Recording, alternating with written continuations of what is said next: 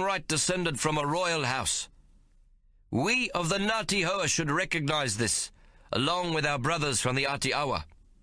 Tamahana is playing along with my story of our lineage. He smiles at me. "Black Hawk, we too would wish to honor your ancestors. It is only right that we should do so." I hear a general hum of approval among the rangatira. Finally, Chief Wiramu Tamahana puts up his hand to signal silence, and when the assembly is once again quiet, he makes his announcement. 2 nights past, Tommo's wahine gave birth to a girl child. The mother has died in childbirth, and there is only a grandmother to care for the newborn infant. Her paps are dry, and so I have decided this child should come into my household." He smiles. "My women grow lazy and fat. They shall be happy to care for the infant." I can see that the elders are curious as to why Wiramu Tamahana would even speak of this women's business, and the chief responds. "I talk of this because we have not hitherto acknowledged the true status of Black Hawk and his brother Tommo, and must now do so in the naming of this girl child." Tamahana gazes about him for several moments. "I am Ariki, and have communed with the dead on this matter, and the ancestors have found a way. They would like this child to be named Hinetitama."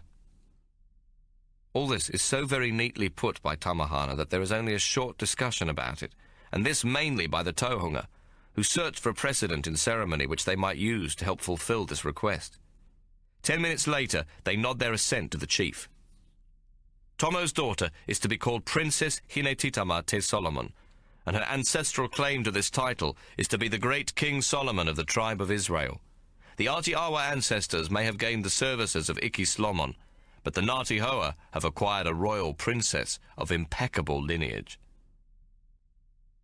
I am again overwhelmed by the kindness of this great chief, and my words cannot express the gratitude I feel for the honor he has bestowed on Tommo and me. Chief Wiramu Tamahana then talks briefly of our wish to leave, and explains that he will help us to gain passage on a boat to Australia. This news is received with the greatest regret by all. Several of the rangatira make speeches asking me to reconsider. Even the Tohunga are most cordial for once, and the oldest among them expresses the wish that Tommo and I remain within the tribe when we depart. "We shall always consider you Mori, for no Mori warrior could have honored us more," Chief Tamahana concludes. "Black Hawk, in the name of our ancestors, we salute you and wish you a safe journey across the sea. Our spirit goes with you always." I am once more overcome with emotion. I have nothing but love for the Ngāti Hoa, who have shown Tommo and me such care. I fear we shall never repay the debt we owe them. I stand to address the chief and the elders. "Chief Tamahana and all of the Ngāti Hoa tribe, you have been my brothers in peace and in war. Your counsel and wisdom have turned me from a callow youth into a grown man, and as long as I live I shall cherish you in my heart. I would like to commend to you the man who first brought us here, Hammerhead Jack. I know that I am less a man with both eyes and both arms than he is with only one of each. I shall honor his name and his tribe as long as I have voice to speak of them. I know that if my brother Tommo were here, he would say the same. We have left behind a girl child, the Princess Hinetitama Te Solomon. She is proof to you all that we love and honor your tribe, and I hope that we may return one day. I ask that you keep a place on the marae for my brother and me, where we may sit with pride among the rangatira and the Tohunga. I request most humbly that you keep our name and our lineage on the lips of your old women, so that the Princess Hinetitama will learn of us and know that we left her with the people we loved." Much applause follows, until Tamahana holds up his hand for silence. "Black Hawk, the women wait outside to sing, and they have asked for a message to carry in your honor, in some future song they wish to compose in your memory." I am close to tears, and when the words come, they are the best I can manage. "May you find peace and hold your land safe and secure for your children. Keep forever your pride in yourselves. I pray you do this in the name of your ancestors and your children yet unborn and their children. I bowed to Chief Tamahana. I leave you knowing that whatever happens in my life, my spirit will always dwell among the great Maori people. Farewell, beloved friends. Until I return, I shall carry you in my heart always. We leave the marae, and are soon surrounded by a great host of women, who, except for the very foremost, are too close packed to dance the poi. As we emerge, they commence to sing a haunting lament, and I am at once flooded with tears. Chapter 13. Tommo. The Land of the Long White Cloud, July 1860. All I can think of is the black bottle. I doesn't think of Makareta or even our baby. It'd be too hard. I must remove Makareta from me head, for I can't bear the sorrow. I've got to drown it, kill it, make it go away before it takes a hold of me. There is only one way I knows to do this, the black bottle. It's the Cape brandy for yours truly. That's all I think of as I leave Tamahana's village. Even Hawk ain't in me mind. I can't think of anything or anyone what might stop me from getting a drink.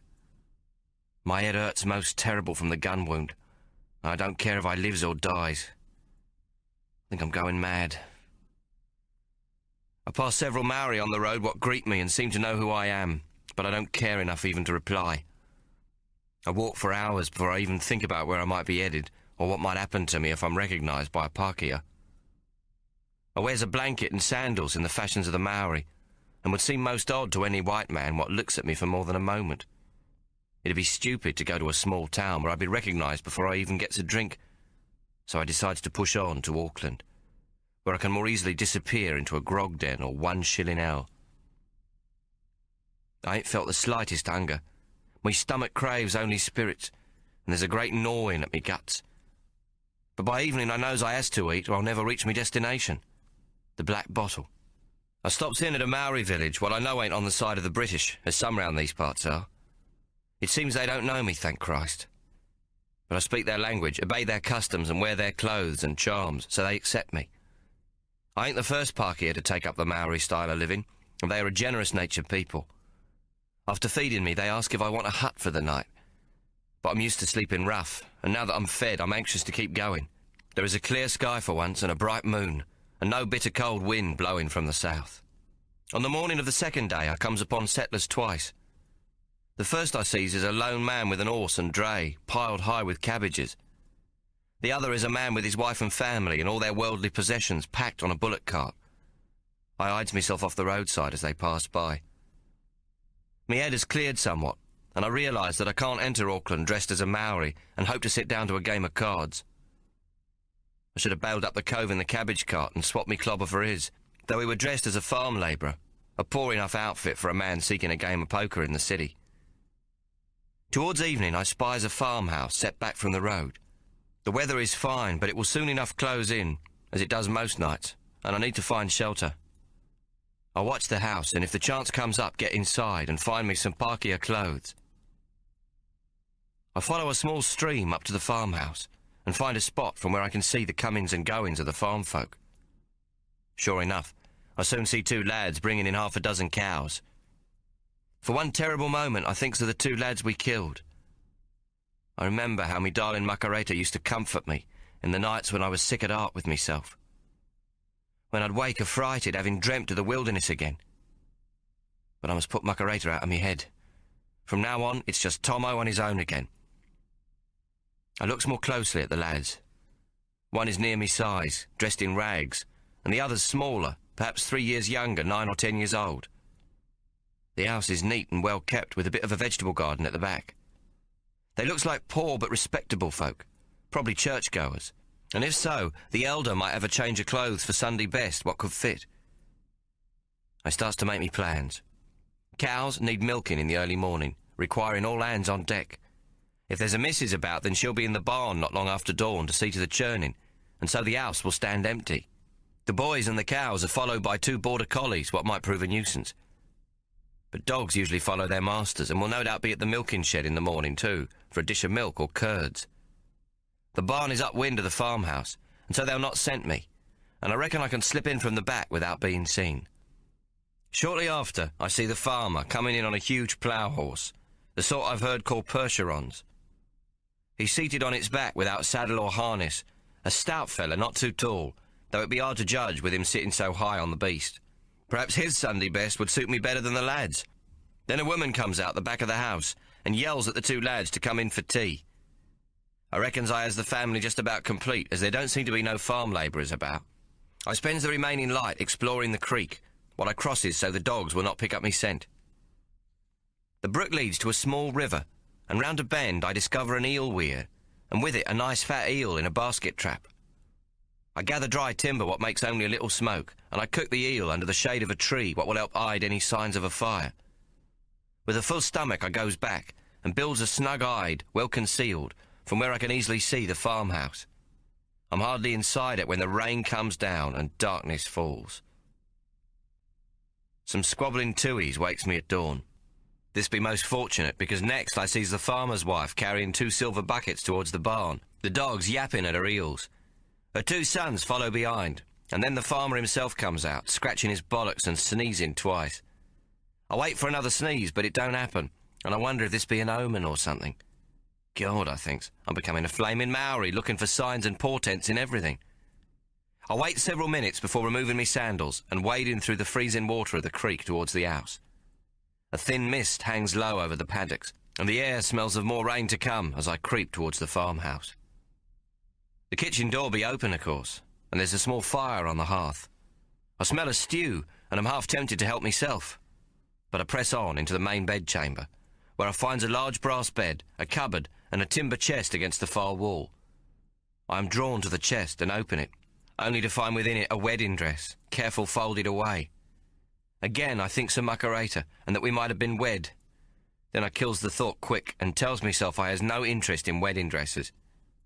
I'm about to close the lid on the chest and the picture it brings to me mind, when I thinks to look a little further. Beneath the wedding dress, to me great delight, is a suit of brown tweed, smelling of camphor. I pull it out and find it's in almost perfect fit. I can only guess it were the wedding suit of the farmer, before his wife's cooking helped him to his present size. I thinks again of the soup, what smells delicious, but I can't draw attention to myself by taking a bowl. I place the wedding dress back as I found it, and close the chest. In the cupboard are 3 blouses hanging upon a single peg. I takes the third, what's hid behind the other 2. It will do well enough, for it is made of wool and has scarce been mended. Under the bed I finds a sturdy pair of well-dubbined boots.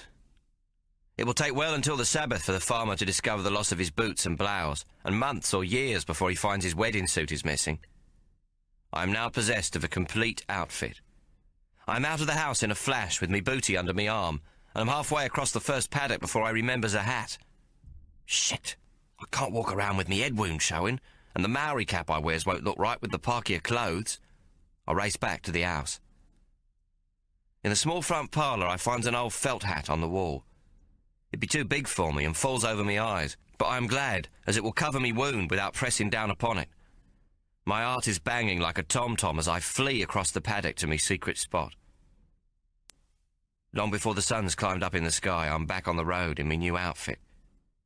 I has hid me sandals and Maori fighting axe in me blanket, and torn me old tattered blouse to make toe pads.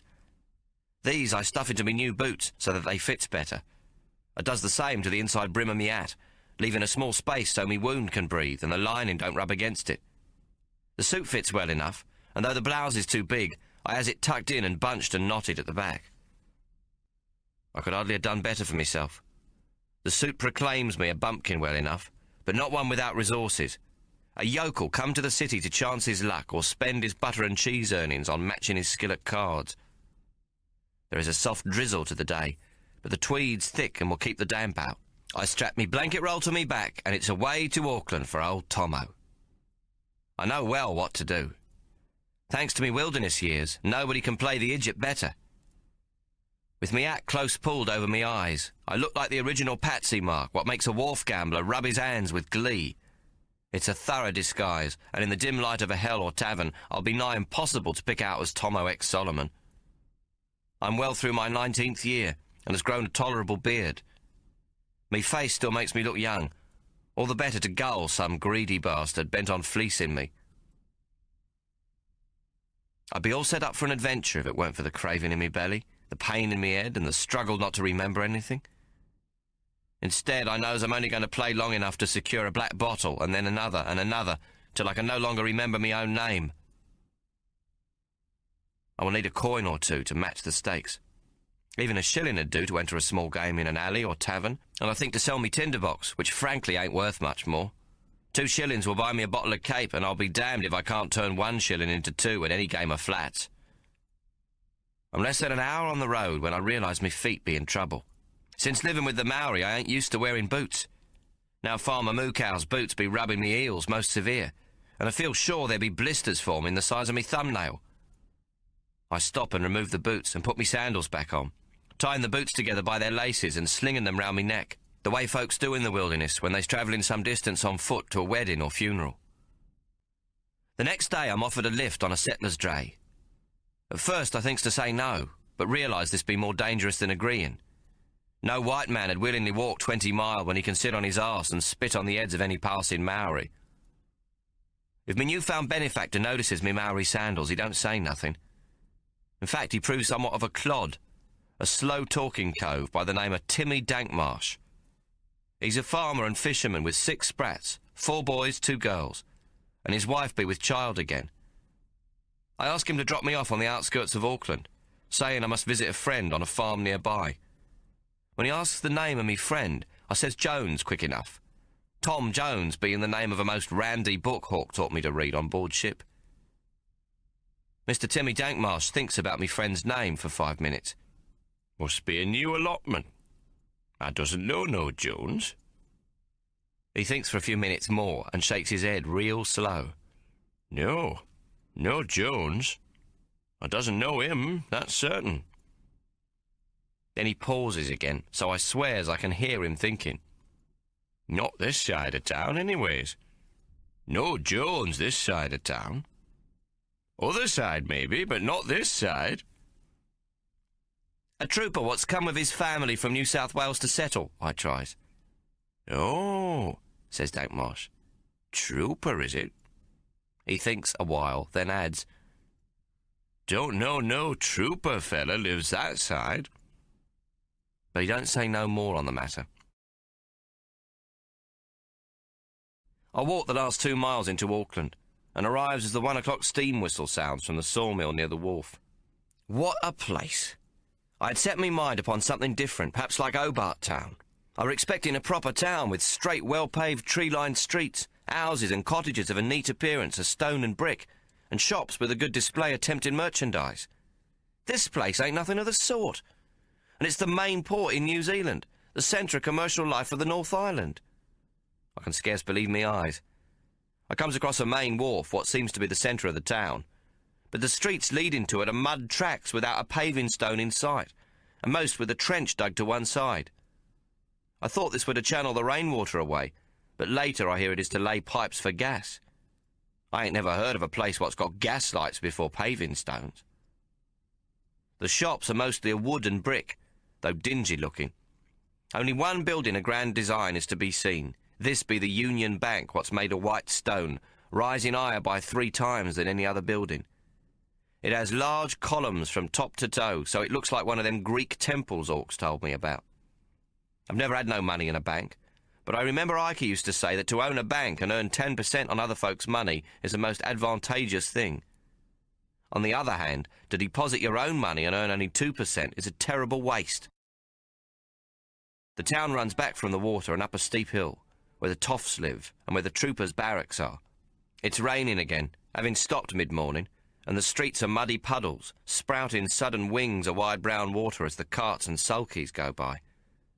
I has took to rolling up me breeches, and me feet are covered in red clay. Now I see why that miserable sod Nottingham wanted us brought to trial here, for there ain't a shred of kindness in any of the faces around me. Still and all, every town has its bawdy houses and pubs and places what may usually be found with a little questioning. Muddied up to the calves, I walks along the waterfront, hoping to find a suitable 1 shilling L. I see that other men has removed their boots, so I be no different to them. I enter a tavern, wipes me feet upon the mat at the door, and puts on me boots. I don't even have the price of a glass of ale, so must ask the publican straight out where a friendly card game may be had. "Out!" yells the publican, pointing to the door. "We don't have no truck with your kind here." Then I sees a grog shop in an alley, some ways up from the wharf, what's called the Scrimshaw Tavern. 2 Maori whores stop me outside and make the usual offer. I tell them no, but politely and in their own language. Both laugh, showing me nice white teeth, and one says I can have it for free if I want a knee trembler behind the pub. The whores outside is good news. I got an instinct for places like the Scrimshaw, and I know at once things are beginning to go right. I've seen 2 whaling ships moored in the bay, and know there's a good chance of finding some whalemen here. I'll strike up a conversation with them about finding a game, instead of asking the owner. I hope there's none here what might recognise me ugly gob, but it's been well over 3 years since we was on the Nankin Maiden. Still, I've no doubt that the tale of O'Hara's missing paw is by now a legend of the 7 seas. Inside, the Scrimshaw is crowded with whalemen, and I feel right at home. The tavern is a dark, smoke-filled cave, what reeks of rum and brandy, pipes and cigars, with a filthy floor, the daily sawdust barely covering the vomit. Here's a bloodhouse if ever I seen one, and I'd be most delighted to have found it at last. I knows these men's lingo, and it ain't long before I'm talking to an Irishman what works the trypots on the Cloudy Bay, another whaling ship out of New England. "Tasmania, eh? Hobart Town. Been there. Know it well enough now, don't I?" he shouts when I tell him my own port. "Got one of your lot on board ship. A good man to be sure now. First-class whaleman, but always in trouble with the master. Likes a drink. Should be hereabouts soon enough, I should think." The Irishman offers to stand me an ale, but I decline. Me lips are primed only for the taste of spirits, for the sweet salvation of a bottle of Cape brandy. A mug of beer ain't going to do naught for what ails old Tommo. Besides, I has no way to pay him back. "Suit yourself," he says with a shrug. "But I'll not buy you spirits. They be the ruination of many a good man." "I ain't so sure I am a good man," I says, then asks him if he knows of a poker game going. "Later," he says, "around 10 o'clock. Big game, 5 shillings to show. Perhaps £2 in the pot. You'll not be playing for a penny less, lad." "Oh," says I. "So you're not against the sport of cards, then, just ardent spirits?" "Not at all, not at all," the Irishman repeats. Bringing his frothy whiskers up from the mug he holds, he looks at me sternly. "But they can't be mixed now, can they?" "Cards and brandy? In my book, they's part and parcel of the game of poker," I says cheekily. "Money's the ruination of the one by t'other," the Paddy says again, shaking his fat finger at me. "Stay off the brandy, me lad." "This cove from Tasmania, decent bloke, is he?" I asks, wanting to change the subject. I've grown tired of his many's the ruinations. "Hey, not too bad," he says, then turns and walks away. But he spins around again and stabs a finger at me as if I might have forgotten so soon. "I'll not buy you a drop, me boy. Many's the ruination." I push my way through the crowd, feeling as out of place as a fart in church. I'm looking here and there, as though I be seeking me long-lost cousin Jack. Without a drink in your hand, it ain't easy to look like you belong. I've been away too long from the company of white folk, I decide. When I first comes in, it brought pleasant memories enough, but now I feel somewhat uneasy in all the noise and the smoke. I ain't the old Tommo no more, the bright lad fixing his mark with a smile, full of malarkey and bluff. Instead, I feels myself a stranger. Me head hurts and me tongue's hanging out rusty for want of small talk. Even whaleman's talk, what I thought would come easy to me lips. I can barely speak the Queen's English no more, if ever I could. Suddenly I hears the Irishman's voice boom from across the room. "Over here, Tasmania! Your nigger brother's come!" I nearly drops dead from fright. Hawk has come for me. He's found me already, and I ain't even had a drink. I look up towards the door, expecting to see Hawk standing 2 feet above most of the whalemen in the room, but I don't see nothing of the sort. Then me name is being yelled out for all to hear. "Tommo!" I nearly shits me britches. A thin black arm comes pushing through the throng, followed by the grinning gob of Billy Lanny. "Where you been, eh?" Lanny asks, clapping me on the shoulder. He's drunk, but not hopelessly so. I'm facing the man what brought a flagon of good Cape brandy on board the Nankin Maiden from Hobart Town, and then took his flogging without ever once crying out. I'm glad to see him, but don't know what'll happen next. Not with his shouting me name out and all. But Billy is all smiles, patting me coat up and down as though he's trying to make certain that it's me. "Blurry good, Tommo," he announces finally. "Blurry first class, eh?" "Billy," I hiss. "I'm not Tommo, you hear?" "You, Tommo," he says, patting me again. "Johnny," I hiss. "Me name's Johnny." "Nah, it ain't," he shouts back. "It's Tommo." What's a man to do? Should I scarper? Get the hell out of the place? I look round to see who's looking at us, but the Irishman is way across the room, and them what's close by ain't the least interested. No doubt we can't be heard above the chatter and din of the pub. I take Billy Lanny's hand. "How's you been then, Billy?" "You want a drink?" Billy asks. "Brandy?" I nearly faint at the thought. "I'm skint," I says, pulling out the lining of me trouser pockets. "I can't buy you one back." "Ha, Tommo, me got blurry plenty. What you want, eh?" He pulls out his purse and shows me half a dozen gold solves and as many Yankee silver dollars. "Cripes," says I, and place my hand over his purse while I look about me. "Not here, Billy. Too many villains in a hole like this." Billy ignores me. "What you want, eh? You take, Tommo." He offers me his purse again. I close it and put it back into his jacket. Billy looks at me all solemn-like and puts his hand on my shoulder. "You want a black bottle, eh, Tommo?" It were always said he were a queer one, and when Crawling Nestbite went overboard, they all reckoned it were 'cause of Billy's prophecy. Now he's read me clear as a marked deck. He's seen right into my head and spotted me craving for the black bottle. I'm tempted to answer yes, but I knows I'm going to need 3 bottles, maybe more, and I ain't going to steal from Billy. Billy follows the Aborigine way. If he's your mate, what's his is yours. He were most kind to me and Hawk when we come on board the Nankin Maiden. Some thought he were 10 bob in the quid, but it ain't true. Billy's a proper gentleman, and I ain't going to sink to stealing from him. Not now, not never. I ain't that kind of drunk yet. "Cards, Billy. I want to play poker. Can you stake me?" "Sure, sure."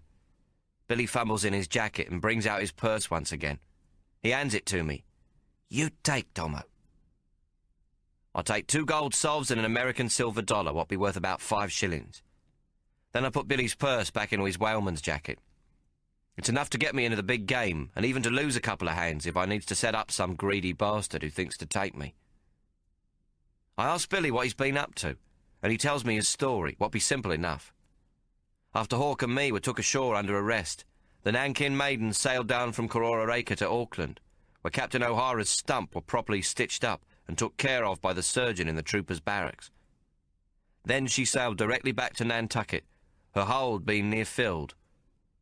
Billy gets paid his share when the boat reaches home port, and signs aboard the Cloudy Bay, what is bound for southern whaling grounds. But shortly after reaching Antarctic waters, the boat is damaged by an ice crush and must limp into Auckland harbour for repairs. "This shit place, Tommo. No blurry good Auckland, eh?" Billy shakes his head. "You want a brandy, rum?" I squeeze me eyes tight, but manage to shake me head. "Billy, you're not to tell who I am." I put a finger to me lips. "I ain't supposed to be here. Me name's not Tommo, you hear?" "What's your name then, eh?" Billy asks, surprised. I sigh. He sounds like he's 3 sheets to the wind, but then again he always talks like this, so I can't tell how drunk he truly is. I only hope he gets a handle on what I'm trying to tell him. "Johnny Abacus. You calls me Johnny, right?" Billy nods. "Johnny. Very good." And to me surprise, he repeats perfect. "Johnny Abacus." I laughs to myself. Billy, with his plurry this and plurry that, is easily mistook for being a bit slow, but he ain't nothing of the sort. Billy's as good a man as you can have at your side, and plenty smart with it. It's nigh on 10 o'clock when we is taken to an iron shed at the back of the grog shop.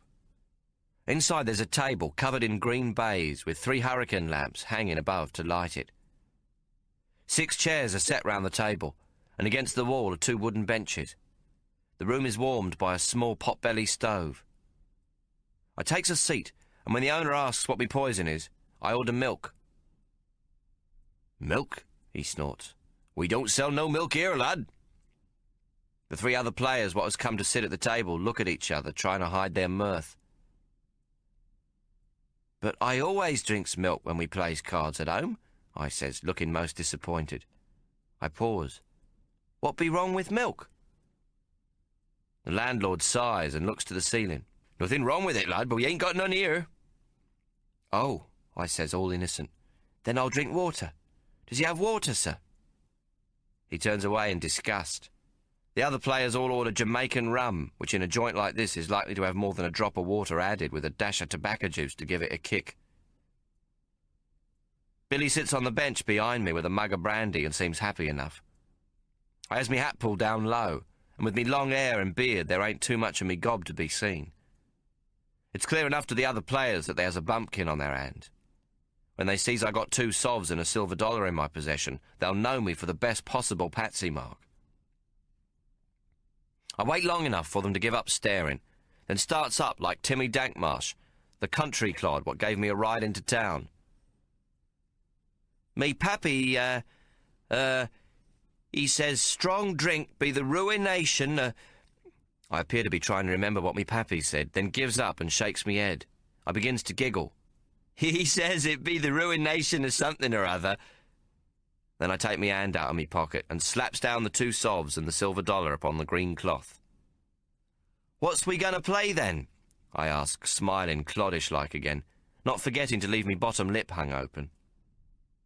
Suddenly I hears the scraping of the 2 remaining chairs.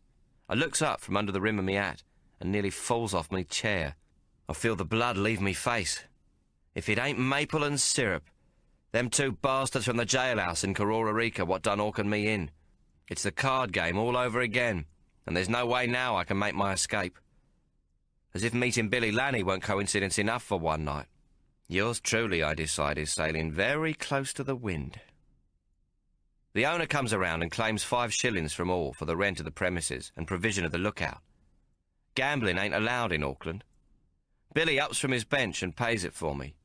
Niggy a banker, then? Syrup asks, and the rest of the table bursts into laughter. Aye, I says slowly and grins. He can count better than me, and he don't use his fingers none. I only wish my head didn't hurt so much. I'll need all me wits tonight. The owner brings a new set of cards and hands them all round for examination. I holds them up to the light. Why, they's all wrapped up, I says. New, is they? I lean back and hand the cards to Billy. Looky there, Billy. Them's new cards and all. Billy takes the cards and turns them around, shaking his head in wonderment. He hands them back to me. Blurry good, Johnny, eh? He says. Well, the game begins, and I lose the first 2 hands by being purposeful stupid, but not so stupid that I look completely out of me depth. Then I wins and acts most excited. The next hand I lose again. All this with my tongue at the corner of my mouth. Maple and Syrup are the best of the 5 players at the table, and I lets them win from the others as well as me. But by the skin of me teeth I stays in the game. Finally it's just the 2 of them with the money piled up in front of where they sit and me. It's the same as Kororareka all over again. They ain't learned nothing, and I sets them up one at a time and cleans them both out with £8 snug in me pocket before midnight. After I've cleaned out Syrup, he asks if I'll take his marker. I look at him sorrowful like. Mr. Syrup, me pappy always said, neither a borrower nor lender be. For loan often loses both itself and a friend.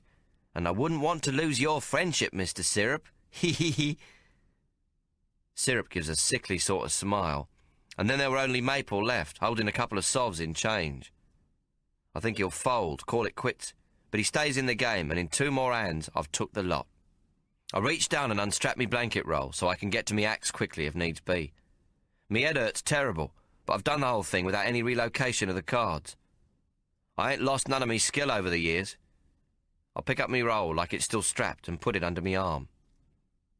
Thank ye, gentlemen, much obliged.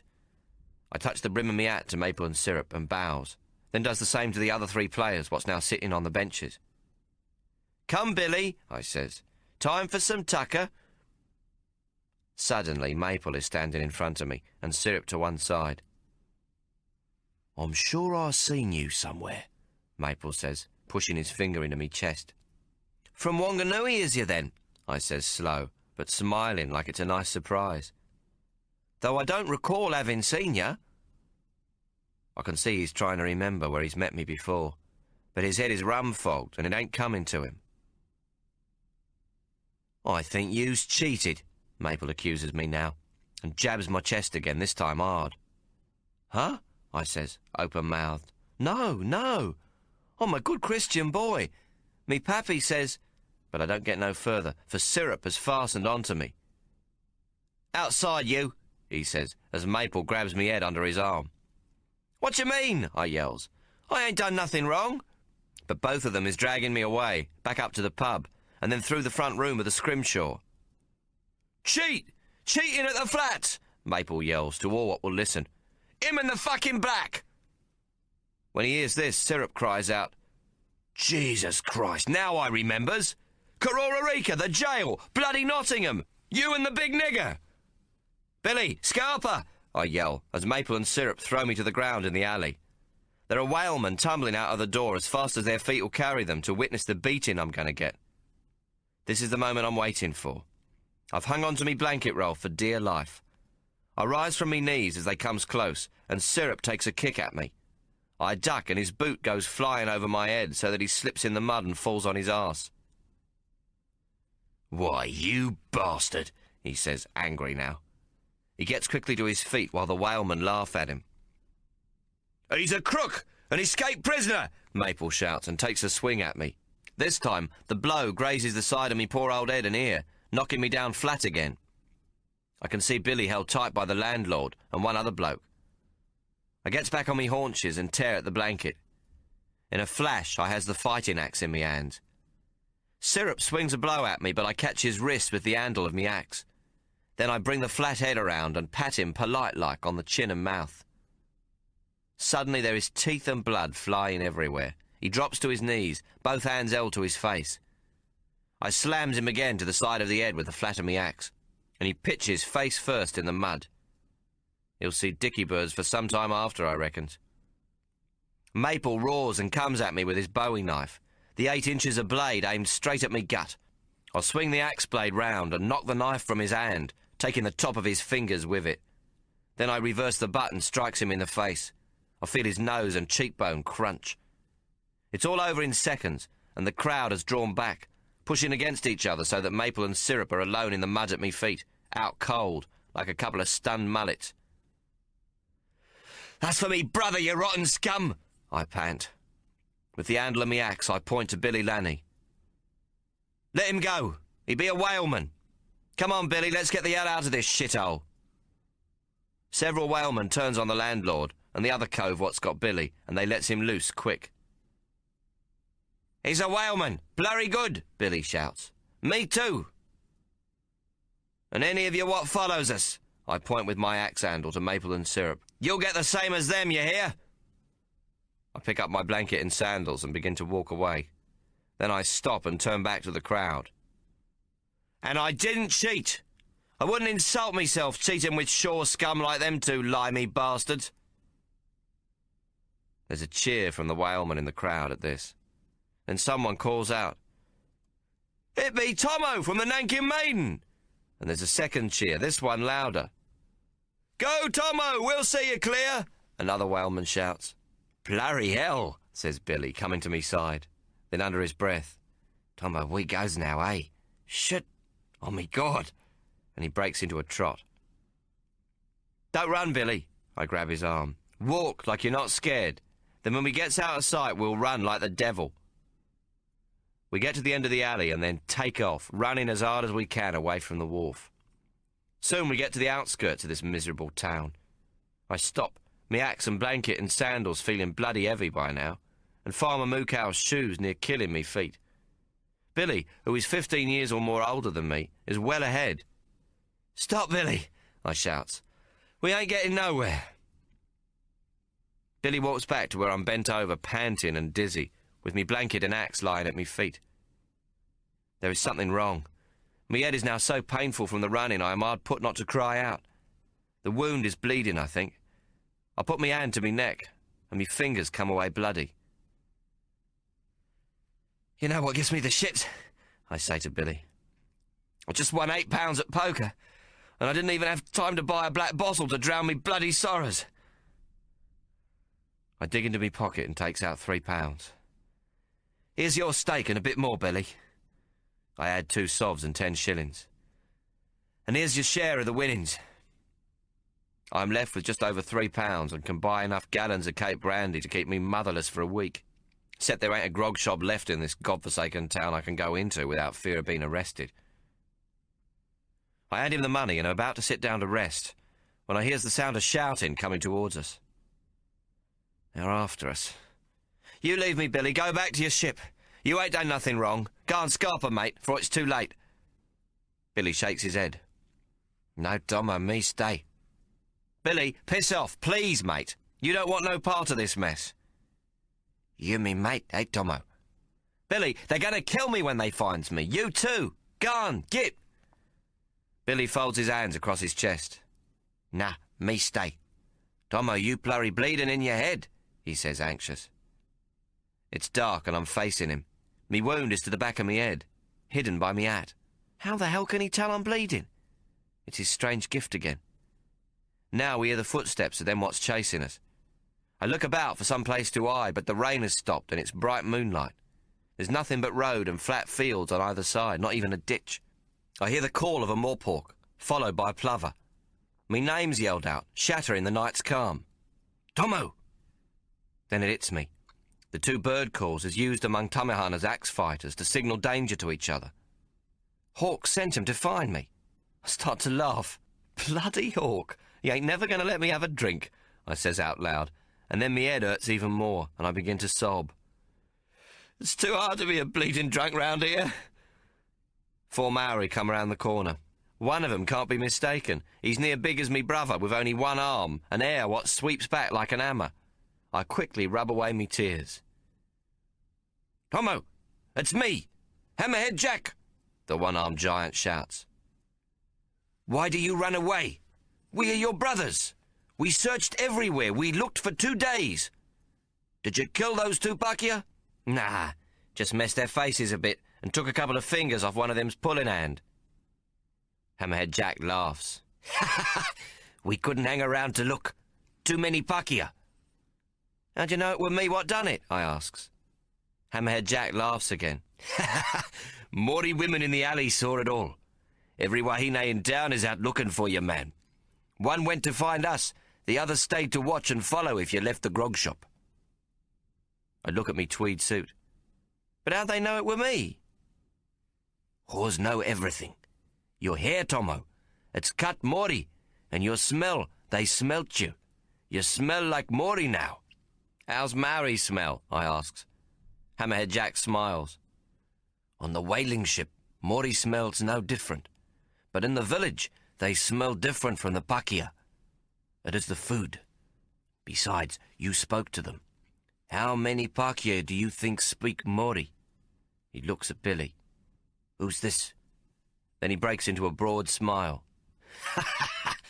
Billy Lanny! Billy steps forward and pats Hammerhead Jack on the chest. Blurry good, Hammer Jack, eh? I laugh. He's had a few. Didn't stop him running faster than me, though. Hammerhead Jack claps Billy on the shoulder. Billy good, he says, sort of absent-minded. Then he turns to me. We must get you out, Tommo. You can't stay here. I know that, says I. Can't get a drink here anyways. We've got a boat waiting.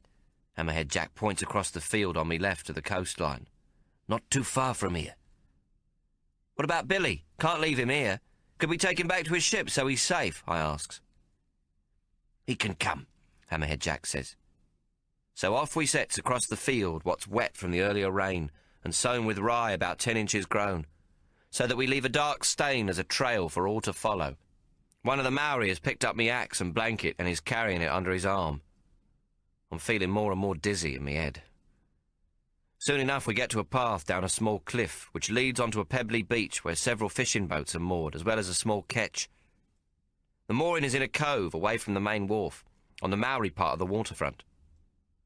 Several Maori lads comes out from the shadows to greet us, yawning and knuckling the sleep from their eyes.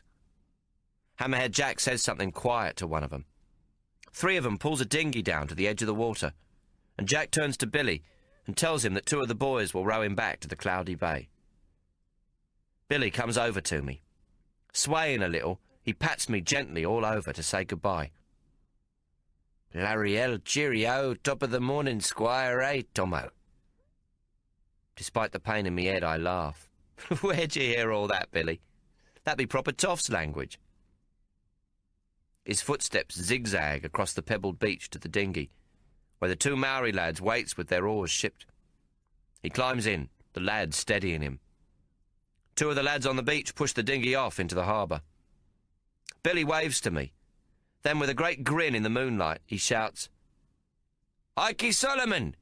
He give me my name in Van Diemen's Land. He teach Billy gone queer speak English most good, my dears. Oh, me God, Blariel!" Chapter 14. Hawk. The Tasman Sea, July 1860. We're on board ship, bound for Sydney, and Tommo is in a bad way. When Hammerhead Jack took him in the Maori trading ketch from Auckland, they sailed to the Coromandel. It was here that I met him, and we boarded the topsail schooner Black Dog under the command of Captain Joshua Lewin. Of Tommo's voyage from Auckland he remembers little. Not long after he was taken aboard by Hammerhead Jack, he fell into a delirium. His wound had turned bad on the outside, and his head was aching beyond endurance. He was soon lost in a fever, murmuring gibberish. Hammerhead Jack told me of their fearful voyage. The ketch was a decrepit old tub, one of the many derelict vessels replaced in Australia by steam. It was no doubt purchased by some errant Johnny strike-it-rich from Sydney, who sailed it in fair weather across the Tasman to sell to the Maori, who can seldom afford a new vessel locally made. A head wind blew most of the way from Auckland, so that sailing the small ketch with its heavy flaxen sails was most onerous. The wind blew ceaselessly in the wrong direction, and the boat punched into the waves, which marched forward in unending grey-green lines flecked with foam. The vessel lurched up and down from trough to crest, constantly leaning at 25 degrees away from the wind. The lee rail was often under water, a state of affairs which even for the hardiest man on board creates a great propensity for seasickness.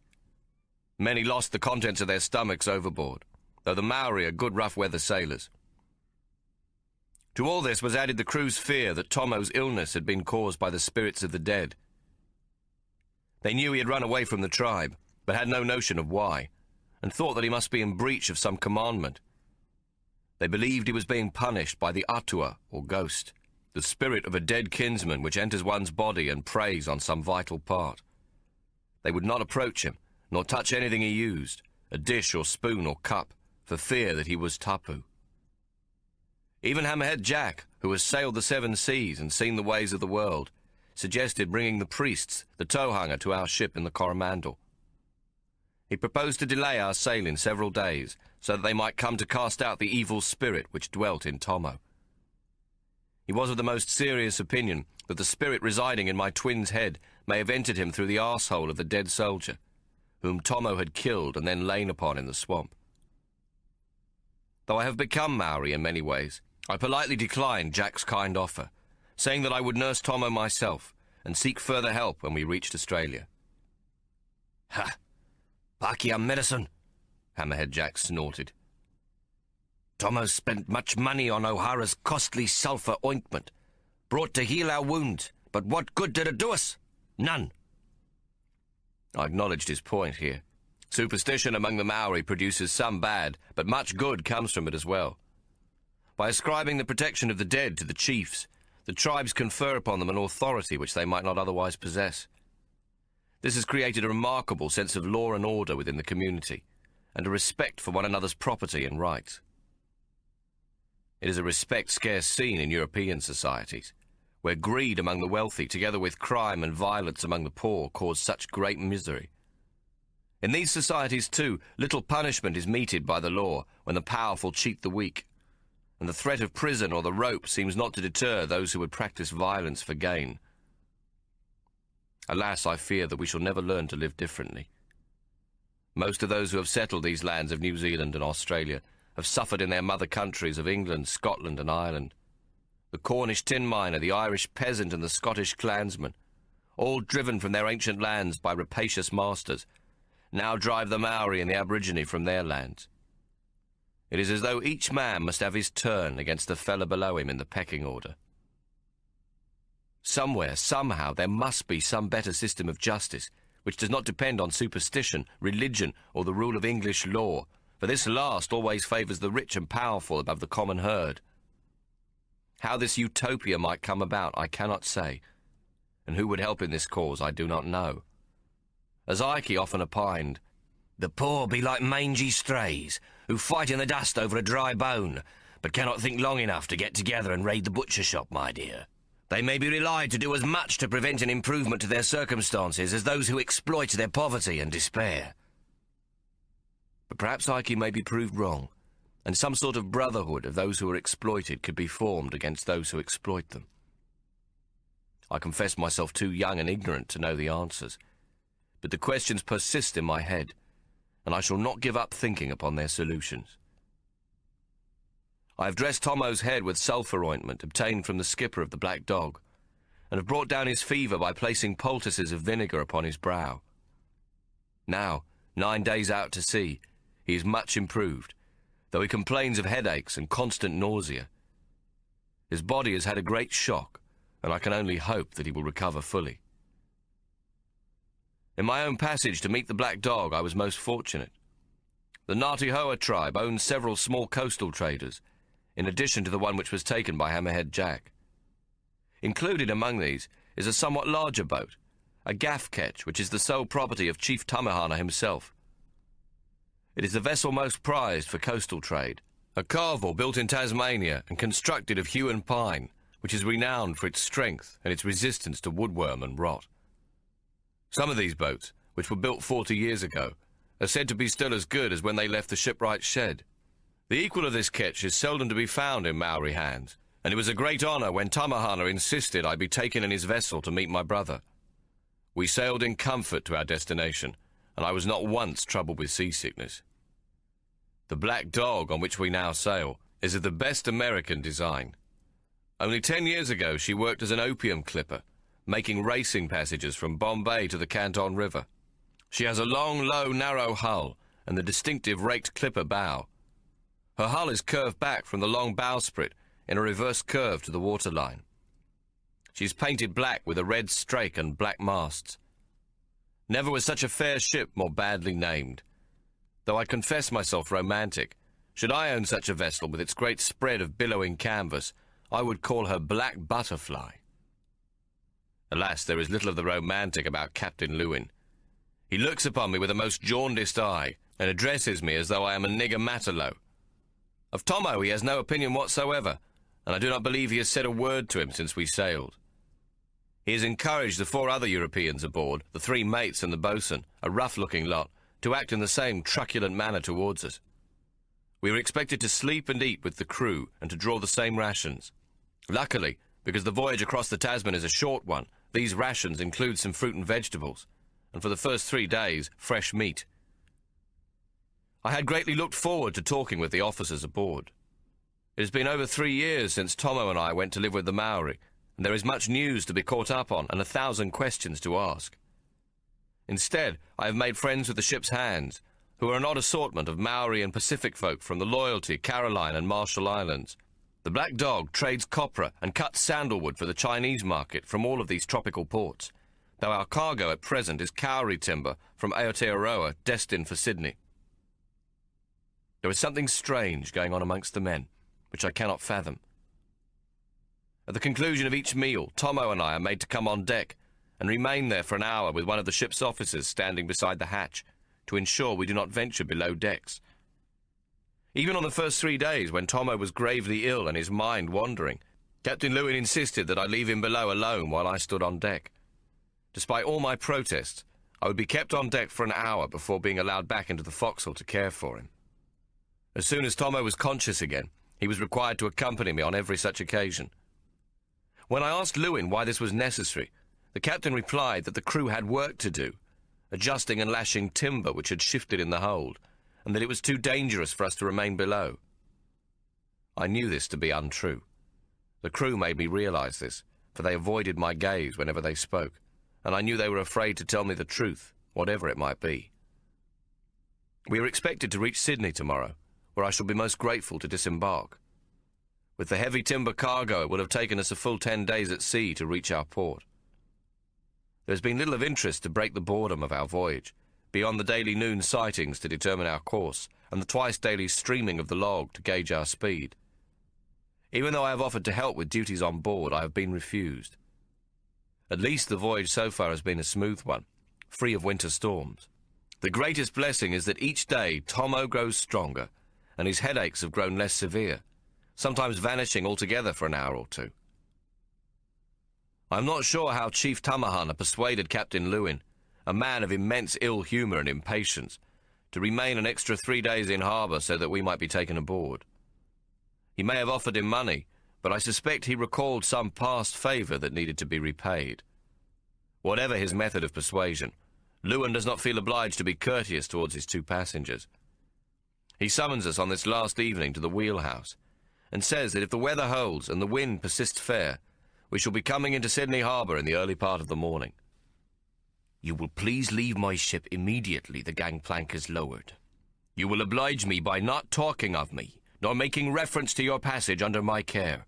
If I hear that you have spoken to anyone of this, I shall report you to the authorities. Do you understand me? And what is it you shall say of us to them, Captain Lewin? I ask, curious to find out how much he knows of Tommo and me. Aye, there is always something, he snorts. Chief Tamahana said naught about you two, not even given your names. The captain stabs a stubby finger at my belly. That can only mean there is much to conceal. I will tell you anything you wish to know, Captain Lewin, I offer. No, thank you very much. I shall mind my own business and thank you to mind yours. But we have nothing to conceal from you, I persist. Ha! What do you take me for? You introduce yourself as twins, you taller than a bloody lamppost and broad as a barn, and him no bigger than a sprat. You black as the ace of spades, and him white. You both call yourself Solomon, which is a yid's name. What do you take me for? A black Hebrew and a blue-eyed one. I shrug. It is the truth. Truth, is it? Well, if that be the truth, then we'll have no more of the same. I'll thank you to shut your black gob, and not to include any further truth about your voyage on the Black Dog. Tommo, whilst in his delirium, often cried out for Macareta. Now that he is well again, though, he has not once mentioned her death or even spoken her name. He responds only with a nod of his head when I tell him of his daughter and her adoption into the household of Tamahana. I try to recount the tactics employed by our mentor Tamahana to persuade the Tohunga and the Rangatira to accept the child's name as Hinititama, thus elevating her to high status within the tribe. To my regret, he shows no interest. His mind is closed, wandering, and he is once again the sad Tommo who came back to us from the wilderness. But she is your daughter, Tommo, I venture, gently as I can. Who? Hinetitama.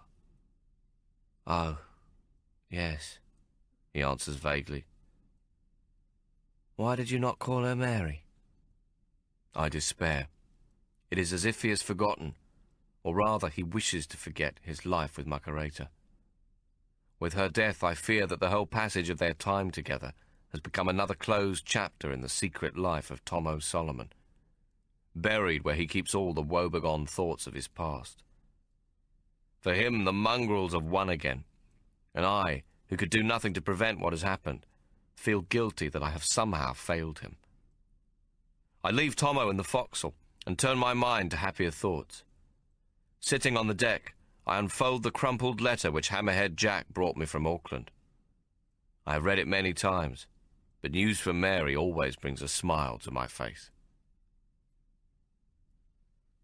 It is a glorious morning as we enter Port Jackson between two high sandstone cliffs.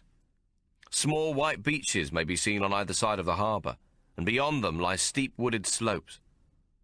I have heard it said that Sydney Cove is one of the most sheltered and treasured ports in the world, and this does not surprise me, for it is a beautiful sight. A good breeze carries us easily forward, and soon enough we begin to see life on the harbour. Hundreds of small craft make their way on the water, and some larger ones as well.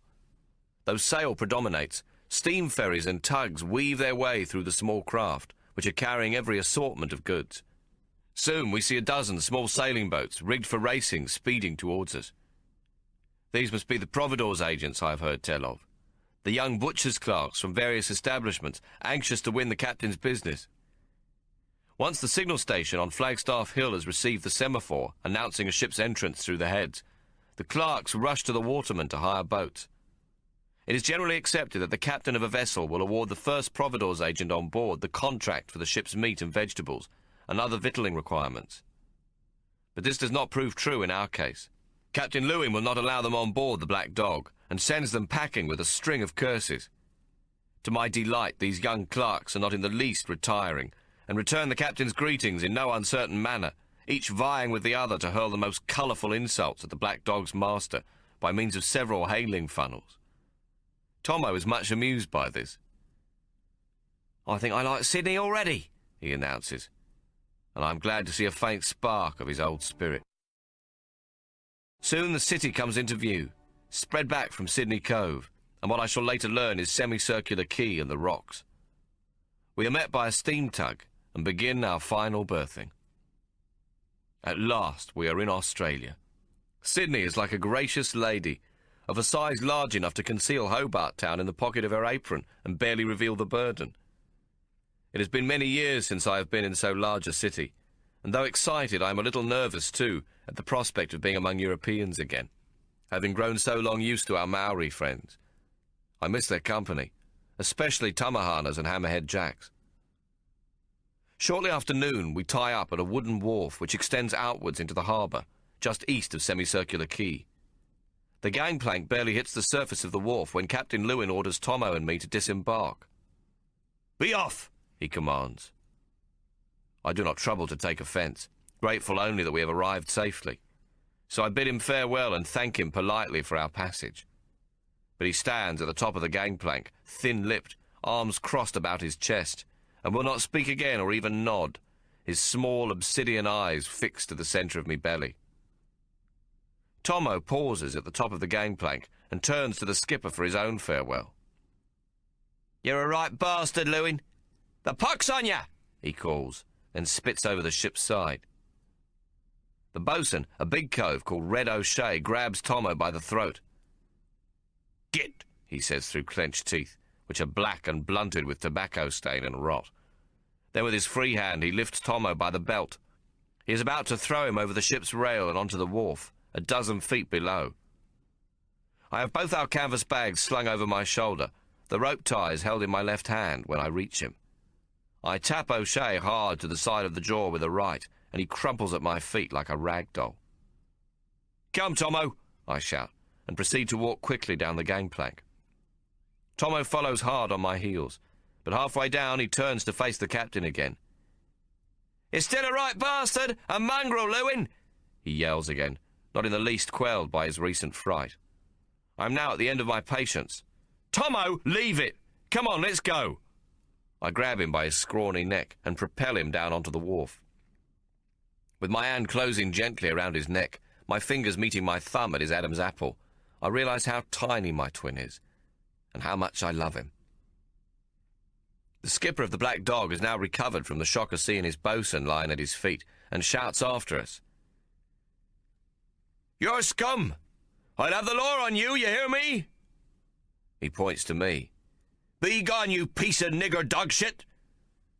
Then he spits down at us, though thankfully it does not carry to where we stand. Tommo laughs as I let go his neck. "He's not gonna call in the law," he declares. "The mongrel don't want no constables snooping around below decks. Does you now, Lewin? Be gone, scum!" The skipper shouts down at us again. and then turns to attend to O'Shea, who is half standing with his hands on his knees, shaking his head to clear it. But Tommo is now completely recovered, I see, and won't let it alone. He shouts as loudly as he can, "Hey, Lewin!" The skipper looks down at Tommo. "It's wahine's you've got in the hold, ain't it? You're bringing Maori women to work as oars in Sydney, ain't ya?" "What's the matter with you?" I yell at my brother. "We're here hardly 2 minutes and you're already making trouble." Tommo shrugs. To hell with him. Me head hurts. "Bugger you, Lewin, you miserable bastard!" he shouts back over his shoulder at the skipper of the Black Dog, and we go on our way. "And bugger you too, Hawk," he mutters under his breath with scant gratitude. We walk in sulky silence around the quay, past the customs house to George Street, and then turn left away from the arbour. Though most of the merchant premises are still closed for lunch, the street barrows and the pavement shopkeepers are open for business. One, heaped high with silver mackerel buried in a glint of chipped ice, catches me eye. Beside it, pigeons and gulls squabble and squawk, ever hopeful that a fish might tumble loose from the slopes of the snowy mountain above. They barely manage to hop and flutter beyond the path of our feet as we pass by, afraid that they might lose their place in this feathered queue of wishful thinkers. The city streets are a fine sight, with the grand clatter of carts and carriages, and the slower creak of a bullock dray coming out of Lyon's auction house, carrying a billiard table and a grand piano. A coach and four turns smartly into Bridge Street and charges down the road as if enjoying sole ownership of it.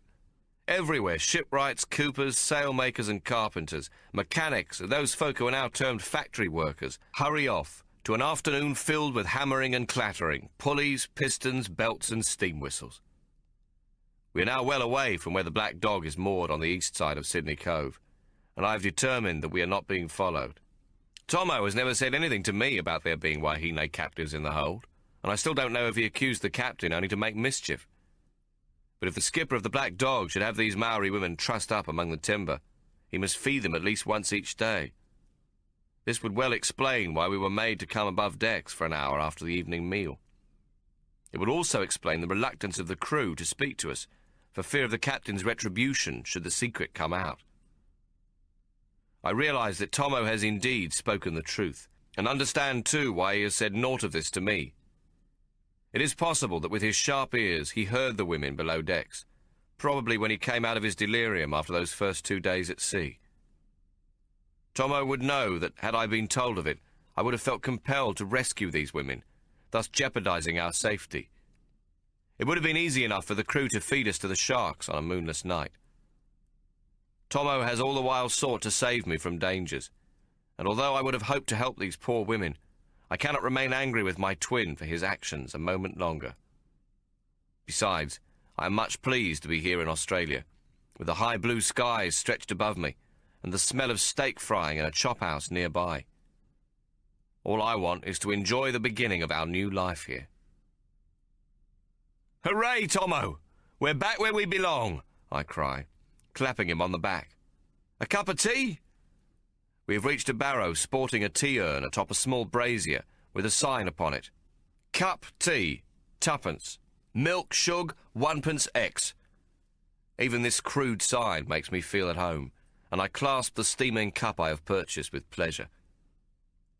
Tommo does not seem to share my pleasure, and his attention is taken by the barrowman next door, who is hawking hot potatoes cooked in their jackets. "Taties! Steaming hot taties!" the orca yells at passers-by as he juggles a hot spud from one hand to the other. Then he throws it up in the air, a feat accompanied by a whole lot of oohing and ouching, blowing on his hands and dramatic carrying on. Tommo's hand shoots out and grabs the potato from the air. I think he must fancy it for lunch, and it is good news that his appetite is returned. But then he asks, "Excuse me, mate, where's a good pub?" and hands the potato man back his spud, which I realise now is stone cold. The barrow man puts down the potato and squints at Tommo. "There be hundreds of public houses in Sydney to choose from, matey." Then he points down Bridge Street. "The world turned upside down ain't bad. They cleans the cellar pipes at Sparrow's Fart every morning, and you'll get a nice drop of ale on tap in there." "What's the name again?" Tommo asks, not sure he's heard it correctly. The world turned upside down. It's a queer name, that I admit, but good as they come, the barrowman repeats. Brandy? Does they sell brandy? Course. Bit early, ain't it? Tommo grins.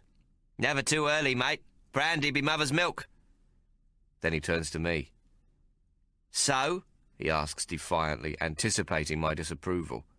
He shrugs and looks down at his farmer moocow boots before meeting my eyes again. Hawk, me bleeding head hurts. I need a drink, all right? Don't, Tommo. Please. His eyes screw up and he starts to whinge, then changes his mind. Just the one. I promise. Just the one. He grins at me. The old Tommo grin. To whip me daughter's head like. A merry christening. Then he steps past me and crosses George Street, darting in and out of the carts and carriages and into Bridge Street, not once looking back to see if I should follow. Oh, Lord, whatever shall I do now? Tommo has walked away from me in search of brandy, and I know that if I try to restrain him, he will never return. His head wound has changed him. He seems lacking in patience of any sort, and his temper rises quickly. But with his beloved Macareta dead and his little daughter lost to him, I cannot deny that he has cause to drown his sorrows. I feel sick at heart as I watch him shoulder his way through the crowd and disappear into the world-turned-upside-down hotel. In my pocket is half of the £3 he won from Maple and Syrup in Auckland. This means Tommo has 30 shillings, more than enough to get him rolling drunk if he chooses.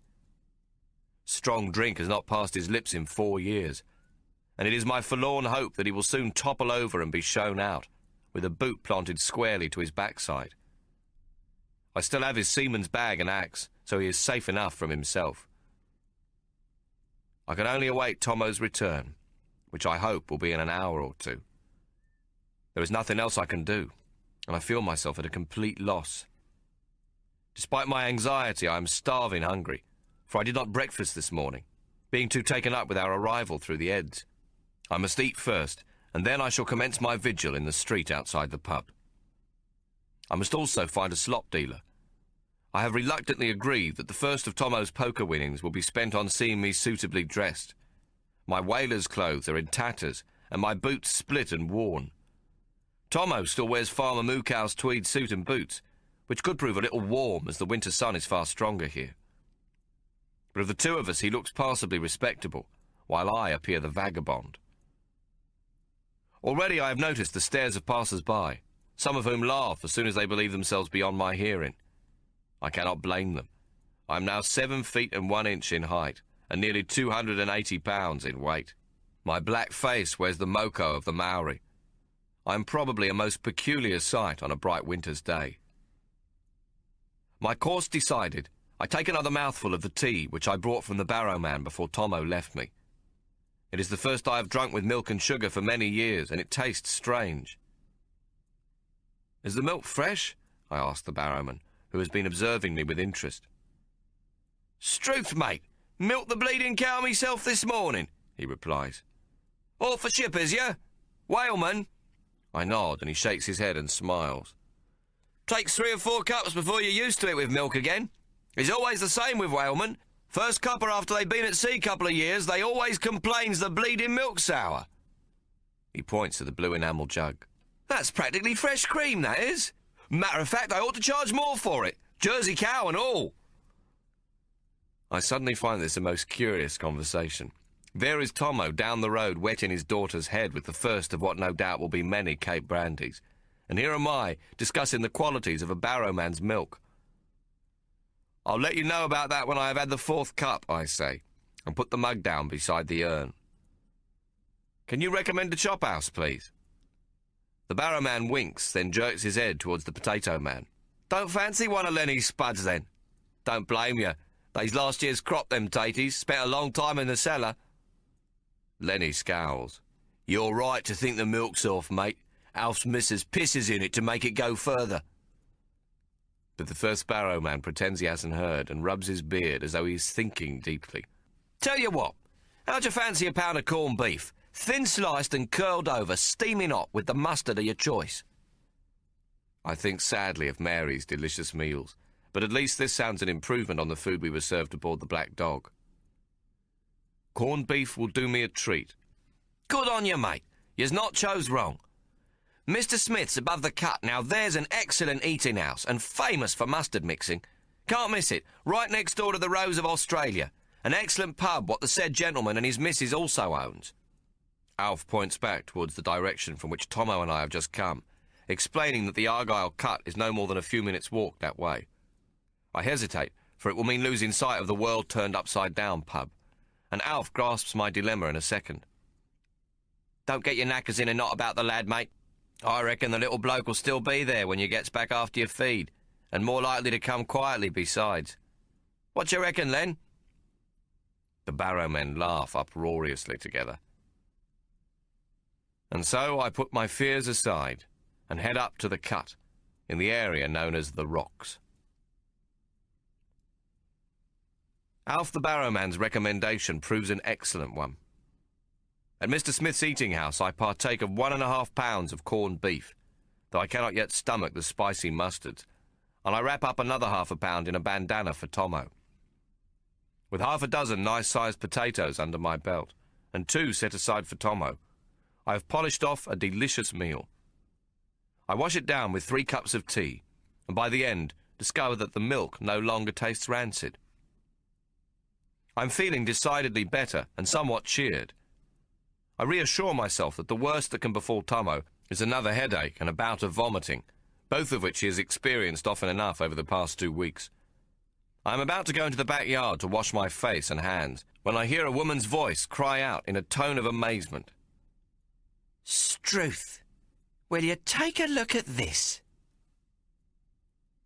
I look up from my plate to see a young lady staring straight at me. She is dressed to the nines in a satin gown of palest blue, the bodice cut low to display a most ample bosom.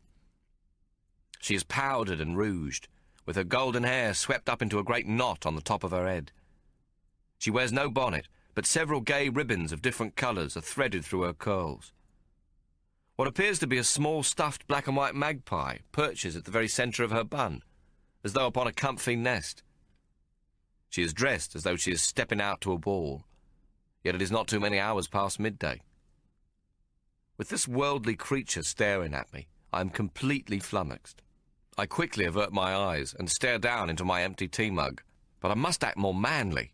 Collecting my scattered thoughts, I pick up my mug in both hands and pretend to drink quite casually from it. I gaze into the distance over its rim so that she will think me not in the least disturbed by her presence. "Well, well, well," the young lady says, standing with her hands on her hips. "If yez ain't the mostest nigger I've ever seen." Then she floats over to where I sit and tilts her head, forcing me to look at her. "Mind if I takes a pew, handsome?" Her lips, I notice, are ruby red. I jump to my feet like a schoolboy and in my haste send my chair flying backwards. I grab the back of the nearest chair and pull it out for her. My, nice manners and all," she says, smiling. "'Tar muchly." As she sits, the silk of her gown pulls tight across, and I see that she has the nicest derriere to be imagined. I retrieve my chair from where it lies several feet from the table and sit down. What I intend to say is, "Would you allow me the pleasure of purchasing you a cup of tea, miss?" But what comes out is, "Tea, miss? I don't mind if I do. Cuppa does you the world first thing, don't it now?" I turn around and see the old woman who served me breakfast watching us. Too nervous to speak, I point to the empty mug and hold up 2 fingers. My mind is racing in circles like a dog trying to scratch a flea bite on the tip of its tail. Once I penned love letters for other men to woo their sweethearts with, but now I am entirely lost for words. "Cat got your tongue, then?" my visitor asks. She looks me up and down, and I am suddenly conscious again of the fact that I am dressed in a whaleman's canvas breeches and jacket, all in rags and none too clean. But as she notices my ragged state, she does not show it. Instead, she reaches over the table and puts her hand over mine. It is small and feels cool and clean. My heart jumps into my mouth. "We could begin by introducing ourselves. What's your name?" she asks me. My breathing has stopped, and I must swallow before answering. Hawk Solomon. My throat, with my heart still sitting in my mouth, feels as though the silver band of scars about it had been suddenly pulled tight. Go on then, Hawk, give us a smile, she teases. I smile, and she brings her hand up over her mouth and giggles. I see how very young and pretty she is. Why do you laugh, miss? I ask. You got such a stern face, but when you smile, you're beautiful. I try to keep my face straight, but I am forced to laugh.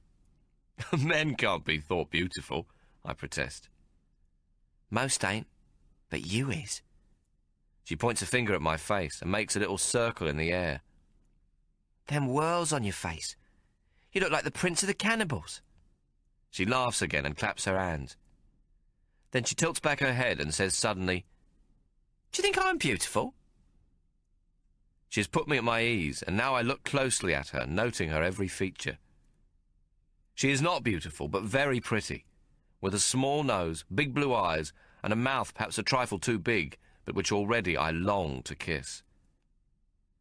She returns my gaze with complete candour, not the least show of modesty in her scrutiny of me. There appears to be something resembling boot-blacking over her eyelids, and she has darkened her lashes so that the colour of her eyes is intense. Her gaze is too direct for me to return, and I am painfully aware of her abundant breasts, at which I try not to stare. Yes, I declare after a few moments, you are very beautiful. Bull, she exclaims. I'm pretty if I works bloody hard at it, but I ain't beautiful. I'm not sure what I'm expected to say next, but she speaks before I'm able to gather my thoughts. You could ask me name. A girl's not supposed to introduce herself. It ain't polite now, is it? At this moment, the old lady shuffles up to bring our tea. Morning, Ma Smith, my companion says without looking up. Morning, the old woman replies, and it is clear from her voice that she does not approve of what's going on. She places down a tin tray on which sits a china teapot, 2 cracked cups, a milk jug and a sugar bowl with a piece the size of my thumbnail missing from the side. Then she sniffs and leaves. The young lady arches one eyebrow at me. Stupid old cow, she whispers, then giggles. Go on then, Hawk. Introduce us. I can't hardly wait to make your acquaintance proper. I'm not too sure how I should go about this, so I rise from my chair and do a little bow. I'd take it most kindly if you'd allow me to make your acquaintance, miss, I say politely, once again aware of my poor rags. I feel a little foolish acting as though I'm dressed in a black tailcoat and silk hat, when I look like a drayman's boy. Well, it's about bloody time, sir. I thought you was never going to ask. Maggie Pye, she says, sticking out her dainty hand. Pleased to meet you, Hawk Solomon. Likewise, Maggie Pye, I answer. Somehow she has taken my shyness from me. Then she leans over, and with her bosom practically popping out of the top of her gown, so help me, she stretches up and kisses me on the cheek. We'll be friends, Hawk, she says. Good friends. What helps each other through thick and thin. My heart leaps and bounces back up into my throat. It is as though my dream has come to life. A dainty, pretty girl is kissing me softly on the cheek. My shyness returns in a flood of embarrassment, and I blurt out the first thing that comes into my head. But how could a pretty miss like you kiss a nigger? Maggie Pye draws back and looks at me in mock surprise. Well, I never. You ain't a nigger, is ya? She reaches over and picks up the teapot and begins to pour. I'm a whore and you're a nigger. There's a couple of known facts we don't need to quarrel about no more. Now we can get on with what we don't yet know about one another, but hopes to find out. I'd never have believed you to be one of them, I stammer, unable to bring myself to say the word. A whore? Maggie replies. Jesus, Hawk, where's you been all your life? Under a flaming toadstool? It's 2 o'clock in the afternoon and me dressed like this. Who does you think I am? Cinder bleeding Ella? Since I've come in, the eating house has begun to fill up with clerks and shop assistants, chatting and making a racket. Some have a pint of ale in front of them, which they've brought in from the tavern next door. From the sound of them, it isn't the first they've had today. A few have turned to watch this exchange between Maggie and myself, and I hope none has heard me. I beg your pardon, Maggie Pie, I say. I should never have said what I did. Whatever do you mean? I should never have let it seem as though I should feel differently about you because of what you might be. Maggie sighs and puts her elbows on the table, resting her chin on her cupped hands. Look, you silly long-winded bugger, it don't matter what I am. It's who I am in me heart what matters, don't it? She reaches out and touches my hand again, giving me a crooked smile. Besides, I ain't a common whore. I'm Maggie Pie. Just like you ain't a common nigger, you're Hawk Solomon. Now ain't that worth celebrating? I don't dare ask her what she means by all this, and she explains no further. But I can hear Ikey's voice as plainly as if he were next to me. Whores, my dear, don't come with soft hearts. Whores only has charms when their patsy marks got silver. They're hard as granite, and not to be trusted under any circumstances whatsoever. A good whore be one what's robbed you of every penny you possessed while you was sleeping, but what ain't took your breeches as well. But then I think of Mary. Our own dear mamma was once a whore, as was Sperm Whale Sally, without whom I would not be here to meet Maggie Pie. I decide that Ikey, who never had much luck with the fairer sex, might just this once be wrong in his advice. I think I understand what you mean, I say to Maggie. Nah, you don't. But you will soon enough. She points to my cup. You ain't drunk none of your tea. Nor have you, I say, grinning. Why's that, then? I love me tea. Maybe we's in love, Hawk. Maggie tilts her head up at me again. Have you ever been in love? She asks this with such a serious demeanour that I don't know what to think. I have secretly counted myself in love with Hinetitama, but that now seems like being in love with a beautiful ghost who was half made of moonlight. I can hardly count such pinings as love, can I? At any rate, it isn't what I think Maggie would call love. Her notion of love, I'm guessing, would be loud and alive, with lots of laughter and sweetness in it. No, I say slowly. No, I haven't. Me neither, she says wistfully. Many's the time I've thought I were, but it always turns out the same. Men just wants to fuck you and women just wants to love you, and the two things don't mix, do they? She seems to think for a moment, then adds quietly. Well, anyhow, if you's a whore, they don't. I've never before talked to a woman like this. But then I don't suppose I've ever really talked to a woman at all, except Mary. That one night in Wiramukingi's village when the moon was full and my manhood was taken or given, I didn't do too much talking. Maggie, who's watching me carefully, can see that I am completely out of my depth. You'll need to visit the slop shop, she announces now. I can't be seen with you looking like Robinson Bleeding Crusoe now, can I? Surely you mean Ma'am Friday, I retort, pleased I've still got some wits about me. That's clever and all, she laughs. Of course, I've always been of the opinion that Robinson Crusoe and Man Friday were up to a bit of hanky-panky themselves. She grins wickedly. I mean, what else could you do, all alone on a bleeding desert island? Most of what Maggie says seems to end in a question. Happily, I am slowly coming to realise that she don't expect an answer from me each time.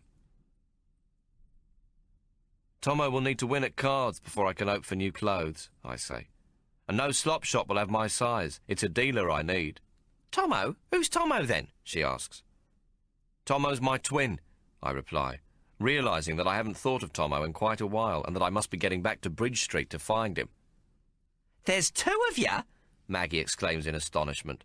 She points a finger at me. You mean to tell me there's two niggers your size in town? She throws back her pretty head and laughs. Crikey! And they say there ain't no God in heaven. I explain about Tommo, and Maggie's face is a study in disappointment when I tell her that he is as little and as pale as she, and a gambling man. There's trouble, she comments.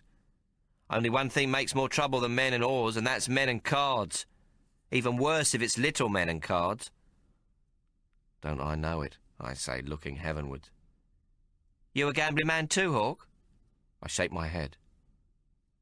More I hear, the better it gets. Does he fart in bed?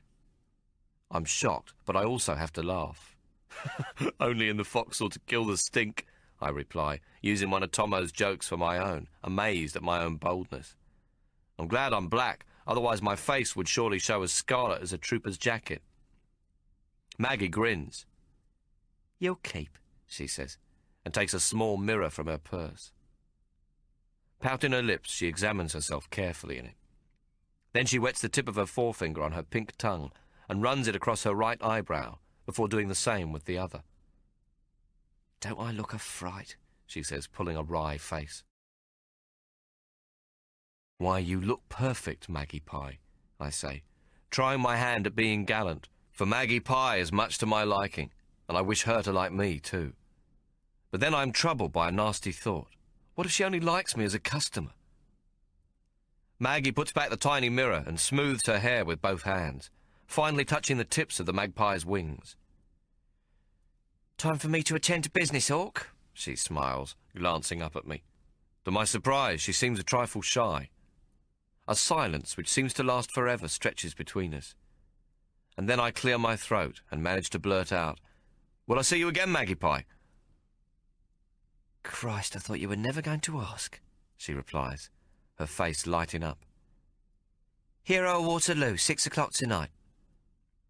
I move to get up from my chair. No, don't, she instructs. If you gets up, how's I going to kiss you? She rises from her chair, and at her full height she's only 3 inches taller than I am when seated. 6 o'clock, don't be late. Maggie don't like to wait, even if she's late herself. What's more than likely, life being what it is, if you knows what I means. It all tumbles out in one breath. She gives me a kiss on the forehead. Ta-da, then, she says loudly, and turns and walks out, her derriere moving like it has a life of its own. As she saunters out, catcalls and whistles rise from the clerks and shop assistants, and I am all at once angry. I rise from my seat. "Be silent!" I shout, and bang the table with my fist so hard that the 2 cups of tea jump up and spill over, dribbling liquid to the floor. I see that Maggie's left a florin beside her teacup. As the sound of my protest dies away, the room is so quiet you could hear a pin drop. Everyone has their eyes downcast, staring at their cup or plate or beer mug to avoid my gaze. Maggie Pie whirls around at the door and puts her hands on her hips. You low bastards couldn't afford to pay for what the nigger's going to get for free, she announces. She blows me a kiss. Hawk Solomon, welcome to Sydney. I have never felt so embarrassed in my whole life. The tea drips onto the floor and onto my boots, while the clerks and shopkeepers all look up at me with their stupid grins. Maggie swishes out the door like a princess. I pick up her florin and walk over to where Ma Smith is seated beside the kitchen door and pay her. "Thank you, Ma'am. The brisket was excellent and the potatoes among the best I've tasted," I say softly. "Humph," she snorts, handing me my change. "You'd do well to stay away from that one." Her lips are stretched so thin I think they must snap. "She'll take every penny you've got and more." She looks up at me with her roomy red-rimmed eyes and cackles. Why do you think she's called Maggie Pie, eh? Because she collects bright little valuables for her nest, that's why. I laugh and look down at my tattered coat and blouse, my breeches frayed and torn at the knees, and my poor old boots. "Thank you, Mum. I'll take care that she doesn't diddle me out of my riches." I bow slightly to the old crone and take my leave. I'm feeling good as I walk out the door, with all eyes upon me. It isn't natural for me to enjoy such attention, and yet I do. Then the men commence to whistle and clap and laugh.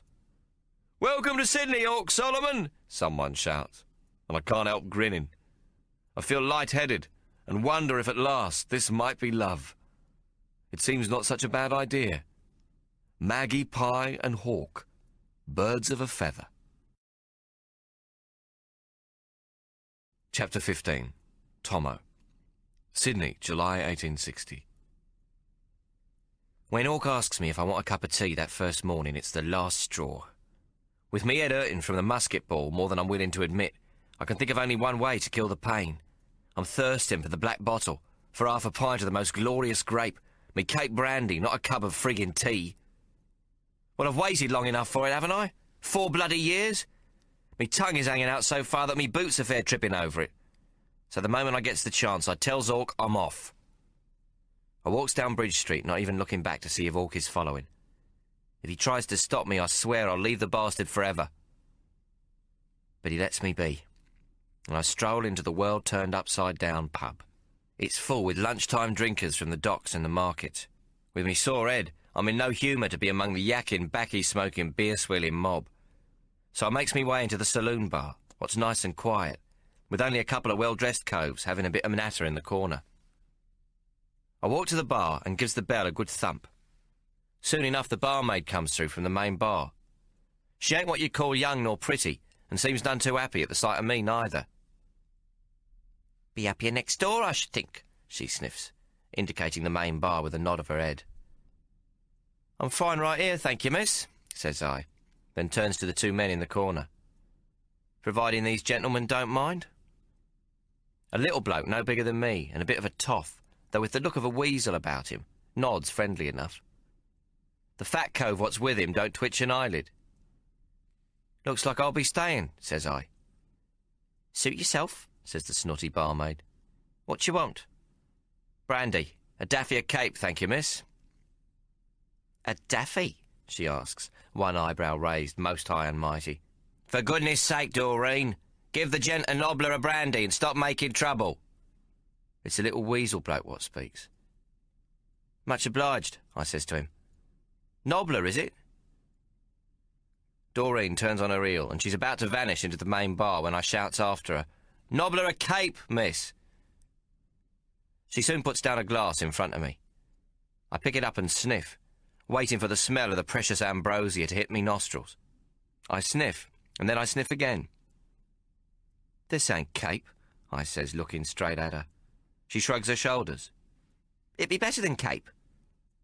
"Thanks, miss, but it's cape I asked for, and cape I'll have. You know, brandy what comes from the Cape of Good Hope." My head feels like it's going to explode, and I push the brandy away. Next moment, the little bloke's beside me. He picks up the glass and sniffs at it. "This ain't brandy," he exclaims, and pours the glass of spirits into the brass spittoon beside the door. "Now get this gentleman a Cape brandy, or I'll call Mr. Hodges." "It ain't right," Doreen cries. "I tries to keep the saloon bar nice for the better class of person like you and your friends." She sniffs and looks directly at me. "Mr. Hodges don't like it when the hobbledehoys comes into the saloon bar." Christ Jesus, I thinks, what is this? Ain't I ever going to get a drink? If I had me axe with me, I'd know exactly what to do with Doreen's saloon bar. Anyway, off she flounces, and the little cove pats me on the shoulder. "You'll get your brandy now, matey." Then he sticks out his hand. "Art Sparrow." I take his hand a bit reluctant-like, for I don't want no company. I catch sight of the ring he's wearing, what sports a diamond the size of me pinky nail. Then he withdraws his hand, and there, between forefinger and next, is a small white card. "My card," he smiles, bowing his head. It's a neat piece of palming, not difficult, mind, but nicely done. I take the card and read it, thankful that Hawk made me take up learning again at sea. It's very fancy looking. F. Arty Sparrow, Esquire.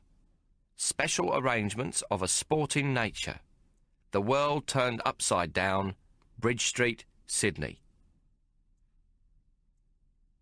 I don't know what makes me do what I do next, but I hold his card up, close my hand over it, and then open it again. Where his card was, I now hold the ace of spades. "Well, I never," he exclaims. "Use the flats then, does you?" "Some," I reply. He glances down at the playing card, then he sticks out his hand again. "How do you do, Mr. Ace of Spades?" I don't feel much like smiling, but it's clever enough said, so I oblige. Pleased to meet you, Mr. Art Sparrow, I says, though my greatest pleasure would be for him to go away and leave me in peace. Me friends calls me Mr. Sparrow, and me enemies... He pauses a moment and points to his card. Well, I'll leave that to your imagination. I look at his name on the card again. F.R.T. Sparrow. Frederick Arthur Sparrow, the little cove says. I most sincerely hopes we can be friends, and you'll call me Mr. Sparrow. Thank you, Mr. Sparrow, I say, though it's hard now not to think of him as Farty Sparrow. I know a mag artist when I see one, but I think it best to humour him a while. Otherwise he might see that Doreen here, or even Mr. Hodges, sends me on my way without a drink. I ain't given you my proper name yet, Mr. Sparrow, I says. He throws his hands up in alarm. Oh, no, don't. Leave it be, my dear. Ace of Spades is a grand name for a young Irishman who plays the flats. He cocks his head. That is, if you can play sufficient well to earn it as you handle. Before I can tell him I ain't Irish, Doreen brings in my brandy and I goes to pay her. No, my dear, my stand, Mr. Sparrow insists. Make that 2 more.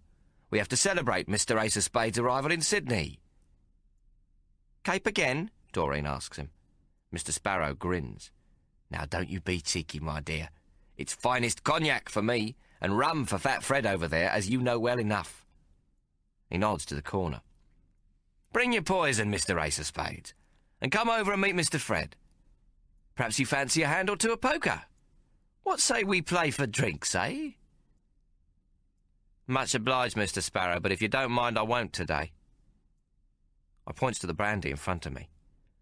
I come in here to get a few drinks in me, and that is what I intends to do. A misfortune or a celebration, my dear? He asks, not in the least put down by me knocking back his offer. Celebration or misfortune, which is it then?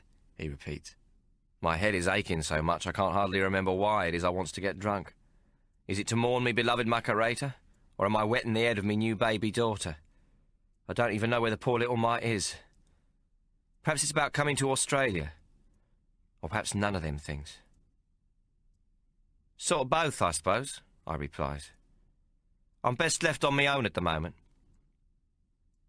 Doreen brings Mr. Sparrow's brandy and takes the other tipple over to Fat Fred. He's a hugely fat man with a very red face, what has several spare cheeks and a spirit drinker's knobbly nose. I reckon he's about 40 years of age, and Mr. Sparrow near enough the same. Fat Fred has his elbows on the small table in front of him, and his chin's cupped in his hands, so that the flesh spills out the side, most handsome. When Doreen puts down his rum, he makes no sign he's seen her, his piggy-eyed expression of darkest gloom unchanged. Cheerio, then. Mr. Sparrow throws back his head and swallows his drink in one go. With nary a glance in his direction, Fat Fred in the corner does the same, to the exact second, so that they bang down their empty glasses with a single sound. Meanwhile, all I've done is lift me glass and bring it close under me nose. The sharp fumes rises to my nostrils like an ancient memory. I close my eyes a moment. Then I takes a sip and damn near faints. The cape hits me like a red-hot poker down me throat. Bloody hell! I gasp. What's the matter, lad? Mr. Sparrow asks, most concerned, thumping me back as I choke and splutter. Doreen! He cries. What's she done to your brandy, then? My eyes is watering and I can't hardly speak. Nothing's been done, I croak.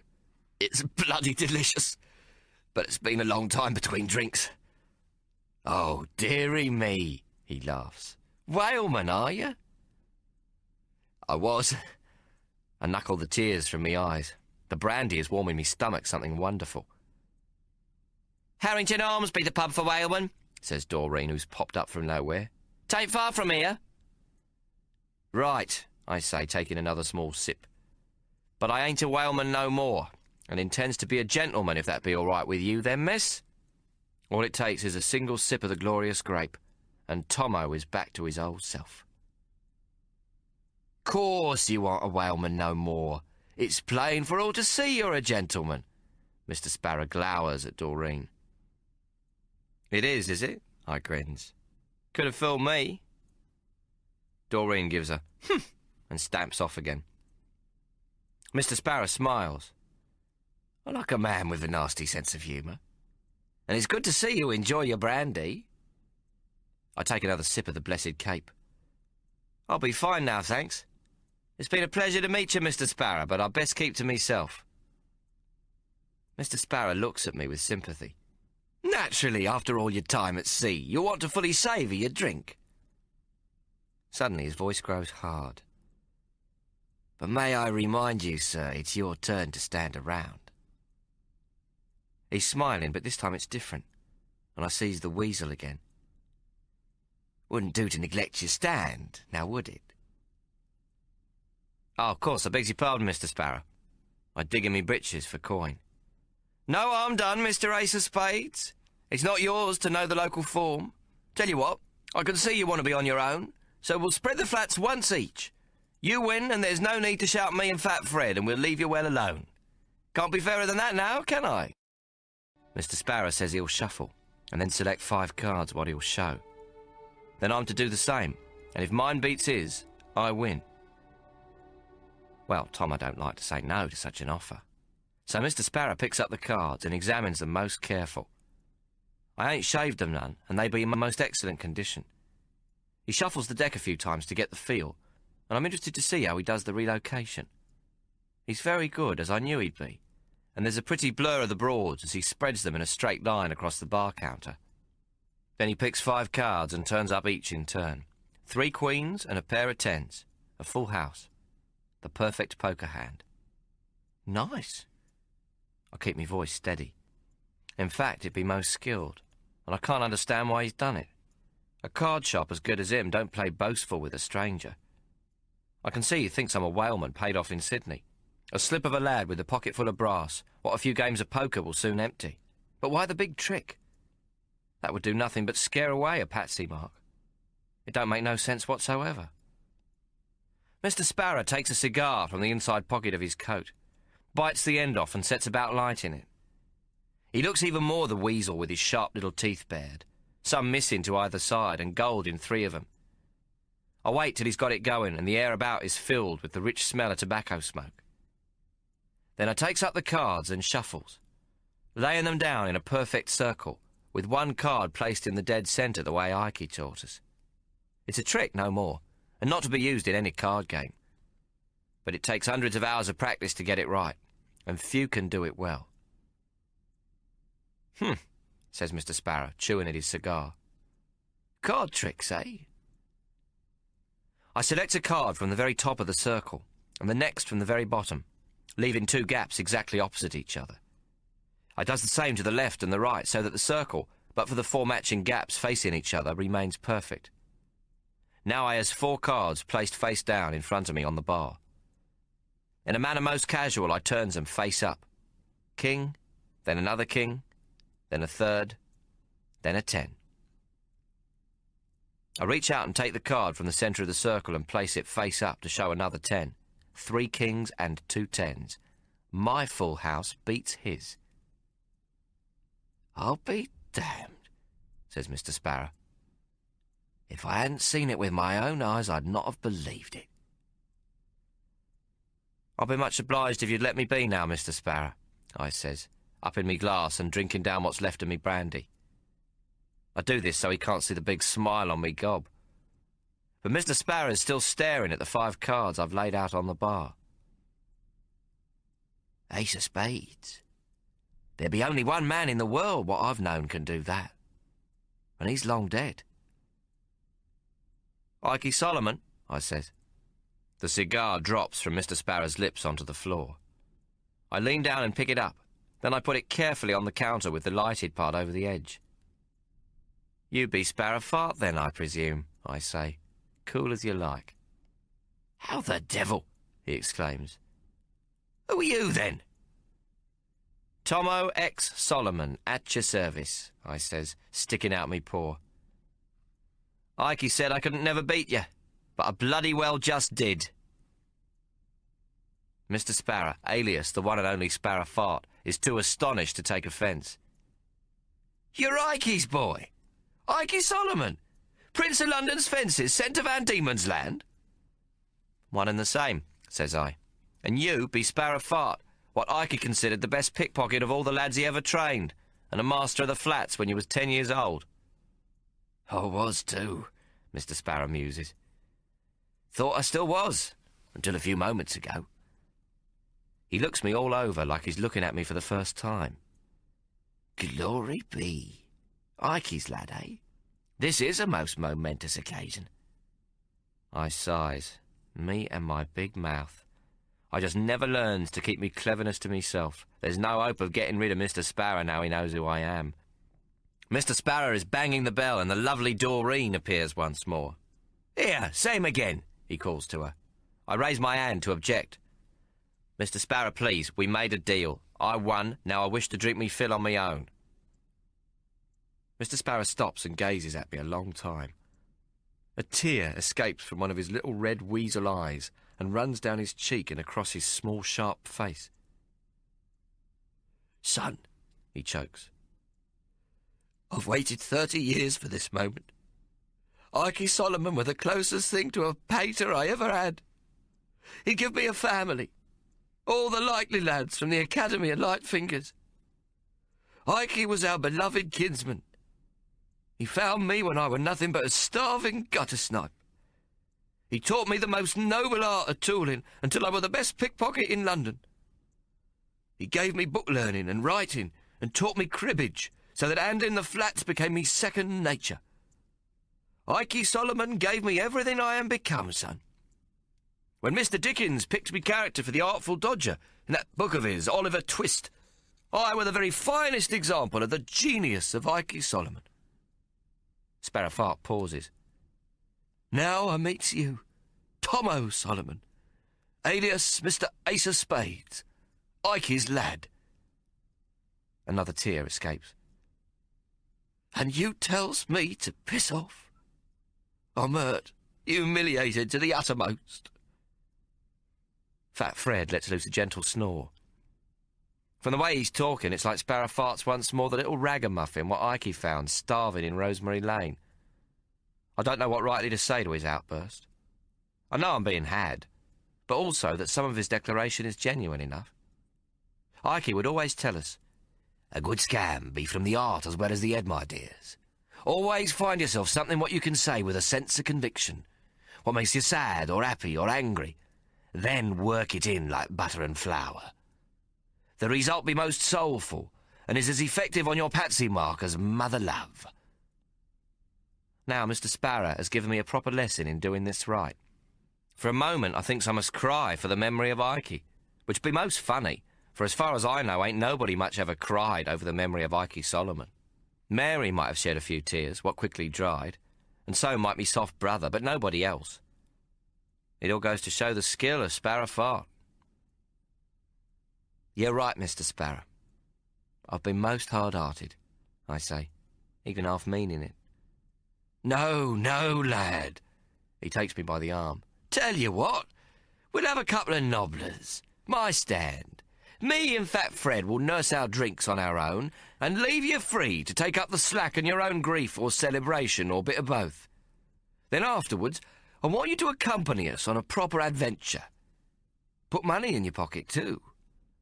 What do you say, eh, lad? Adventure? What sort of adventure? Can't be better than getting shickered after 4 years.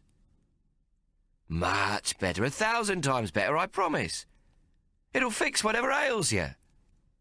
He bangs the bell and orders 2 nobblers each for us. I hasn't even touched the last one Doreen brought. But I ain't said yes, Mr. Sparrow, I protest. He ignores me and retires to the corner as promised. He gives Fat Fred a shake and they talk quietly between themselves while I stand at the bar and tackle the 3 Cape brandies in front of me. By the time I finish the second, my head is spinning. It ain't sore anymore, but the saloon bar looks as wavy as if I was still aboard the Black Dog. I drink the third, spilling some of the precious liquid on the front of me jacket. Then I take up the 4th. All I remember after that is Mr. Sparrow's voice murmuring, "Steady now. Take it easy, Tommo, there's a good lad." Then he's talking to someone, what could be Fat Fred. "We'll take him upstairs," I hear him say. Then I don't remember nothing. I wake up in a dark room, and I'm lying on a proper bed with a blanket covering me. Me head hurts, but not too bad. I has a strange recollection of being waked from time to time and made to drink gallons of water, or so it seemed in me dreams. Now I'm busting for a piss. I lie a moment listening for sounds, and see a thin strip of light coming in from the drapes. It's daylight, and I can hear street sounds, but they is some distance below me. I gets up and sees that me boots has been took off, along with me trousers and jacket. All I'm wearing is Farmer Moo Cow's woolen blouse. I walks softly over to the door and tries the knob, but it's locked. Then I goes to the window and pulls the drapes open. I'm looking down into a narrow lane, more a cutting between buildings than a passageway, barely wide enough to walk through. 2 stray dogs are sniffing each other's arses, turning round and bumping into the walls on either side. There's no sign of anyone else. I try to open the window, thinking I might piss out of it into the lane below, but it won't budge. What am I to do?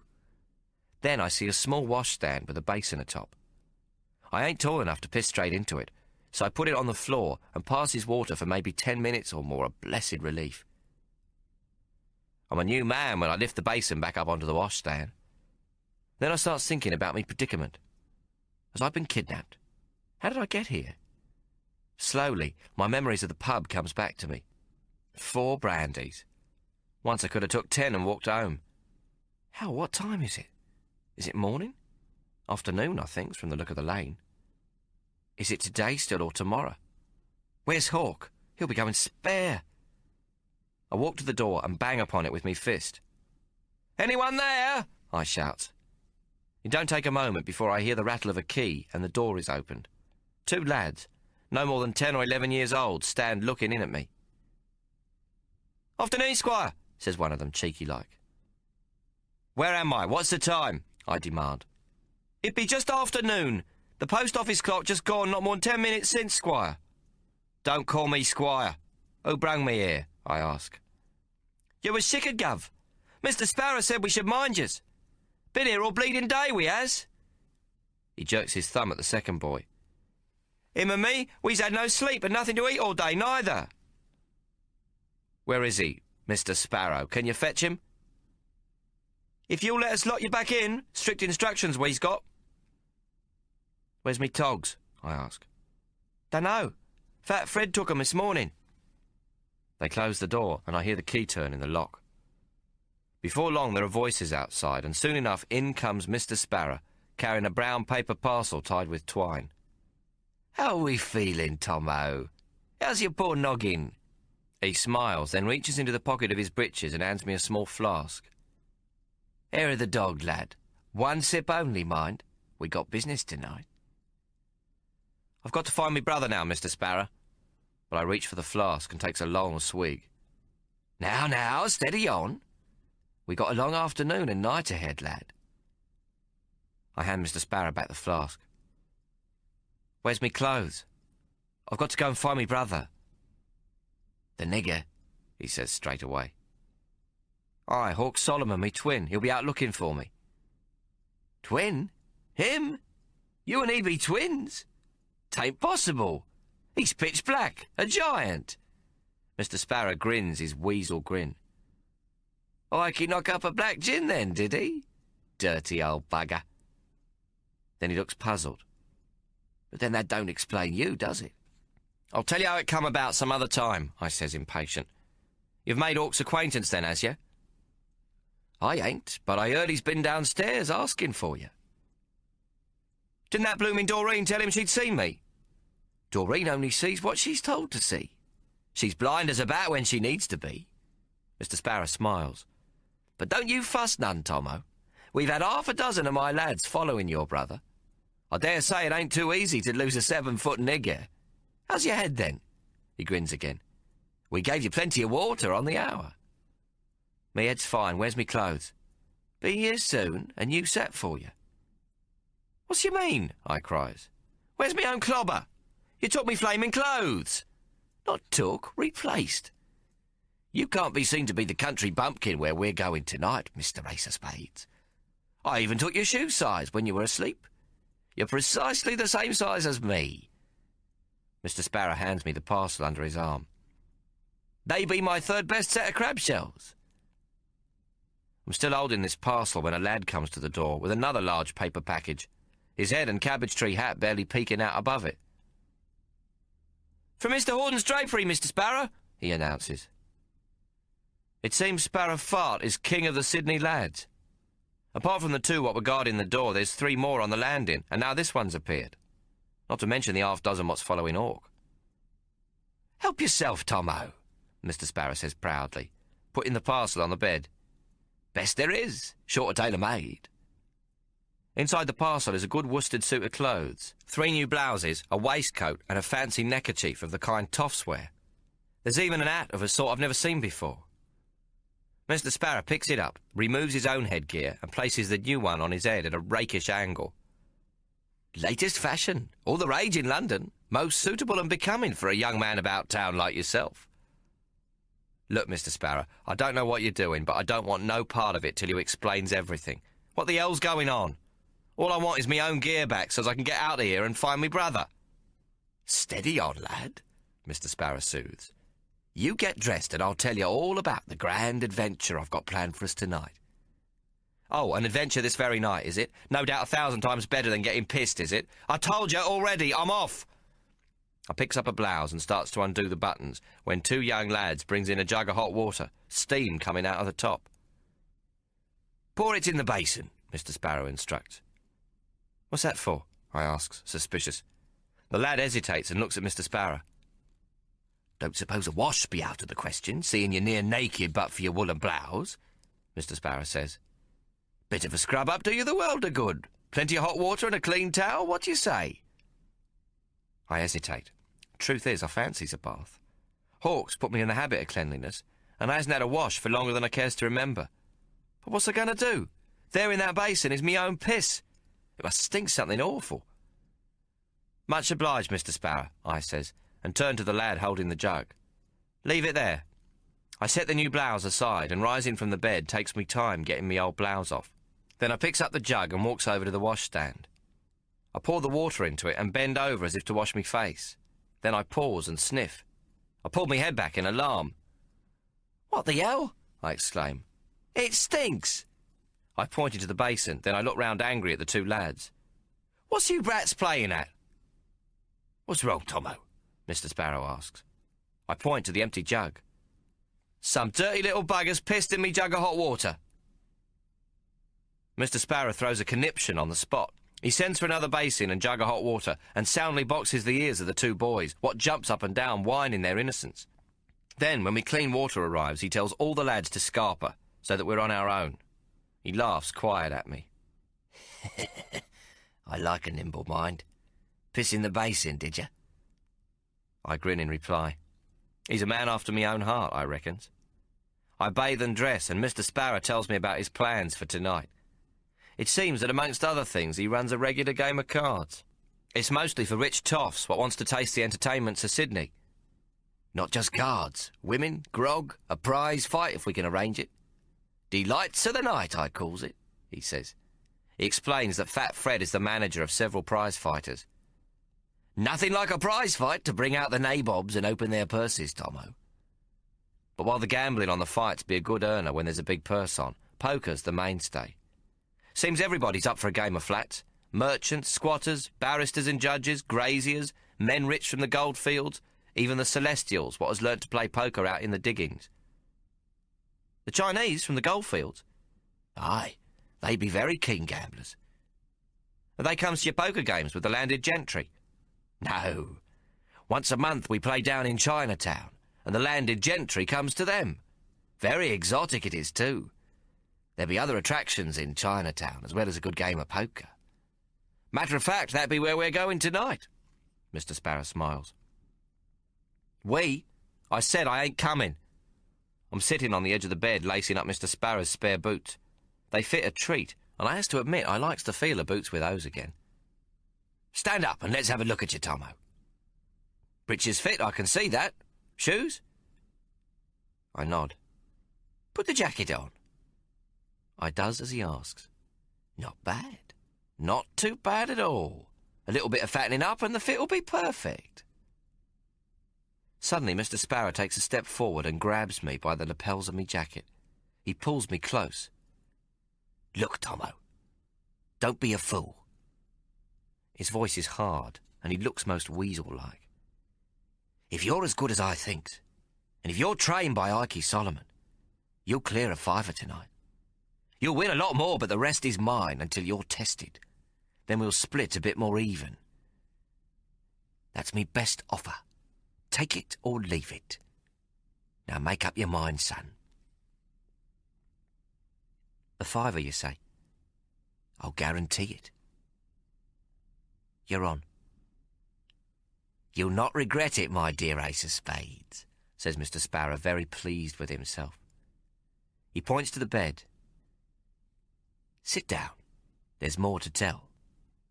In my new togs, I feel my confidence return. And I like the sound of this adventure more and more. I sit back and Mr. Sparrow starts to fill me in on the detail. Now, you don't know me from a bar of soap, you hear? That's the first thing you have to get into your noggin. We're strangers. You've just arrived from Tasmania and is looking for a game of cards. You've got a quid or two. Family has a sheep run and a good stand of timber. But you're a bit of a cornstalk. This way, no one will get suspicious if you can't answer their questions, seeing as you're from Tasmania and all. Well, thanks very much, says I. Wait till you meet Mr. Hawk, he's from Tasmania too. Mr. Sparrow looks at me hard, not liking me little bit of fun. Now listen, lad. We play straight unless we're losing bad. If I light me cigar and blow a single smoke ring, you may consider relocating your cards, but not a moment before, you understand? I nod and he continues. The Chinese don't usually take to the flats. They've got their own ways of gambling, but this lot's learnt in the goldfields. Don't make the mistake of thinking them new chums to the game, though. If they think you're relocating, they'll have a knife in your belly soon as look at you. I mean it, Tommo. No cheating unless I say. And your name is Ace of Spades. Incognito be well accepted around here. The Chief Justice himself be known as Tom Jones, and the Attorney General as William Pitt. He leans back and cups his hands round his raised knee. By the way, we've got a partner in this endeavour, Mr. Tang Wing Hung. He arranges the game and the entertainment after, and takes his cut. From me fiver or from what I earns for you? It don't work that way. What we earns in cash, we keeps. The Celestials are back from the goldfields, and they've got a lot of gold dust. They'll play with coins or notes at first, but if they loses what they've got, and it's your job to see they do, most won't quit. They'll just think to change their luck by bringing out their gold. It's Mr. Tang Wing Hung's pleasure to cash their gold nuggets or dust for currency at special rates. No doubt most onerous. It's not my concern. That's his profit, and not to be questioned or shared with us. I'll have to tell Hawk where I is, I says. He'll be fretting that something's happened to me. No, Tommo. This Chinese game be most private organised. There'll be some bigwigs there what can't be seen in Chinatown. I can't take no chances of you telling anyone. There's reputations at risk. If the nabobs are seen to gamble with the Celestials, heads will roll. You stay stum. Not a dicky bird to no one, you swear? I nod, and he says, Can you write? A little. Me hand is very poor, though. That don't matter, long as your brother knows it well. Well enough, he taught me. Good. Then write your beloved brother a note in your own hand, telling him you're safe and you'll see him in the morning. One of the lads will deliver it, I promise you. After a moment, I agree, and he sends one of the ever-present lads standing outside the door to fetch pen, blacking and paper. Just one thing more, Mr. Sparrow, to settle me mind. Why'd you do that relocation this morning? That full house be a trick what a man of your skill with the flats would never reveal to someone he don't know. If you was thinking me a whaleman just paid out, you would have scared me away with your tricks. You insult me, my dear. I don't play with such boyangs. Not my style, not my style at all. So why did you waste your talent on me? Easy to see I ain't no true merino. I admit, when you walked in wearing those old togs, you had me fooled. But when I come over and took up the glass of bad brandy Doreen gives you, I take a gander at your right hand, and I see the calloused edge of your thumb and forefinger. That comes from only one thing, my dear, playing with the flats. practicing your skill. It takes thousands and thousands of hours to build up that ridge of skin, and don't I know it? I saw at once you were no whaleman, but a broadsman. I had to brave the next step, get you to show me your form, see if you'd back off or not. But what if I couldn't match your very superior piece of relocation? Matter of fact, I was pretty certain you couldn't. But as the great Ike Solomon would say, never take nothing for granted, my dears. The day you lose is the day you think you can't be beat. Sooner or later there's someone comes along what's younger and better than you. If you're ready for him, then you can delay the fall, make a deal, a partnership. But if you're not ready, then he will gobble you up. And you supposed it could be me? That I could be the one what's younger and better? I ask, amazed. Mr. Sparrow holds up his right hand, and with the forefinger of his left traces the calloused ridge on his thumb and forefinger. See that? It took me near 30 years to build, and I'm getting older and slower, lad. It's rare to see a ridge what even comes close. I had to find out if you'd the nerve, the speed, and the mind to match, if you were worth the training. I didn't think you'd best me. No. I thought when you saw what I could do, you'd want to learn from me. And now? Mr. Sparrow laughs. I can still teach you a trick or two, Mr. Ace of Spades. There's other things you'll need to know if you don't want to be found floating in Sydney Harbour with your throat cut. We begin tonight with the Celestials.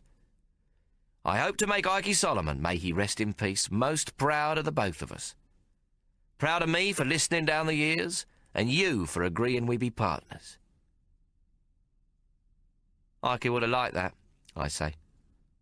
I thinks of him, stranded among the Maori ancestors, nothing to eat but roast pork 3 times a day. Old Ike must be wondering what he done wrong to me and Hawk, for us to put him into such a terrible predicament. I don't think Ike's playing much cribbage where he is, I confides to Mr. Sparrow. But wherever he is, I thinks to myself, I hope Ike's proud of me for beating the splendour of the Sparrow.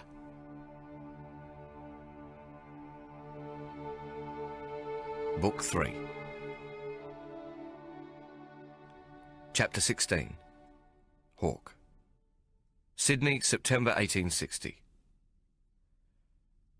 Sydney is thriving. The houses of the wealthy merchants are most elegant, with not a lick of paint spared, and every brass doorknob highly polished.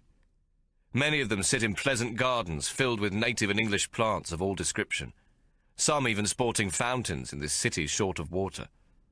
The government and commercial buildings and the churches, which for the most part are made of the local sandstone, are handsome and well maintained. The streets are paved and have footpaths. Those running up from Semicircular Quay and along the length of the city are wide, though many a cross street is no more than a narrow lane. Hyde Park, a long strip of dust quite unlike its London namesake, is a popular area for promenading and recreation, a few minutes' brisk walk or a twopenny omnibus ride from the centre of town. Only the rocks, below the Argyle Cut, remind the curious of what the earlier convict settlement must have been like. It is a chaotic arrangement of mean huts, wooden skillings, slaughter yards, knackeries, cow pens, leather tanners, open sewers, broken fences, rutted streets, 1-shilling hells and taverns, all crawling with rats and mangy cats. 100 yards up from this sprawl, in George Street, the places where people go to drink are known as public houses or pubs, but here in the rocks, such places are often called taverns, after the age-old tradition of the sea.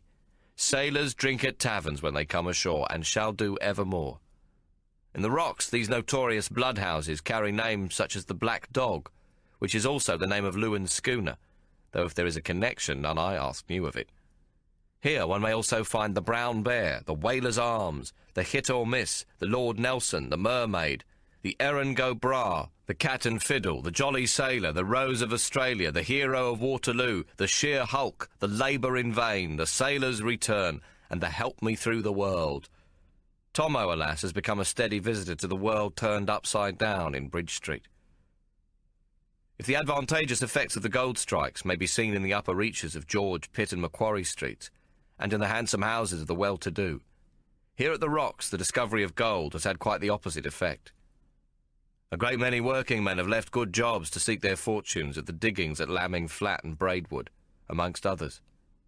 Most of these hard-luck fossickers find nothing but hard luck, and their women and children are left here without any livelihoods, so that misery, desperation, and destitution are everywhere to be seen. Many a respectable mother has been forced to resort to the purse between her legs to feed her starving children. Some have forsaken their young, and for a silver shilling are available in the Argyle Cut for a quick knee trembler. The streets near the semicircular quay are overrun by tiny barefoot urchins in tatters, begging for halfpennies. Others, boys and girls not much beyond the age of 7 or 8, become child prostitutes and catamites to the sailors, and many a so-called upstanding citizen. Most of these wild children die young. But if a boy should survive long enough to become one of the Sydney lads, he will be as tough a young specimen as you may find pound for pound anywhere in the world. Here in the rocks, the roads and the footpaths are so filthy and in such bad repair that no respectable person would venture down them. This matters little enough to the people who dwell here. They know themselves to be the flotsam of the human race, driven by poverty and despair to this dirty corner of the city. Some say that they are a tribe of their own, but I don't think this is true. Drink and poverty do nothing to unite a community. For those already in the clutches of the demon drink, the rocks is the end of their journey, and for those unfortunate enough to be born here, it is the beginning of a hard life. There is also a Chinatown bordering the rocks, where large numbers of Orientals reside, many of them on their way to and from the goldfields. These celestials are treated with a contempt only surpassed by the treatment meted out to the niggers, or blacks, as the Aborigines are called. I have noted that the Aborigines are also referred to in the Sydney Morning Herald as sable Australians. But this, I believe, merely reflects polite society's need to disguise the contempt it feels for the native Australian. Those who live in the rocks, even the poor whites whose existences are meagre, do not bother to hide their feelings towards the niggers of this squalid place. These poor blacks, who almost without exception dress in discarded rags, are mostly drunk from morning till night. Their women, known in the local parlance as gins, fight each other when intoxicated, with a screaming and caterwauling that would wake the dead. The men sit bleary-eyed in the dirt, their mangy kangaroo dogs panting beside them, and their black bottles and clay pipes close to hand, taking no notice of the women's battles. Naked, snot-nosed children with bloated bellies and flies clustering around their dark eyes scream and dance in agitation as their mothers roll and claw at each other in the dust. The gin fight is so common a spectacle here that the regular denizens of the rocks pause only a few moments in their passage to watch. It is the visiting sailors who are most amazed by these scenes, often betting on one or another of the women, and then at the end tossing them a few coins so that they may drown their sorrows at the back door of the nearest tavern, but they are not permitted within. I am black myself, and know that men call me a nigger. Yet my lot is nowhere near as difficult as that of the Aborigines, who have suffered so much since the coming of the white man to Australia. The corruption of the Aboriginal nature which has been brought about with grog is tragic. Each time I see one of their kind near dead from the drink, or one of their gins offering herself to a passing sailor for sixpence, I think sadly of our friend Billy Lanny from the Nankin Maiden.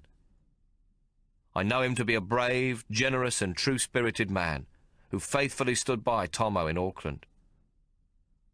I also now know him to be the much-loved Billy Gone Queer of whom Ikey spoke. Yet he too is the lesser man for the drink, but which man is not, black or white. I cannot let myself pass judgment on Billy, nor the sad people I see here, for my own brother is just as much a wretch when he takes solace in his grog wilderness. Who then can blame the Aborigines for their plight? While the Aborigines are abandoned to their fate, efforts are afoot to save the white man from the temptation of the bottle. All over town this past week, I have seen posters telling of a lecture to be given by the Reverend Hannibal Peagsnit at the Congregational Church in Pitt Street this afternoon. His topic is most clearly announced: Where God can no longer reach, the death and disaster, terrors and tribulations caused by the pernicious celestial poppy. The Reverend Peagsnit's special mission is to the drunks and especially the opium addicts of Sydney. and no story is dearer to his heart than that of his own salvation, which has become a tale all too well known in Sydney. Peaksnip was educated at Oxford and came to New South Wales as an Anglican cleric. He soon took to the black bottle and sank to the depths of depravity. Cast out by his own synod, he became a dipsomaniac, visited in his delirium by serpents and hobgoblins, rats gnawing at his fingers, toes and nose, and monkeys jabbering into his terrified face, showing their tiny jagged teeth and sharp little claws. Peaksnit's personal epiphany occurred when he lay drunk in a gutter outside the town hall on St. Crispin's Day. Christ appeared to him, immediately banishing the simian creatures and assorted pestilences that plagued him, so that his mind was at once restored fully unto him. Then the Lord took his trembling hand and charged him henceforth to administer to drunkards. His Redeemer also warned him specifically of the pernicious influence of the celestial empire and the smoke of the scarlet flower, papaver somniferum, on this Christian colony. It was miraculous indeed that the Lord Jesus remembered the Latin in his warning against the opium poppy. And so the Reverend Peaksnit asked to be returned to the bosom of the Anglican Church. But the Bishop of Sydney, the very Reverend John Casper, was not convinced of the redemption of their prodigal son, and refused. Denied the reversed collar by the Episcopalians, Peaksnit became a preacher in the Congregational Church. The Reverend Peaksnit teaches that God's hands are always stretched out to sinners, and especially to drunkards, no matter how wretched. But, he insists, there is one exception to Christ's ever-present promise of salvation: the opium smoker. I am curious about this man and his popularity, especially amongst the women of Sydney, who see their husbands drunk most nights, and so have come to hear his lecture. When I enter the packed church, Peaksnit is already in full flow. "We must stop this pernicious Oriental influence before it destroys the noble British character," he thunders, and expounds on his topic at length. I settle myself comfortably against the back wall, for it is standing room only, and observe a sea of rapt faces drinking in the Reverend's every word. I listen too, but find myself wondering about this noble British character of which he so eloquently speaks. It was the British who created the opium trade. Even as the good Reverend speaks, British merchants are buying the paste in India and sailing their fast clipper ships to the mouth of the Canton River. There, in the safe harbour of the island of Hong Kong, they exchange the opium for tea leaf, which they bring to Britain for export to the colonies. Any Chinese addiction to opium, then, is a direct result of this noble British character and trade. What's more, the colony of New South Wales is a chief beneficiary of the opium trade. The government here gains a tax of 10 shillings per pound on its import, and places no limit on the amount which may be brought in, despite the fact that the authorities are well able to gauge the amount needed for medicinal purposes. For those in pain, opium is a great blessing, and it is called the angel's kiss by those whose suffering it alleviates. But it is also called the devil's smoke by those poor souls who are addicted to it.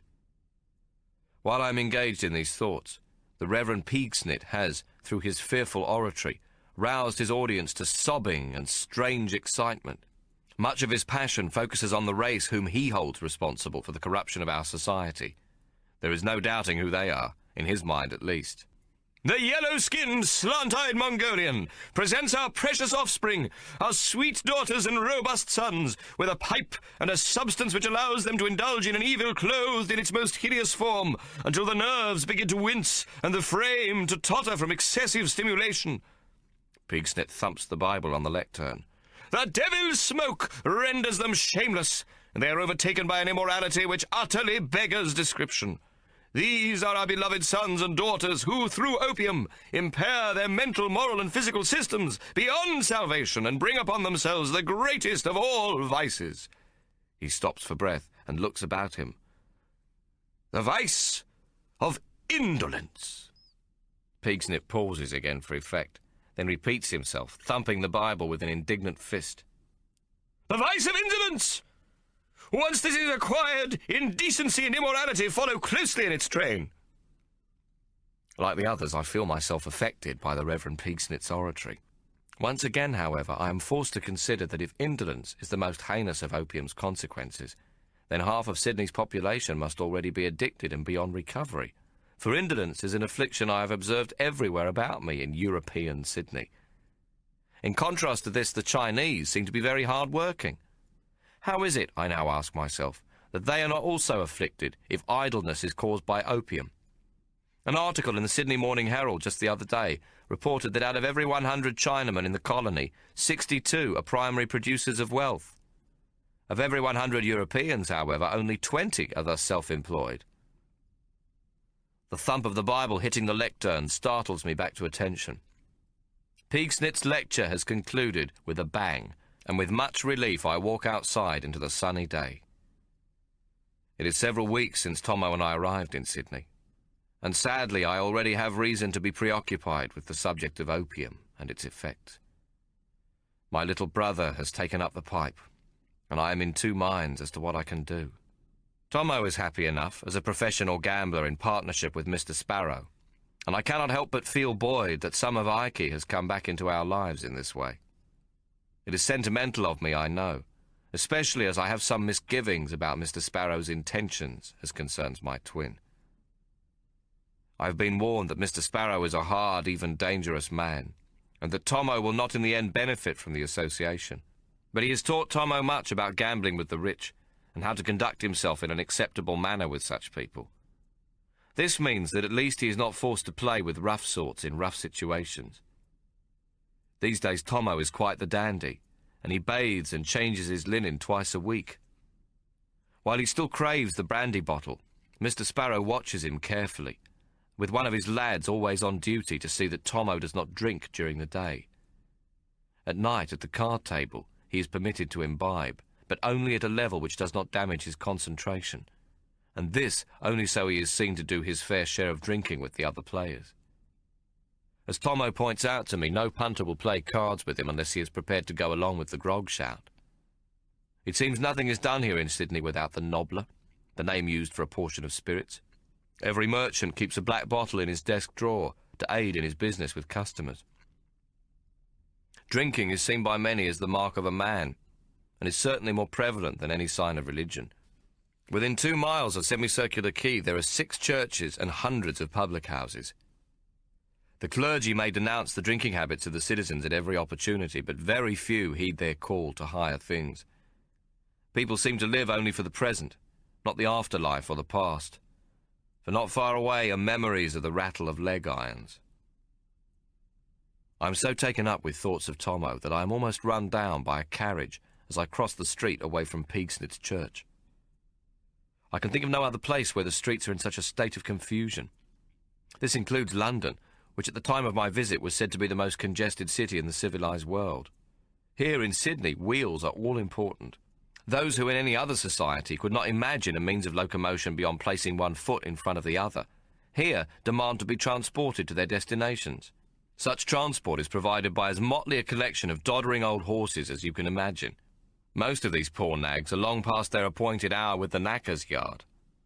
Every day I see some poor beast, its ribs sticking out like tent poles, collapsed on the street, with its owner kicking and lashing it in a vain attempt to raise it from the dead. Carriages consist of contraptions of every sort, many of them most peculiar in construction, the work of some backyard mechanic. Even dogs are used to draw carts piled high with newspapers. These are led by newsboys, who dodge in and out of the traffic on the way to their accustomed corners. I feel sure that if cats or rats could be trained to the task, they too would soon enough be put into harness. There is even the story of a retired ship's captain who harnessed his African ostrich to a milk cart and caused the traffic to come to a tangled standstill as the bird panicked and rushed headlong up George Street on its way to Parramatta. The streets here resound with the curses of cab drivers and cartmen, who turn the air blue with their invective. Coach horns and rattles blast away, and the drivers of bullock drays will even take their whips to other vehicles on the road. Every few minutes some form of accident occurs with its attendant altercation. There is talk of a horse-drawn tram commencing next year, which will run on tracks from Semicircular Quay down to Pitt Street to Redfern Station. Today's Sydney Morning Herald speculates that once this is established, no Sydney-sider with 3 pennies to jingle in his pocket will have to walk anywhere, bringing about the total collapse of the bootmaker's trade. It is claimed that the entire 1.75 miles of the journey will take no more than 10 minutes. The Sydney lads are as wild as the Sydney traffic. I have grown up with the wild youth of Hobart Town, who in concert may become a dangerous mob, but who individually lack wiles and nerve. The lads of Sydney are a different kettle of fish altogether. There seem to be two types of physiognomy amongst them. One lot are slim, dark-eyed, olive-complexioned. The other are carrot-topped and blue-eyed, with much accumulated dirt obscuring their freckles. The Sydney lad's hair, whether ginger or dark, is shiny with grease and falls across his brow so that he is constantly brushing it away from his eyes. A cabbage tree hat clings precariously to the back of his head, and from this a snip of black ribbon dangles like a rat's tail.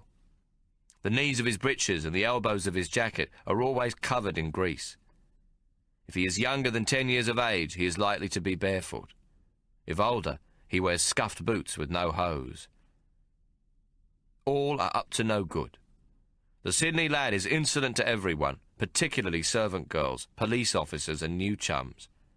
He pushes and shoves his way along the street, not caring a whit for the small child, dainty female or elderly. He fears no one in authority and has no regard for any man, unless a cricketing hero or a challenger at chuckpenny. The Sydney lad is no coward, and at the least excuse he will remove his cabbage tree hat and greasy jacket, wipe the snot from under his nose with the back of his hand, and have a go. He will often take on someone older and bigger than himself, with a cussing and swearing that would take the paint off the Queen's mailbox. Should he have a halfpenny to spend, the lad will buy a thin black Mexican cheroot. This he will light immediately upon meeting an acquaintance, and then, after taking a single puff and blowing out the smoke in a lofty manner, he will extinguish it so that it may be saved for his next assignation. Sydney lads call all their female friends after the ships in which they arrived, hence Susie Blue Wren, Mary Yorktown, Jenny Memphis, Mary Armageddon.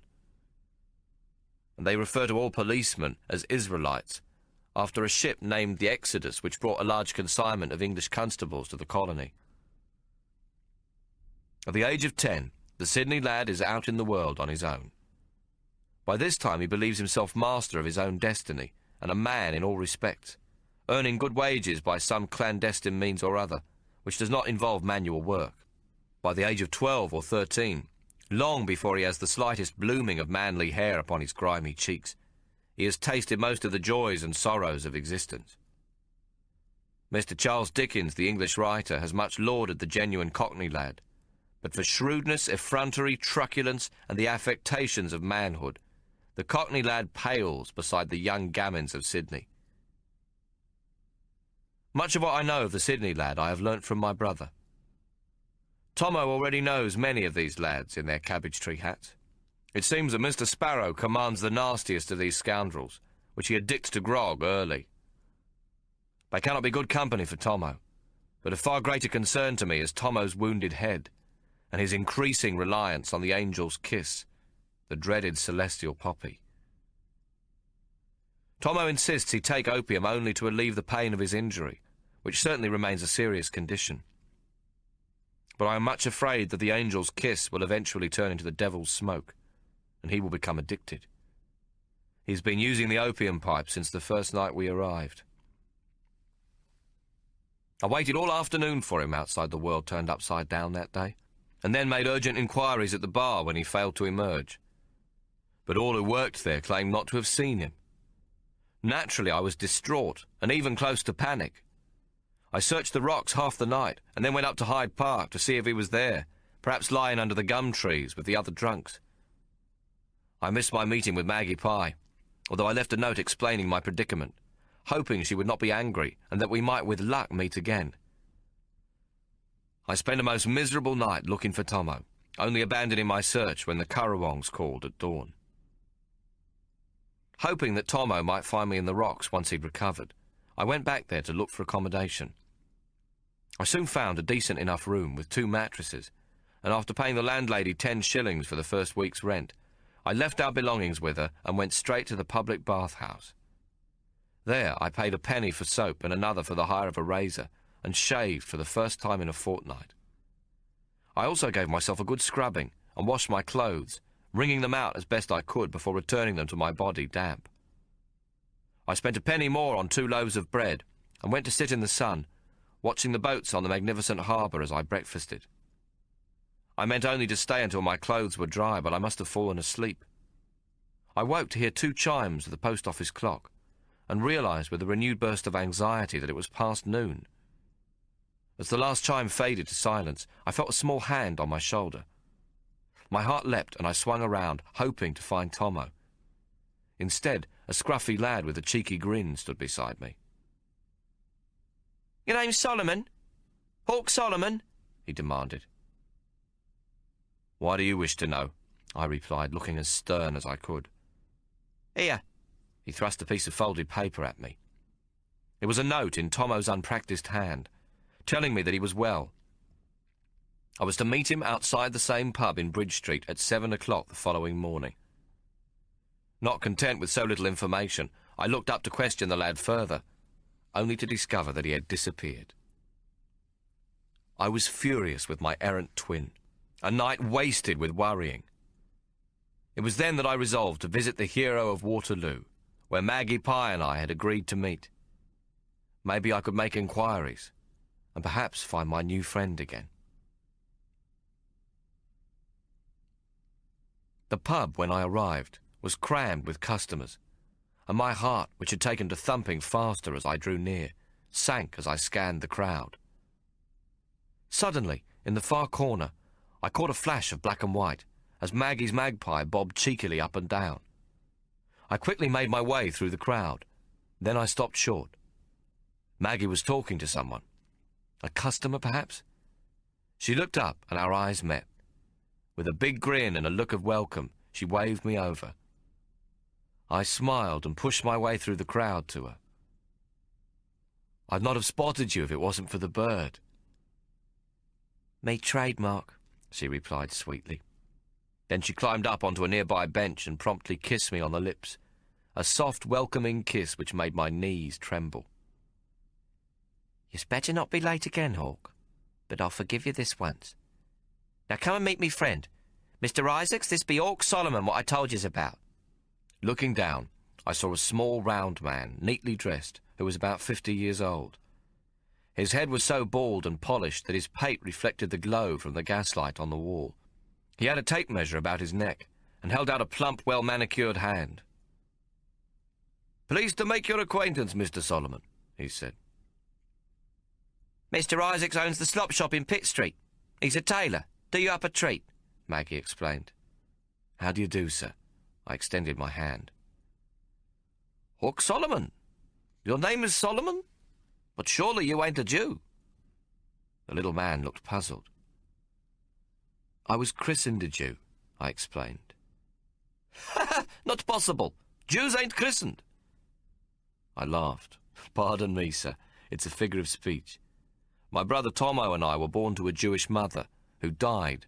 Then we were given the name Solomon by Mr. Ike Solomon, who was our father of sorts." The little man sniffed in disbelief. "Well, he must have been colourblind, if you'll forgive me saying. A Schwarzer for a Jew, I ain't heard of that before." As he talked, he measured me.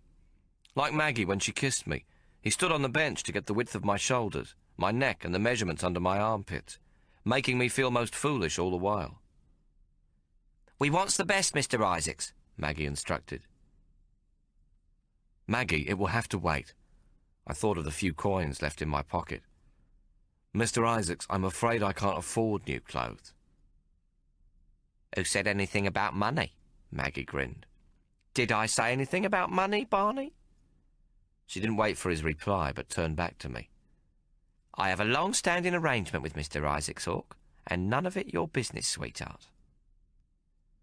Barney Isaacs had hopped down from the bench, and at Maggie's words he shook his head forlornly.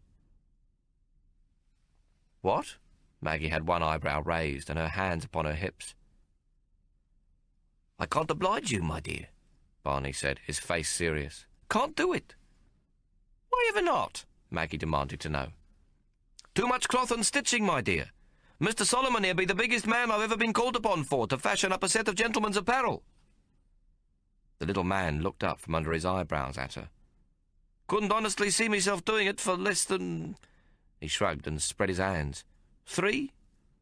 "3?" Maggie screamed. You dirty bugger! Christ, you've already had a down payment and all. But he's a giant, the little tailor protested. Biggest man ever I seen. Maggie took 2 steps forward so that her pretty face was right up to his. You trying to cheat me? You got the wrong oar, Barney Isaacs. What if I says no, eh? Or I gets the nigger here to wring your bloody neck? Or I even does it myself? How you going to give me back what you's already spent? Answer me that. The tailor shrugged again. We could come to another arrangement. Maybe a silk shawl embroidered from China? Or a new coat. What do you say, me dear? A nice warm coat for the winter, best worsted. Maggie, I interrupted, what's going on? I told you I can't pay. Send him away. Maggie turned on me suddenly. Oh, for Christ's sakes, will you shut your gob? This is between his nibs here and me. He's trying to rook me. Tell you what, Barney added, as though he hadn't heard anything. Make it 3 and I'll toss in the blouse and hose. I had heard enough. I was halfway out of the pub when Maggie called out. Oi, where you going, Hawk? I don't need your charity, Maggie. Especially not that sort, I replied, angry now that I began to understand her method of payment. Maggie sighed. Oh, Hawk, stop being so prim and bloody proper. Let me sort this bastard out and then I'll explain everything to you. She moved purposefully towards the tailor, who retreated until he bumped against the bar, holding his hands up to his chest to protect himself. Give him one, Maggie, someone shouted. Kick him in the bollocks. Maggie, come on now. He's 7 foot tall and broad as a ship's mast, Barney yelled. I swear it'll take twice the cloth and sewing, and I'm only asking half again. Be reasonable. It's a most fair offer. Maggie stopped suddenly and tapped the little man on the chest with her finger. Righto, she says. I admits he's a big bastard. I ain't going to fight you, and I ain't going to pay you 3 either. She took a step backwards and looked him directly in the eye. You've already had one, fuck. That's for the jacket. You'll get 1 more for the blouse and the hose, and I'll go down on you for the waistcoat. 2.5, that's me final offer. Barney nodded eagerly, then pointed to my broken boots. Tell you what, Maggie, the lad's going to need a new pair of boots. What do you say, my dear, the other half and I throws in a pair? Too late, you bastard, Maggie cried, clapping her hands happily. I already has an arrangement with the Italian in Bly Street what's bootmaker to the governor. The tailor shrugged and departed, and Maggie and I went to sit in a corner. She ordered a large gin and asked if I wanted something to drink. I declined and sat silently. What's the matter? Maggie touched my arm. Cat got your tongue? Maggie, I don't want any charity, and I don't want you to keep me. I've always made my own way, and always will. If we become friends or more, then it should be I who keeps you. I mean, once I'm back on my feet. I don't want you to do it to that man, you hear me? Maggie leant over and kissed me. Hawk, that'd be the nicest thing what's ever been said to me. Lots of men wants to fuck me, but ain't never been one what wanted to keep me. She smiled. I don't blame 'em neither. I'm a whore. An expensive whore, but still a whore. But when all's said and done, darling, Barney be a regular, and I always takes me just reward in kind with him. Maggie, I don't want you to do that for me. You'll be the same, Hawk. You'll see. Once you've put your big black snake into me, you'll want it regular too. Need comes first, then greed. First the free fuck, then the free dinner. Maggie, don't talk like that. It isn't nice, I protested. Talk like what? She tilted her head at me. Talk dirty like that. What do you mean? She asked, genuinely astonished. I'm a whore. Dirty? Talk dirty? Have I said anything what hasn't already crossed your mind, Hawk Solomon? Well, yes, you have. It had not crossed my mind to... Fuck me? Well, yes, that I admit, but not then to live off you. Oh, what's your plan to do then? Fuck me and piss off? Maggie, I don't feel that way about you. Yeah, of course you don't, now. But after you've had it, that's when you can't get away fast enough. Take me word for it, darling, and don't get too fussed. It's what I expect. You pays your money, has your way, and then you buggers off. Some might do that, I protested, but not I. We will be more than that to one another. You said yesterday we could be friends, good friends, who help each other through thick and thin. That's what you said. Hawk, it's me standard patter. I says that to all the punters. Men enjoy a lasting arrangement, provided it don't last much beyond when they gets their britches back on. Maggie made me feel like a schoolboy. In such matters, I suppose I am. Maggie, I don't understand all this. I don't understand why you would do what you plan to do just to get me a suit of clothes. It makes no sense if I'm just some bludger like the rest of you are. Customers? Yes, customers. I admit I desire you, Maggie. You're beautiful, and I can't help what's in my nature. But I am no bludger, and I would never exploit you. Why not? What you going to do instead? Pull yourself off? Maggie, stop it! I was suddenly angry. You don't have to speak like that, and you don't have to do it with that tailor fella for my sake.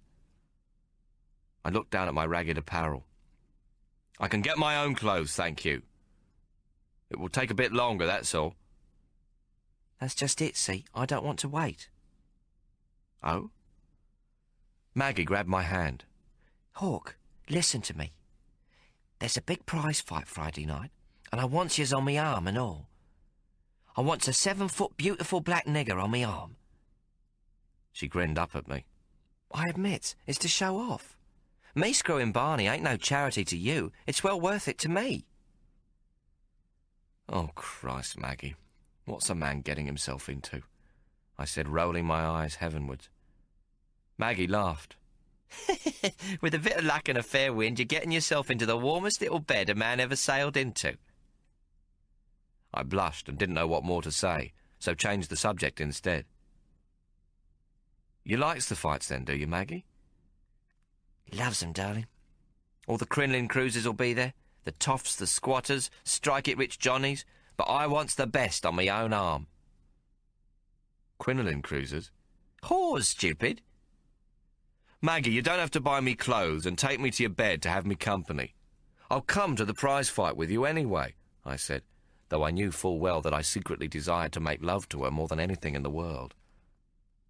Maggie looked at me, her blue eyes blazing. You mean you doesn't want me, is that it?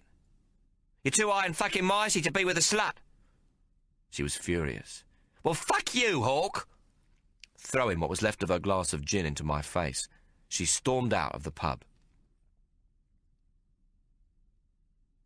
The drinkers standing near were suddenly quiet. Then I heard one say, Go get her, mate. Beat the living daylights out of her. This brought me to my senses, and I wiped the gin from my face. The fellow who addressed me was the same bloke who wanted Maggie to go for Barney Isaacs. He was a big fella, but I barely noticed this as I grabbed him around the throat. Lifting him off the ground, I threw him halfway across the pub, where he knocked over several stools before landing against the wall with his eyes glazed and tongue lolling.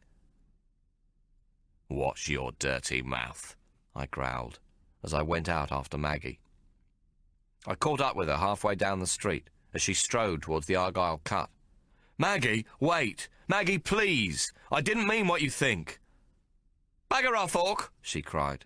Please, Maggie, listen to me. I put my hand on her shoulder. Don't touch me, you bastard! She shrugged my hand away and started to beat her fists against my chest. How sweet and clean she smelt as she hit me, the magpie jumping up and down in its nest as if it were about to fly away, wanting no part of her temper tantrum. I began to laugh at this, then I held her tight. I care about you, Maggie, I said, surprised at my own words, but also liking the bold sound of them. Let go of me, you shit! Maggie yelled, then started to weep against my chest. I stroked her hair carefully so as not to disturb the magpie. After a little while, she pulled away. Bet I look a proper mess, don't I? She sniffed, and taking a small handkerchief from her handbag, wiped her big blue eyes. By Christ, no. You're beautiful. I held her by the shoulders and looked down at her. She laughed, and then began to sob again. Oh, you bastard! Ain't nobody ever said that before, she bawled, It ain't true, you silly bastard. But I loves you for it.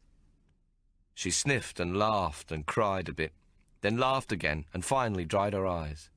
Then she tilted her head and asked, "Friends?" "Friends," I repeated solemnly. And that's what we've been ever since. Friends. Almost every afternoon we have a drink or a chat at the Hero of Waterloo, with no more said of me sharing her bed. Thinking of Maggie has nearly driven all my worries about Tommo from my mind, and I'm smiling as I enter the bar to meet her again. Today, Maggie is scrubbed of all her paint and dressed in a grey gown and a black shawl, neat and clean. By contrast to her appearance most afternoons, she looks decidedly modest, and might easily be mistaken for a servant girl on her day off, except for her hair, which still sports the magpie sitting in its nest. "Don't you look fine?" she says with a grin, after greeting me with her usual kiss. "Has you eaten?" I shake my head. "You must be starving, darling. Come on." She leads me out of the pub, and we stroll down to a chop house just the other side of the cut. I've never been here with Maggie before, though they all seem to know her and greet her most cordially. A young lass wearing a mob cap and an apron comes up, and Maggie gives her a hug. "This be Florence. Flo, this be Hawk." Maggie's got a smile like the proverbial Cheshire cat. "What's you think, eh?" she says to Florence. Florence looks up at me and brings the tips of her fingers to her lips and giggles. "Crikey, Mags, you gone and done it proper this time, ain't you?" she says. "You betcha," Maggie exclaims. 100% black magic. I told you so, didn't I?" Flo giggles again and runs off. I follow Maggie to a table, and Florence soon reappears with a loaf of bread and 2 large soup plates, spoons and a ladle. She sets our places, trying all the time not to laugh. "Don't be stingy now, Flo. Mr. Black Magic here takes a whole heap of feeding," Maggie instructs and then laughs.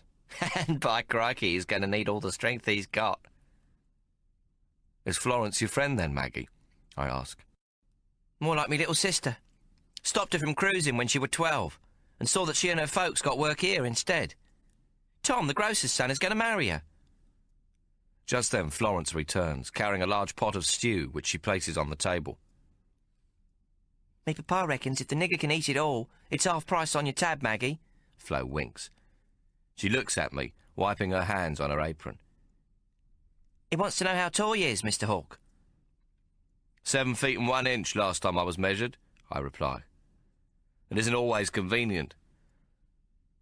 "And it's all in proportion," Maggie laughs happily.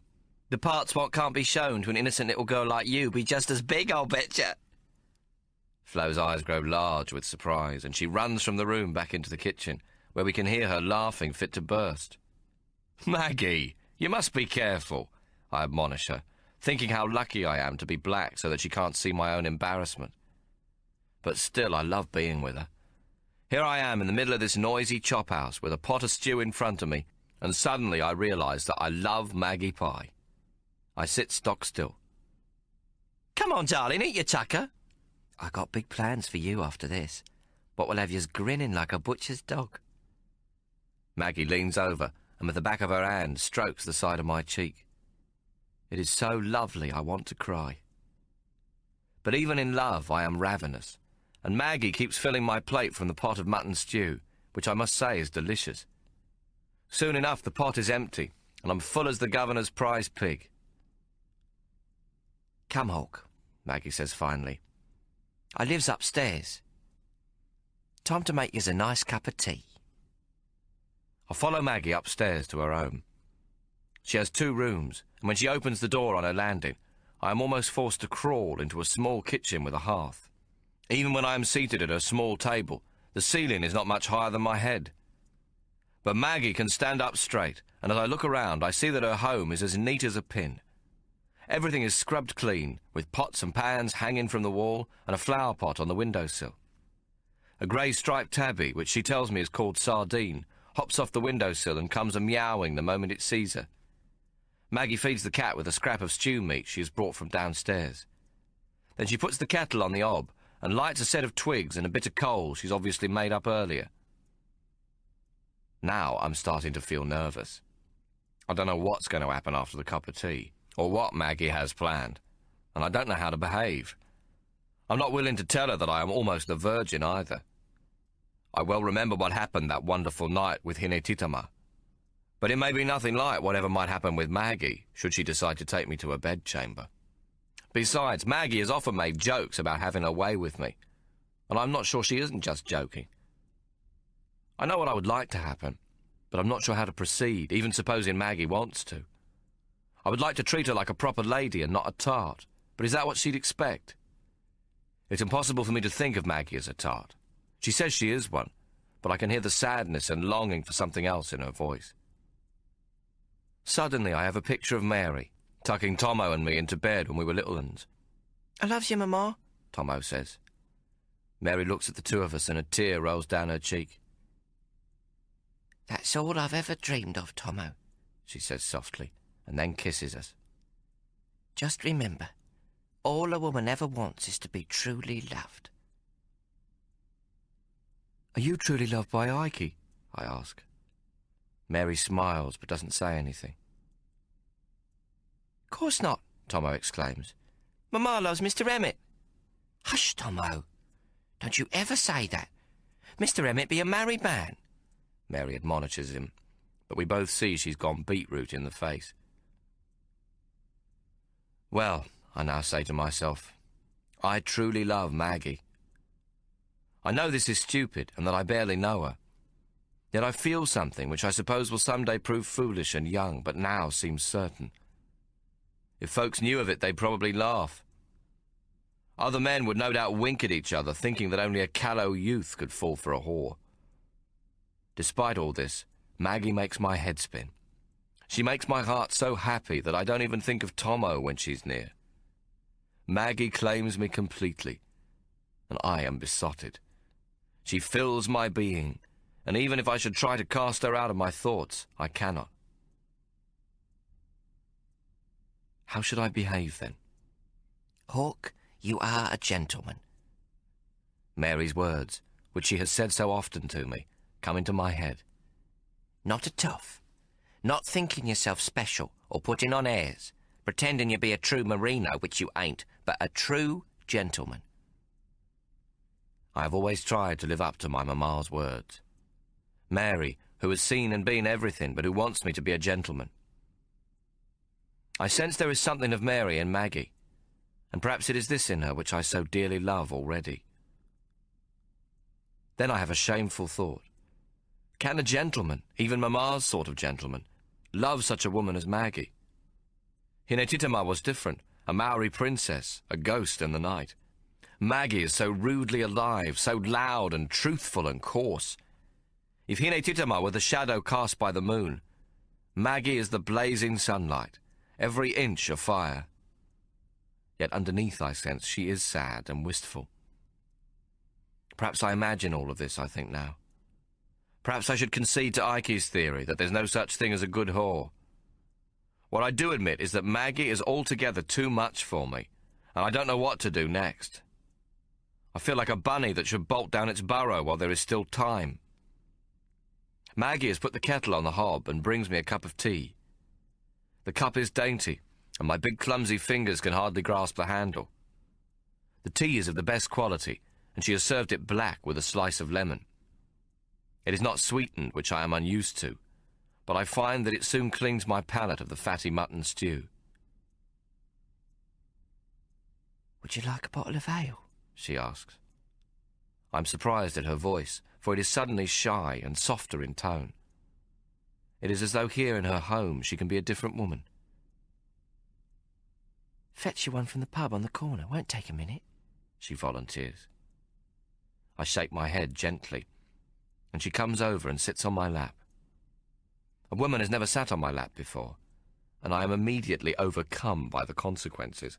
A terrible boldness grows between my thighs as Maggie holds me tightly and kisses me all over my face and neck.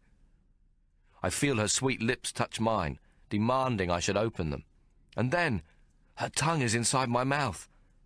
My whole body is aflame, and I find my arms encircling Maggie, drawing her ever in towards me. We kiss, she like an angel, and I more clumsily. I think I must burst through the fabric of my breeches. She must, I am sure, feel the hardness under her buttocks, and she squirms about on my lap until I think I shall faint with the pain and the ecstasy of it. I am beyond thinking when Maggie stops kissing me. Drawing back, she looks into my eyes.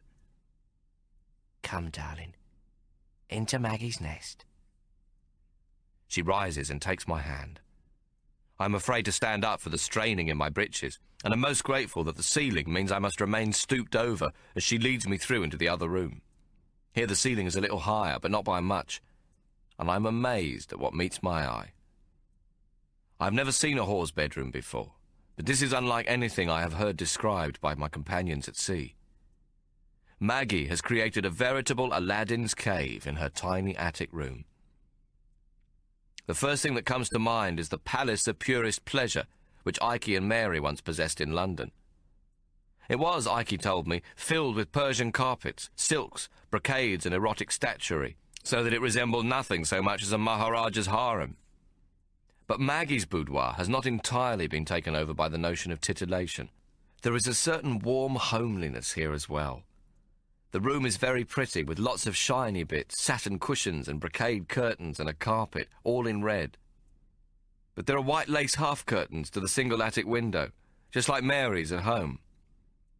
It is the bed, though, which commands my attention, and which I now observe with a mixture of purest terror and delightful anticipation. Maggie's bed nearly fills the room, and I cannot imagine how it could have been brought up here, unless it arrived in pieces and was built in the room. It is a large four-poster of the best cedar, resplendent with a red canopy, silk tassels hanging from each corner. There are no blankets, only red silk sheets and cushions to match. Lying at the centre, propped up against one of the cushions, is a gollywog doll with his round black rag face, red jacket and striped pants. Maggie scoops the rag doll up into her arms. "See, Hawk, I always were partial to darkies. Many's the night I've slept with him in me arms." She holds the gollywog up so that its face is looking into hers. "Ain't no secrets between us, is there, Golly? We've been lovers a long time now, hasn't we?" She shakes the doll's head so that it appears he is agreeing. "You can watch us, you're a good boy," she says to him, and props the doll against the bottom of the bed. Maggie turns and smiles at me. "Truth is, when I holds Golly in me arms and pleasures meself, he's the best fuck I've had all day." I'm shocked at this admission, which somehow seems more coarse said in this pretty room. But I'm also excited at the vision it brings to mind. I can see Maggie's slim little body naked as she hugs her little black Golly to her lovely breasts, her urgent finger stroking her pretty pussy as she arches in pleasure. Maggie has removed her shoes, but she is still dressed when she jumps onto the bed. She crosses her legs beneath her and pats the mattress. "Come sit, Hawk," she smiles. I'm still half stooped over, and I sit on the bed beside her, hoping she won't see my erection, though I don't know how she can miss it. It feels like a tent pole sticking up beyond my nose, a great tent of lust rising from my groin. "Maggie, I haven't had much experience of women," I stammer. "You know, making love to them," I say, deciding I should come clean before she finds me out for the duffer I am. Maggie laughs and stretches up to kiss me on the cheek. "I ain't had much experience of loving neither, Hawk." "What do you mean?" I'm surprised. "I'm a whore, darling. Not a cheap whore, but a whore. I've been fucked hundreds of times, thousands, but ain't nobody's never made love to me." She kisses me again and asks softly, "You going to make love to me, Hawk?" Maggie has the end of my belt, and now she pulls against the buckle to loosen it. Then she turns me around and draws my blouse up over my head, so I'm sitting with only my much loosened breeches on. She throws my blouse on the floor beside the bed, and then suddenly yells, "Oh, me God!" What is it?" I try to rise from the bed, but Maggie has grabbed me by the shoulders from behind and has buried her head against my shoulder. She turns my head to look at her. "Who done that?" she asks. "What?" I ask, still mystified. "Your back. Who done that to your back, Hawk?" A tear rolls down her cheek. It was a flogging on a whale ship, but it was a long time ago, I tell her, not wishing to distract her from other things. She is stroking my back and kissing the scars, which run like old wickerwork from my neck to my waist. I confess it is a wonderful feeling, Maggie caressing and kissing my back. I want to throw her on the bed and rip her dress off and make love to her, but I don't have the courage. Lie down, darling, Maggie says.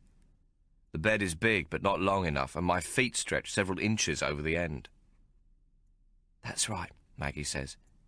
Now lift your bum. Leaning over me, she grabs my breeches on either side of my waist and pulls them down. They get stuck on my stiff cock, and I think I must die of shame. But Maggie laughs and takes hold of me. She pushes downwards and pulls with her free hand, and down go my trousers. I have closed my eyes at her touch, praying to whatever gods there be. Now she pulls my breeches over my ankles, and I am naked. Oh, Jesus, you're beautiful, Hawk, I hear her say. Then there is silence but for the rustle of a garment, and I must open my eyes to look. Maggie has loosened her gown, and it has fallen to her waist. Slowly she pushes it down further still, until it pulls at her feet, and she steps out of it. She stands naked, with only the magpie still perched on its nest of hair. "Oh, Maggie," I venture to say, my voice trembling. "You are beautiful." "Nah, only cute," she says, stroking her lovely breasts, and then running her hands down the curve of her slim waist and over her thighs. She touches her breasts again, pushing them upwards, so the two little nipples look like rosebuds. I ache to do the same, to touch and then lick them. I take a quick peek at the neat little upside-down triangle of fur between her legs, but I'm not brave enough to let my eyes linger. My, Hawk, that be a maypole worthy of a dance or two," she giggles, climbing onto the bed so that she is leaning over me. I hope she will kiss me again, lie on me and kiss me, but if she does, I don't know how I shall hold out. I feel her lips on my chest and then my stomach, soft little kisses like a butterfly's wings touching against my skin. Then her hands reach out for my cock, which lies hard against my stomach. She lifts it and her mouth closes over it. With her hands and with her lips, Maggie begins to stroke up and down. "Maggie," I gasp. "Oh, God, Maggie." "Shh," she murmurs. "Hold on, Hawk." Just as I think I'm gone, she stops. Not yet, darling. It's Maggie's turn. I want some black magic. Show me your tongue." Mystified, I do as I'm told and stick out my tongue. Maggie's leaning over me, and she and the magpie are having a gander down into me gob. "Further." I stick it out completely, feeling foolish. "Now wiggle the tip, up and down and sideways." I laugh, but do as Maggie says. "That's good. Now put it deep into my pussy, darling, right here." She rolls over and lies on her back, guiding my hand to the triangle between her legs. I'm completely confounded. Tommo has told me about 69, but this is 34.5, a sum I don't know how to do. Maggie grabs me by the hair and pulls my head towards her, so I have no choice but to go down between her beautiful legs, not knowing what to expect. Well, it doesn't take a moment to see why my tongue is needed, the way she begins to pant. I caress her with my tongue for all I am worth, not knowing if I am doing it right, but anxious to please. "Gentle, Hawk. Talk to me, pussy, with your tongue. Talk soft, rub nice and slow, and... Oh, yes, oh. I'm amazed at how soon I get the hang of it, and how nice it is, Maggie's taste on my tongue. I put my hands under her bottom and lift her gently to my mouth, so that her back is arched and more of her is open to me. Soon her legs are gripped about my neck as I eat from her delectable dish, exploring her hidden places. She begins to moan and whimper as my long tongue moves and flicks over her. Then I find a little button, a sweet, hard little button, which I begin to stroke with the very tip of my tongue. Maggie gasps. "Hawk, oh, Hawk, yes, you bastard, you've got me. Oh, I'm coming home, darling. Oh, Jesus, oh!" Her hips grind frantically into my face, and my tongue darts and moves deeply inside her as she moans loudly and spills a great sweetness into my mouth, all the while whimpering and sobbing. Then she collapses back into my hands, and I lower her gently to the bed, where she rolls away onto her side, still moaning with pleasure. My darling Maggie. I spoon her with my body, her back against my stomach, my hard cock resting between her legs, and my arms about her so that my hand cradles her left breast. I rock her like she's a little girl, kissing the back of her neck where her hair is damp with heat. Maggie rests a while, breathing hard. I can feel her heart beating under my palm. Then, as we lie spooned together, her hand takes me by the stem and guides me deeply into her. She takes every inch of me as she moves her beautiful derriere against me, pulling the whole of me into her, then out again to the very tip, then sucking me slowly in again until I think I must die of ecstasy. It is all done slowly and firmly and tightly. She is panting again, and I am too, as she leads me into a state of bliss I have never known before, not even on that night with Hinititama. Then she pulls away from me and turns to lie on her back. She takes up my glistening branch and feeds it slowly back into her softness, her hand holding my throbbing stem. I can hardly bear the pleasure of it. "Me breasts, darling. Kiss Maggie's tits," she says. I put my lips over her right breast, rolling her nipple on my tongue. In a moment it grows hard, and her breast seems to swell and stiffen under my tender kissing. "The other. Kiss the other, please, darling," she urges, and I can feel her starting to pump against me as her legs wrap about my waist. I'm trying to remember every second of it in case this should never happen to me again. I want to touch and suck and stroke and make love to every part of her glorious body. Maggie is now surging against me. It is magical what her pussy can do, and a miracle I have lasted this long. "Now," she says abruptly. "Now, Hawk, hard, hard." I lift my head from her breast and put both my hands on her shoulders. Arching my back and neck, I drive downwards so strongly that I fear she must surely split open or the bed must break. My body is drenched with sweat. It runs down my neck and chest and into my eyes. I have become a wild animal, possessed of some instinct which cannot be contained. Maggie is thrashing under me, crying out, and I cannot think but to ride her up and down, my urgent shaft driving with all my force. I am about to burst asunder when Maggie cries out, "Take me, Hawk! Take my pussy! Fuck Maggie! Fuck me!" I explode into her, thinking I must surely die, and that if I should, how happy I would be. Maggie cries out, panting and gasping, and I am laughing and crying, so pleased to have made her so happy. It seems to me that I have discovered something two people may do together which allows both to touch the face of a loving God. And then I see it looking at me. Maggie has lifted her head and reached out her arms to me, and I see her damn magpie still on its nest. Though her pretty curls fall every which way from their former neatness, somehow that blasted bird remains undisturbed.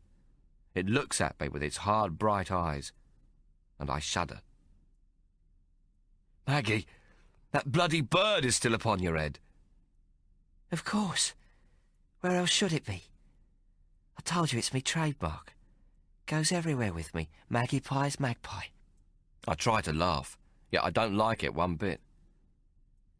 "But it's seen everything. You and me, us making love."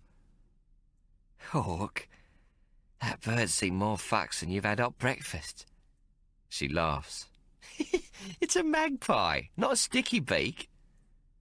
She stretches out and grins wickedly. "Don't worry, lovey. It's too busy on its own nest to be bothered with you on yours." She points to the bottom of the bed to where the gollywog lies sprawled. "He's the one what's got the dirty mind." Maggie, is that all it was? You and me? Just another trick, like another hot breakfast? I'm hurt, even angry, though I know I have no right to be. Maggie has been most generous. Why should I think I hold a special place in her affections? Maggie looks at me, and for an instant I think she is going to cry. Then she sniffs and brushes the underside of her nose with her forefinger. "Hawk, I'm a whore. That's all I am. All I'll ever be. You hear me? Maggie Pie is Maggie Pie, and don't you forget it. Chapter 17. Tommo. The Rocks, March 1861. Two things happen at the Rocks on the Sabbath what always tells me it be Sunday, even when I has the worst head after a heavy night. The first be the church bells, of course. They don't only call folks to worship, but also from the crack of dawn onwards they toll for the week's dead. 1 peal for a child, 2 for a woman, and 3 for a man. Though I don't know why a man gets 3 and a child 1. I reckons there ain't nothing what makes you any better than anyone when you've snuffed it. The second thing about Sunday is the delicious smell of roasting meat. It'd be the only time in the week when the Rocks don't smell of the shit what comes from the houses of the wealthy, who lives above us in the big houses on the cliffs above the Argyle Cut. Us lot, what lives at the bottom of the cliffs below them, receives gratis and free of charge the sewage what runs over the cliffs into our streets and homes. There's talk of building sewage pipes to go out to sea, but it ain't happened yet. Maggie Pie, Hawk's sweetheart, says she can't wait for them pipes to go into the briny, so's when the rich eat a fine fish, they'll find it stuffed full of their own shit. In the meantime, when the church bells toll, it is mostly for the poor. Still, some folks here below at the Rocks like to keep up a bit of decency. If they save a spare florin by the week's end, they'll have a proper Sunday roast. Few, if any, goes to church, knowing themselves to be of no consequence to God. Instead, while the rich kneel at prayer, the poor partake of the ancient ritual of the Sunday roast. The cottages and skillings here don't have no stoves nor colonial ovens, only open hearths. So the women buys a joint of meat at the butcher shop and takes it to Berry's bakery, what on a Sunday turn their ovens over to meat roasting. Coming home from me cards one Sunday morning, I happened to pass the bakery and I see women standing in a long line outside, each holding a baking dish with a piece of meat and lots of taties. Some even has Yorkshire pud. They all be waiting to cook their roast, though it's no more than 10 o'clock in the morning. I stopped to have a gander. Inside the bakehouse stands 2 tables what run the length of the room, and on these you can see 2 great rows of dishes with more than 100 baked dinners in the making. 2 bakers push the dishes deep into the oven with long poles. The women bring their roast in no later than 11 o'clock and call for them at 1. Each woman is charged 3 and given a tin disc with a number on it. Another disc, what's got the same number, is stuck into the roasting joint. Many's the fight to be seen when the time comes to collect the tucker. Some of the women has gone down to the pub to wait, supped a few drinks and lost their number discs meanwhile. Others remember their particular joint as being a much nicer cut of meat than what they gets back. Often there's a bit of a set to amongst the women, and the bakers are called on to sort it out. Then they make the offenders wait till last, in case they are just chancing their arm, hoping to steal another's dinner. Mostly, though, waiting for the roast is a friendly time, with poor folk catching up on a bit of gossip. And later, every street and lane smells of mutton, pork and roast beef, as the women hurries home to their families, so the joint still be steaming hot for their triumphant arrival. After I sees this, I tell Hawk about it. What a damn fool idea that were. A do-good expression comes upon his gob like God's touched him on the nose or something. Righto, Tommo, says he. The first quid you win at cards on a Saturday night goes to the butcher and the grocer for meat and potatoes. We're going to feed the urchins with Sunday roasts. I'm none too happy about this. Sometimes the first pound is hard-earned, and then, quick as a flash, it's purloined by Hawk, and I has to begin grafting and relocating till I've earned it back again, knowing that if I don't take a quid right off, them brats will go hungry is a bother I don't need at the card table. Hawk don't mind reminding me of my responsibility neither. Don't forget my urchins, Tommo, he always says before a Saturday game. Hawk's bought 10 roasting dishes, and every Sunday he's up at dawn peeling spuds. By 7 o'clock he's at the butcher's, haggling like a fishwife over the size and quality of the meat, demanding with that big scary smile of his that a portion of crackling and basting lard be thrown in for free. By 9:30 he's in line outside the bakehouse, along with 20 or so dirty little ragamuffins, each pair holding a dish with meat and potatoes set out pretty as a picture. There's our Hawk, mother of the unloved and unwanted, standing 2.5 foot taller than all the old biddies in line. They're teasing him about the size of his brood and what's in his breeches, all of them having a grand old cackle like people do when they's expecting a good feed. Soon as it be ready, there's Hawk and Maggie Pie down by Semicircular Quay, carving meat for 50 or more little brats, what guzzles on the proceeds and me toils like a pack of starving dock rats. Mr. Sparrow were anxious that we finds ourselves better lodgings as soon as we was able, in a more respectable part of town. But Hawk would have none of it. He seems to want to stay here and look after his urchins. And me. All he agreed was that we should get better rooms, nearer the Argyle Cut, which is where we be now. Hawk loves his brats, and they loves him, following him round like he's the Pied Piper, a ragged army of starving kids what he tries to feed best he can. Every chop house knows him, for he goes knocking on doors to beg for leftover scraps for his ragamuffins. In the evenings, down by the ferryman's wharf, he can be heard telling them tales of derring do. They listen enchanted, and for a short time seem to forget the hunger gnawing at their bloated bellies. Today, though, it's going to be Flo what feeds them their Sunday tucker, for Hawk, Maggie and me are going up the Parramatta River to a prize fight. In the evening, Mr. Sparrow has arranged a game of stud poker at the Woolpack Hotel. Some of the Irish gentlemen, he cocks an eyebrow, if there be such a commodity, fancy their luck at the card table. I count on you to oblige them and to win handsomely. He sticks a bony finger in me chest. So mind you do, lad. I confess there ain't much left what I likes about Mr. Sparrow. I ain't all that happy about Hawk and Maggie Pie being sweethearts neither. After all, she is a whore, or as the sporting gentleman of Sydney would call her, a crinling cruiser. This is the name for a somewhat higher class of slag, but still a slag. Crinling cruisers hang about sporting occasions where respectable women ain't found, like dog fights, bare-knuckle bouts, cockfights, card games, and the horse races at Homebush. I has to admit, though, that Hawk seems a happy man these days. He and Maggie has been together more than 6 months now. When I warn him about catching the pox from her, he nods with a serious sort of look on his face, but I know he ain't going to take no notice of me. He's talking about taking Maggie back to meet Mary, for God's sake. In fact, the two of them women ain't so unlike. Maggie's bright, but also has a terrible quick temper like Mary, and a tongue to put many a tar to shame. But she's witty with it, and good company. Maggie likes her gin, though I'd be the last to judge her for that. After all, grog comes with the job for us both. Gin and women is often an ugly combination, though, and it don't seem likely to lead to connubial bliss. But Hawk, so sensible and solemn, won't hear no ill spoken of Maggie Pie, and thinks the world of her. I tell him not to mention the prospects we has in Tasmania, for he is a man of potential wealth. He promises he won't, and I know it be most important to him that Maggie loves him for hisself. I just hope she ain't a gold digger looking for a life of ease at Hawk's expense. I'm going to keep a good eye on that Maggie Pie. As for yours truly, I can't say I fancy any of the women round here. Me darling Macareta has spoilt me for the average tart, I reckon, though I don't let me thoughts dwell on her much these days. Nor me daughter, Hinetitama, neither. Me new mistress, the opium pipe, be a great help in that regard.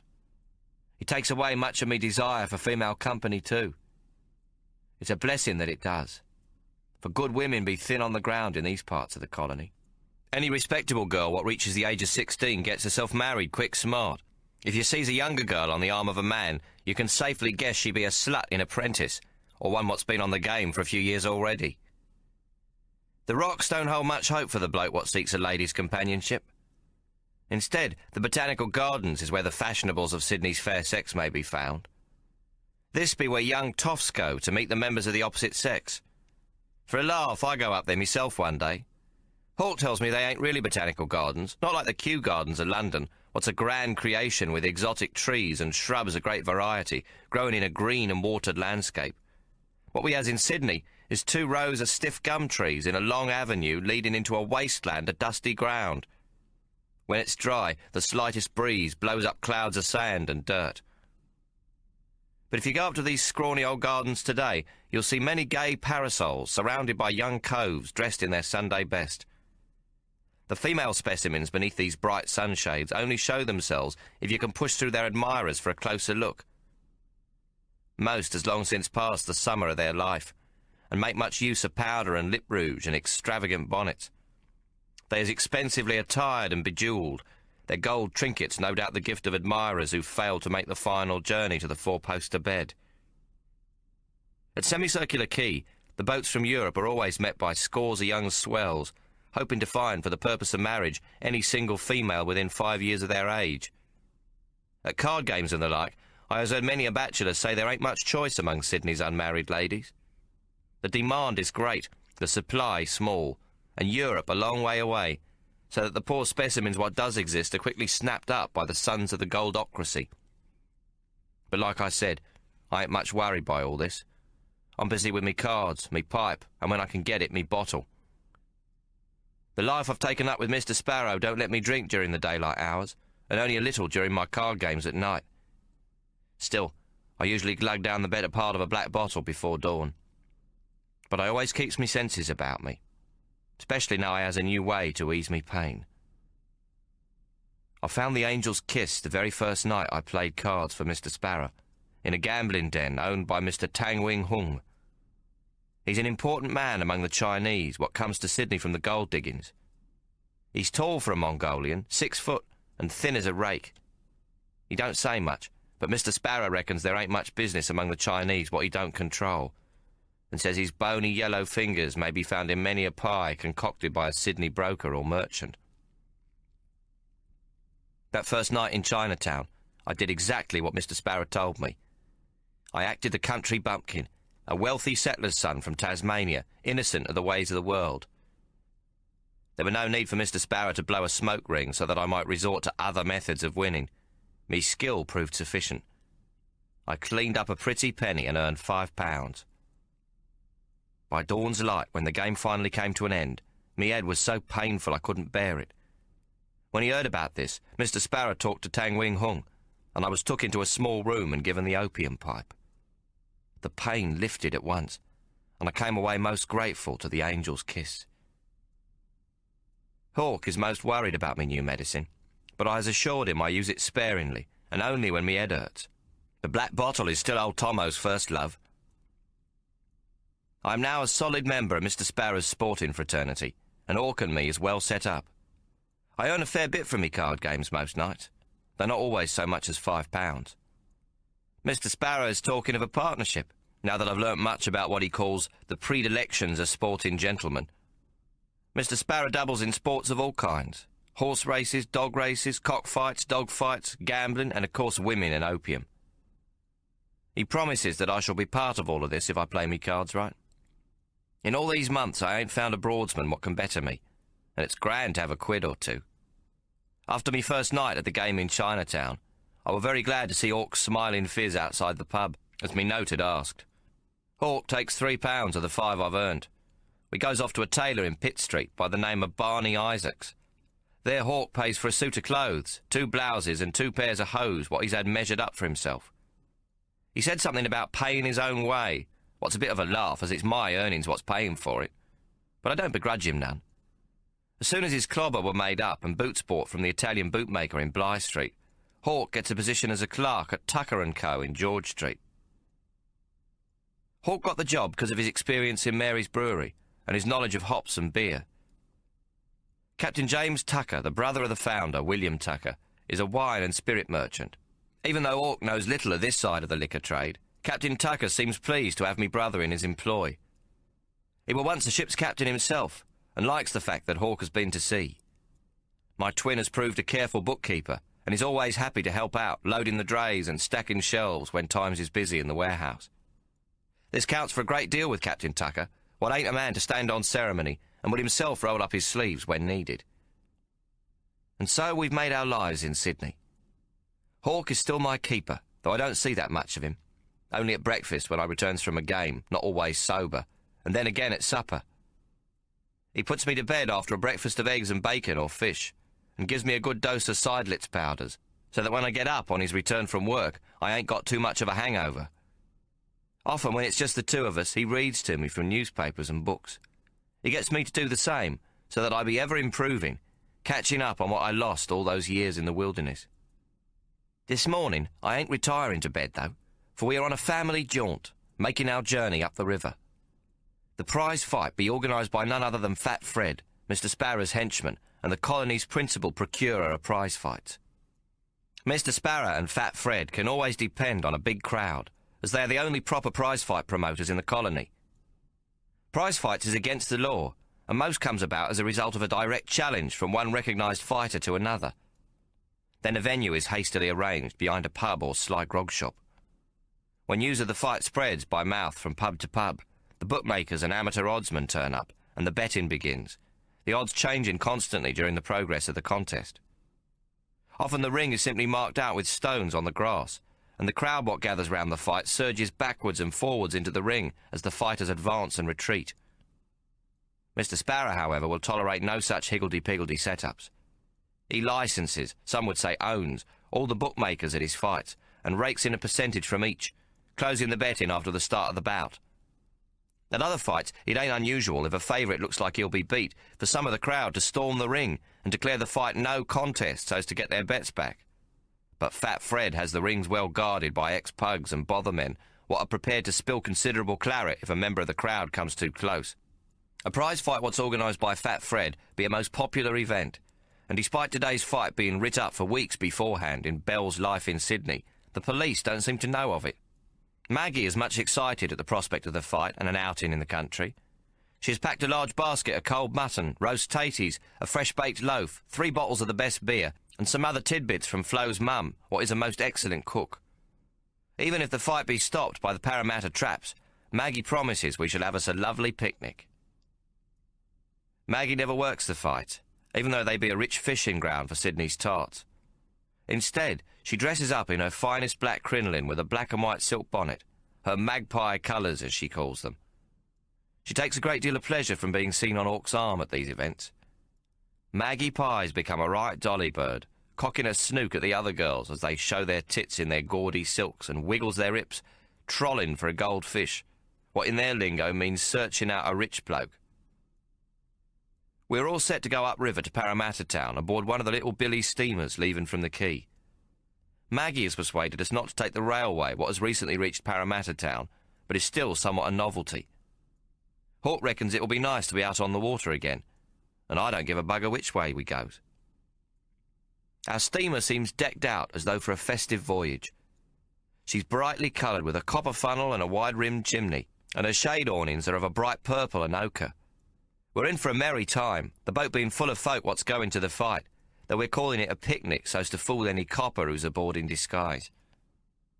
Just as we're about to cast off, a great noise is heard from the wharf, and we see a small tribe of blacks running toward the steamer.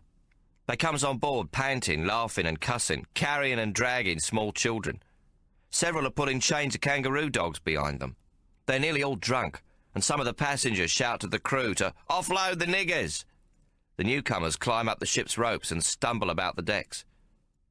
We is hardly clear of the wharf when some of the black women take off their blankets and start fighting. They's cussing and screaming, rolling, kicking and punching, their blood and snot all over the deck. The kangaroo dogs are barking, and the little black urchins are howling their heads off. To the cheering and yoiking of the rougher folk among the white passengers, the women sets to hurting each other. They's pulling out tufts of hair, and one of them, a fat gin with breasts hanging to her waist, bites a large piece off her opponent's ear and dances about, holding it aloft for all to see. Meanwhile, their husbands go round with their hats and begs tuppences off the spectators. Some of the passengers reckon it's all a grand lead-up to the prize fight this afternoon, but Hawk puts a stop to it. He takes 10 shillings from his purse and gives it to the bloke what looks to be their leader, asking that the women stop their scratching and caterwauling. There is some protest from the whites when they see what he's doing, but Hawk ignores them. One fat rowdy shouts, "Go on then, nigger, leave it off! Let's have a bit of sport from the black bastards!" Hawk stops and walks over to this cove. "What say you and I have a bit of sport, then?" he suggests, and a sick smile grows upon the bloke's phiz. "Begs your pardon," he says, backing away, as the rest of his mates laugh at him. The Aboriginal chief carries a large stuffed snakeskin coiled about his neck, and seems most impressed with Hawk, what's as black as he is, twice as wide and 2 foot taller. Hawk ain't afraid to stand up to the white devils neither, as they can see. Grabbing a big stick from one of the other men, the Aborigine beats the women over their heads and backs, shouting at them in their tongue, till they stop fighting and stumbles away to lick their wounds. The chief signals that he wants Hawk to take back his money, and for the sake of peace, Hawk finally accepts it. After this, the journey is pleasant enough. I look about the little steamer with interest as we make our way towards Parramatta. Dozens of live ducks, tied by their bright yellow feet, has been thrown upon several trusses of hay. Aft, 4 pigs grunt and snuffle amongst a pile of cabbage leaves, and a donkey and 2 nanny goats are secured by their hind legs to the railings. In one corner, I count 20 wicker baskets of fish, some still alive, bars of silver in the sunlight. On either side of the river, the land slopes gently upwards, green from the recent summer rains. The gum trees what grew here not so long ago have all been rooted out, and many a stump lies with its tangled roots sprouting like Medusa's head out of a great ball of red clay. Along the riverbank, poplar and willow has taken their place, and the hand of civilization is everywhere to be seen. Farmers have cleared the bush and tilled the land to beyond the horizon. Each farm is much like the one beside it, a homestead sat upon a farmyard square, the borders made up of a windbreak of fruit trees. These be lemons and oranges for the most part, though here and there I see some quince and pomegranate. In every vegetable garden is cabbages, what must fetch a good price at the market to judge by their numbers. Everywhere there are rows of green cabbages, each in its own nest of leaves.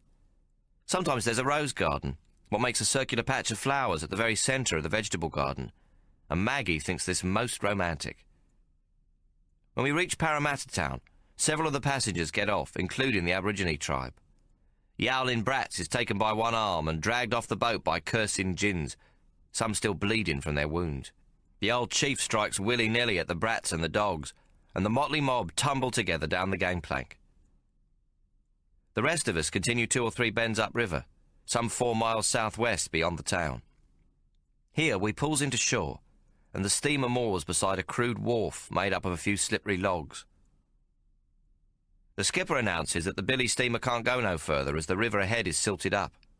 We has to walk from here. The countryside about us is heavily timbered, scrubby terrain. The captain points to a small hill what has been cleared of trees, atop of which sits 2 fair-sized buildings, neither showing no sign of life. He explains these be a school and a church for the Irish navvies what's building the railway west to the Blue Mountains. Their camp lies beyond the hill and cannot be seen from the river. We're told to walk round the hill to the Katoomba Road, turning right to a Beckett's Bridge and the Vauxhall Inn half a mile or so away. There we is to turn left into Dog Trap Road, what we're to follow beyond the Irish camp. And so we sets out with 2 or 3 dozen others to find the location of the prize fight. Hawk and me is dressed in coats and collars, and Maggie turned out in all her finery. We ain't dressed for a hike and are most uncomfortable trudging along.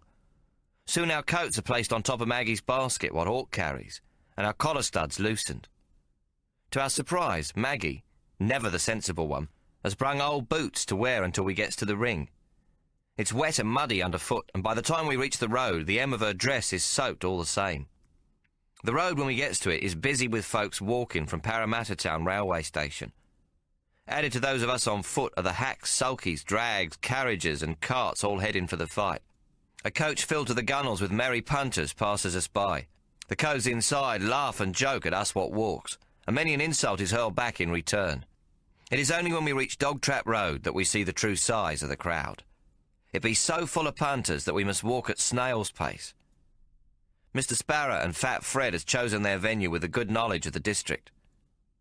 The Irish are all round here, and these merry punters pause out of their shacks to join the Sydney and Parramatta Town throng. There were never a keener sportsman than an Irishman with a dram or 2 of whiskey in his belly and a week's wages in his pocket. The navvies' camp on Dog Trap Road is a miserable sort of place, with huts made mostly of slab and bark. Mangy dogs, snotty children and hard-faced women comes out to stare at us. Many of the smaller brats are naked and much in need of a wash. These are the people brought in by the government to meet the labour shortage what's been caused by the colony's men flocking to the goldfields. Some folks now reckon the bog Irish, as they's known, is lower than all but the Aborigines, but I wonder who they be to judge. Dog Trap Road is rutted and rocky, and the many conveyances what have thundered down the Katoomba Road are having trouble travelling along it. They hinder our progress and gets a fair amount of curry from the mob on foot. The road ends suddenly, well short of the spot where the fight will take place. The various vehicles can go no further, and the toffs and sporting gentlemen will need to huff and puff a good quarter of a mile through thick scrub. The place Fat Fred and Mr. Sparrow has picked for their fight is an inspiration. It turns out to be a sort of treeless hollow, what Hawk calls a natural amphitheatre. The prize ring lies at the centre, and there is room all about for several thousand folk to look down upon it. Fat Fred has built a roped enclosure directly about the four sides of the ring for the swells. It must have took a good many hours to get the place ready for the sporting gentlemen. Compliments of the 3 red tickets given to me by me lord and master, Mr. Sparrow. Hawk, Maggie and myself is numbered among 'em. As we make our way to the enclosure, Hawk, with Maggie on one arm and the basket on the other, becomes the focus of the crowd's attention. "Who's the nigger on stilts?" someone calls out.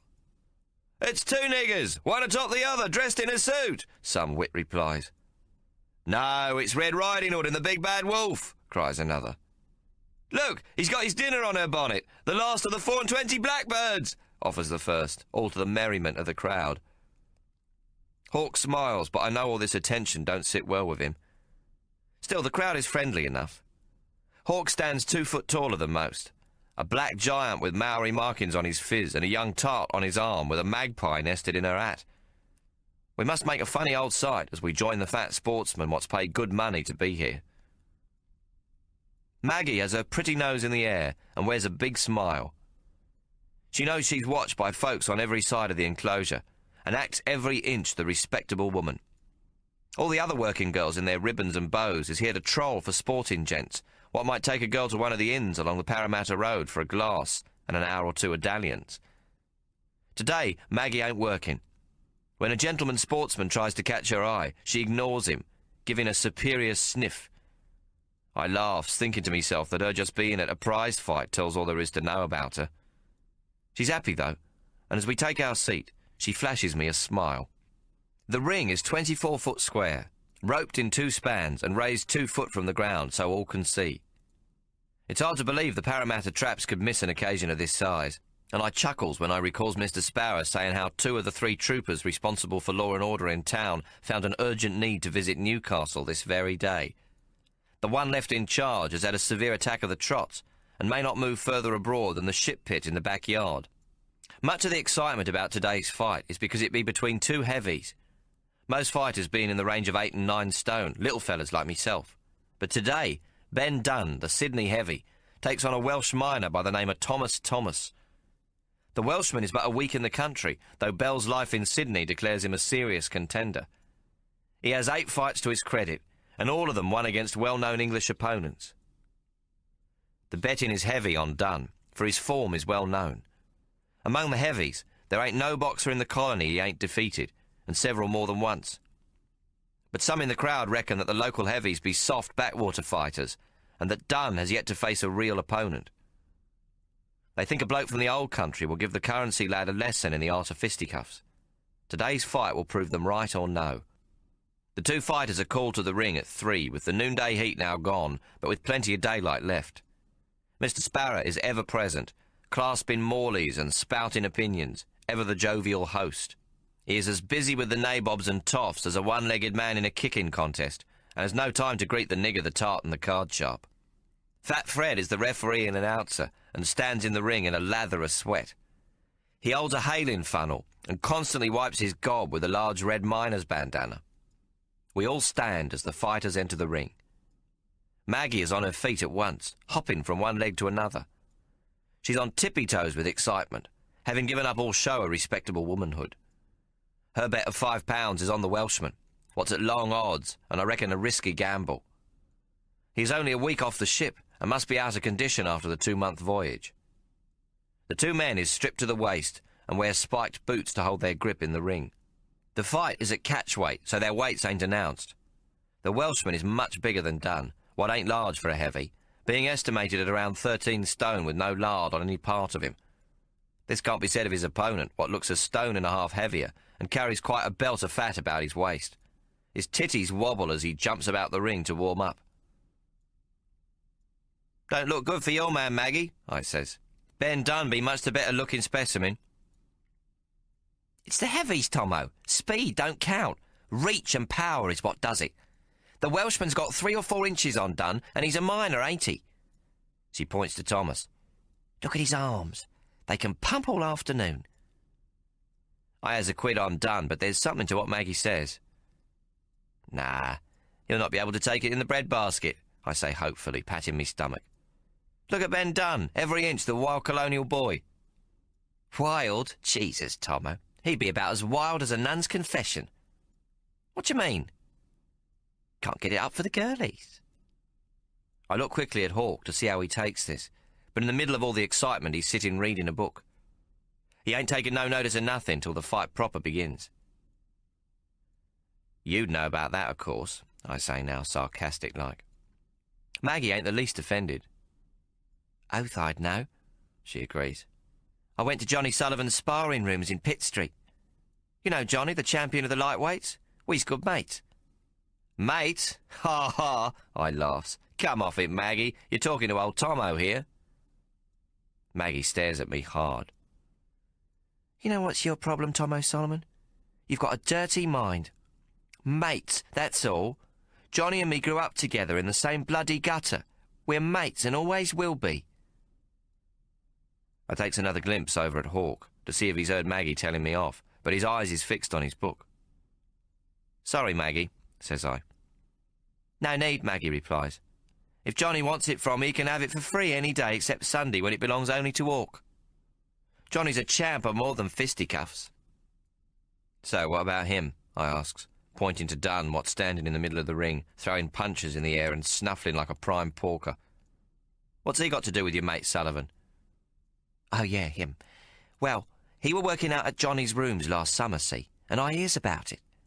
At the time, he were my hero, and I figures I'll drop by. See him in the flesh, so to speak. It ain't unusual for a tart to be seen hanging round a prize fighter. The cove at the door, what knows I know Johnny, says he ain't there. But I tell him I've come to see, Ben Dunn. So he lets me in. Maggie stops and sniffs, as though she's about to tell what she'd rather not. I goes in, and there's a few fighters sparring and working at the bag. So I sit at the back of the room. Ben Dunn's in the ring, sparring with a big hairy bugger, a fighter what I've never seen before. Then after a while he climbs down from the ring and goes into the changing room. Maggie gives a little smile. It was stupid and all, but you know me, nothing ventured, nothing gained. So I walks in behind him. Hello, says I. He turns about. Who are you? He asks. Maggie Pye, I says, smiling. I'm one of your greatest admirers, Mr. Dunn. You a whore? He asks. I'm in me glad rags, showing everything I've got. Ribbons and bows and tits near popping out. Well, I ain't the governor's wife, I says, cheeky, giving him another flash of me pearly whites. How much? He wants to know. This ain't a business visit, Mr. Dunn. It's just that I admires you very much and wanted to tell you in person. But Dunn's got a look in his eyes, what I've seen often enough when a man's going to do something bad. And suddenly I'm frightened. He spits on his hands and rubs them together. By now I'm walking backwards towards the door. Quick as a flash, he's moved round me and stands blocking the doorway. Not so fast, Maggie Pye, he says, smiling. But it ain't the right sort of smile, and believe you me, I knows every kind of smile a man can give. If you're not to be paid and you're here on a social visit, then you wouldn't mind obliging. He wiggles his hips and thrusts them forward to show what he means, holding his hands out like he's hanging onto me hips. It ain't convenient. I don't do knee tremblers. I ain't that sort of whore, I says. Let me go, please. I try to push him aside so I can pass by. But he sticks his arm across the doorway and looks over his shoulder. Lads, he shouts, come and get your Christmas box. Maggie looks up at me. Don't need to tell yous the rest, do I? They rapes me, all 10 of the bastards. She's quite matter-of-fact as she speaks, though her voice is soft. She points to the ring where Ben Dunn is still snuffling and punching the air, glaring at the Welshman. All except him, your wild colonial boy. He's sitting on a bench against the wall with his dick in his hand. The mongrels.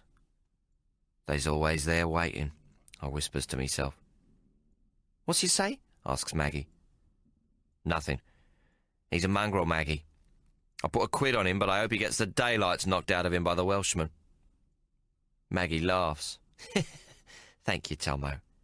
But I ain't finished yet. You know what he says? After them what's raped me is scarpered, when I'm trying to put me torn dress in order. I shake me head. Please, Maggie, you've told enough. But she goes on. He says, Maggie, if you wants tickets to me next fight, come see me again. Fuck off, I tells him. I might be beaten, but I ain't broke. What did you say, girlie? He asks and grabs me nose between his finger and thumb and twists it. His half-hard cock still hanging out of his pants. Maggie shrugs and grins. I know I should have kept me gob shut. I can either cry or lose me temper, so of course I gets it wrong, don't I? I lose me temper. Fuck off, arsehole! I wouldn't shit in your mouth case I got bit by something poisonous, I screams at him, scratching at his face. I feel the first haymaker to the side of me head, and down I goes. I knows well enough to stay down, and so I plays possum and he kicks me till he thinks I'm out to it.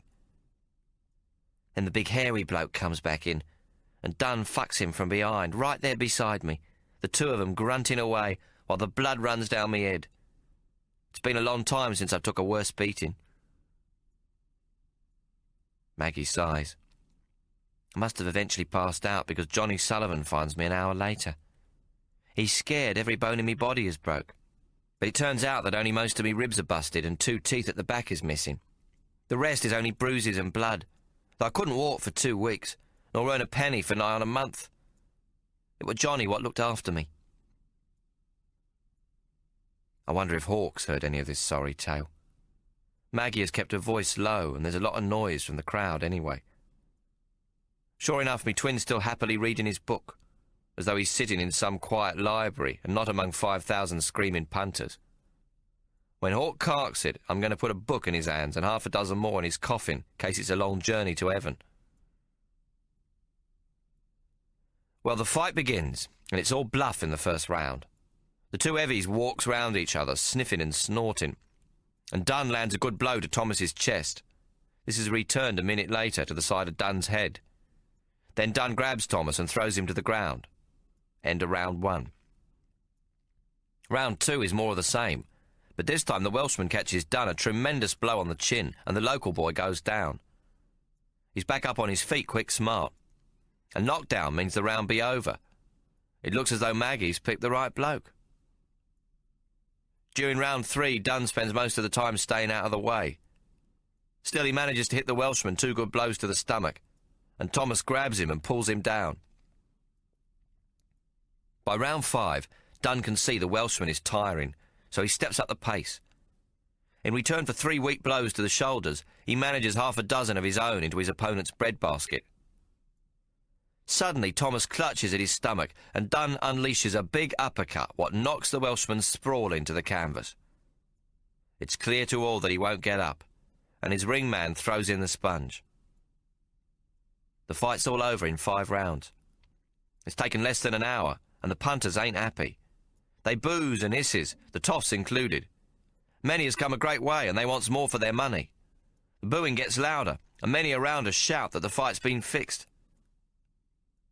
I puts an arm around Maggie. Bad luck, love. The good uns seldom win in this world. At this minute, Ben Dunn comes to the ropes near us and signals to Fat Fred. They talk a moment together, and then Fat Fred nods. Signalling to his minders to lift him into the ring, he grabs a hailing funnel and calls for quiet.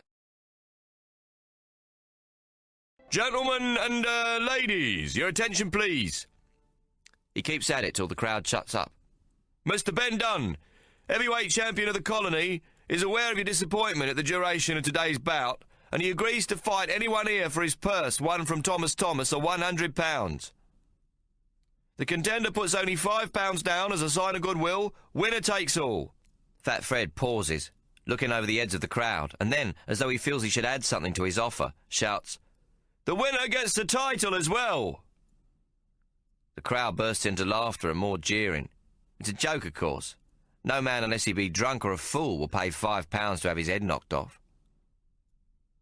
Is there not an Irishman among you who's game enough? Fat Fred taunts. I imagine there be plenty of Irishmen game enough, but none big enough. Them poor bastards been starved by the English for generations, and this lot being the poorest physical specimens of them all. Have we got £5, Tommo? Hawk asks suddenly. Sure, it's me stake for tonight's poker game, I replies. Give it here, he says, putting out his hand. Hawk, are you mad? You're not gonna... I point to Ben Dunn, what's dancing about the ring. Come on, Tommo, he says, impatient. Pass it over. I hand him the £5 and he walks up to the ring and holds it out to Fat Fred. It'd be the first and probably last time I sees Fat Fred smile as he takes the money and holds it up. Over the hailing funnel, he announces, Gentlemen and punters, we have a contender! There's a roar from the crowd as Hawk lifts himself into the ring. Maggie is sobbing and laughing and jumping up and down and biting her little clenched fist. She digs in her handbag and holds up a £1 note. Who'll give me 10 to 1 odds the nigger wins? She shouts. The punters rush to the enclosure to take up Maggie's odds. Maggie, don't be a fool, I yell as I climbs into the ring to be beside Hawk. Mr. Sparrow follows me, and we stands beside Hawk as he undoes the buttons on his blouse. He pulls it off and hands it to me, and the crowd sees him proper for the first time. He stands a foot above the heavyweight, and is 6 inches broader at the shoulder and 6 inches narrower at the waist. There ain't an ounce of fat on his shiny black torso, what's all power and muscle. As for me, I'm plain terrified. He's going to get the hiding of his life from the Sydney Bruiser, what's had more than 50 fights with only 4 lost. Hawk knows nothing of fighting with his fists, and his size will only make it easier for Dunn to hit him. The fight begins, with Fat Fred the referee. Just as I expected, the champion of the colony hits me twin at will. I scream at Hawk to grab Dunn and bring him down so that the round may end. But Hawk don't hear me, or don't care to listen, and they fight for 15 minutes, though he barely lands a blow. Dunn has a grin on his face as he smashes blow after blow into Hawk's body and head. Soon Hawk's left eye is closed, and claret streams from his nose. But me brother won't go down. Nearly half an hour has passed, and the crowd, what admires his bravery, is beginning to yell for the nigger. Dunn ain't used to staying on his feet this long without a rest, and he begins to slow somewhat. I reckon there's less strength to his punches, but still he's making mincemeat out of Hawk. Go down, take a rest, I shout at him. But Hawk stands defenceless in the ring and won't move. I can't bear it no more, and I look for the sponge to throw into the air. Where's the bloody sponge? I scream at Mr. Sparrow. We got to end it now! Then I see Hawk starting to move around his opponent. It's like he's slowly come to life. Suddenly, his arm shoots out and he hits Dunn on the nose. The champion's face seems to cave in as he drops to his knees, a look of utmost surprise on his gob. It's 35 minutes after the start of the fight and round 1 is ended. The mob howls with delight. Hawk comes to his corner. We're going to stop it, you hear? I yells at him. He's killing you! Have you had enough, lad? Mr. Sparrow asks. Course he has, I scream. We're stopping now. Where's the bloody sponge? Hawk is panting and don't say nothing. There's blood in his mouth and a steady flow from his nose, and I still can't find the sponge. I takes up his shirt and dipping it in the bucket of water washes his face. Then I squeeze water into his mouth for him to rinse. He spits out the water into the bucket and his breathing starts to come back. Dunn has also tottered to his corner and sits there glowering. It's all over, Hawk, I say, patting his huge shoulder. You fought good, mate, but you can't go back in there for more. Hawk looks at me through his one eye. I must, Tommo, or the mongrels win. Tell Maggie the next round is for her, he pants. I cannot last beyond it. I shake my head at his stubbornness, for my body aches with his, and I know how bad he hurts. Sometimes being Hawk's twin be a most painful affair. The second round is called 5 minutes later, and it's as though Hawk has it all figured out in his head. Dunn is recovered, but is very cautious. Hawk walks around him, always staying on the western side of the ring. He won't let Dunn out of the eastern half. Then I realise what he's doing. Hawk's making Dunn face into the sun, what leaves him half blind. He sets about him now. There ain't much polish to Hawk's punches, but they come straight and hard.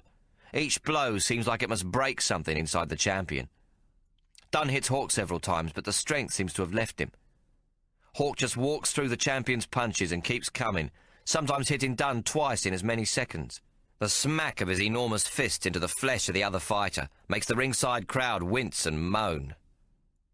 Dunn tries to pull Hawk down, but Hawk's too strong and throws him off. Then, with the Sydney fighter slightly off balance and his arms spread wide, Hawk hits him on the chin with a clean right cross.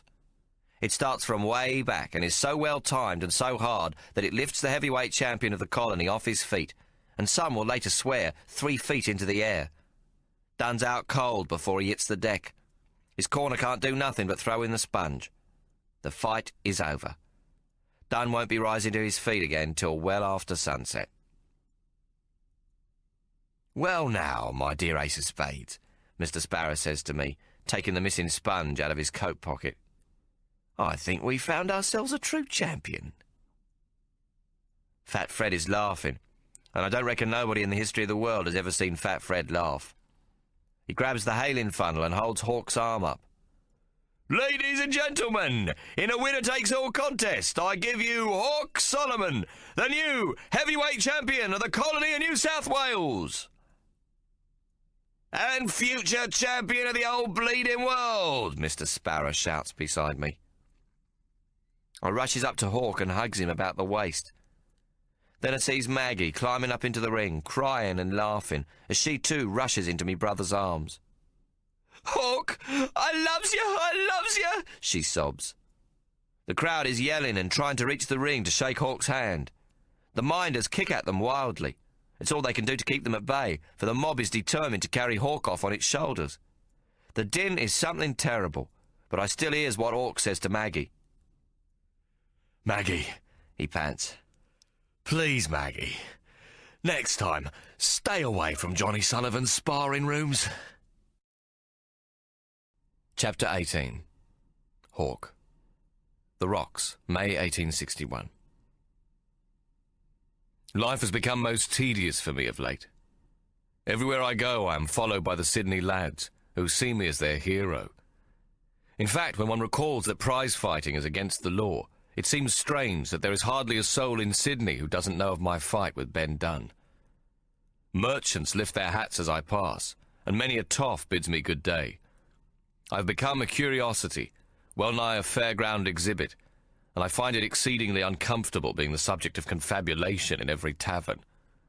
Every man now claims to know me. Only today I heard that the cove who insulted my Maggie and the hero of Waterloo, whom I threw across the room, now boasts of our fight. He is enjoying a low fame accordingly. Even Bell's Life in Sydney has waxed lyrical about my native abilities as a bare-knuckle fighter. It predicts that with training I could be a future champion of the world. This is quite ridiculous, of course, and I am amazed that grown men talk everywhere of such a nonsensical possibility. I am big and clumsy, and know nothing of the art of fisticuffs. Moreover, things do not sit well with myself and Mr. Sparrow, who would arrange my life for me since that day at Parramatta. After the fight with Ben Dunn, Mr. Sparrow and Fat Fred were most anxious that I should fight again, and that they should handle my career in this regard. I was then, and still am, most anxious not to enter the ring ever again. I have been stared at almost all my life for my size and blackness. To further encourage folks' attention is more than I can bear. Only amongst the Maori did I feel comfortable about my size. Here it is a wretched nuisance. The average male in the colony is about 5 foot and 3 inches tall. Ben Dunn, the heavyweight, is considered a near giant at 5 foot and 11 inches. If he is a giant, then I am a freak of nature. Fat Fred says I would make a fortune 10 times over should I become a fighter. But I can see little sense in being knocked about for the sake of a few pounds. What's more, I feel fairly certain that a great deal of money would end up in Fat Fred and Mr. Sparrow's own pockets. As Ike would say, "If you cannot turn a man with words, and you agrees to fight him and should win, you would have lost anyhow. The hero dies young on some soon-forgotten battlefield, but a good coward dies in bed with his own bugs to bite him." But Ike's continued influence in our lives, in the form of Mr. Sparrow, has caused me much aggravation of late. Perhaps there was more to Ike than his gems of wisdom, which I now recall. I was bruised for a fortnight or more after fighting Dunn. I think he broke a number of my ribs, for I coughed up blood for several days after, and my sides and kidneys were particularly painful. My teeth seemed to rattle in my head, and my nose was twice its usual size. My fists, which have never been cured in brine, were so sore that I could not hold a pen for 4 days. While my employer, Captain James Tucker, was most understanding, it is not my intention to let him down again. With Tucker & Co., I feel myself achieving something, whereas I fail to see that my striking down of another man, or he of me, offers any valuable lessons in life's progress. "Oh," said Mr. Sparrow, when I told him that the purse did not merit the punishment I received from Ben Dunn, and that I did not wish to enter the prize ring. "That was only because you lacked the skill to avoid such blows. We will teach you the art of fisticuffs, so that you will take little punishment. At most, a few rib ticklers and pats to the jaw from the most belligerent pug. It's Johnny Sullivan's sparring rooms for you, lad. We'll soon have you ready to take on your first customer." Fat Fred nods most solemnly at this advice. I wonder how much punishment he himself has taken, other than the dozen meat pies and Cornish pasties I witnessed him eat after my fight with Ben Dunn. As for Johnny Sullivan, it was Maggie's visit to his sparring rooms which caused the whole furore in the first place. Tommo, I know, is under some pressure from Mr. Sparrow to persuade me to fight again, but he will not speak on their behalf. I receive more than enough persuasion from Maggie, who wishes me to fight, thinking only of the excitement and believing me invincible, bless her bright eyes. "You will be a hero, and me on your arm," she laughs happily. "More likely a lamb led to the slaughter, and you ashamed of me," I reply. "No, no," she protests. "I has it on the best authority you will be the champion of the whole world." It is useless to try to put reason into her magpie head. Maggie has become quite famous after the fight at Parramatta, as well as making a large amount of cash from my win against Dunn. She collected nearly £50 in total from those who honoured their bets. A great many made themselves scarce, melting into the jubilant crowd as soon as she climbed into the ring to be with me after the fight. Thank God I was fortunate enough to win. At 10-1 odds to all takers, had I lost, Maggie would have been on her back 10 hours a day for the next 10 years paying off her debt. She has spent some of her winnings on a new outfit from Farmers in Pitt Street. A great deal more went on a spectacular bonnet from Mr. Israel Meyer's Emporium in George Street. She has had this hat fitted with a newly stuffed magpie, which sits resplendent amongst ribbons, bows, and artificial flowers of every colour of the rainbow. But much the better part of her winnings was spent on me. She paid to have a solid 18-carat gold ring made for me, of the signet style. On the face is a magpie, and inside is inscribed, "Maggie Pye loves Hawk Solomon, champion of the world." It is the most beautiful gift I have ever received, and I shall cherish it all the days of my life. Maggie, who can scarcely read or write, does not see why I should wish to work 8 hours a day at Tucker & Co. when I could earn 50 times my weekly wage with one fight. Of course, she doesn't know about Mary and the brewery, and how it is in my best interest to learn all I can of the liquor business before we return to Hobart Town. But although I haven't told her of my plans, I find myself hoping she may even accompany Tommo and me. Meanwhile, Maggie weeps in my arms and begs me to take up prize fighting. I'm afraid it will come between us if I cannot resolve the matter soon. Now, 7 weeks after the fight, she plain refuses to make love to me and bursts into copious tears. We have fed the brats their Sunday roast and have gone up to her rooms, where it is our custom, after taking a meal downstairs, to make love. But she pushes me away when I would take her in my arms. "No," she says, her mouth turned down. I have learnt something of women, and so ask her gently if it is her time of the month.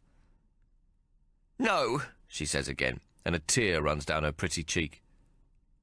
"Maggie, what is it? What have I done?" "The girls mock me," she wails. "About me?" She nods, unable to speak. "Why? Because I'm big, a nigger. What is it, Maggie?"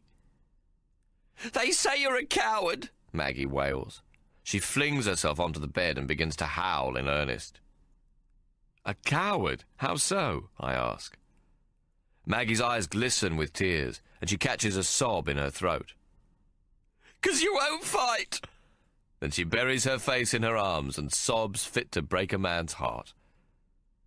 I sit down on the side of the bed and put my hand on her shoulder, but she shakes it off. Maggie, beating another man senseless won't make a man a hero. You should know that. Maggie sniffs. It'd be humiliating. The girls say you're a big black cock with a chicken's heart. Oh! She cries, burying her head in a red satin cushion. A big black cock with a chicken's heart, eh? I laugh. That is amusing. Maggie, come along, sweetheart. You know better than that. It's obvious, isn't it? Mr. Sparrow and Fat Fred have put this about. They've put all the tarts up to it, trying to get me to fight. Johnny Sullivan says it too, she replies, looking up quickly. Maggie, surely you haven't been hanging about Johnny Sullivan's sparring rooms again? Only the once, to see the lightning bolt, the heavyweight champion of all Ireland, what's been landed a week from Belfast. And that's when Johnny Sullivan called me a coward. I shake her softly again. Look at me, Maggie. Maggie lifts her head from the pillow, then props herself on one elbow. Well, no, he never said you were a coward. What, then? He said he could train you up to beat the bolt, but he don't know if you've got what it takes. What's that, then? Internal fortitude, he called it. Maggie gazes up at me, her big blue eyes still wet with tears. Oh, Hawk, you has got it, hasn't you? I'm forced to laugh again. Internal fortitude, I think, comes straight from the vocabulary of our friend Mr. Sparrow, and not from the likes of Johnny Sullivan. I look at Maggie, thinking how much I love her. Maggie, I'm no coward, but I'm no animal either. Beating a man with your bare fists until he is half dead, what does that make you? Rich! Maggie yells, jumping up on the bed and grabbing me around the neck. Stinking bloody rich! Oh, Hawk, you could take me to England to meet Queen Vic or Lola Montez. I stifle a laugh. £100 to be beaten senseless. That's not rich, that's plain foolish. Anyway, what if I should lose? I'd be beaten stupid with nothing in my pocket. No, not £100. Johnny says there's £500 to be won. He reckons there's plenty of folk what will cover your stake. What's half of the prize money, with all the papists betting on the Irishman and all the Protestants on you. Maggie, I'm a Jew. Them too, Maggie answers, quick as a flash. Mr. Israel Meyer and them lot in George Street, they'll back you. To the tune of £250, eh? That's a lot of money, Maggie. A lot of gelt to wager on a bloke who's had just one lucky fight. Johnny says you's a natural. She pauses, then adds, if you has the internal fortitude. Yeah, that. He says you're fast for a big bloke, and you uses your noggin. He says your ploy with the sunset in Dunn's eyes were a stroke of genius. That comes straight from Bell's life in Sydney. I read it to you myself, Maggie. No, it's the truth. Johnny said it too. The only sunset I'm likely to see against the Irishman is the sunset of my life, I say. Mr. Lightning Bolt is not only the Irish champion, but the English as well. If you leave out the Americas, that makes him practically the world champion. I shrug. Maggie, can't you see? He's come out here to clean up the locals, to fight Ben Dunn and the like, and then take home a pretty penny, because the stupid colonials think their man can win. That's right. That's what Johnny said, and Barney Isaacs. And, no doubt, Mr. Sparrow, I interject. I don't know about him. Maggie, you know there isn't a sporting venture goes on in the colony that he and Fat Fred don't have a finger in. No, listen, Hawk, listen to me. It ain't like that, she pleads, then jumps off the bed so she's standing up and has her face close to mine. The Irishman's going to fight all comers. Ben Dunn and Fred Woods, Jack Robbins of Victoria, Jimmy Shanks of Queensland, and what's his name? You know, that bloke in South Australia what beat Jericho Joe, the darkie. Excusing me. They's all coming here to fight him. The punters, them what's Church of England, will bet on the locals. And of course the Tipperary men will bet on their man and be most chuffed at the sight of their own Catholic champion from the Emerald Isle beating the living daylights out of the local proddy lads. But wait a minute. Maggie, aren't you Irish too? Yeah, I am and all. A fat lot of good it's done me, she shoots back. Then without drawing breath, she continues. When the bolt's cleaned up like and thinks he's fancy free, that's it, ain't it? That's what? That's when we challenges the bugger to fight for a prize of £500. That's more than he's made beating the living daylights out of the local lads. It's £500 to win against someone what's had only one fight. He can't say no. So all the smart money bets on the Irishman, and I gets my brains boxed. Maggie draws back. Maybe Johnny's right. You are scared. Damn right I'm scared, I snort. Well, if all the smart punters are going to bet on the Irishman, how come there's some like Johnny what's willing to wager on you? Answer me that, Hawk Solomon. Maggie, it's called a sting. A sting? I explain. See, Mr. Sparrow has most likely arranged a consortium of sporting gentlemen who are well known to the punters, a few toffs, merchants, squatters, to put the word about that I can take the Irishman. I pause. By the way, where do they plan to hold this fight? Johnny reckons one of the gold diggings. They can't say exactly where as yet because of the police. Yes, the goldfields make sense. Somewhere where there's lots of money and stupidity, all of it available at short notice. It's perfect for a sting. What are the chances that the only bookmakers allowed to take bets are in the employ of Mr. Sparrow and Fat Fred? The odds given on the lightning bolt would be, I think for a moment, remembering what I've heard around the pubs, 4 to 5 on. Short odds, so as to discourage your ordinary punter and to make sure the Irish don't win too much. Then on me, it's 10 to 1. Maggie looks a little puzzled by all of this, but I continue. If I'm not mistaken, there will be a great deal of secret hullabaloo stirred up about me. You know, whispers into hot ears in pubs about my secret training, how I'm punching tall trees to the ground. An incident is reported where some man swears he's seen me lift a dray cart single-handed to rescue a child in Pitt Street and then wander away into the crowd so I can't be given the credit. I've been spotted pulling a 4-in-hand drag down the street, and all for a wager of a sovereign. It's said I can arm wrestle 6 men 2 at a time, all in a row. A punch thrown in training near kills my sparring opponent, who as a consequence lies unconscious for a week.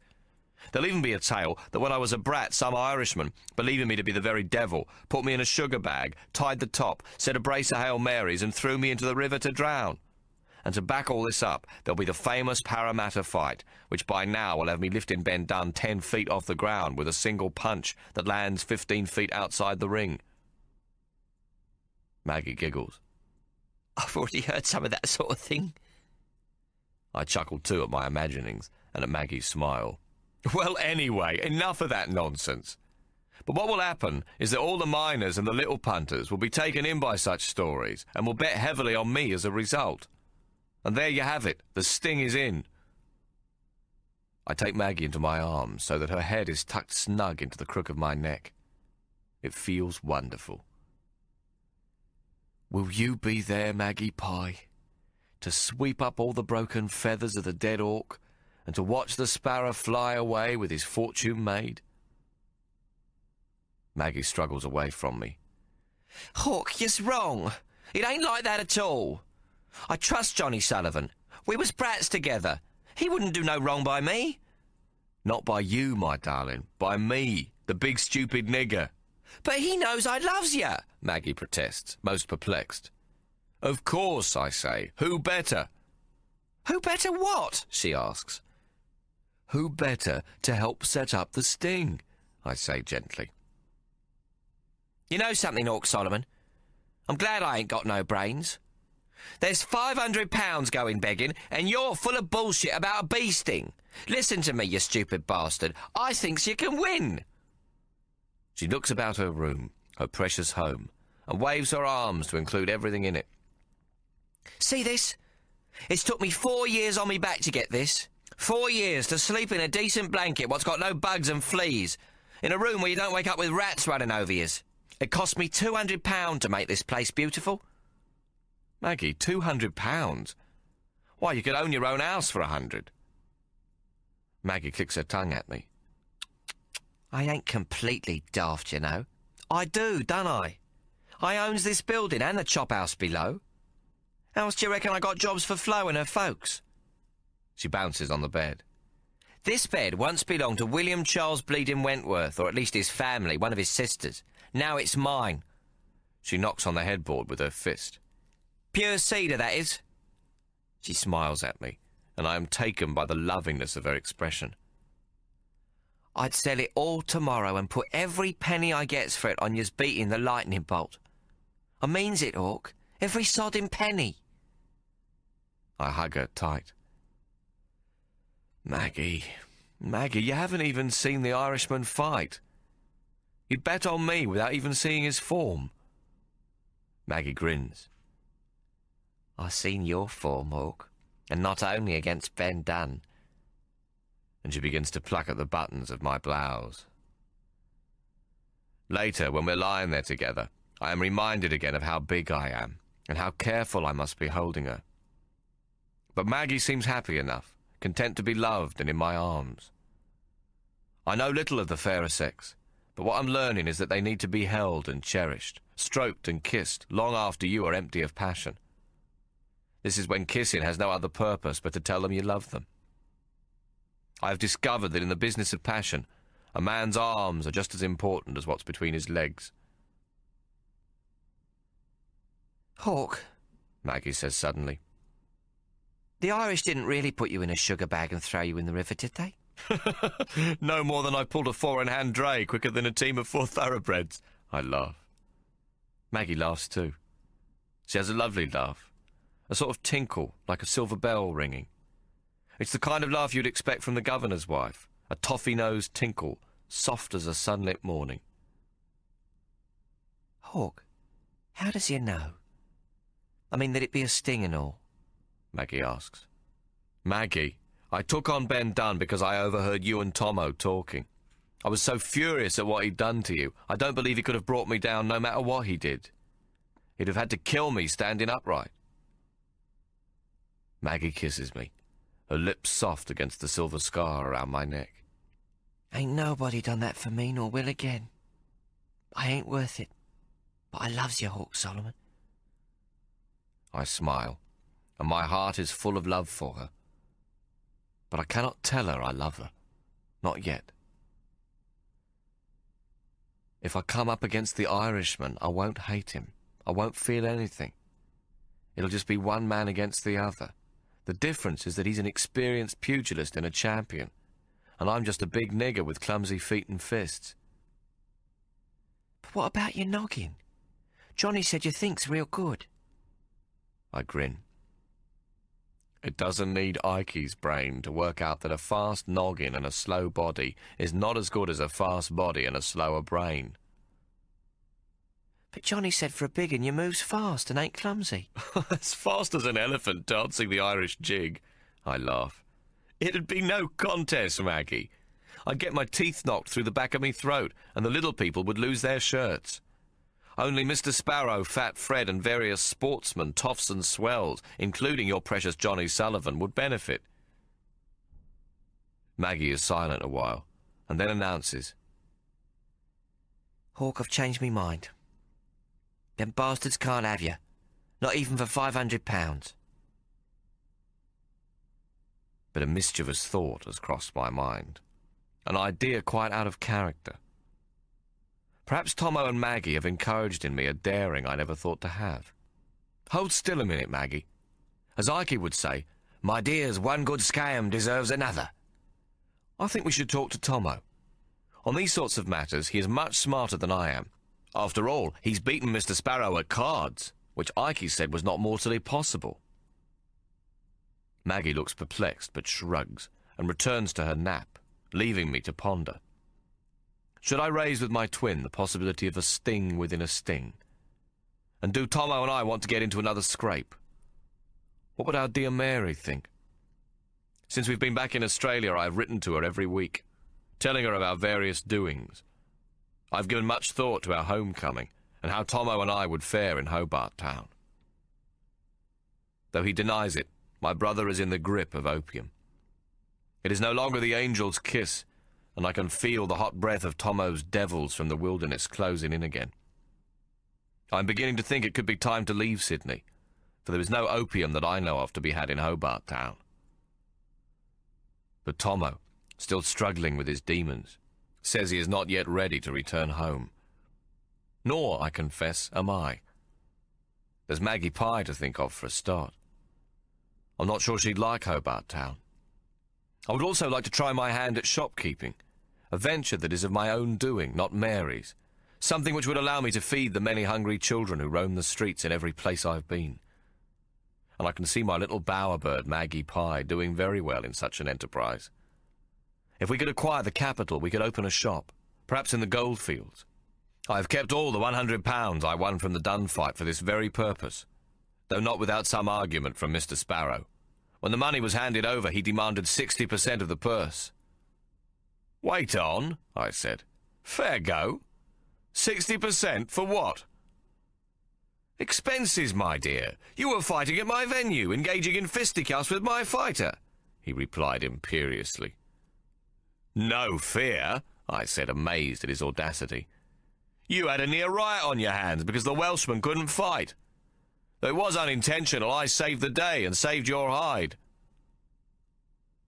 "But this is the agreement I have with your brother. It's what Tommo gives me from his poker winnings as my commission." 60%? "Aye, there are a lot of expenses to this game." "None ventured on my behalf, Mr. Sparrow. I have no agreement with you, and you'll receive no commission from me." I stood my ground. "I see," replied Mr. Sparrow. "In that case, you can go to hell, and your brother with you." "What about the future championship of the world you were so keen on an hour ago?" Tommo mocked. "Business is business," Mr. Sparrow sighed. "Oh, didn't Ikey Solomon teach you nothing?" Then his mood grew darker. "You know what, Ace of Spades? You're getting too big for your boots." He pointed to Tommo's feet. "My boots? The nigger don't take care of you, lad. I does. You best remember that. You'd have been nothing. A starving bloody drunk without me and Fat Fred here." "And I'd be a lot less than nothing without him, Mr. Sparrow." Tommo pointed to me. "You get 60% of me card games, me twin gets 100% of me life." "We'll see how you go without me," Mr. Sparrow sneered. "There's not a card game in this colony you'll be part of, son." He flounced off, and Tommo waved him away with a backward flick of his fingers. "Toodaloo, then." "We'll talk again, my boy," Mr. Sparrow murmured to me on his way past, wagging his finger. He didn't say anything further to Tommo, but spat to the side of his boots. Not 5 minutes later, he came and apologized to us both, all smiles. Straight away, I wondered what he was up to. "It'd be the excitement of the fight, boys. Me nerves were on edge in case the police arrived and stopped it," he explained. "I lost me temper. You see, it cost me a pretty penny to stage. What I asked you for be the commission Ben Dunn would have also had to pay." "Shall I go and ask Ben Dunn, then?" I replied, not willing to accept Mr. Sparrow's smarmy apology. "No point," he cackled. "You took all the gelt." He brought out a Cuban cigar, bit the end in his yellow teeth and fussed about, lighting it up. Then, through a puff of smoke, he remarked, "What a fight, eh? Worth losing my commission just to see it, lad." But Mr. Sparrow's eyes narrowed as he said this, and I could see by the way he chewed his cigar he didn't like losing his commission one bit. I realized he was the type to sweep insults under the carpet in order to tidy up, that he would come back to the dirt at a later time, never minding who got brushed aside then. I felt certain I had not heard the last of this business. I knew Mr. Sparrow still intended to get the 60% of my prize money, with a great deal of interest added, before he was through with me and Tommo. But on the surface, Mr. Sparrow was all smiles and forgiveness. He wanted Tommo to sit back in on the poker game that night, too. "Plenty of rich pickings, lad. The gold finders pay in kind, nuggets and dust. It'll be a most profitable enterprise." I thought of Ikey, who would never have lost his temper and then come crawling back. Mr. Sparrow is not a patch on his old teacher. "I'll come, but only for an extra 10% of the action," said Tommo, cocky as hell. "From now on, we shares 50-50, including tonight. What's you say, Mr. Sparrow?" "Oh, no, Tommo. I can't agree to that, lad," Mr. Sparrow murmured, nice as pie. "I'm in business with Mr. Tang Wing Hung, and must first discuss everything with him." He took a puff of his cigar and exhaled. "You do understand me, don't you?" I saw at once what he was getting at, and my heart sank. More and more, Tommo has been visiting Tang Wing Hung's opium den before going to his poker game. Now I knew that Mr. Sparrow had Tommo in his tiny claws. One word from him and the opium pipe would be withheld from poor Tommo. I closed my eyes and held my breath, ardently hoping that Tommo wouldn't give in to the threat hanging in the air. It wouldn't be the worst thing that could happen should Tommo be denied the pipe. I would be with him and would stay at his side however long it might take to rid him of his new addiction. Tommo grinned foolishly. "Sorry, Mr. Sparrow," he said quietly. "I begs your pardon. 60-40 as always, and no harm done, eh?" "Ah," smiled Mr. Sparrow. "That's much better, Tommo. I only wish your brother could see it as commonsensical. A little cooperation and all's well with the world, ain't that so?" I wanted to weep. For the first time I saw how weakened Tommo was by his need for opium, for it had him grovelling to this overblown gnat. I could still taste the blood in my mouth from the fight, but I was almost overwhelmed by fresh rage. I wanted to crush Mr. Sparrow, and for the moment Tommo with him. I had an urge to wring Mr. Sparrow's scrawny, miserable neck with my bare hands, and to put Tommo out of his misery too. I knew then that my brother had succumbed to his old despair, even though I would have done anything to prevent this. "Tommo, tell him to go to buggery. We don't need him," I pleaded quietly. But Tommo looked down at his boots and stayed silent. I felt deeply ashamed for my twin. How was it that I wanted to kill him and love him and hold him and protect him all in the one moment? "Tommo, tell the bastard no, Tommo!" I yelled, the words coming from deep inside. Tommo looked at me, and I could see he was crying. "I can't, Hawk.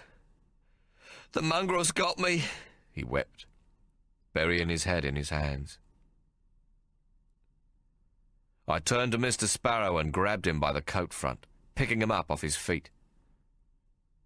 "Leave us, before I lose my temper, you bastard!" Then I threw him to the ground. Mr. Sparrow lay at my feet, cringing. He covered his face with his hands, thinking I would kick him. Now it was not the great Mr. Sparrow, a sportsman game as a fighting cock, but Sparrow Fart, little brat who was terrified. I leant down and took him by the collar, lifting him back up to his feet. He came no higher than my elbow, and I could feel his whole body trembling. "Please, Hawk," he grovelled, "don't hurt me." He closed his eyes, expecting the blow to come. "I'll give him 50-50, whatever you want." I let him go, disgusted. "If any grief comes to Tommo, any harm, I'll come for you," I growled. "I'll see you pay, no matter what it takes." And so here is Sparrow Fart once again in our lives, become Mr. Sparrow as if no longer Ikey's little pupil. He's got Tommo in his clutches, and now he wants me. The sting is his revenge on our getting the better of him. He's using Johnny Sullivan, who is using Maggie, the innocent party, in all this. I am pretty certain Mr. Sparrow's vengeful mind is pitting me against the visiting Irish fighter so I can get my brains knocked out and he can clean up at my expense. Ikey would see my idea of beating Mr. Sparrow at his own game as an excellent way to get even, with a bit of solid business added. I feel in my bones that I am right, and that it is not some crazed idea I have constructed out of my overheated imagination. How I have grown to despise Mr. Sparrow. If he has learned his ways from Ikey, then I must think carefully about what this means for Tommo and me, Ikey's sons. Sunday is usually Tommo's night off. On the Sabbath, the toffs, merchants and senior government officials, who enjoy the sportsman's life on all other nights of the week, generally settle down to Sunday roast with their respectable families. This is their time to pat the heads of their offspring and to grunt while their wives attempt polite conversation.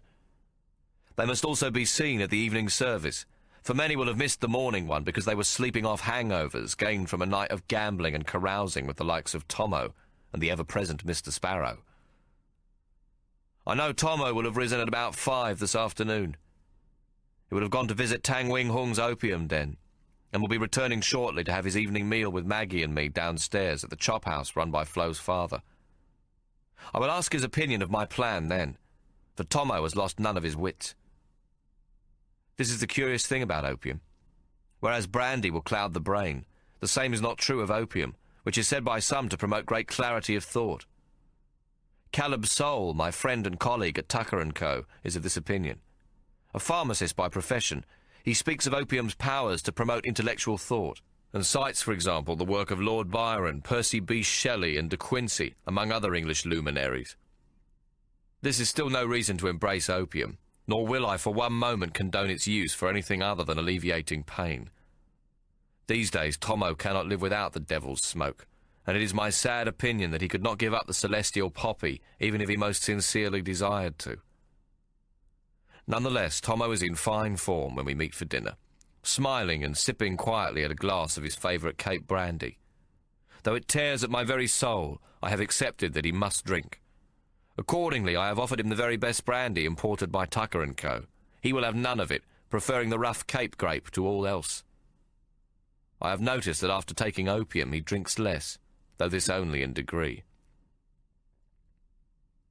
"So," Tommo says, when I raise the subject of Mr. Sparrow's sting, "have you decided to fight then, Hawk?" I nod. "Only this once, and only if we can think up a way for me to win, and the money to be made is, as Maggie says, £500. "Maggie's right," Tommo says. "Mr. Sparrow is most confident of the winnings to be had. With the Protestants and the Jews against the Catholics, it be an holy war of sorts," he says. "What a strange thing. Here we is, brought up with no religion to speak of, and you's going to be promoted as a Jew." Tommo chuckles. "I reckon Ikey would have had a good laugh at that. But, Hawk, tell me, why'd you want to do it?" "The gelt," I say. Tommo grins and shakes his head. "Pull the other one, Hawk." I look at Maggie, who appears to be most interested in her bowl of Irish stew. "It's true, I want the money. The reason being, I want us to open a shop. You and Maggie and me. We could make a tidy sum from this fight, enough to set us up with a shop, perhaps at the goldfields, where I've heard there's a fortune to be made." "Come on, Hawk. You're talking to me, Tommo, your twin. It ain't in your nature. Since when would you take up fisticuffs to earn money?" "What's wrong with that?" Maggie asks sharply. "Ain't nothing wrong for a man to earn an honest crust at prize fighting." "Like I said, it just ain't in Hawk's nature, Maggie," Tommo sighs. "You've seen him with the brats. He'd rather give it to others than keep it for himself. Besides, he's going to take a terrible hiding in that fight." "No, he ain't," Maggie replies, looking furiously at Tommo. "You can't win," he says to me. "This bloke's the champion of Ireland and England, for God's sake." "Hawk could be the champion of the world," Maggie protests. I cut across them both. "You're right, Tommo. It's not just about the money. Though it's true, I'd like us to open a shop. In the end, though, it's not that." I pause, not sure that even Tommo will understand what I'm going to say next. I take a deep breath. "It's about getting Ikey out of our souls." "What? What about Ikey? What's all this got to do with him?" "To my mind, everything." I lean forward across the table. "Don't you see, Ikey lies at the heart of our troubles." "Hawk, you're talking nonsense. What do you mean Ikey's the reason for our problems? He's our father. Without Ikey's voice in me head, I'd never have come out of the wilderness." "Without Ikey, you'd probably never have been taken there in the first place, Tommo." Maggie rises from her chair and picks up her bowl of stew. "If you two are going to fight, I'm going into the kitchen," she says, marching off. We ignore her, and I continue. "Tommo, it all started with Ikey's greed over what was in the safe at Whitechapel, not wanting to share his half with Hannah and his children." "What the hell is you talking about, Hawk? What safe?" In my excitement, I'd forgotten that Tommo knows nothing of the safe full of stolen treasure, which Ikey and Hannah had left buried under the pantry floor of their Whitechapel house. I'd also forgotten my oath of secrecy to Mary, though I suddenly recall her every sharp word as if it were yesterday. Hawk, you'll not talk to no one about the money, Ikey's money, ever, you understand? Not even to Tommo, you hear? I look up at Tommo. He has to know. My loyalty to my twin is greater than to Mary. And so I tell him the whole story of how Mamma and I conspired to win Ikey's fortune for ourselves.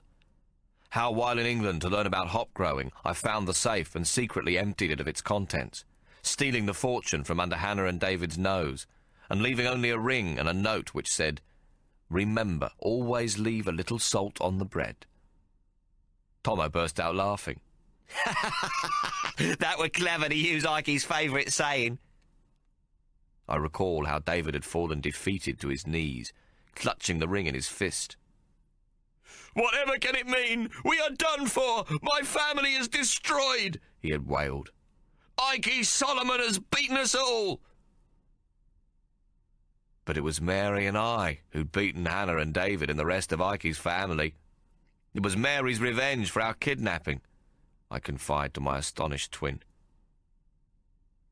"Why'd you never tell me this before?" he asks. Tommo, forgive me, but Mamma made me swear I wouldn't tell you. When you came back from the wilderness, and I pause, all was, well, not right between you two. She felt she could not trust you with the secret of Ikey's money, and so she asked that I keep it a secret. I didn't want to, but in the end I agreed. I'm sorry, Tommo. Never mind, Hawk. You done the right thing. You didn't know how I'd be. He smiles. I didn't know how I'd be myself. How rich is Mary? Very. All from Ikey's safe? No, not all. She's done well for herself, as you know. But still the larger portion by far is Ikey's money from the safe. So now you know what happened, Tommo. It was greed that led to our kidnapping. I swallow. The same greed that made Mary take all of Ikey's money and then throw us out of our own home. While David Solomon will never know what truly happened to Ikey and Hannah's fortune, I fear he may have concluded that Mary now has all his parents' hidden wealth. That's still the same greed working to destroy us. Even Mr. Sparrow putting in the sting is more of Ikey's greed at work. Ikey, who taught him all he knows. It's like a curse working over and over again, from which we must somehow escape. I want desperately for my brother to understand, but Tommo isn't listening. You sure us being kidnapped were David and Hannah's work? He asks abruptly. I can't prove it, but who else would do such a thing? Mamma wasn't rich at the time, and there was no cause for anyone else to kidnap us. But what happened to us, Hawk? How were we parted? Can you remember? I can't. I've tried 1,000 times. I don't have no memory of what happened after we was took on the mountain. I didn't either. At least not until I got my voice back, I say to him. Since then it seems to have slowly come back to me bit by bit, like pieces in a child's kaleidoscope. Of course, I don't know what happened to you after the wild man took me away into the mountains. Tommo leans forward across the table. Tell me, Hawk. His voice is urgent, and his eyes bright with hope. Maybe I'll get better if you tell me. I close my eyes and slowly draw back the past. Then I begin to tell my sorry tale. We were climbing down the mountain where we'd been to see the snow line, when 4 men grabbed us. They blindfolded and gagged us, and stuffed us into hessian bags after binding our feet and hands. Then they lifted us onto some sort of stretcher. They must have struck out across the mountains to a road where they had a cart waiting. All I remember is that when they take us out of the bags, we're both crying. They take off my gag and give me some water and a crust of bread. Then we're both put back into our separate bags and onto a horse cart. I must have slept some, because the next thing I remember is hearing a voice shout, "Stand to!" and the cart coming to a halt. Then there are 4 rapid shots, and a man screaming and crying out for mercy. Then another shot, then silence. Soon enough, a hand opens the bag, and I'm pulled out by my hair. When the gag and blindfold are taken off, I can't see anything for a while. Gradually, I make out a man holding me. Beside the cart lie 3 of our captors dead, and another further away a bit. All look like they are sleeping, all except one who lies on his back with his arms and legs sprawled and blood coming out of his mouth. Already there are ants around him. I begin to cry again and look about for you, but you're still hidden in your sack and I can't reach you. Then the man who shot them comes over and hits me on the side of the head. "Nigger!" he spits.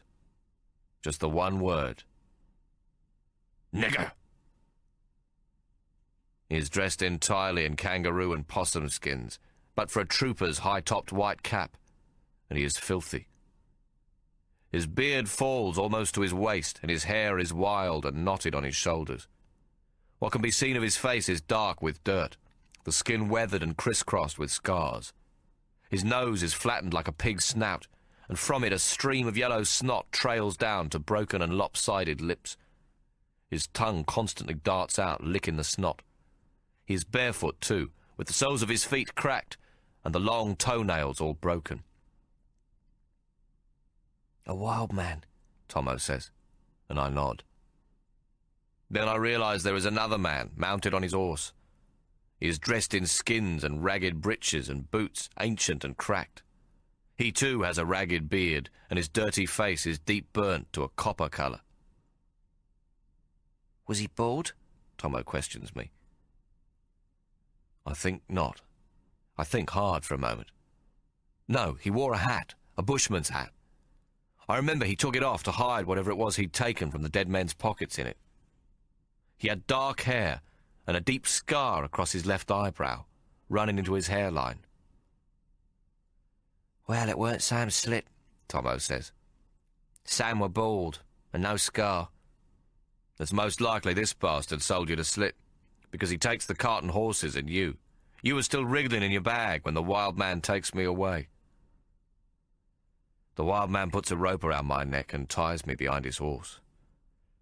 I can't walk because my ankles have been tied and have lost all circulation, so he drags me along by the neck, me in the dirt and him not looking back. I'm screaming your name, blubbing and choking from the noose about my neck, stones cutting into me. I just want to get back to you." It is the first time I've spoken aloud about what befell us. And now I begin to weep. Tommo reaches out and puts his hand on my shoulder. "Hawk," he says. "Oh, Hawk." Then I see he too is weeping. I'm grateful it is Sunday night and well past dinner time by now, so that the chop house is empty. Tommo and I sit and have a good old cry over the past. I can hear the clatter of dishes and laughter in the kitchen as Maggie makes some joke. After a while, we're all right again. "Can you remember the rest? When Mary come to find you?" Tommo asks, once our tears have dried. I nod. This is the darkest of my memories and has only returned to me recently. "Can you tell me?" Tommo gazes at me. "Or don't you want to?" "I do remember, and I will tell you," I say gently. "But first, you. Do you not remember anything of what happened when we were parted?" "There must be something. Something what I remembers." Tommo gives a bitter little laugh. "Though I don't know why I want to. It were all so bloody awful." He seems to be thinking, and he looks up to the ceiling as he speaks, his blue eyes glistening with tears again, his voice unsteady. "I remember going up the mountain, you and me, the first snow, racing up to the snow line." Tommo smiled through his tears. "Me winning because I was smaller and faster, and you a bit clumsy on the rock and shale. Then coming down again to return to Strickland Falls to Mama."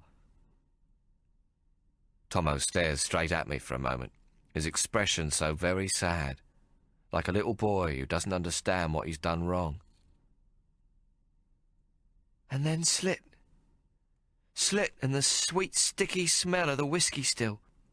And the wilderness all about, stretching forever, darker and darker. It'd be as though I blinked me eyes and everything changed.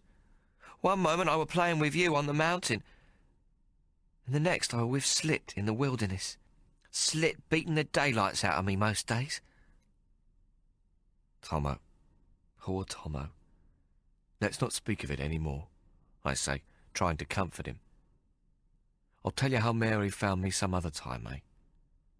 No, tell me now, Tommo presses me. That silver scar round your neck, it haunts me. I needs to know. I close my eyes tightly and feel warm tears run down my cheeks. Every day the wild man led me behind his horse through the high mountains with the rough rope pulling tight about my neck, so that it bled and festered constantly. This went on for months until my neck was worn almost through. At night he'd tie me up, beat me, the rope still around my neck tied to a tree. I couldn't move away from his blows or I would choke myself. I hoped I would die. He was a monster worse than any in the books Mama read to us. Finally I lost my voice. Tommo was in tears again. I could feel it, he sobs. In the wilderness with Slit, I could feel your pain. I swear it. When did you lose your voice? Towards the end, just before Mama came. I don't know, 5 months, maybe a bit more. Why, Tommo? I remember how Slit beat me for weeks because I couldn't answer him. Me throat were closed up, shut tight. I knew I could talk, but then again I couldn't. It were our twinship, I suppose. We both pause. But how did Mary rescue you? Tommo urges.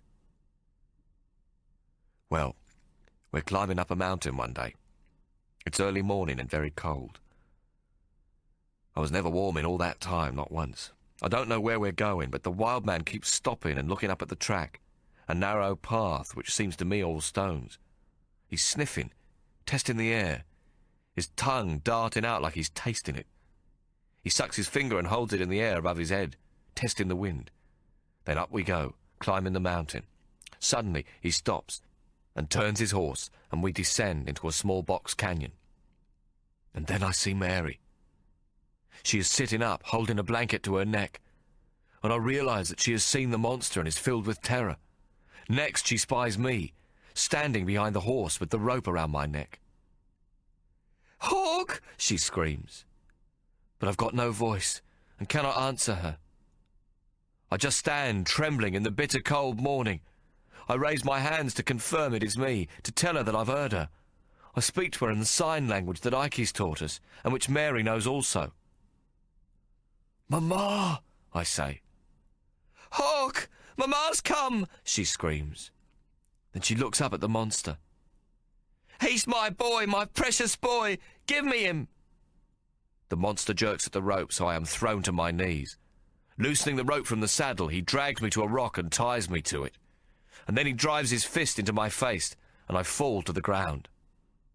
Mama is still yelling at him. "You bastard! You fucking bastard!" I look up in my daze to see the monster, his tongue darting in and out and licking at his snot, ties his horse to another boulder and walks towards Mama. He's got her trapped, blocking her escape.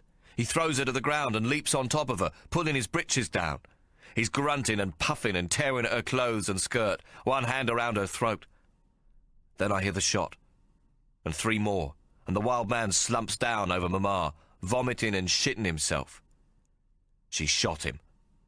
Mary is covered in guts, shit, blood and vomit, but she pushes him aside, drops her pistol and comes running towards me, arms outstretched. She grabs me and howls like some primitive creature. Then she weeps and weeps, and I with her. I am exhausted at this telling, and Tommo is once again reduced to sobs. "Tommo," I say, clasping my hand to his shoulder.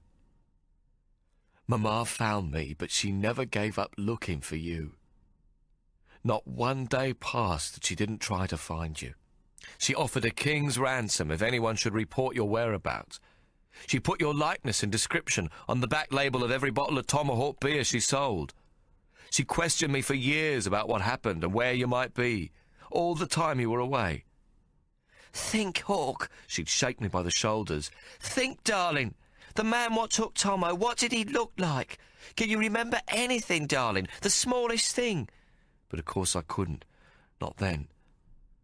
I gripped Tommo's shoulder hard. It's all so clear now. I can see him, the man with a scar across his eyebrow. The scar went deep into his hairline, as if it had been done with an axe. Black eyes, dead like lumps of coal. Another scar across his mouth, intersecting his bottom lip. That's who took you. It weren't slit, Tommo mutters, and stares into the distance for a long time. So why must we get Ike out of our souls? He asks at last. Don't you see? Ike's greed is at the root of all this misery. It wasn't his fault. He wasn't evil. But life was hard, and that's how he survived. He had to be greedy just to live. That greed is still with us. It haunts us, Tommo. But we're of Ike's making, Tommo says wonderingly. He taught us everything. All we needed to know to survive. We're of Mary's making too, Tommo. It was Mary who brought us up, who gave us decency and love. But I loved Ike, Tommo says sadly, as if I'm taking away one of his few pleasant memories. Without him in me mind, I couldn't have survived. Not in the wilderness nor out of it, for that matter. Me neither. There was much good in Ike, Tommo. But we must also put his greed behind us. Ike's greed lives on in Mr. Sparrow, in the opium pipe he feeds you. It's going to kill you, Tommo. Tommo looks down, examining his nails. So now you wants to fight the lightning bolt, what'll beat you to a pulp, so's you can defeat Mr. Sparrow and rescue yours truly. Is that it? He speaks quietly, but is plainly angry. I nod, knowing that I must step carefully here. But I can control my own anger no longer. He has turned you into his slave. He can't be allowed to do that. The mongrels can't keep on winning. Somebody must stop them. Ho! That's my saying, Hawk, and it ain't got me nowhere. You can't win, Hawk. You can't win against the Irishman, and you got even less chance against Mr. Sparrow. Tommo, listen to me. I loved Ike too, but we must be rid of this curse once and for all. How? By getting thrashed by an Irishman? That's precisely what Mr. Sparrow wants, to see you killed and him get rich at your expense. Tommo, you've got to think up a way I can win the fight. I must win, for all our sakes. I don't tell my brother the last reason behind my determination to take on Mr. Sparrow and succeed. I have received another letter from Mary, in which she tells me all that has happened. The more I think of it, the more I know the time has come. If we are to make lives of our own, if my dream of a shop is to come to pass, Tommo and I must first make our peace with Mary. The time has come for Tommo, Maggie and me to prepare to go home. The Potato Factory Brewery, the Cascades, Hobart Town, Tasmania, May the 8th, 1861. My dearest Hawk and Tommo, I count each day you are away as though it be a year. Every morning when I rise, I go out into the yard and look up at the mountain. I have it perfect timed so I see a flock of green rosellas as they fly each day from the mountain across the Derwent River to some place too far for the eye to follow. How they screech and carry on as they pass overhead. These emerald green parakeets have always been the birds of my good fortune. The very first morning I arrived in Van Diemen's Land, a flock flew over the ship's high mast, and I knew then that I would survive. I clasped my Waterloo medal and swore that I would begin a new life, and that the green birds would be my talisman. This morning I waited for them to fly over, preparing to call out, "Bring back my boys," like I always do. They came, just as they do every day, but this time, to my astonishment, they wheeled and came to rest in my garden. some on the peach tree what's in blossom, and some on the washing line, screeching their hearts out. "It's a sign!" I yell. "A sign!" I clasp my hand, and with that sound they's gone, up and away, taking the same route as always. This be the first time they've wheeled and stopped, and I found myself crying, though for joy or sorrow I cannot say. Is it a warning? I fear for my boys, that one of you might be armed. Or should I fear for myself? David and Hannah have bought up the entire hops crop on the island this year, and our own planting has failed. There is word that David will start his own brewery soon, and he vows to take away my business. Buying hops from the mainland makes my Tomahawk Pilsener and my temperance ale most expensive to brew, and if I pass the cost on to my customers, I fear it may lose me many a working man's custom. Still, I shall manage, though I feel I haven't the heart if my boys don't soon return. With you and Tommo here, we could buy land further up the Huon Valley, where hop growing is more reliable. I have also thought we might open a brewery in Melbourne or Ballarat to supply the diggings, and that you and Tommo could undertake this task in a year or two, after you are once again acquainted with what is required. David Solomon meanwhile spreads vicious rumours, ably aided by Hannah, that I have long been Mr. Emmett's mistress, and so have gained favours and concessions from the government. How else, he asks, can a woman prosper over a man in the brewing business? This has caused me the greatest distress, for accepting my love for my two boys, I treasure Mr. Emmett's friendship above all else. He is retired from the government, and so David is now able to talk openly without fear of reprisal. There are plenty here, too, who are willing to believe him, even though I'm innocent. To make matters worse, Mrs. Emmett has died recently, and already there are those who say it was brought about by grief at the knowledge of our alleged association. I cannot protest, for to do so would give credence to this wicked accusation. Nor can I go to my dear friend and offer him comfort, for fear that it will be seen to confirm their gossip. Though I don't give a fig for their good opinion, I would not wish to cause Mr. Emmett the least embarrassment. I admit I did not care for Mrs. Emmett one little bit. I find it hard to credit that a man so noble of spirit could have loved a woman so determined to look down her long and imperious nose at those she thought inferior, such as myself. I hope and pray that dear Mr. Emmett will forgive my not attending the funeral service, but I'm grown too old to turn hypocrite now. I did send flowers out of the respect I hold for him. I took to the mountain and picked wildflowers and made a wreath twined with the honeysuckle that grows there. I'll venture it was the only one of its kind among the pompous floral tributes on her grave. My dearest boys, I think of you 100 times each day, and my heart aches with longing for your return. How I wish to hold you each by the hand, as when you were young, and tell you how your mamma loves you. Please write to me soon. I long for news that you are well. Your loving mamma, Mary Abacus. Chapter 19. Tommo. The Rocks, May 1861. When Hawk tells me he's going to fight the Irish champion, I'm most terrible worried. Hawk don't have the nature of a true fighter. He's a man of peace. If he takes on the lightning bolt, he won't be fighting the true object of his anger. In his mind, he'll be entering the 24-foot ring against Mr. Sparrow, and that ain't enough. Hawk knows this himself. And yet he says I got to help him win. He wants me to come up with a plan what will undo Mr. Sparrow and his sidekick, Fat Fred. Somehow he also has to raise the money for the stakes. £250 in a prize of £500, winner takes all, so that we won't have to forfeit any of what we makes to Mr. Sparrow or his gang. So far, my plan is this. I'm going to go to Mr. Sparrow and tell him I have persuaded me brother to fight the Irishman. This will keep me in his good books, as I depends on him for me living at cards, and of course for the favours of Mr. Tang Wing Hung. If only it were possible to play in a Sydney card game what the bastard don't control, then I'd soon enough have the stakes for Hawk's fight with some to spare. But how am I to tell Mr. Sparrow that Hawk don't require Fat Fred as a manager and trainer, nor Johnny Sullivan's sparring rooms for training? It's going to be awkward enough explaining that Hawk plans to raise the stake money himself, without me master's friendly involvement. I'll have to tell him flat that Hawk ain't yet buried the hatchet over Mr. Sparrow demanding 60% of his prize money from the Ben Dunn fight. Mr. Sparrow will be miffed, but in the end, he'll accept Hawk's terms, knowing that me twin has little chance of winning.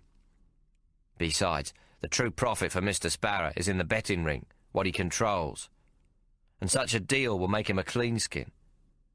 He may now promote the fight and fix the betting ring to his advantage.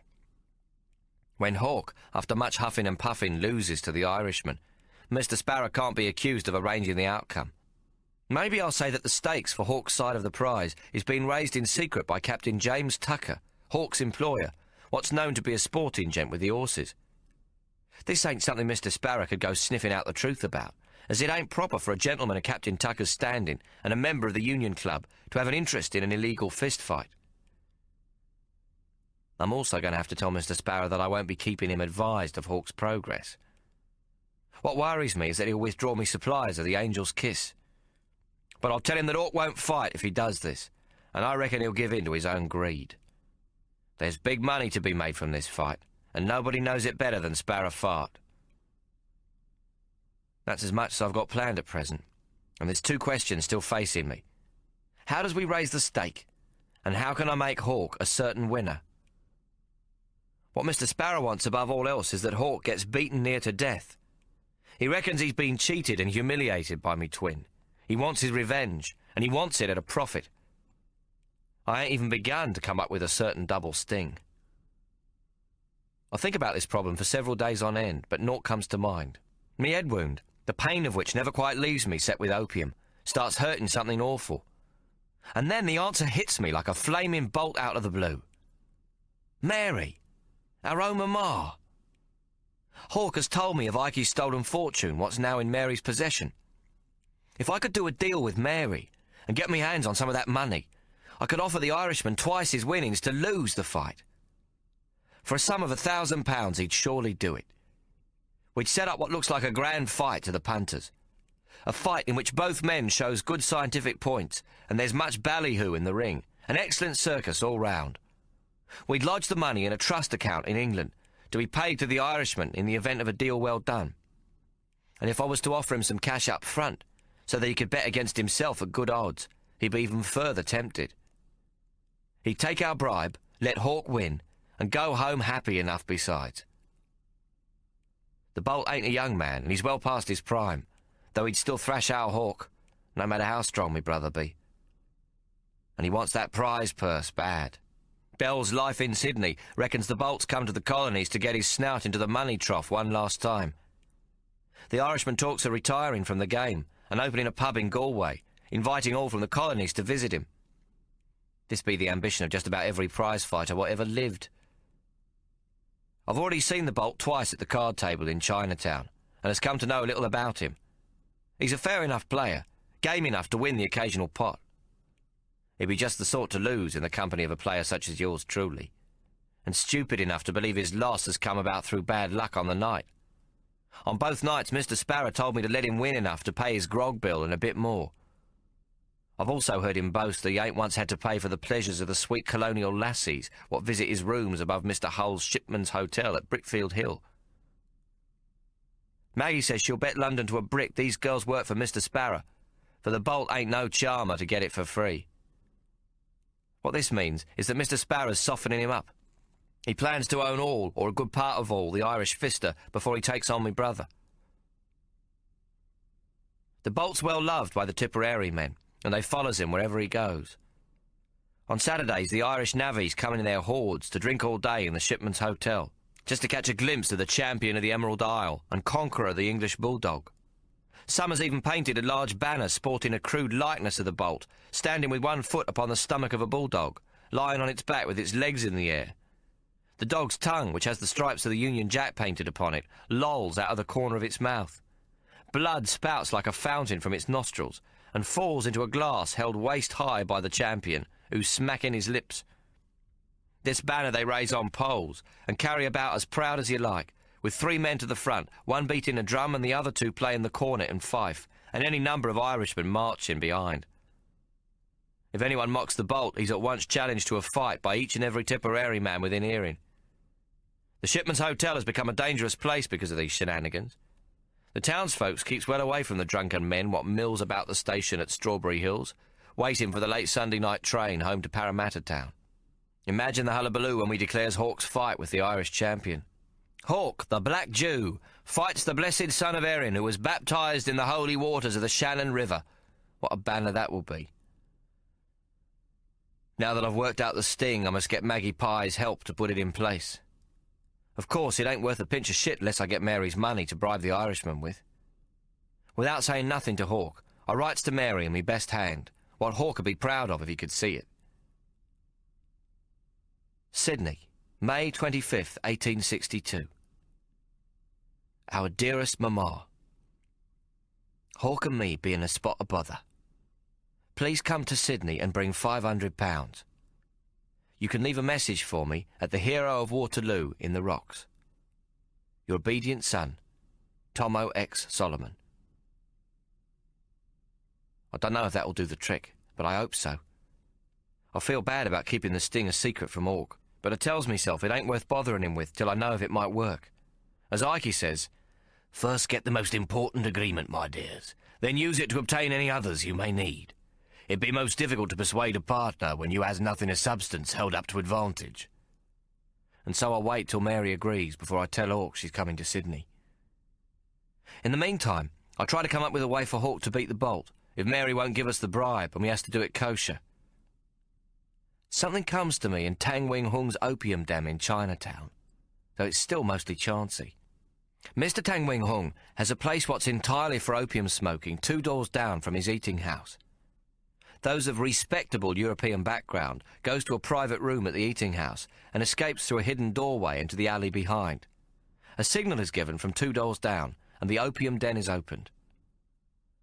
Mr. Tang Wing Hung's opium den is no filthy hovel inhabited by creatures half alive what slither and crawl about in a dark and fetid atmosphere. His room is a grand place, with 6 couches in maroon brocade, what has dragons leaping and twisting, and exotic flowers about the place. The couches has curtains drawn about them for privacy. The customer never gives his true name, even if he be the governor himself and known to all. Only Europeans what can afford Mr. Tang Wing Hung's price may enter. I am greeted by an ancient celestial with a pure white pigtail.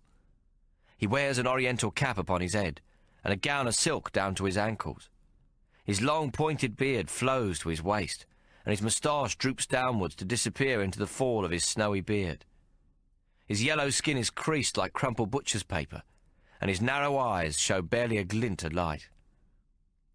This is Ho Kwong Choi, what's always silent and always ready to prepare the opium pipes. The pipe be a piece of bamboo cane about 1.5 inches in diameter and 2 foot in length. The bowl is fixed about 1/3 of the way down from its end. It's broad and flat at the top, with a small hole in the centre where the opium paste sits. All is quiet here. Outside there's the call of children playing, a hawker's cry, or the busy rattle of a hackney in some nearby street. But these are dull and seem far away. A small bowl of paste is placed on a lacquer table beside my couch. Next to it is a lamp. It's glass like an upside-down bell, the shape of an Easter lily, so that the opening is pointed uppermost with the flame licking at its centre. I watch as Ho Kwong Choi dips a long steel needle into the bowl and quickly winds up a small amount of paste, what's somewhat like treacle on its end. This he holds over the flame until the precious pearl of opium begins to bubble. Then he places the smouldering opium into the bowl of me pipe, and I pull the glorious smoke into me lungs, letting it float in dragon tails through me mouth and nostrils. Each pearl of perfection allows only 3 or 4 puffs before Ho Kwong Choi must roast another. He does this for near on an hour, until I feels like I'm in heaven. I'm here enjoying me smoke when the peace of the den is suddenly shattered. The door is battered open, and 6 lads, much the worse for grog, charge into the room. There are 3 of us within, not counting Ho Kwong Choi, all drawn deep into ourselves from our smoke dreams, what are now broken by these louts. They pulls out truncheons from their belts, and one wields a rattle what makes a fearful racket. Then they seize Ho Kwong Choi as he comes from behind a curtain into the centre of the room. They storm towards the old Mongolian, what stands alone and defenceless, I'm in a cloud of confusion, not even capable of standing up. I ain't sure if what I sees is part of me opium dream or real. But the old man seems to grow into some sort of peculiar human spider. His arms and legs flashing through the air with grunts and hisses. He don't make no noise, apart from a grunt or two when he delivers a few chops with the side of his palms to one of the fellas. Another he holds in such a way that his eyes roll back in his head and his knees buckle as he drops to the floor. In a few moments, all 6 lads is out cold or trying to stagger up. Ho Kwon Choi stands calm among them. 4 of the blokes slowly rise. They drag their 2 unconscious mates behind them, and the frail old man bows politely as they stumble out the door. I'm amazed at what I've seen. If I can get Ho Kwon Choi to teach Hawk, perhaps me brother might bring some of the venerable Mongolian skills to bear on the Irishman. This be our only hope for Hawk to win, if Mary don't agree to pay for the fix. It is also the plan I tells Hawk about. Within the rules of bare-knuckle fighting, is such a method permitted? He wants to know. I'll lay a bet that such a thing ain't never been seen in a fight before, says I. You can't forbid what's unknown now, can you? You mean it will come as a complete surprise? I nod. I must see this Mongolian method only as a part of my success. The other part must be competence in the true business of fist-fighting. You'd be right in that, I agree. At best, we got 3 months to teach you the fighter's trade. 3 months? Can we do it? Hawk asks. It's all we got. That'd be the time it will take the Irishman to fight with all the big men coming here from around the country, including Ben Dunn. So you better start training, Hawk. Yes, so I see. I told Maggie that we would not work from Jimmy Sullivan's sparring rooms, and she is most concerned, thinking him the best trainer in the colony, Hawk says. Hawk, your training's got to be a mystery, taking place in a hideaway so that we can build a frenzy of rumour and speculation about your form. We has to make the punters think that you can win, I says to him. That's what Mr. Sparrow wants, and that's what we wants also. Only difference is that he must be made to think you can't win, and we knows you can. That should not be too difficult. Mr. Sparrow already thinks I can't win. He just wants me punished. Yes, but he's got to be absolutely certain you can't win. How are you going to do that? I don't know, I says. I'll think of something. The most important thing Mr. Sparrow wants right now is to build up the expectations among the punters that you can win. I'm going to make that very difficult for him. How so? Well, we're in secret training, ain't we? I ain't telling him nothing, so he's got no news coming out of your camp. I spreads me hands. How's he going to get the stuff to feed the punters about your prowess? Make it up, Hawk offers. Nah, that won't wash. The sportsman will catch on that it's all bull. He's got to have a reliable source. You got any ideas? Yes. Maggie. Maggie? That's ridiculous. Everyone knows she's my sweetheart. That's right, says I. Here's the shot. Maggie goes to Mr. Sparrow and offers to help him for £5 a week. Pay on results end of each week. That way he won't think it's a scam, and he still thinks he's in control. And what exactly does Maggie do for him? She starts rumours in the pubs about your secret training. But she does this most reluctant, only letting a few stories slip out after a few drinks. Never meaning to say nothing. Know what I mean? That's fine, but how do we know that's what Mr. Sparrow wanted to do? Why should he trust her? She's a whore. He'd trust a whore to see an opportunity to make something out of it. It's how Mr. Sparrow thinks himself. What if he doesn't? Hawk, you got to learn to think like a confidence man. It's obvious, ain't it? Maggie's on the inside. She knows what's happening in your training. She agrees to spy on us, and he tells her what rumours she must spread when she's in the pub. And the punters will trust her? That's right. She's known to be your woman, but she's a woman all the same, what can't never keep a secret. Tommo, are you sure that's how it will work? It'll work better than that. Don't you see, Hawk? Maggie will tell Mr. Sparrow how things is going real bad for you. You know, you ain't learning nothing, you've took sick, you won't work at training, you've broke 2 fingers on your right hand, that sort of thing. That way, we build his confidence that you can't win. And he gets Maggie to spread the opposite information. He'll ask her to drop little tidbits about my awesome prowess. Hawk chuckles. And then, close to the fight, Mr. Sparrow offers very good odds against me winning. You've got the idea, I says, patting him on the arm.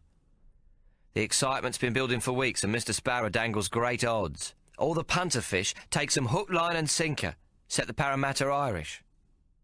Hawk laughs. Tommo, I hope to hell you're right.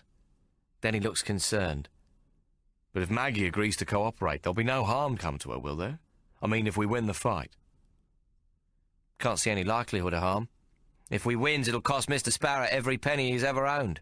He'll be ruined, and there's plenty waiting to see it happen so they can put the boot in. Then he'll have no friends to protect him anymore. Well, we must ask Maggie about all this herself, Hawk says. If she's one bit worried, you're not to push her, Tommo. You're on, I says. But to myself, I'm hoping our Mary comes in to save us. This whole ploy's too bloody risky for yours truly. I think's what Ikey would say in such a situation, and I can hear him clear as a bell. Never let no wrongs and rights creep into a deal, my dears. Who's wrong, who's right, that ain't the answer to the question. It's who profits at the end of the day. Now we's embarked on a scheme what's all about wrongs and rights, and the money question only comes after. By Ikey's rules, we've got it arse about face. I don't like it. I don't like it one bit. On Sunday, after Hawk and Maggie has fed the wild brats their roast dinner down the quay, I gets up from me bed to join them at the chop house. I has a hangover to end all hangovers. Maggie tries to get me to eat a bowl of Irish stew, but the thought of it damn near makes me puke. Hawk eats my tucker as well as his, and we puts the whole plan to Maggie. It don't take her long to agree. "It'll give us another £50 towards the steak, too," she says. "All the better coming from his nibs, Mr. Sparrow." "Maggie, it could be dangerous. He's a rough 'un underneath," I warns. "So's I, Tommo," grins Maggie.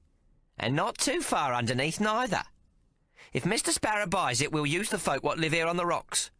They's always in the pubs, and will warm to the task of spreading news from a most reliable source." What reliable source will that be? Hawk teases. "Me, of course," Maggie laughs. "Maggie the Mouth. What with women being notorious for gossip, and me being well acquainted with fighters and their form, I'm a perfect choice. Folks round here be most respectful of you, Hawk. They'll be happy to spread news about their hero." Maggie, Tommo and I are only supposing how Mr. Sparrow will react. Perhaps he'll not trust you after all. "He will," Maggie says. "He'd expect a whore to change sides for profit, just like he would himself." The punters, will they not suspect Maggie? Hawk now asks me again. I sigh. "You know what your problem is, Hawk? You always think men is mostly intelligent, when the truth is they's mostly stupid. Course they knows Maggie's your doxy. That's why they'll question her. She'll pretend to know nothing, naturally, being the very picture of female innocence. But wait. With her tongue loosened with a shout or two of Bombay gin, she'll tell 'em just a little. With each drink, she'll tell 'em a little more. Until, by the end of the evening, the dullest dunderhead in the pub will feel sure he's heard it from the horse's mouth. Men's always willing to think women is stupid and can't keep a secret." "Tommo's right," Maggie says, smiling at us both. "There ain't a man in the world what don't underestimate the intelligence of a woman. 2 of 'em sitting right here in front of me." We laugh. "Maggie, we never doubted you for a minute," says I. "And my trainer, who will he be if not Johnny Sullivan?" Hawk asks. "That's it!" Maggie exclaims, clapping her hands.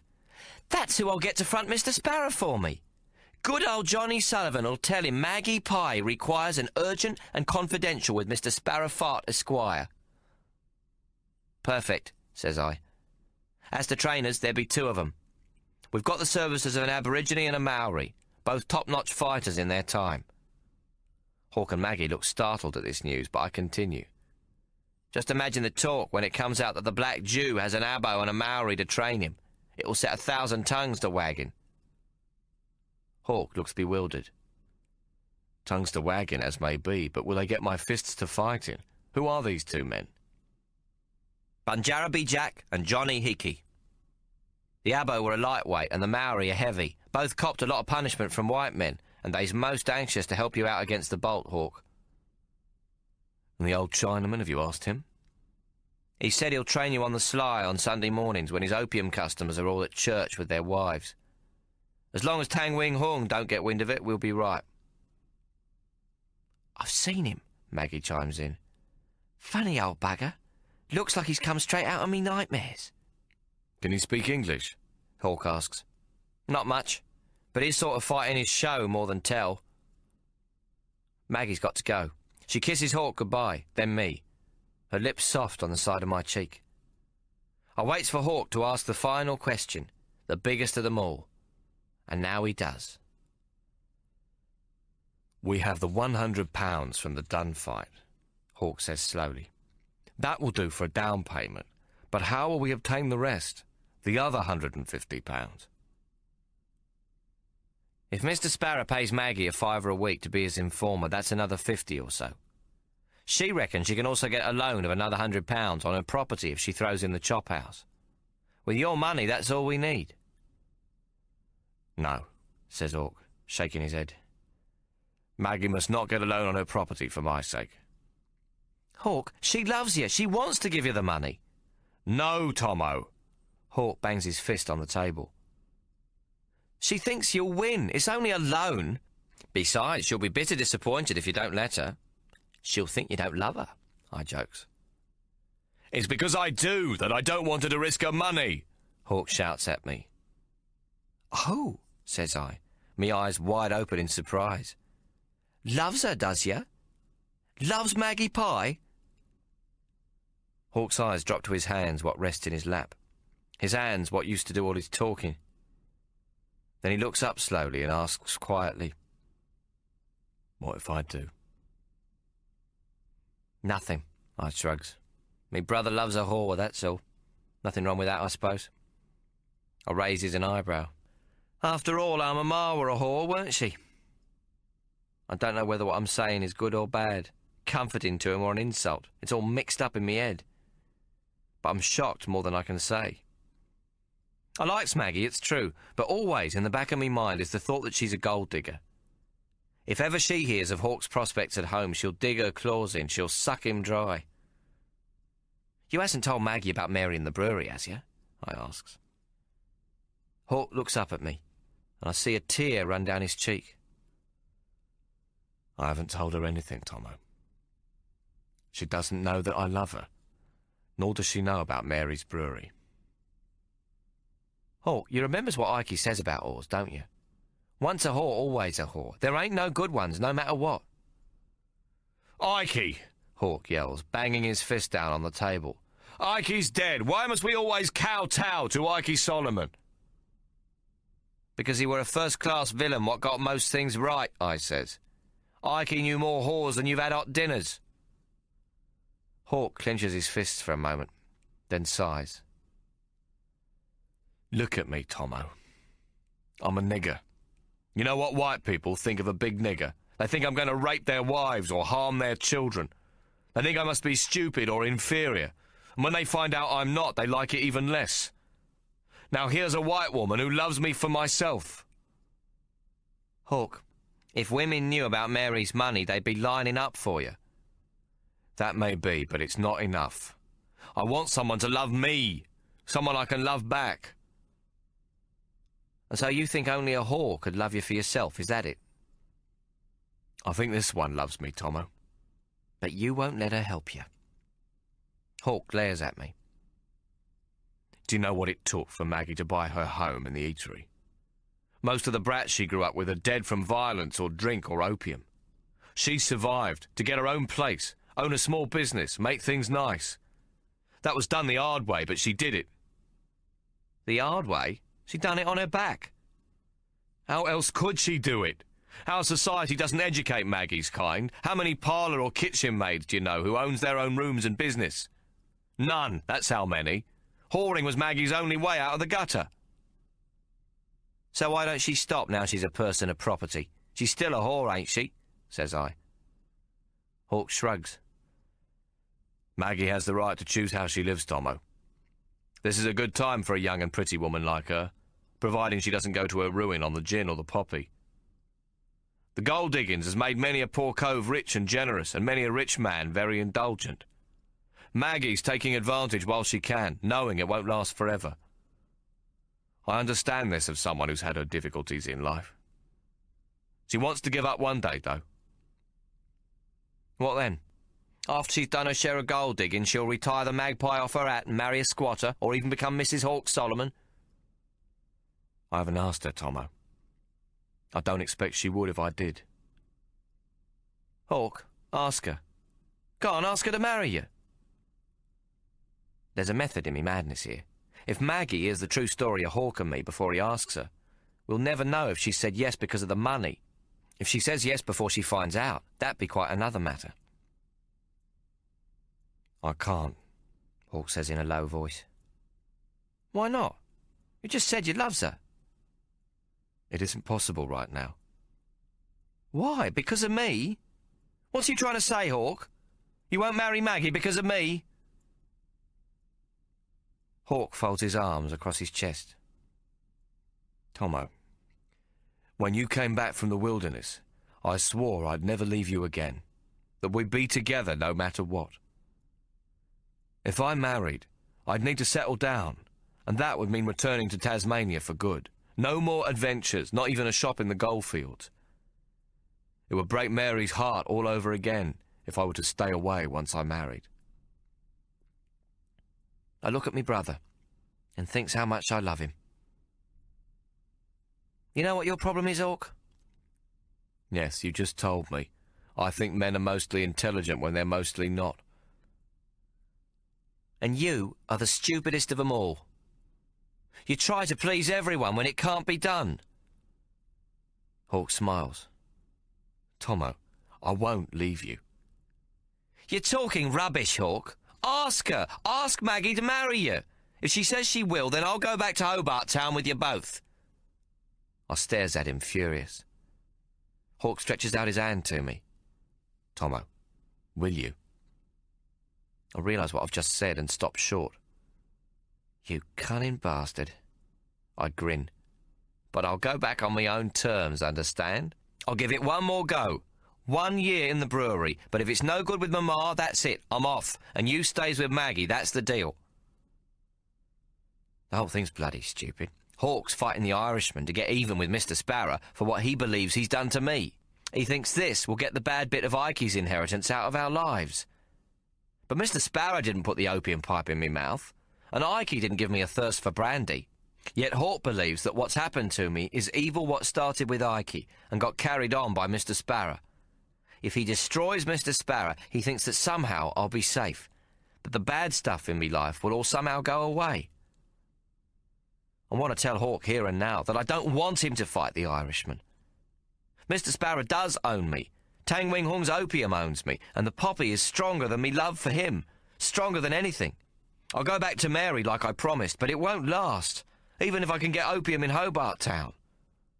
I can't be trusted to do the right thing, not even by myself. I want Hawk to marry Maggie Pye, so he'll leave me alone. Yours truly never was no good, never will be. But I knows Hawk. Once he gets an idea, there ain't no shaking it loose. Deep inside me, I knows Hawk has to fight the Irishman. Has to try to destroy Mr. Sparrow. It's like a sign that all ain't lost with his twin, that I can yet be saved. If he don't go through with the fight, he'll never be able to live with himself, thinking forever that he's let me down.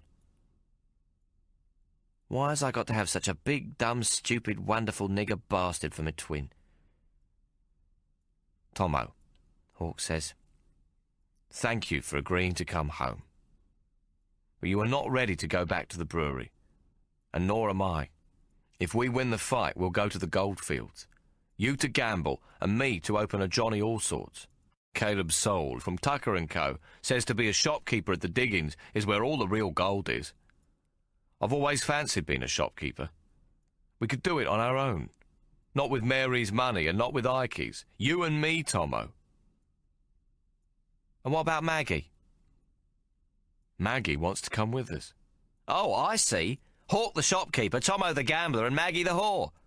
No, Tommo. As I said, Maggie wants to give up the game. She does, eh? What about the chop house? Flo's family will take care of it. Maggie thinks maybe she could open an eating house at the diggings. Caleb Soul says miners will pay good money for a simple meal. Christ Jesus, Hawk, how long's it been since Maggie done a day's work of that sort? She's like me, a creature of the night. Can she cook? Flo's mother will teach her. Hawk must be in love to be thinking such foolish things. Maggie, a respectable woman, cooking dinners. He's a dreamer, that's all, and always will be. Hawk, we ain't even got the stake for the fight yet. And then, if we gets it, we still has to win it. You could lose your bloody shirt. Mine, too. Hawk laughs. You're right, Tommo. But we could also make a go of it together. What do you say? I'm silent for a while. What do you say, Tommo? Hawk asks again. You forget one thing, I says softly. Me head. Hawk sighs. Tommo, there is opium at the diggings. The place is swarming with Celestials. The angel's kiss will be there for you. I don't say nothing. What Hawk doesn't know is that Mr. Tang Wing Hung controls all the opium in the New South Wales diggings. If Mr. Sparrow has a word to the Chinaman, that's the end of yours truly. Without me pipe, I'll die. I know it. Now, says Hawk, full of hope, let's think how we might find the remainder of the state money. Well, if he wants to go on with it, I've got to help him. I've already thought of how we might get the money ourselves without Mary's help, but it's not certain that we will. And if we do, it will only be enough to make the stake. Hawk will have to win for real.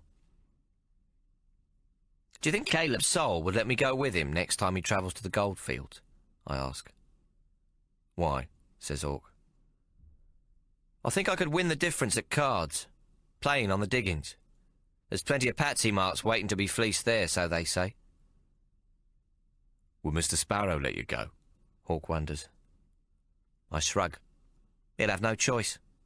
Come the time, I'll just scarp her and be back soon enough. He needs me at the card table, so it'll be all right. And the poppy for your head? Hawk asks slowly, like it hurts him, but he knows I've got to have it. As you say, there's opium to be found there, or else I could try and take some with me.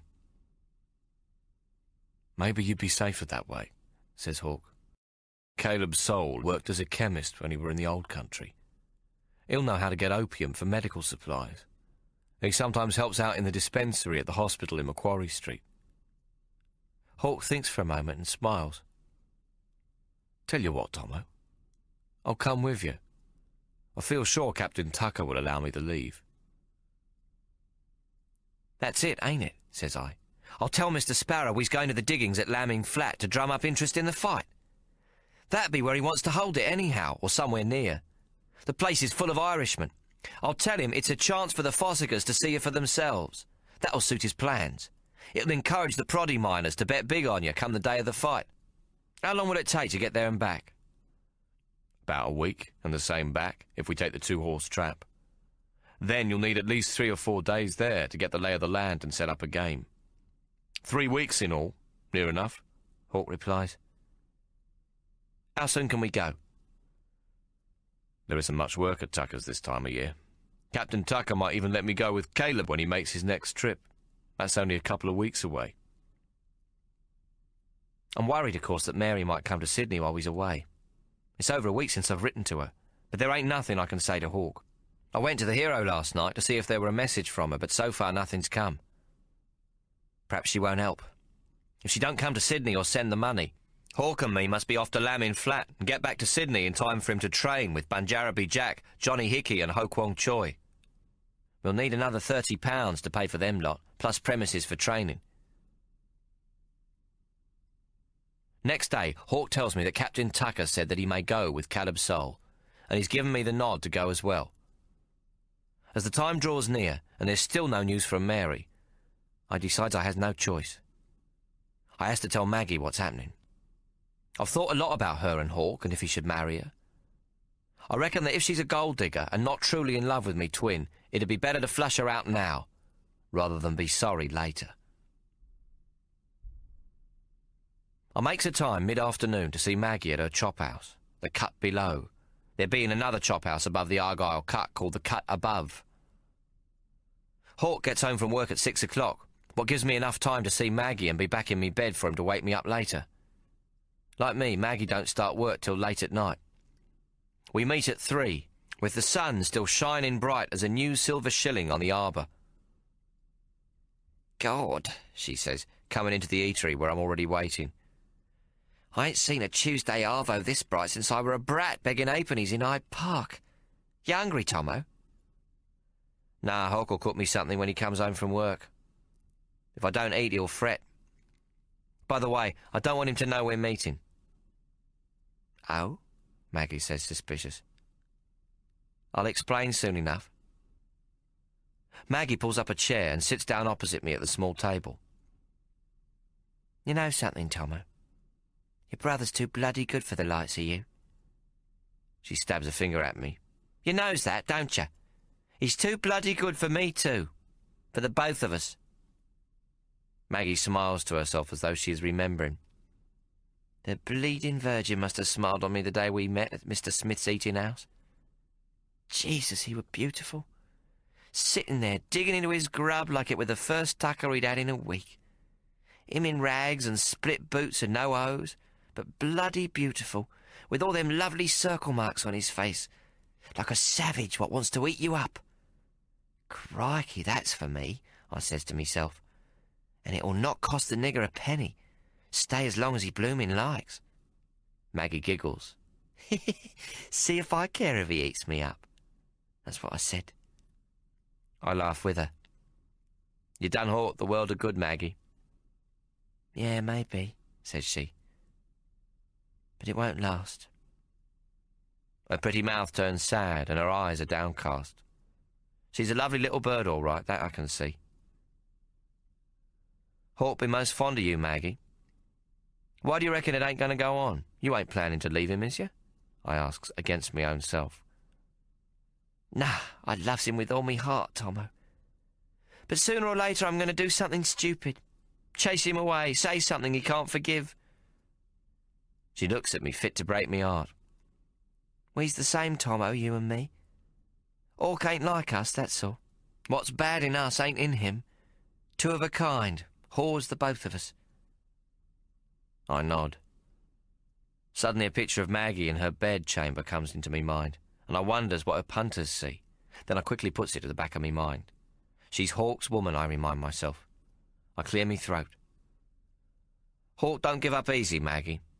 He's stuck with me, come what may. If you do something to hurt him, he's got a lot of forgiveness in his heart.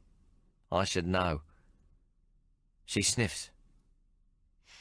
"That's different. You're his twin." For a moment I think she's going to cry, and then what'll I do? "Anyways, he's still a man," she says, smiling brightly now, her eyes wet. "Sure you don't want to eat something? Tea? Nice cup of tea?" She touches me arm. "Do you the world." "Flo, bring us a nice cuppa, will you, darling?" she calls out loud. "A pot, 2 cups." Then she turns to look at me. "So, why's you robbing me of me well-earned sleep, if I might ask? Why's we here without Hawk knowing?" "Maggie, have you seen Mr. Sparrow yet?" "Tomorrow. Johnny set it up. Tomorrow, 6 o'clock at his place." "Do you think he'll fall for it?" "Sure, why not? I'm a whore, ain't I?" "Maggie, what does you really think Hawk's chances are of beating the bolt?" Maggie looks at me suspicious. "What's you saying, Tommo?" "I mean, you know about prize fighters and their form. Do you think me brother can take the bolt?" Maggie looks at me strangely. "Tommo, what's this nonsense?" "Hawk's going to take a fair walloping. He's going to be thrashed." It's like I've smacked her gob with the back of my hand. "No, he ain't. No, he bloody well ain't. Jesus, what's you getting at, Tommo?" I reaches over and grabs her by the arm. "It's true, Maggie. The Irishman's going to be too good for Hawk." "No, no!" Maggie shakes her head. "You're wrong, Tommo. Look what Hawk done to Ben Dunn." "Maggie, the Irishman could take on Ben Dunn with one hand tied behind his back." Why do you think he's come out here? Let me tell you, he's come out here to take up a collection for his old age. There ain't a heavy in the colonies what can match him blow for blow, even go 5 rounds if he's serious. Bull! Maggie shouts. Flo brings the tea and hurries away, leaving a plate of scones and jam. Maggie, I urges, you say you loves Hawk. Do you want to see him killed? Be sensible. You know him, he'll keep fighting till he's mincemeat. Maggie's hands are shaking as she pours the tea. Tommo, I've been around the fights a good while, ever since I was a brat. First cove what screwed me when I were 10 years old were a fighter. Only a featherweight, thank God. I know form when I sees it. Hawk be a champion, maybe the world champion. The blow what knocked out Ben Dunn lifted him 3 foot into the flaming air. Maggie, I know it, I saw it. In New Zealand he killed a Maori in a card game with just such a blow. Well then, what's this talk of him being made mincemeat? Hawk were angry then. Just like he were angry with what Ben Dunn done to you. When Hawk's angry because he thinks something's unfair or evil, he can't be stopped. The devil himself couldn't do it. But that ain't the case here. Hawk ain't angry at the Irishman. He's got no reason to hurt him. Yes, he has. Mr. Sparrow, he's reason enough. It ain't the same thing. Hawk won't see that beating the living daylights out of the bolt be the same as beating Mr. Sparrow. He'll want to win, sure enough. But without his terrible anger, he's got no chance to beat him. Hawk is a gentle soul at heart. He ain't naturally mean, and he ain't got the skills in the ring. Put together, that's a recipe for disaster. He can learn to be mean, Maggie says stubbornly, but her eyes show she sees some sense in what I've just said. Johnny Sullivan could teach him. Johnny Sullivan be in cahoots with Mr. Sparrow and Fat Fred. He can't train Hawk, not for a fair fight anyhow, you know that. He's me mate, and I know him to be his own man. He'd listen to me, I know, he'd change sides, Maggie protests. He's a poppy head, I've seen him at Tang Wing Hung's. He'd be in the pay of Fat Fred, and that's the same as being owned by Mr. Sparrow. Tommo, what's you saying? Are we going to stop Hawk fighting the bolt? Throw up the sponge before he even gets in the ring? Forget the sting? Nah, nothing like that. What then? We got to fix the fight. Get the Irishman to lay down. Maggie bursts into laughter. And how's he going to do that? Jesus, Tommo! And that's when I tells her the lot. All that Hawk's asked me not to. I tells her about Mary and us, and about the brewery. And I tells her about me idea for Mary to give us the money to bribe the Irishman. Maggie listens, never taking her eyes off me own, and then, to me surprise, she begins to blub softly. What's the matter? I asks. I told you, didn't I? She sobs. I thought it'd be something wrong what I'd do. But it ain't me. It's him. What do you mean, Maggie? I says, confused. Nothing's wrong with Hawk.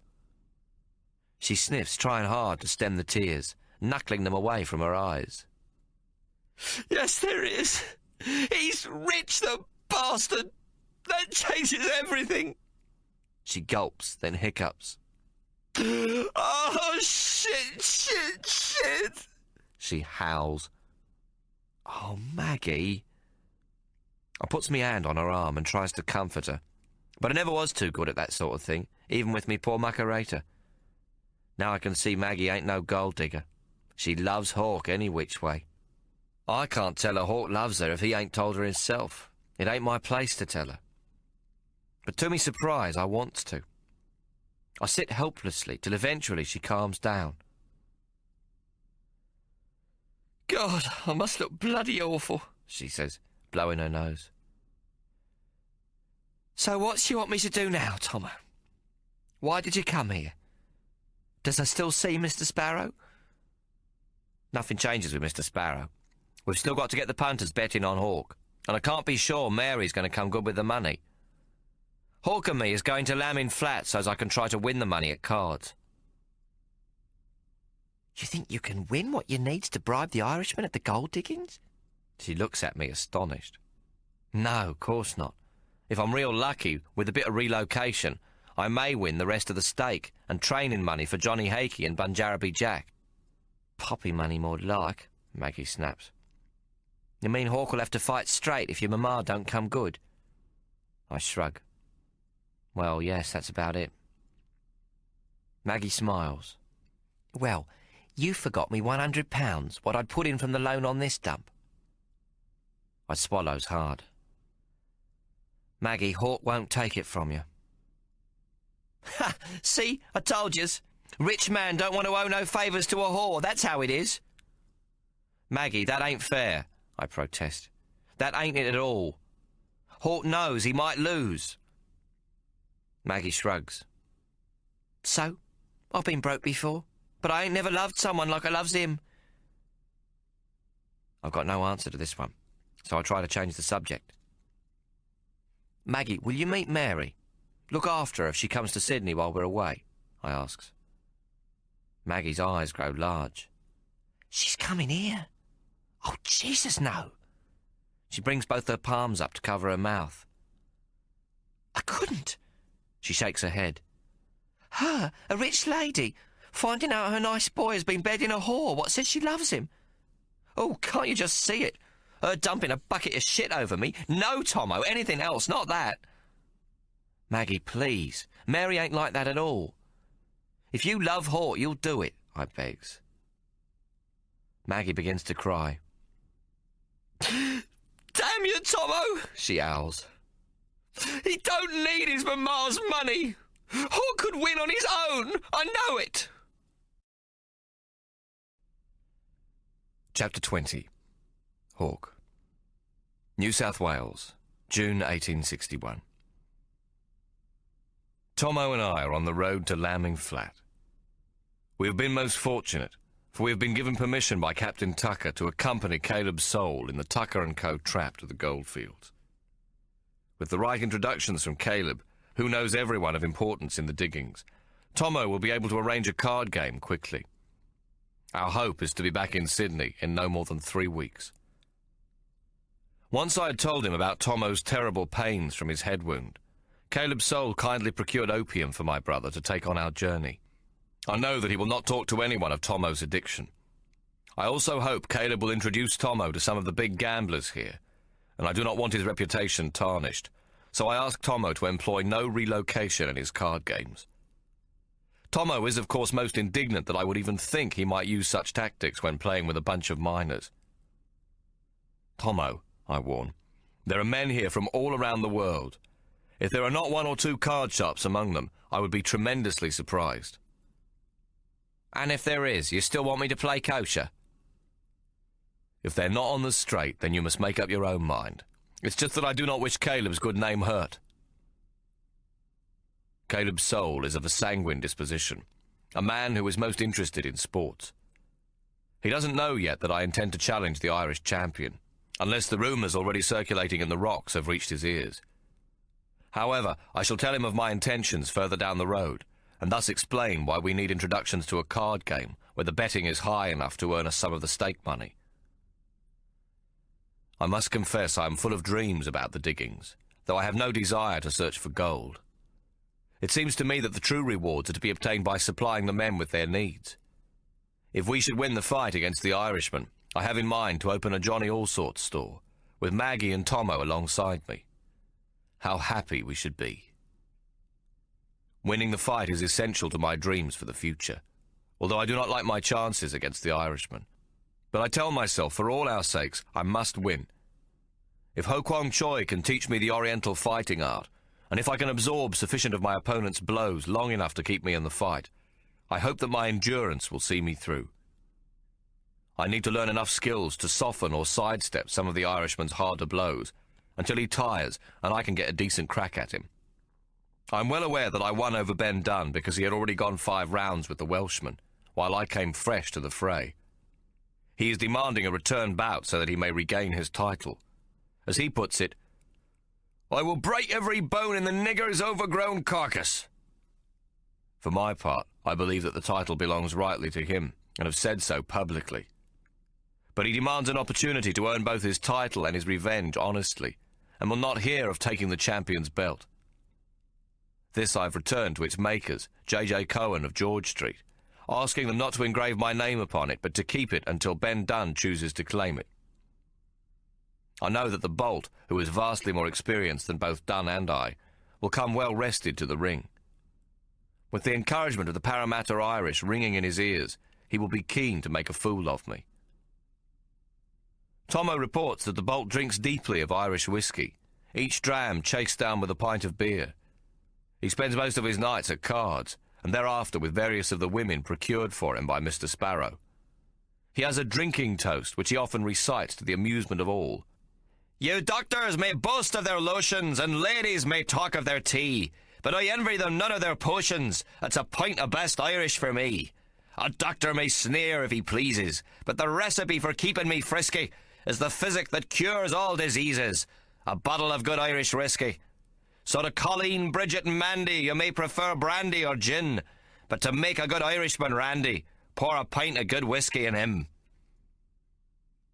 Maggie keeps a close eye on all the Bolt's doings, at the same time as she prepares to talk up mine. Mr. Sparrow has accepted her as his informer, and she is already busy in the pubs laying the groundwork for tales of my prowess. I fear she herself may even begin to believe the outrageous stories she concocts in bed of a Sunday. Her favourite is the story of my Zulu ancestry. It seems I am the true grandson of one of the greatest fighting generals of Africa, the mighty warrior Dingane, or so the legend goes. Now that I have decided on prize fighting, to hear Maggie tell it, my natural instincts have come to the fore, and those who would enter the ring to spar with me should tremble in their boots. I can fight 2 at a time, and such is my speed and ferocity that they seldom last 2 minutes before crashing to the ground, spitting out teeth as they fall. In truth, I cannot hope to learn even the most basic rules of fist fighting in the few months available to me. How will I defend myself against an opponent who is a wily old campaigner, seasoned in every dirty trick of the trade? While I listen with interest to news of the Bolt's slapdash training, I also know that he has more than 60 bouts against his name, some of them against the best prize fighters in the British Isles and Ireland. Even if he has passed his prime, for a purse of £500, he will be sure to give himself a good margin of safety when he enters the ring. Stamina will be my only chance of success. My legs are often enough described as tree trunks. I hope they will see me through as many rounds as are needed. My strength and endurance must help me to survive in the boxing ring long enough to win. With this in mind, I have developed my own training schedule, quite apart from what I shall be taught by Banjaraby Jack and Johnny Hickey when I return to Sydney. At Tucker & Co., much of the liquor is stored in a great loft and pulled up by pulley, with 50-gallon barrels of rum and whiskey being hoisted by 3 average-sized men on the rope. Each afternoon, I lever the large casks up to the loft, working the pulley single-handed to strengthen my arms. Then I run up the inside stairs to this same loft, carrying 2 10-gallon firkins of port each time, one on either shoulder. Every day I spend longer at these exercises. Captain Tucker knows that I plan to fight the Irishman, and has announced himself my keen supporter. He has even employed the services of a physician, Dr. Nathaniel Postlethwaite, to check my weekly progress, and allows me to train secretly in the loft. The road to Bowral and beyond, on which we now travel, is in very poor repair. Since the discovery of gold, it has seen much more traffic than was ever intended by its original builders. We pass hundreds of men who are making the journey on foot. Most carry only a swag, although some are equipped with a pick and shovel as well. Moreover, I count 57 drays and carts before we reach Mittagong. These are heavily laden with tents, sluicing rockers, mining tools, bags of flour and sugar, large tins of tea and all sorts of stores and utensils. The drays contain as many as 8 men, and there are seldom fewer than 4 aboard a cart. Most men bear firearms, having read in the newspapers that bushrangers abound in these regions. With their equipment, the men of each dray may set up a camp, from where they hope to earn an easy fortune from the generous earth. Some of these gold-getters look eager and impatient to arrive, while others are thoughtful, or wear a dogged, abstracted air. A few men smile sheepishly as we pass, as if half ashamed of their errand. These men tend to be of the syndicates with cash behind them. Their equipment is new, and their firearms look unused, the butts glossy with varnish. Their horses, too, are stout, and wear harnesses fresh from the saddler's hands. But as Caleb Sole observes, these smartly turned-out men are no more likely to find luck than the humblest man they pass on foot. Some of those on foot are still in their city clothes. They're clearly clerks and shop assistants, their coats over their arms, and their once white shirts grimy with the dust and dirt of the open road. It's as if in the middle of adding a column of figures, or while selling a customer an ounce of shag tobacco or a set of suspenders, they had cast aside the task at hand and set off to seek their fortunes down the Parramatta Road. Others are working men, wearing trousers tied with a lace below the knee. They already seem hardened to the pick. No doubt they too dream of finding enough gold never to have to return to their previous station in life. Several push wheelbarrows loaded with all their possessions, and such miners' tools as they can afford. Those who have already adopted the clothes of the miner wear gay-coloured woolen shirts and comforters and Californian sombreros of every hue and shape. All these men have one thing in common. In every head resides a dream of riches, of castles in the air with flags flying from the turrets. Alas, most will return to their homes poorer than when they left, to find their wives bitter and their children starving. All this I'm told by Caleb Soule, who has observed every aspect of life on the goldfields, and has not yet been tempted to give up his job at Tucker & Co. for it. In fact, as he reveals to us, Caleb has quite a different ambition. He hopes one day to return to the art of pills and potions, to work as a pharmacist as he was trained to do. Liquor makes him sick, and my pills and potions will make him well again. He'll work at selling grog to the goldfields until he has sufficient to start in the chemist business. He laughs. It's the same business, but at different ends, so to speak. Caleb now suggests, though perhaps only half seriously, that we should both come in with him in the chemist business, as he knows a great deal about medicines and selling, but very little of keeping books. Hawk, you will be the bookkeeper. I hear naught but good things about your penmanship and accuracy. Captain Tucker says your ledgers are a veritable work of art. And me, jokes Tommo. What a partner I would make. Good for nothing but cards. I'm most grateful you got the poppy paste for me, Caleb, but that's about all I ever wants to know about chemicals. It seems as good an opportunity as any, and so I tell our friend of my decision to turn prize fighter and the real reason for our journey. Caleb greets my announcement with enthusiasm, and my fight becomes the focus of many a discussion. We move southwest on the road to Lambing Flat, along with a vast troop of men. There are almost as many men returning from the diggings as there are going to them. Their clothes are tattered, and they appear half-starved. They are sullen and withdrawn, and seldom respond to our greetings. Occasionally one will shake his head and spit at the ground as he passes those headed for the diggings. Mostly they stumble on unseeing, too disillusioned to care about the many fools who follow in their footsteps. Still, I notice that not one of our gold-seeking compatriots turns back at the dismal sight of these broken men.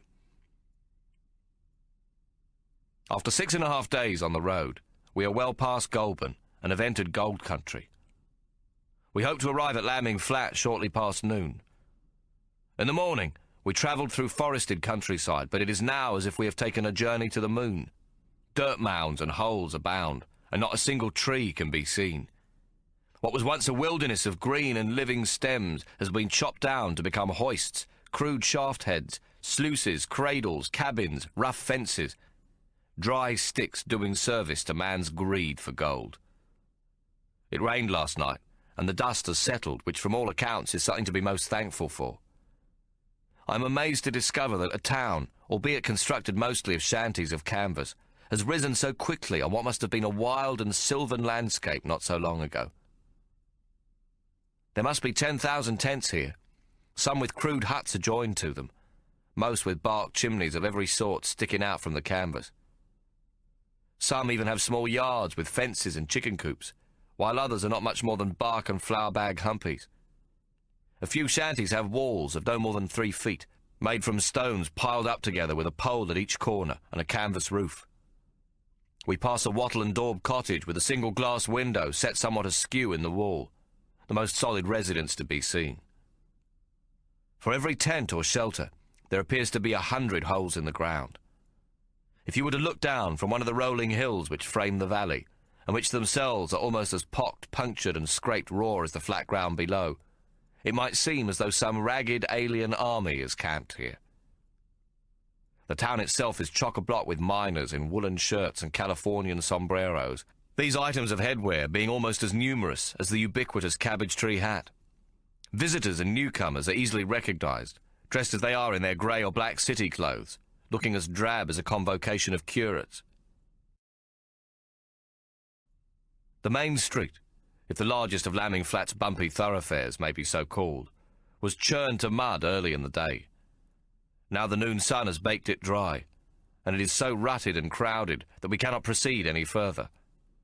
Caleb Soul pulls up beside a large tent. "We'll stay around here," he announces. "Find a spot to pitch our tent nearby.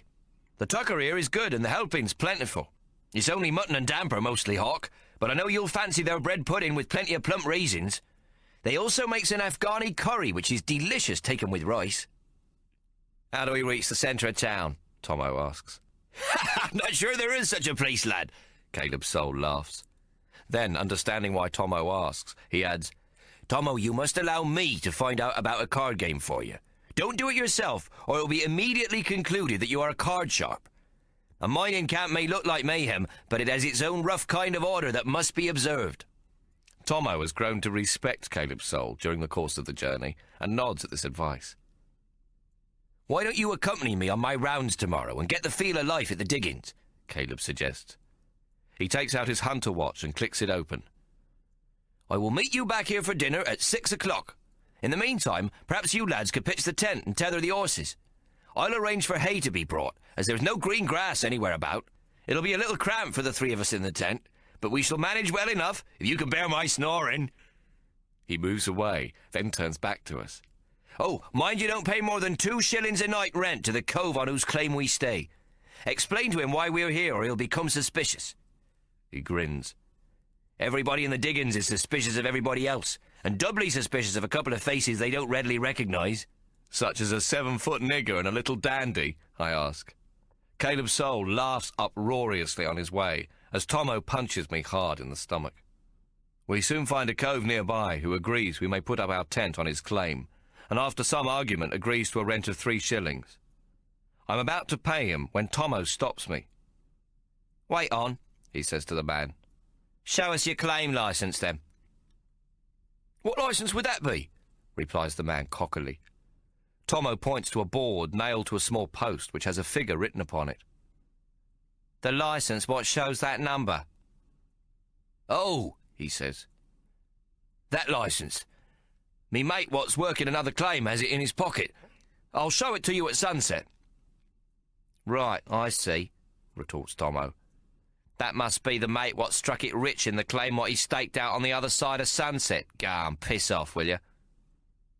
The man grins. "Bit were worth a try. Couldn't lend me a shilling, could you?" "Bagger off," says Tommo, "before me brother belts you one." So we wander on until we comes across a woman outside a bark shanty.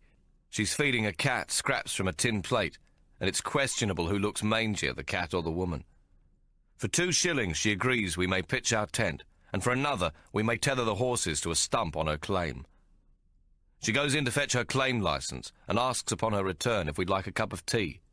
It's bush tea, but not too bad if you closes your eyes and holds your nose. We laugh but refuse politely. Our bones ache from sitting too long in the trap, and we are both eager to stretch our legs and look around. There'll be a cuppa here when you get back then, she says. No sugar, though. Run out weeks ago. We set off and find what we take to be the centre of the town, though as Caleb has said, it's hard to think of it as such. It's a hodgepodge of shacks and holes and people. Many more people than I had ever supposed. Caleb Soul has told us that Lambing Flat, known to all as the poor man's diggings, is the most profitable market for Tucker & Co. outside of Sydney. As he explained, almost every man who is prepared to work hard and who owns a pick and shovel can make a wage here, and some occasionally make much more. In the grog business, he observed, a lot of men with a little money in their pockets is much more advantageous than a few men with a lot. There are over 15,000 souls in this district, nearly all of them drinkers. Caleb does not have a very high opinion of the folks to be found here. He says Lambing Flat contains the human dregs from all the other diggings where fossicking for gold is more hazardous. Here, the easiest gold can be found at 3 feet or less, and the very hardest from 60 to 80 feet. Every soul in these diggings can make a go of his claim if he is willing to put in a good day's work. Unfortunately, many are not prepared to make the effort. While the Chinaman is not afraid to bend his back and does not expect to come by his wealth easily, his European counterpart is not so fond of small earnings and hard work in the hot sun. Every day he looks to strike it big and will take up a new claim with great expectations. He works it for a few weeks, grows impatient at the small pickings, and abandons the site for what he believes is a more propitious one elsewhere, whereupon the Chinaman, who seldom starts a claim from scratch, moves in to rework the ground the European has abandoned. When the European is again disappointed and returns to his old quarters, he finds the Chinaman has worked it at a nice profit to himself, and so he demands it back. Their hard work has made the Chinese the subject of the white man's resentment and hatred. The Miners' Gazette scurrilously describes them as filthy, immoral, treacherous and quarrelsome, heathen celestials who waste water, steal gold, ruin good digging ground, spread leprosy, and practice secret vices on the bodies of white women and white boys.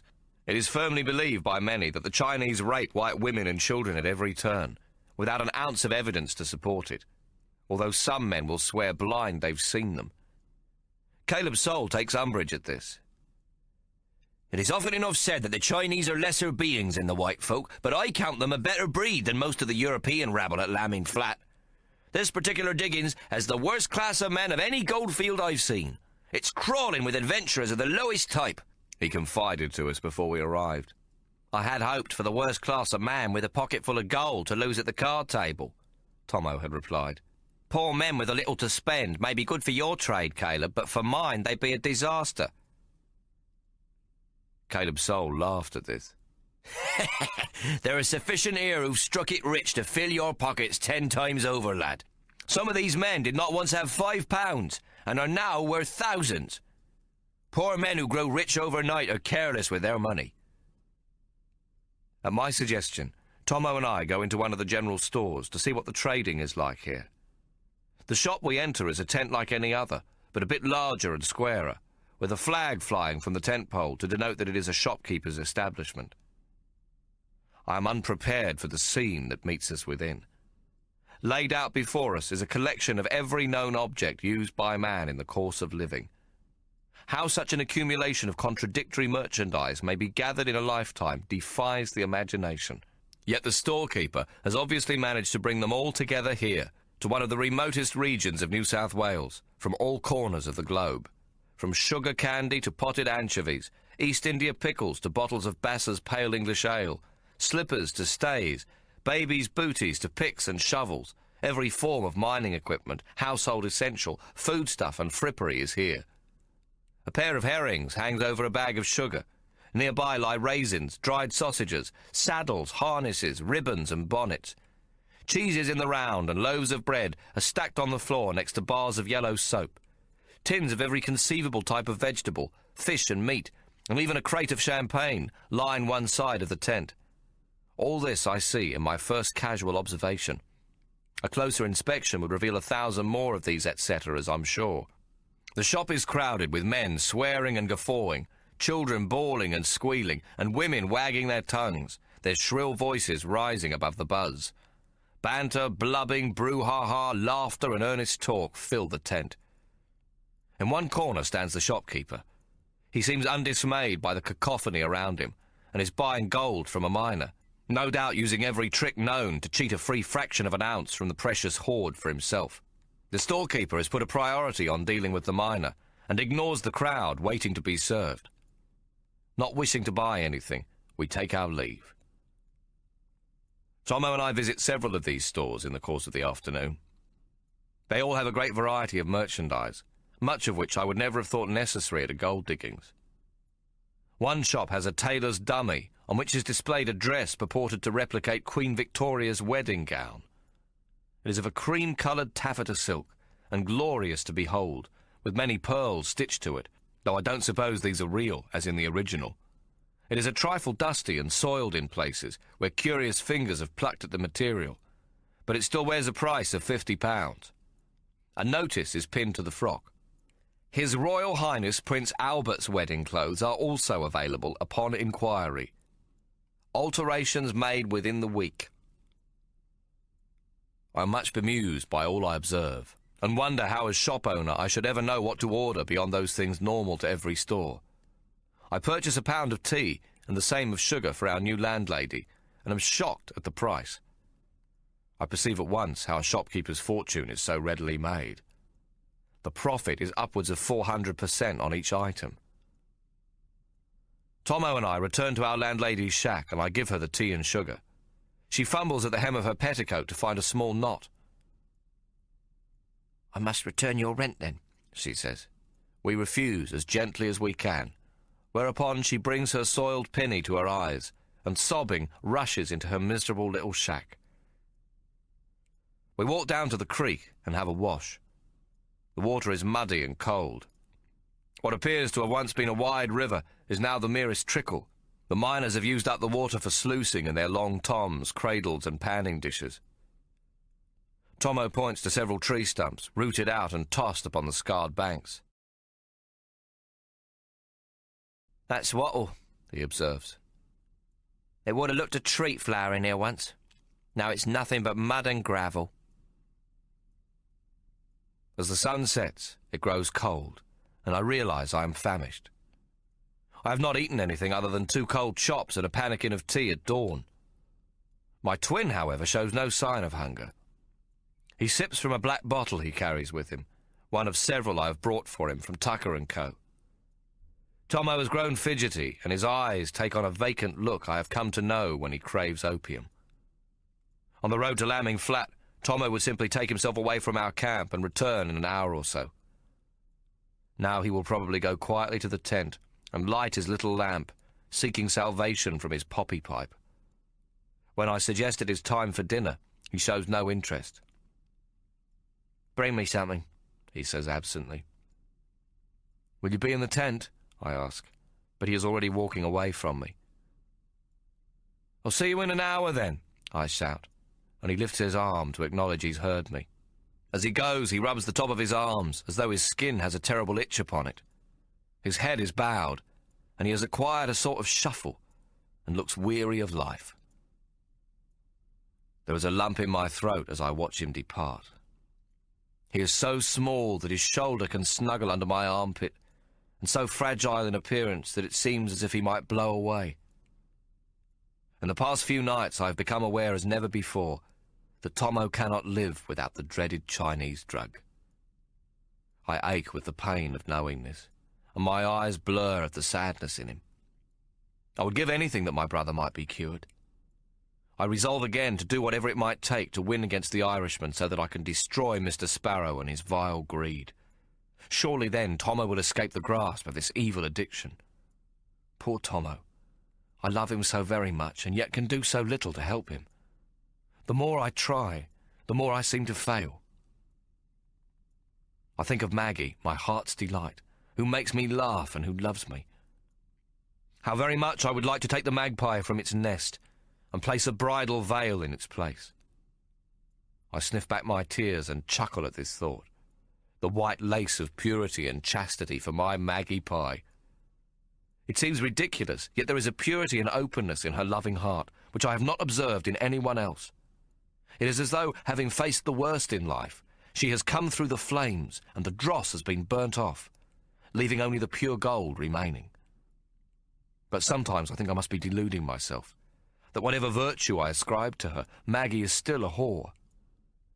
And once a whore, my dears, always a whore.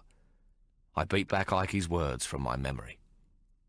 I love Maggie and wish to be with her all the days of my life, but not at a cost to Tommo. I shall never leave Tommo as long as he needs me. For the 7 years he was lost in the wilderness, even Mary believed him dead. But never I. Every day, at the moment of waking, I could feel him alive, the pulse of him within me. I could hear him breathing in the silence of my own breath, and when feeling my heart beat under my palm, I could feel 2 beats for every one. 2 hearts, his and mine. It's just gone 6 when I reach the large tent where Caleb left us this afternoon. My friend is waiting for me in a long line of men. He indicates for me to join him, turning to those in the queue who grumble. "He's the heavyweight champion of the colony. Would any of you lads care to have a go? Anyone game?" He points to one of the complainants. "You, sir." The crowd laughs, and a chorus of voices bids me keep my place, though I worry it is not fair. Some wag shouts, "Well, he paid double for the size of the supper he eats, 'cause he ain't getting mine." "What's your name, then?" someone else asks. "Your fighting name?" I think for a moment. Hawk Solomon does not sound too exotic to the ear. "Black Hawk," I say on impulse, remembering my Maori name. Caleb's soul looks delighted. "Black Hawk, heavyweight champion of the colony," he shouts so all may hear. This is repeated by several of the men around me and passed up and down the line. "Who's you fighting next?" someone asks. "The Lightning Bolt, the Irish and English heavyweight champion," Caleb Soul answers for me again. "Jesus!" a voice nearby exclaims. "You be the blighter what knocked Ben Dunn out the ring, right over the bleeding ropes into the lap of a whore. I read it in the Gazette." "Not quite," I reply, surprised at how quickly the story has spread and grown. "I was lucky to hit him at all." "Yes, with a sledgehammer," Caleb Soul laughs and holds up my arm. "Take off your jacket. Make a fist now, champ." I feel most foolish, but realise it is all for the good of the coming fight, so I remove my coat. "Roll up your sleeve. Let the lads see," Caleb instructs. I think to refuse, but he's a decent sort and means well. I pull up my sleeve and clench my fist, bending my arm at the elbow. "Holy Jeremiah!" someone shouts, and all around us laugh and exclaim. I am most relieved when at this moment a man comes to the entrance of the tent, holding a large metal triangle which he beats with a bar. "Tuckers up!" he shouts over the clanging. "Pay at the door. Then what's weekly show your grub cards." "That were a good start, lad," Caleb says as we move forward. "News of your arrival will be all over the diggings by morning. Shouldn't be too hard to get a card game going for Tommo." He looks concerned. "He is coming to eat, ain't he?" I'll take him something, for his appetite is poor. "He should eat more," Caleb worries. He has said the same thing to Tommo himself every night on the road, with Tommo always replying with a little poem of his own. "I eats like a sparrow and drinks like a fish. Brandy's me water, thin air's me tasty dish." Inside the tent, I take my mind off my little brother, knowing that worrying will achieve nothing. Caleb points out 2 of the gold commissioners among those around us, as well as several bankers, squatters and swells who have come to see the rush. The room is mostly occupied by diggers, sweat-stained and dirty. Shopkeepers, bullies and loafers are there too. The diggings is a great leveller of men, and all mix happily enough together. The kitchen is on the other side of a wall of logs. It is built like a cabin, with a porthole set at waist height through which the various comestibles are pushed. The cooks within scream out to the waiters as each plate comes through. "Irish stew! Liver and bacon! Roast mutton!" This mingles with the clatter of plates, the rattle of knives and forks, and the sounds of hungry men demanding to be served. All over the tent, plates are held aloft and voices are raised to the waiters requesting a return, which Caleb explains is a second helping. I eat everything that is placed before me, leaving nothing for Tommo. As soon as my plate is wiped clean, I too hold it up and yell for roast mutton, this being the easiest food to carry away with me. Just as the waiter places my second helping down, a fellow at the next table takes the plate. "Oi, that's not yours," says the waiter. "Is now," retorts the cove. "It is not," the waiter reiterates and goes to grab it back. The cove smashes him in the face and down he goes. 2 miners next to the plate snatcher also jump up and kick at the waiter, one hitting him in the head. Another ruffian leaps from the next table and lashes out at the fallen man's ribs. Several more rush to the fray. I rise from my seat. "Stop it!" I yell, pulling some of the ruffians away, but more come, kicking and stamping on the poor wretch with evil satisfaction. The man on the floor is now in a state of insensibility, his features battered beyond recognition. Another heavy boot lands toe first into his face, and several teeth depart from his jaw. I'm still trying to pull people away, and now grow furious. With a roar, I land my fist into one villain's face, and then again into a second man. Both drop to the ground, but are immediately replaced by others. I hit them too. 5 more men come running. I grab the first by his belt and neck, and lifting him above my head, throw him at the other 4, sending them all sprawling. In the process, several tables and the people seated at them go flying. It is all over, and a deathly quiet falls over the room as I pick up the little waiter and carry him in my arms to the porthole. The other diners gasp as they see what has been done to him. He is taken by hands I cannot see, and I walk back to Caleb's soul, stepping over the 5 ruffians who are either unconscious or playing possum. "I think we should leave, don't you?" I say, panting slightly from the fight. We turn to walk out, when almost as one, the men in the tent stand and begin to clap. "Good on ya!" someone shouts. "Well done, lad!" yells another. "Hooray!" A small door set into the log wall opens. "Mr. Black Hawk! Mr. Black Hawk!" It is the chef, whom Caleb has told me is also the proprietor. He is hurrying towards us from the kitchen. "Here's trouble," I mutter to Caleb, thinking the man must want me to pay for the broken crockery. But as the owner comes up, I see he is carrying a plate piled high with mutton and potatoes. "You've not had your returns." He proffers the plate. "Here, lad, eat up." "I think we'd best leave, Felix," Caleb Soul says. "We've caused enough trouble for one night." "Trouble? No trouble at all, mate. I've been hoping something might happen to them bunch of bully boys." "Is the waiter all right?" I ask. "Not good, lad, not good at all. But we've sent a boy for Dr. Bullmore. Let's hope he ain't too drunk to attend." Felix holds the plate of food out for me to take. "Bring back the plate tomorrow, will you, lad? You're welcome to come back any time. Your grub's on the house." We walk out into the night. It is near freezing cold, with a full moon fuzzy at the edges. I think there'll be a heavy frost in the morning, though the stars are amazingly bright. I wonder at the grandness of nature and the depravity of mankind. Why is it we reduce everything to greed and hate and try to settle all with our fists? Caleb Soul chuckles quietly beside me. "What's the joke?" I ask. "By Jesus, if the mob didn't know before, they'll certainly know Black Hawk is in town by breakfast tomorrow. If we'd paid those ruffians, they couldn't have done any better for us." When we get to our tent, I can see no light from inside, and I wonder if Tommo is asleep. But he is not there, and I can only think he has gone someplace else to smoke his opium. The landlady's cat comes up, and I feed it a slice of mutton. Then the woman herself appears, rubbing her eyes. "Too late for tea. No fire, I'm sorry, lads." It is bright moonlight, and she can see the plate of meat and potatoes I hold. Her eyes grow big. I take 2 slices of mutton and a large potato as Tommo's share, and hand the rest of the plate to her. She snatches it and scuttles back into her bark hut. God bless you, God bless you," she murmurs as she goes. The tabby follows her back into the hut, no doubt thinking to get himself another share, though I don't like his chances. It is not much past 7 o'clock, and I take some of the hay Caleb has ordered to the horses. Caleb joins me, and we sit in the trap while he smokes a pipe. Since Caleb has learnt of my plan to fight the lightning bolt, he has become my most ardent supporter.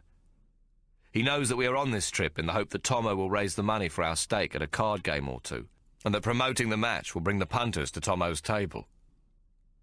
My brother has arranged with Mr. Sparrow that we be allowed to drum up interest in the fight, though this is normally his and Fat Fred's domain.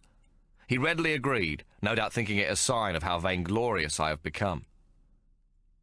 Caleb does not like to see anything approached in an ad hoc manner, even gambling, and he now turns his mind to how best to stir up interest in the fight before Tommo sets up a game. "There's a cove who does printing in Yass. We'll have handbills printed," he says eagerly, then leans back. "I can see it now." He enthusiastically describes it for me. "Prize fight. Heavyweight championship. Black Hawk, heavyweight champion of the colony of New South Wales, to fight the lightning bolt, champion of all Ireland and Great Britain. Time and location soon to be announced. Caleb looks well pleased with himself and takes a puff from his pipe. That ought to get the tongues wagging. I'll take the trap into Yass tomorrow, get the handbills done, and announce that you'll meet the punters on Sunday morning at 10 o'clock outside the George Hotel. Caleb knocks his pipe out against the heel of his boot. I'll leave before dawn. I better get some sleep. I clear my throat. Caleb, it is most kind of you to help us, but Tommo is in charge of all the plans. I'd be most obliged if you would discuss it first with him. Even in the moonlight, I see the look of disappointment that crosses Caleb Soul's face.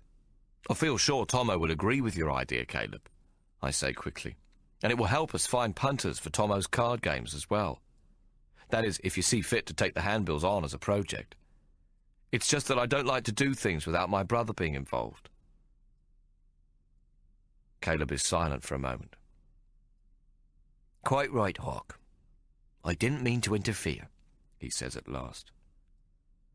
Caleb, please, we are most grateful that you should care enough to assist us. My friend seems suitably mollified. I'll wait you in the morning. See what Tommo thinks, eh? He climbs down from the trap and disappears into the interior of the tent. There is no wood for a fire, so I take my blanket from the carriage and wrap it about me. I sit on a tree stump, waiting for Tommo to come home. The cat appears again to keep me company, purring and brushing against my leg. By 9 o'clock it is eerily quiet. As we have seen, the river has run near dry, and its banks have been churned to clay, so there are none of those sounds of the night which are usually heard near a stream. No crickets hum or frogs croak. I hear no hoot of an owl nor the throaty hiss and rattle of the opossum. The miners, who work from dawn to dusk, are asleep only moments after they eat. The diggings are brutally hard work, and men spend most of their days up to their knees in mud and water. Bouts of dysentery caused by poor water are common, along with a terrible eye condition known as sandy blight. Because their tents are roughly made, usually just a single tarpaulin held aloft by wattle poles, the miners often sleep in wet blankets, even in the freezing cold of winter. Some do not even trouble to remove their muddy boots, and foot rot is a complaint common to all. Though Caleb Soul assures me there is gambling and drinking aplenty in the grog shanties, brothels, eating tents and pubs, there is absolute quiet where we have pitched our tent. I go to fetch another blanket. I can do nothing to find Tommo, who could be anywhere. The diggings stretch 5 miles in any direction. The full moon's silver light spreads over the desolate landscape. As 10 o'clock draws near, an idea comes to my anxious mind. I go into the tent and waken Caleb. He sits up quickly. What is it? He asks groggily. Caleb, how much opium did you give Tommo for this trip? Caleb Soul scratches his head. A few ounces. All I could obtain. How long would that last? Depends. For severe pain, a few days. And for smoking in an opium pipe? I try to pull the answer from him.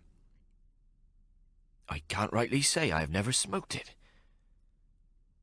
I think back on Tommo's state of agitation when he left me today. It can mean only one thing. Tommo did not have a sufficient supply of opium. The craving has come upon him, and I would guess he has gone to the Chinese encampment to try to get more. I decide I cannot wait here any longer and must go after him. I have a strong feeling my twin is in danger. I go to the trap, and from among Tommo's things I take his fighting axe. He has not used it since we have been in Sydney, but still keeps it razor sharp. I push the axe into my belt and pull my 2 blankets over me. Then I set out in the bright moonlight towards the celestial encampment, which is about a mile to the north of the diggings and somewhat clear of the European settlement. A heavy frost has fallen. The ground clunks under my boots, and though I now have both blankets wrapped about me, a chill seeps into my bones. I walk over a short rise and come upon the camp of the Mongolians. All lies perfectly still in the moonlight. 2 Chinamen, about 30 feet away, guard the camp. They huddle in their blankets near a small brazier to keep warm.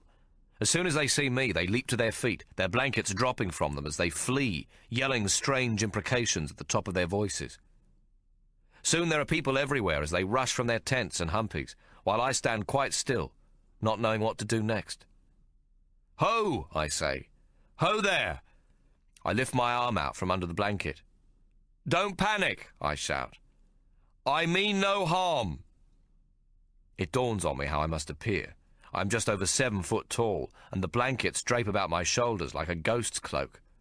My face is clearly visible in the moonlight, black with strange signs carved upon it. I must look like a monster. Some of the Chinese have stopped a little distance from me, no doubt thinking themselves safe with plenty of time to run should this ghost devil suddenly advance upon them. I remove the blankets so that they might see me standing like a human. "Friend!" I shout. "I am friend of the Chinaman." Nevertheless, some at the back of the throng start to run, perhaps seeing Tommo's axe stuck into my belt. But some of the braver souls hold their ground. "Friend of the Chinaman!" I shout again. In the earlier panic, an old man has fallen on the path near me, and no one has dared to go to his rescue. I carry this ancient Mongolian back to where my blankets are, and I cover him with one of these. "Friend of the Chinaman," I repeat as I rise. One man breaks from the group and walks towards me, to the shouts of warning from those watching. He stops perhaps 10 feet away and brings his hands together to his chest, bowing deeply. I can see that his knees are shaking. "Friend," he says, trying to smile. "Aye, friend," I assure him, smiling. He moves forward to shake my hand, and in an instant I am thrown onto my back, my head hitting the ground hard. It is some moments before I recover, to find 6 men sitting upon me and a dozen more crowded around. I think that maybe they will kill me. Curiously, I am not afraid, and through my mind flashes an imagined bill poster. "Giant nigger Jew killed by Mongolian hordes." I start to laugh. After what Tommo and I have been through, this is a stupid way to die. To my surprise, the Celestials crowded about me also begin to laugh. I get up and dust down my breeches, looking for the Chinaman who has thrown me to the ground. I pat him on the back and grin. "Good, very good." Then I lift him into the air above my head and twirl him around before putting him down again. This time we shake hands like gentlemen. "Friend," says he. "Friend," say I. It is too cold to stand around, and slowly the crowd disperses, but for 4 whom I take to be the leaders. Now I find myself in difficulty. How shall I tell them I am looking for Tommo? "Do any here speak English?" I ask. "English? Speak English?" It is soon apparent that none do, even my newfound friend. One of them hands me a black bottle. I do not as a rule drink spirits, but now I take a deep swig. I cough as the brandy burns down my throat and warms my stomach, and hand it back with a smile. My hosts smile too.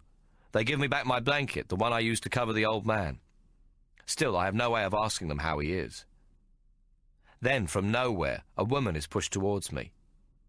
I can see she is European, but cannot judge her age. She is wrapped in a torn blanket, and her eyes are sunk deep into her skull, so that I cannot see them but for bright pinpricks within dark sockets. Her skin is drawn yellow and taut, and her nose is half eaten away. Her lips draw back in a snarl to show black, rotting teeth. One of the Chinese prods her and jabbers something. "English," he says to me. "Do you speak English?" I ask the woman. "What's your name?" "Sally, sir," she answers in no more than a whisper. Her face may be that of an old crone's, but her voice is a young girl's. "How old are you, Sally?" 20, I think, sir. I have heard how young women are caught up in the craving for the devil's smoke, and how they come to the Mongolians for opium and then cannot leave, paying for the poppy with their bodies until they die in some wretched hovel. I know full well that there are lots of Sallys, but this is the first of them I've seen. She is clearly beyond all hope of recovering from the addiction. I know I am speaking to someone who will soon be dead, and that she seeks no salvation from me beyond the price of her next pipe.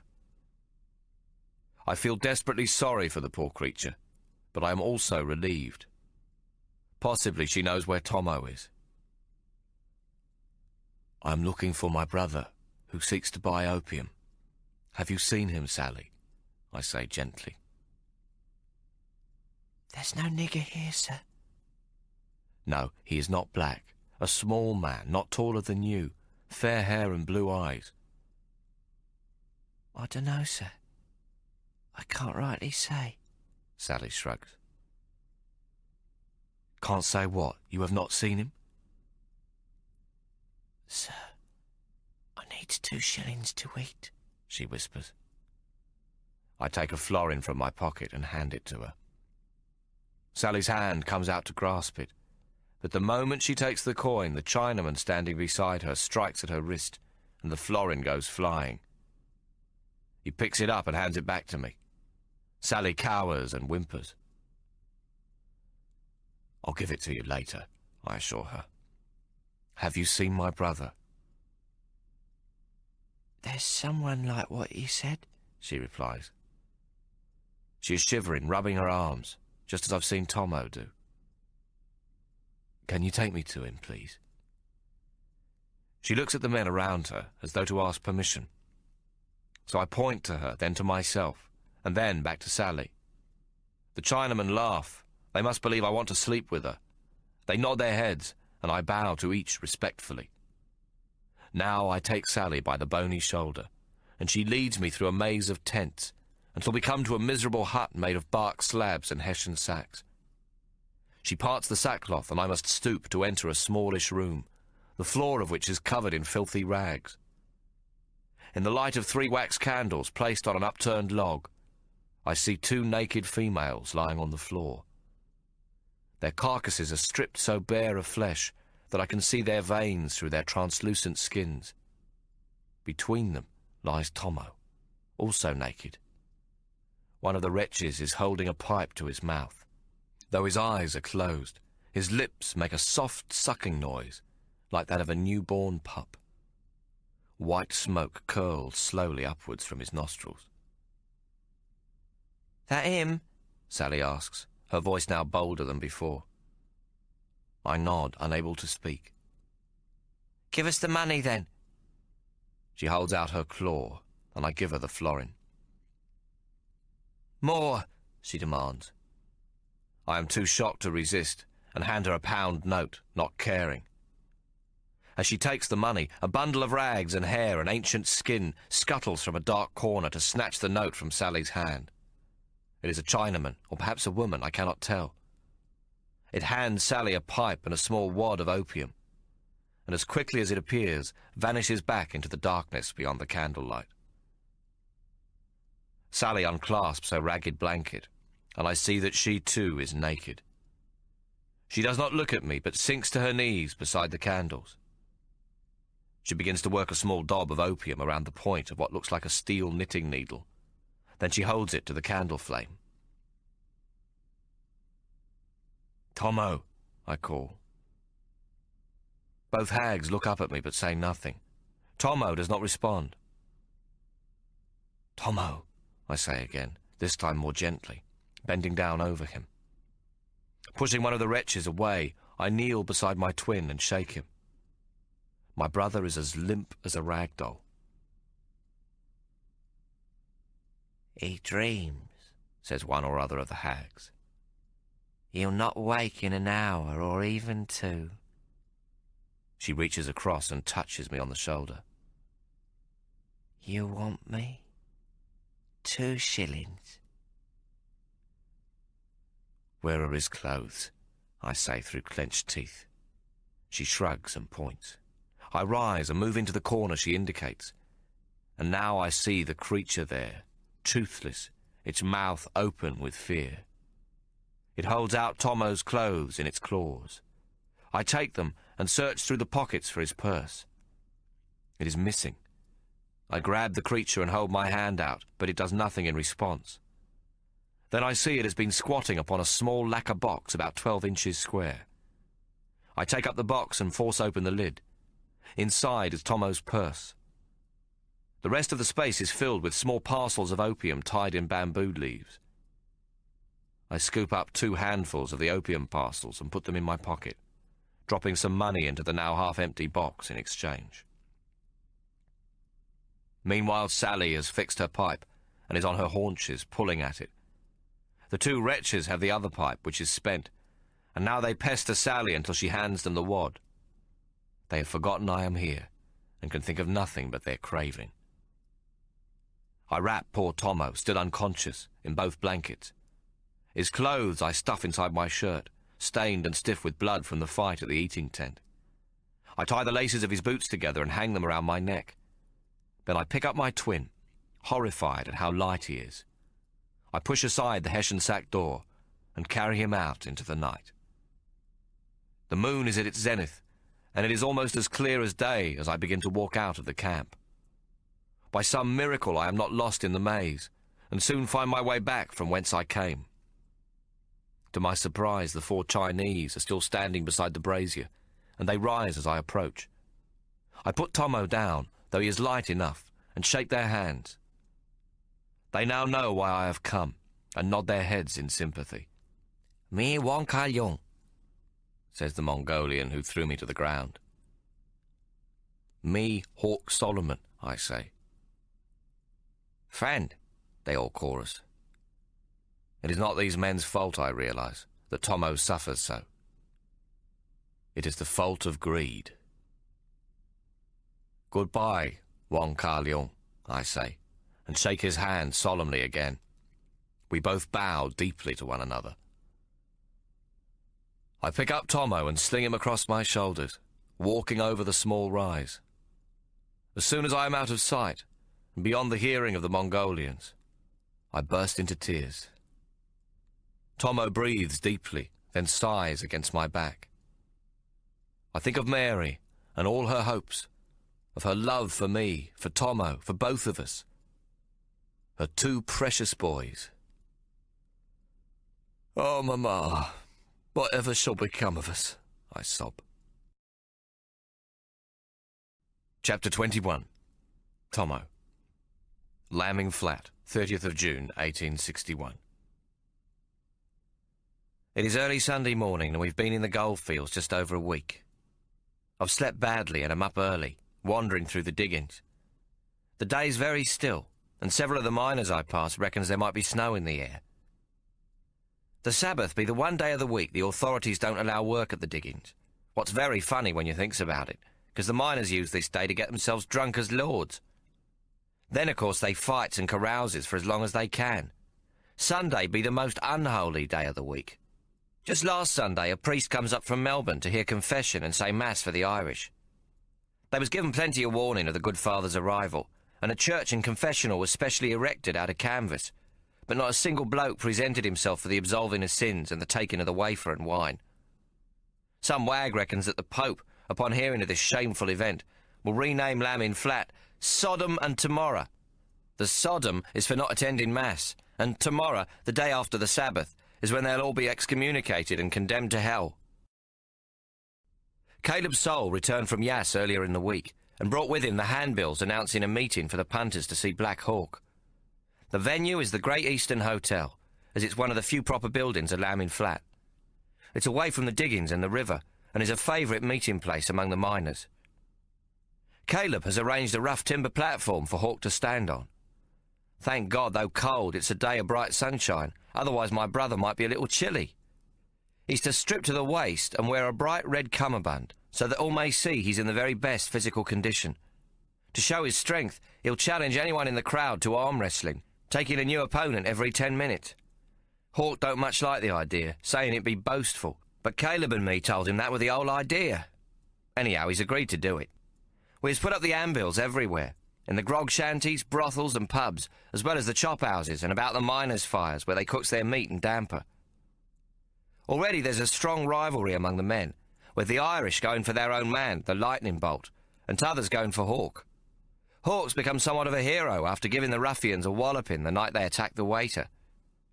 Turned out they was Irish, and now all the Irish has made the nigger their sworn enemy. As Caleb Soul says, "It could not be a better situation if we tried." Since that night, there's been some muttering about the Irish boyos taking revenge. Hawk's been warned to have a few stout men with him when he presents himself this morning. I'm a bit worried for him, but Hawk insists we go ahead as planned. I can't scuttle away like a cockroach on the Nankin Maiden when they make the slightest threat. I must face this if I'm to face the bolt. This morning's turnout promises to be a big 'un. The Miners' League, what has been formed to protest against the presence of the Chinese at the diggings, will be there. The League has as many as 2,000 men in their membership, along with a brass band, for they likes a bit of a march. I've heard how it's made up of different chapters, each with a banner showing the diggings they hail from. There's Blackbuck Gully, Tipperary Hill, Possum Creek and the like. They'll be marching behind their leaders and carrying their bright banners with pride, so the whole thing will look like a bleeding carnival. Caleb has even paid him to play a tune or two at Hawk's appearance. One of the leaders of the Miners' League, Mr. Cameron, told Caleb that if the payment were a subscription fee for the three of us to join, they'd play the whole morning for naught. But we has refused, being most wary of those who are against the Chinese, what we thinks has done nothing wrong other than to be a different colour. A special correspondent from the Sydney Morning Herald has come out here incognito to report on the Miners' League and their battle against the Celestials. He's said to lurk about the diggings, making up scurrilous lies about the miners. Caleb reckons we should recruit him to our cause, but we don't know who he is. Still, if we could encourage the special to add a few lines about Hawk and his fight, that would stir the possum nicely. The special's pen has already struck some hard blows against the diggers, telling his readers that the Chinese ain't done nothing to the miners and is a most peaceful group. The special also points out that the rough element in the diggings is the real culprits behind the uproar. They make trouble with the Chinese and then steals their claims. Hawk reckons this is a very fair point of view, but the mob don't like it one bit. Meantime, I has had myself 2 card games, thanks to Caleb's introductions. The first were with the various shopkeepers, what's among the richest folk in the diggings, and the second were with the sly grog shop owners and publicans, what's not short of a bob either. Yours truly won at both. Me winnings were £10 each time. £20 is bloody good wages, but it falls far short of our ambition. These blokes ain't true gamblers, and is too timid with their wagers. We still need another £80 towards the stake, and that don't even begin to cover the cost of Hawk's training. I've got to get one really big game if I'm to have any hope of making this. Tonight I've a game with the Irish. It ain't one set up by Caleb, who has warned me against playing poker with these boyos. Tommo, there will not be an honest cove in the game, and all of them broadsmen, he warns. I can hardly tell him that I won't be adding even 1% of honesty to the game myself. I'd rather take me chances and pit me own talent against villains than play with the duffers what he's lined up. With only 2 games played, the word about Tommo is already out among the respectable folk, and they's all gun-shy, even though I didn't cheat once. At least the rough mob play for big stakes. Besides, I got no choice. We must leave on Tuesday morning to return to Sydney, so this is me last chance. I'll first come across this mob I'm going to play with while passing out handbills at a place called Possum Creek. They's not working a claim, and they don't look like they intend to, neither. They all sit outside a bark hut playing the flats. I put down a handbill and stopped to watch them a while. They's playing whist, and one of the players what's thrown his hand in picks up the poster. "What's it say?" he asks, holding it upside down.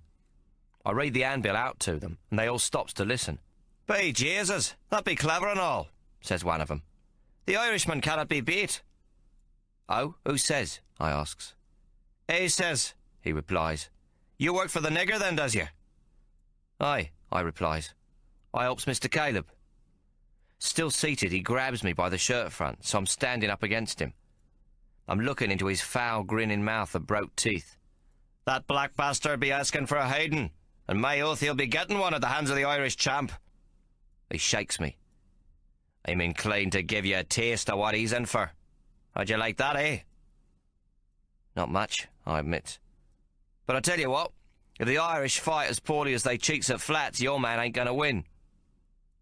"What's you mean?" he growls. I take out an ace of hearts from his sleeve and a jack of the same from behind his collar and throws them down in front of his mates. "Why, you right bastard, Mickey!" they chorus. "Dunno why you bothered. Whose deck is that?" I points to the cards on the table. All eyes turn to another of the Irishmen. "Well, it's shaved, ain't it?" I says. It's a guess, of course. I can't tell from where I'm standing. But the moment I says it, I see the sly look in the eye of the one they're all looking at, and I know straight away I'd be right. "What's going on, then?" one of the ruffians shouts, throwing his cards down and rising from the bark table to glare at his mate. "Right-o," I says, me heart in me mouth. That's 2 of you what's cheating. How about the other 3, eh? Each man looks at the other narrow-eyed. Tell you what, I suggest. Let me sit in on your game. I'll play you all together, the lot of you against me. What say you? A shilling a point? But if I catches any of you cheating, you drops out of the game. If you catches me, I'll double any winnings on the table and it be all yours. Are you game then, gentlemen? Me suggestion's just silly enough, and them's just stupid enough to accept. An hour later, 3 of them's been tossed out of the game. The other 2 I clean out too. They look fit to kill when I rise from the table, scooping the pool. Then I hand them back their money.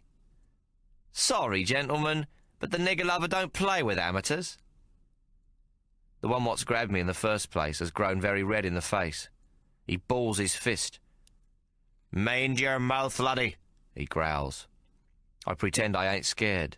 "No, a big game then? High stakes?" I asks. "Among your mates? Someone maybe you don't like, someone what owes you? Or perhaps you want revenge, eh? Tell you what, gentlemen, if you has the nous to set up a big game, high stakes, I'll cut you in on 10%. But it's got to be real big. How's that then?" 20, says one of them. 15, says I. They agree, and we shake on it. I share me black bottle with them and then goes off, telling them they can contact me by leaving a message at the Great Eastern. As I leave, I yell, "Oh, and gentlemen, take me advice. Put your winnings on Black Hawk." "Bullshit," one of them shouts, but this time they laughs. "See you right soon, Tommo," another yells after me. Well, since then, they've found me a game with the Callahan mob, where the stakes are £10 in. It's to be held in the Great Eastern Hotel, starting 10 o'clock tomorrow night. Me and Jonah Callahan, what's leader of the mob, made the booking. Him and me went to see the proprietor of the Great Eastern, Mr. Makepeace Chubb. He's a little cove, fat, bald, and always with a coating of shiny sweat to his florid face. We inspect a room upstairs to the back of the hotel. Each of us pays the publican £1 for the arrangements, and then we arrange for him to get in 2 brand-new decks of cards. "I've got him on sale here," he volunteers. "Give us a look, then," Callahan asks. The publican returns with 2 packs of Mermaid brand. "What's the shite?" Callahan growls. "He's right," I says to Chubb. "They has to be De La Rue and Sons." "Oh," says Chubb. "That serious, is it? I'll have to get him in. Jeremiah Neep has him in stock, as I recall." "We'll be in on Sunday morning to inspect them," Jonah warns. "Have pen and ink ready, much obliged." Though Jonah Callahan's words seem mild enough, the way he says 'em ain't at all pleasant. So 10 o'clock this morning, accompanied by Jonah Callahan, I goes to the Great Eastern. Makepeace Chubb is busy out the back, and we sends a message we wants to see the flats. A few minutes later, he comes huffing and puffing to the bar and puts 2 packs down on the counter in front of us. "Where's Pan and Quill?" Callahan demands. The publican sighs and leaves to fetch same. I orders 2 nobblers of Cape brandy, and when they comes, I push one of them in front of the Irishman and invite him to inspect the decks. He looks down at the brandy in front of him. "What's the shite?" Before I can open my mouth, he pushes the drink over to me. He throws his head back and shouts to the barman, "Hey, you! Irish!" "Suit yourself. Only trying to be friendly," I says, a trifle miffed. "Yeah, well, don't waste your breath," he replies. "2, with a pint of best to go with it." He knocks 1 nobbler of whiskey back, chases it with half the beer, then the other Irish whiskey follows and the remainder of the beer. All of this is done straight off, no pause between. Good, I thinks. He'll be drinking whiskey and beer all night at the game. It's got to catch up with him, unless he be made of cast iron. Callahan wipes his mouth with the back of his hand. He then picks up a deck and examines it closely, picking gently at the seals with his fingernail to make sure they's tight closed. He does the same to the second pack of De La Rue. Satisfied, he dips the quill into the ink pot and makes his mark across the seals. I does the same, spending even a little more time at examination before I signs. We call for the publican and makes him sign across the front of each pack. Then we follow him out the back and into his office, where he has a small safe for miners to keep their gold in. He fiddles with the combination, groaning as he stoops down low with his back to us. With the safe open, he steps aside so that we can see it's empty, in case we got any ideas. He puts the 2 decks into the safe and closes the door, scrambling the combination once again. There, he says, puffing. All safe and sound, lads. You'll be sure to see there's plenty of firewood and the hearth be well lit and the room warm, I asks. We'll be playing in our shirt sleeves rolled up to here. I indicate the top of me arm. No hats to be worn either. Eh, what's this then? Callahan scowls. Just helps to know there ain't no handy sleeve or hat about. I've known cards what had a natural affinity with sleeves and hats. Hand goes under a hat to scratch a louse, never know what it might find lurking. Could be the king or queen herself, or an ace may pop out of a coat sleeve, know what I mean? Jonah turns and stabs a hard finger in me chest. Think we's gonna cheat you, does ya? It's been known to happen, says I. But I'll find you out if you does. Like hell you will. Steady on now, lads, says Makepeace. There'll be no cards played in this house if you's going to fight. A drink on the house with my compliments will settle yous down. Cape and Irish with a chaser, if I remember rightly. We follows him through to the bar, and he pours the drinks. On the house, he repeats, looking a bit pained. Oh, yes, and the house takes 10%, lads. What? Callahan grumbles. Makepeace shrugs, safe behind his bar. As you wish, take it or leave it. It'll be fine, I says. Bloody hell it will, Jonah growls. Fine, is it? It'll be just fine for you to pay it, laddie. Oh, and another £5 to cover breakages. Returnable, of course, if nothing's damaged, Makepeace adds. After each of us puts down our share, Callahan and me walks out into the bright, crisp sunlight, and I sticks out my hand. See you tomorrow, then. He ignores me, spitting to the side of his boots as he walks away. Charming, I exclaims. Real nice to know you, Callahan. Fuck off, he says, not looking back. Well, I thinks to myself, everything's going just right and dandy for yours truly. Now I'll go and see how Hawk's faring.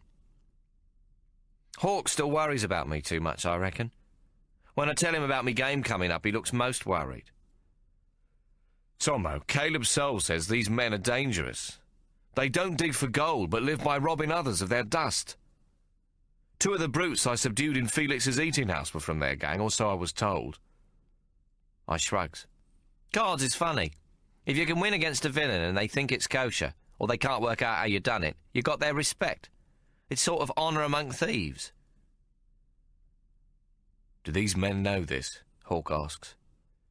I'd best come with you to make sure. Hawk, let me go on my own. What if something happens? If you comes with me, of course something will happen, I says. This time you've got to stay a mile away. Them Callahans don't know I'm your brother, only that I works for Caleb. What about today, then? They'll see you with me, won't they? Caleb can handle the show with you. He'll love to spruik it. I'll just be in the crowd, watching, cheering you on, Hawk. I can see Hawk ain't happy about letting me go alone to the game, but he knows that it's our best chance to raise the gelt. Tommo, be careful, won't you? Course I will, big brother, I say. It's near noon, and already there's a big crowd outside the Great Eastern Hotel waiting to see Hawk. A brisk trade going on at the bar. It's about time for Hawk to meet the punters. He walks out, and I can see his head sticking up nearly 2 foot above the crowd. His black shoulders, scarred from O'Hara's knotted rope, shine ebony in the sunlight. He turns and smiles, showing a row of gleaming white teeth. They be most unusual at our age, when most men's teeth is yellow from tobacco chewing and pipe smoking. Hawk's Maori tattoos give him the look of a black prince or warrior. As he wades through the crowd, I admire his huge shoulders and narrow waist. His legs is like tree trunks, but he is trim at the ankle and can move surprisingly quick for such a big fella. He's bulging with muscle everywhere, a result of all his work hoisting barrels at Tucker & Co. And his stomach's like a washboard. I can't believe the Irishman won't tremble when he sees him in the ring. Hawk climbs the platform to cheers and boos from the crowd. I can tell from their murmurs that they struck with his massive size. Just as I walks up to join the mob, the Miners' League marches in, and their band strikes up. I reckon there must be more than 2,000 of them all up. They play a marching tune with cries of roll up, from those behind the banners. It is a grand sight, and everyone claps as they comes to a halt. The single drum marks time, and at the command of each section leader, each group falls out. Meanwhile, Hawk stands on the platform like a black general surveying his troops. With blokes from the Miners' League joining in, the crowd is huge. Caleb Soul has got up on the platform beside Hawk. He brings a hailing funnel to his mouth and calls for silence. When at last the mob settles down, he nods to someone at the foot of the platform. There's the roll of a kettle drum. "Diggers and gentlemen," he proclaims, "I give you the next world champion in the division of heavyweight, the inestimable, pugilistic, ferocious and undefeated Black Hawk, champion of the colony of New South Wales." The crowd cheers, and then a voice near the platform calls out, "Go on, tell us how many fights he's had."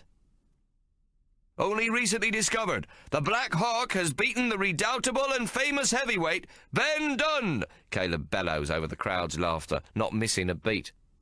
"Who?" shouts the same wag, to more laughter. "You, sir," says Caleb, pointing to the man. "Step up and let's see your form. Up here, lad." He indicates the platform. A small man, not much bigger than me, climbs up, with Caleb lending him a hand. "What's your name?" Caleb asks. "Pat Malone," the little cove grins.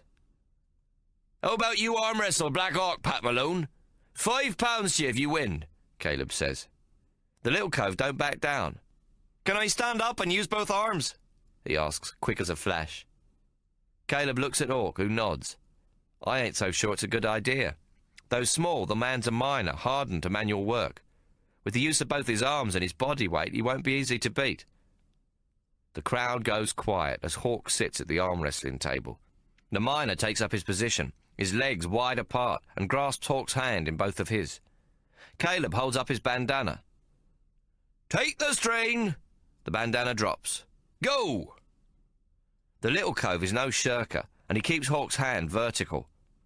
Then me brother's arm starts to go down, and the crowd begins to shout their encouragement. The miner is gaining on him, and the mob thinks he's going to win, so they shouts him on. Hawk's knuckles is about to touch the deck when he gives a great grunt and swings his arm up. He pushes the little bloke backwards, so hard that the miner loses his balance and goes flying off the edge of the platform into the crowd. It's an amazing feat of strength. Hawk rises quickly to see if Pat Malone's been hurt. He pulls him gently back onto the platform. The little miner seems no worse for his fall, and Hawk lifts his challenger's arm as if declaring him the real winner. Then me big brother lifts Mr. Malone high above his head, and the crowd cheers at this show of sportsmanship. He puts the miner down, and they shake hands like the best of friends. Caleb holds up a £5 banknote for all to see. £5 to Pat Malone for having a go," he shouts. "Let's have 3 cheers for the miners, lads." The crowd is completely won over. "Shit, that's another £5 I has to win," I mutters to myself. But Caleb has done good. The band strikes up a rousing song. Caleb now announces that Hawk will talk. "Hear from the champion himself." He hands the hailing funnel to Hawk. The crowd draw closer so that they hears his every word. "Gentlemen, I thank you for your time. It's grand to be among so many friends."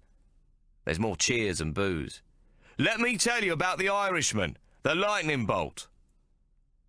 The fighter's fellow countrymen raise a great swell of noise at his name, and Hawk waits till they has quieted down. "My worthy opponent is better known as the Bolt, because he can take a great hammering to the head and yet remain true to his metal." The Irish like this remark, and I can see they'll store it up to repeat 1,000 times. "He is the champion of Ireland and Britain, and there is much speculation that he cannot be beaten by anyone in this colony or any other in the Empire. He is a most formidable adversary." Hawk points to Pat Malone, what's sitting on the edge of the platform.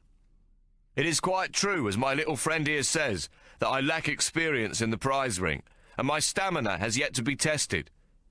Some say it was a lucky punch that knocked out Ben Dunn." Hawk pauses a moment.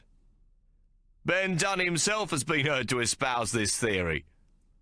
A roar of laughter goes up from the crowd, and I can see they is warming to my twin. He waits for it to die down before continuing. "I admit Mr. Dunn was most tired, having just fought 5 rounds. But those who speculate on these things, and know better than I, say that the Irishman will take Ben Dunn with one arm tied behind his back and a glass of good Irish whiskey in the other." The Irish in the crowd cheers wildly. So if you are an Irishman, I will reluctantly accept that your wagers will not be placed on me. If, on the other hand, you are an Englishman, you may well be in two minds, not wishing the Irishman to win, but not too sure of the big nigger either. Most know what Hawk says is true, and they admires him for it. Hawk takes the hailing funnel from his mouth and smiles, till the laughter and clapping settles. But if you are an Australian, then you will know we are a new breed of men, and not given to easy surrender. The crowd rises to a new peak of excitement at this, and it takes some time to calm down again. In my favour, I have my size, and if you will allow me to say so, a great determination to win.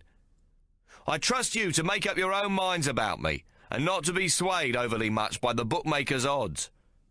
I thank you for hearing me out. May your efforts reward you with gold aplenty. Thunderous applause and cheering follows as me brother ends, and the band strikes up the wild colonial boy. There's men about me what has tears in their eyes. It's a brilliant piece of work.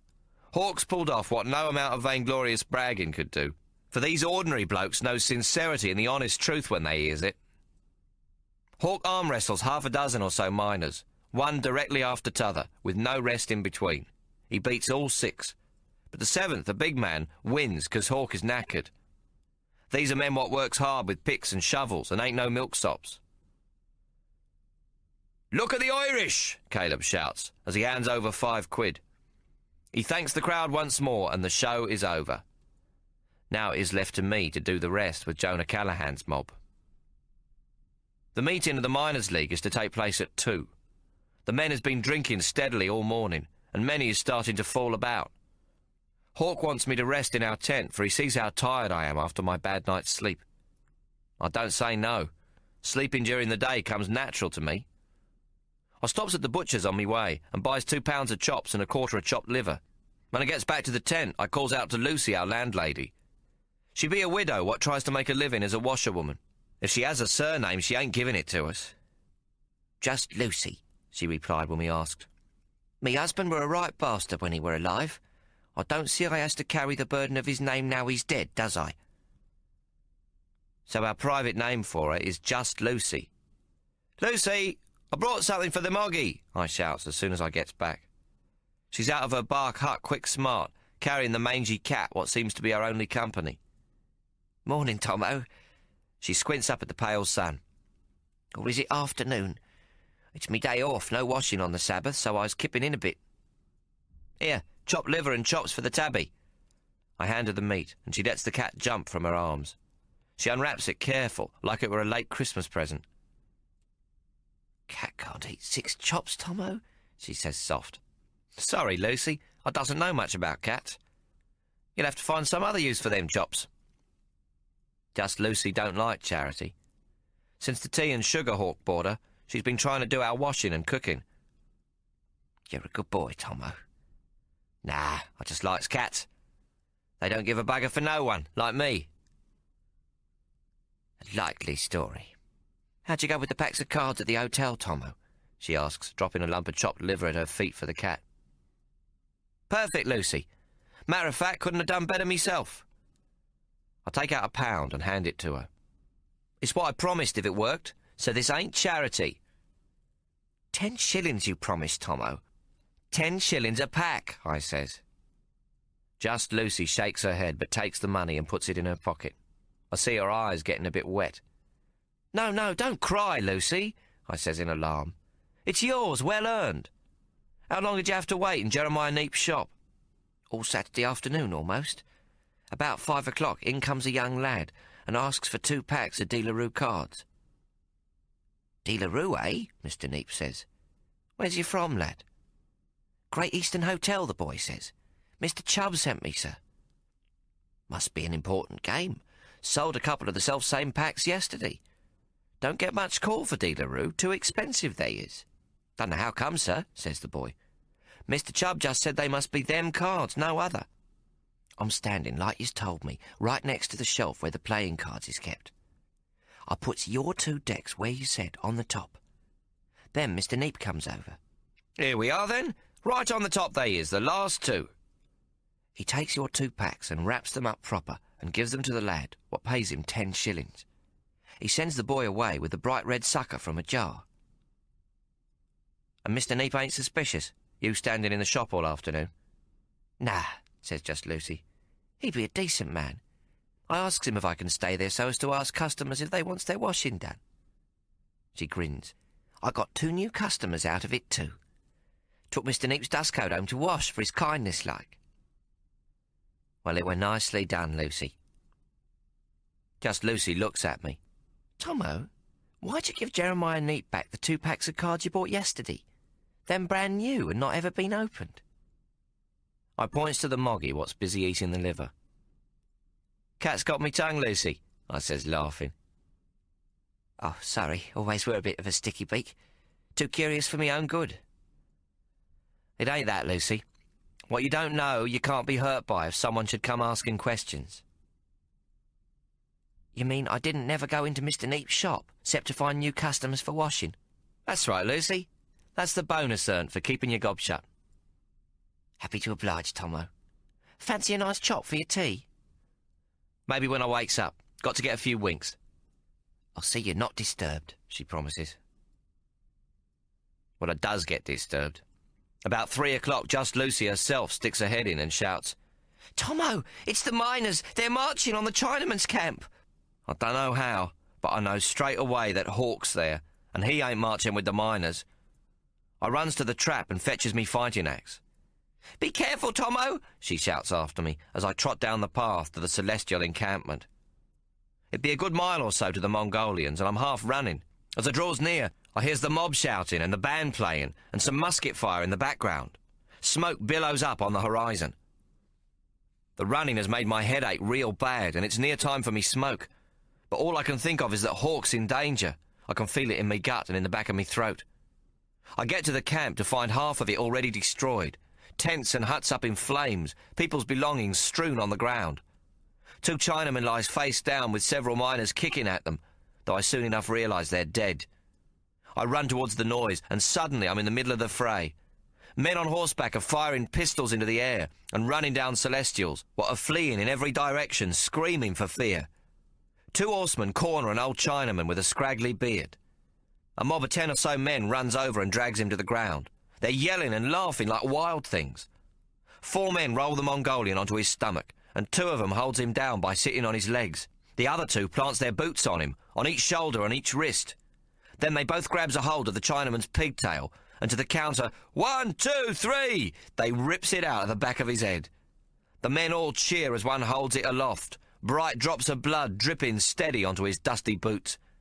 Then they begin to kick the old man to death. I keep running, looking for Hawk, and pass several more dead Chinamen. All is lying on their stomachs with crimson patches to the backs of their heads, the blood still running down their necks and shoulders. One, what I thinks is dead, gets up and starts to stagger away, holding both his hands to his gut. But he gets only a few feet before he collapses again. Someone has sliced his gut open, and his intestines spill out as he falls. In the smoke, white miners shout excitedly as they come across stuff they want in the Mongolian tents. Some carries armloads of loot, piled up to their chins, lamps and picks and lacquer boxes and every manner of thing you can imagine. One has a sack of rice over his shoulder. It leaks out the bottom where some wag has stabbed into it, so that he leaves a white trail as he dashes this way and that. Up ahead I see a mob of about 50 miners, shouting and throwing their fists in the air. I run through the smoke towards them. I'm exhausted by the time I get to the circle of rioters. As I draw near, I sees Hawk standing right in the centre. Oh, shit. I force me way through the yelling miners, pushing them away with the handle of me axe till I gets to the inside. There stands Hawk, with the white woman what's holding a Chink's baby. 4 other Chinamen stand close beside him, 3 younger men and an older bloke. They's whimpering and shaking from head to foot, all except for the old bloke who stands calm to Hawk's back. Hawk is holding a pickaxe handle. Most amazing of all, he's calm and smiling. "Come on then," he cries. "Who's willing to die first? I'll take 10 of you before you take us." I push through the last of the crowd to join him. "Tommo!" Hawk shouts. He reaches out and grabs the axe from me. Now it's 15. 15 men will die before you arm these people. Who will it be among you, gentlemen? He points with the axe. You holding the pigtail. Like to be scalped? He hands the pick handle to me and whispers, "Cover the side." Then he raises the fighting axe and takes a step toward the cove with the pigtail. The mob tumbles backwards, falling over each other in their haste to get out of his way. The bloke with the pigtail drops it and runs. Just then, a man on horseback rides up, raises his pistol and fires at Hawk. His horse shies as the mob runs towards him, and the bullet misses, hitting the ground. I use the pickaxe handle like a Maori fighting stick, and a second later the bastard is on the ground, with all his teeth smashed and his nose missing. The pistol has gone flying as he falls, and quickly I rush to pick it up.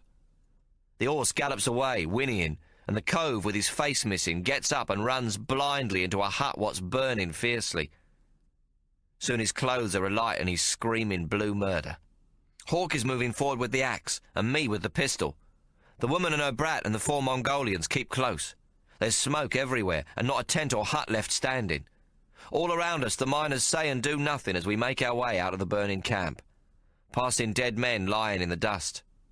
In the distance we hear the band playing "Cheer Boys Cheer." The woman holding the chink baby begins to sob. One of the Mongolians takes the child in his arms and lays its head against his shoulder. He puts his arm round the woman as we walk towards the Yass Road, with no one daring to follow. When we reach the road, Hawk stops beside the stump of what was once a big river gum. It's been burnt and blackened, but stands solid beside the track. "Tommo, go get the trap and meet us back here. Whistle when you get back. We'll be lying low nearby." I hand him the pistol. "Here, give me back the axe. I don't care for this thing. Reminds me of Sam's slit." Hawk takes the pistol and gives my axe back. In my hands, the pistol felt big and clumsy, and I doubt I could have fired it. In his fist, it looks like a child's toy. Almost an hour later, I'm back with Caleb's trap. It's turned dark, and I whistles for me twin. Soon enough, Hawk, at first a huge dark shadow, appears. He calls to the others. "Tommo, I want you to take them into Yass. They'll be safe enough there. Then head back here as soon as you're able. It's a hard pull for the horses with 6 people, but they'll make it well enough." "No, sir," I says. "It's 12 hours to Yass, and I've got a game of cards to play tomorrow with the bloody Callahan mob. I'll never make it back in time. Bet your boots they was in the front of the Miners' League this Arvo." "Tommo," Hawk exclaims, looking cranky. "I'm the weight of 2 men. I can't go. It's too much to ask the horses to pull." "They're game enough. Good nags, them 2. Take it slow." I fold my arms. "I ain't doing it. I ain't going to let them Callahan bastards off the hook." "It isn't safe to play cards with them," Hawk yells at me. "It's safer than rescuing chinks," I yells back. Hawk tries to argue some more. I shrug. "I ain't had me stuff. I'll be useless in an hour." Hawk stops, knowing he can't win. In fact, I had a pipe of poppy when I returned to get Caleb's trap, but I ain't going to tell him that. Hawk calls to the Mongolians to climb into the trap. The woman and her baby, the old man and the smallest of the remaining men gets in the front. The other 2 stands on the back platform, what Caleb uses to carry a couple of cases of sample liquor. Hawk climbs in and takes up the reins, and I can see it's a tight squeeze. The woman ain't said a word all along, and now she's feeding her brat by a tip what don't look too promising a sauce, if you ask me. The baby's little mouth is working overtime. One of the Chinamen steps down from the back platform. He comes over to me and bows low. It's the man what earlier took the woman's baby and put his arm about her. He looks up at me in the moonlight and smiles. "Me, Wong Ka Leung." He sticks out his hand and shakes mine up and down several times. "Very good, sir." He bows again and then climbs onto the back of the trap. "I'll be back Tuesday," Hawk calls. "Yeah, see ya," I says. He hasn't once mentioned the camp or what's happened, just gone about the business of doing what needs to be done. I watch him move off. I'm about to turn and walk back to Lambing Flat when I sees him reining the horses. "Tommo!" "Yeah, what?" I shouts back. "I love you!" Then he's off in a clatter of wheels and hoofs down the rocky road. Jesus, I thinks. 4 useless bloody chinks, a wore-out white whore with a half-caste chinky brat, and me twin risks his life to save them. When is that big nigger going to grow up some? I begin to walk back to the camp and the card game. Oh, it's bloody cold. Chapter 22. Hawk. Lambing Flat, 1st of July, 1861.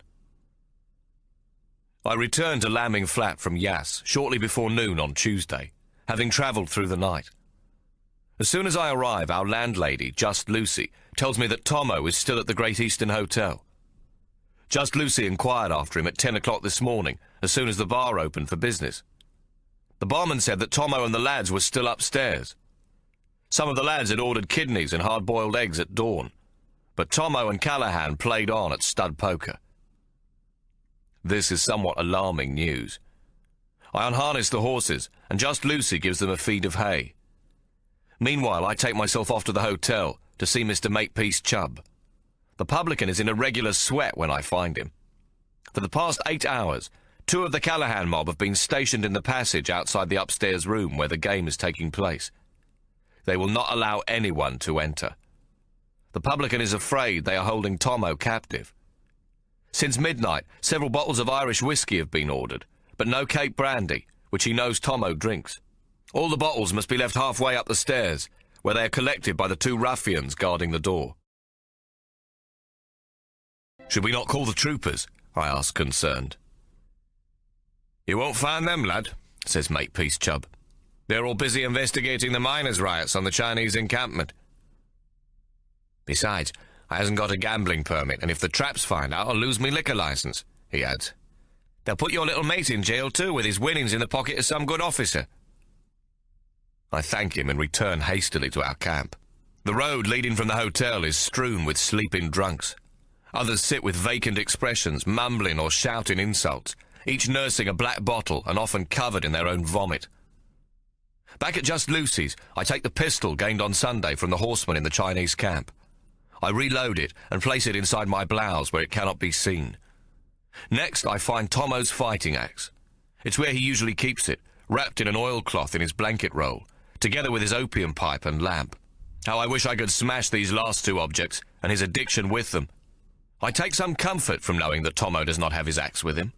He is deadly with this weapon, and could easily take 4 or 5 men at once with it. But under the circumstances, he is much better without it. On consideration, I too decide to leave the axe where it is, telling myself the Callahan mob would not kill him on the hotel premises. Tommo is safe enough while he remains at the Great Eastern. And so I return to the pub and ask Chubb to direct me to the upstairs room. He takes me as far as the base of the stairway and points upwards before he tiptoes away. The short, narrow stairway is made of timber and without the benefit of a carpet, so there is no possibility of a stealthy approach. Instead, I prepare to bolt up the stairs, hoping to take Callahan's 2 guards by surprise. I pull a large breath of air into my lungs, and taking the stairs 3 steps at a time, reach the top only moments before the 2 villains get there themselves. I knock them both to the ground, and they go sprawling, their knives clattering from their hands. Picking up the knives, I kick one villain in the ribs and the other in the small of the back, hurling their weapons down to the floor below. Then I charge the door. The lock cracks from the doorframe, and it flies open. 3 of the Callahan mob lie asleep on the floor, while Jonah Callahan and Tommo sit at the card table. Tommo has his back to the door, and another member of the mob stands beside him holding a bowie knife. I smash my fist into his jugular as he turns his head at my sudden appearance. He staggers backwards, cracking his skull hard on the wall behind him, then slides to his knees and plunges forward onto his face. A loud explosion fills the room. Jonah Callahan has fired a pistol, which is still pointing at me, though the bullet has missed. His hand waves drunkenly, and he squints to aim a second time, just as Tommo pushes hard at the table. Its edge shoves into Jonah Callahan's guts, spilling his chair backwards. He falls, knocking the back of his head against the floor. Somehow he still holds the pistol, which goes off again, the bullet passing through the ceiling. Tommo jumps from his chair and stamps on Callahan's wrist, then kicks him hard in the jaw. The 3 who were sleeping on the floor are now awake, but still drunk. They come to their feet, dazed and unsteady. I pull my pistol and point it at them. Meekly they put their hands upon their heads. Tommo has now got hold of Callahan's pistol. "There are two at the door! Mark them!" I shout to him. "They scarpered," he replies. "Bastards!" I make the three men face the wall and put their hands flat against it. Tommo takes the bowie knife from their belts, and as he does this, I see that each has a pair of Chinese pigtails hanging from his belt.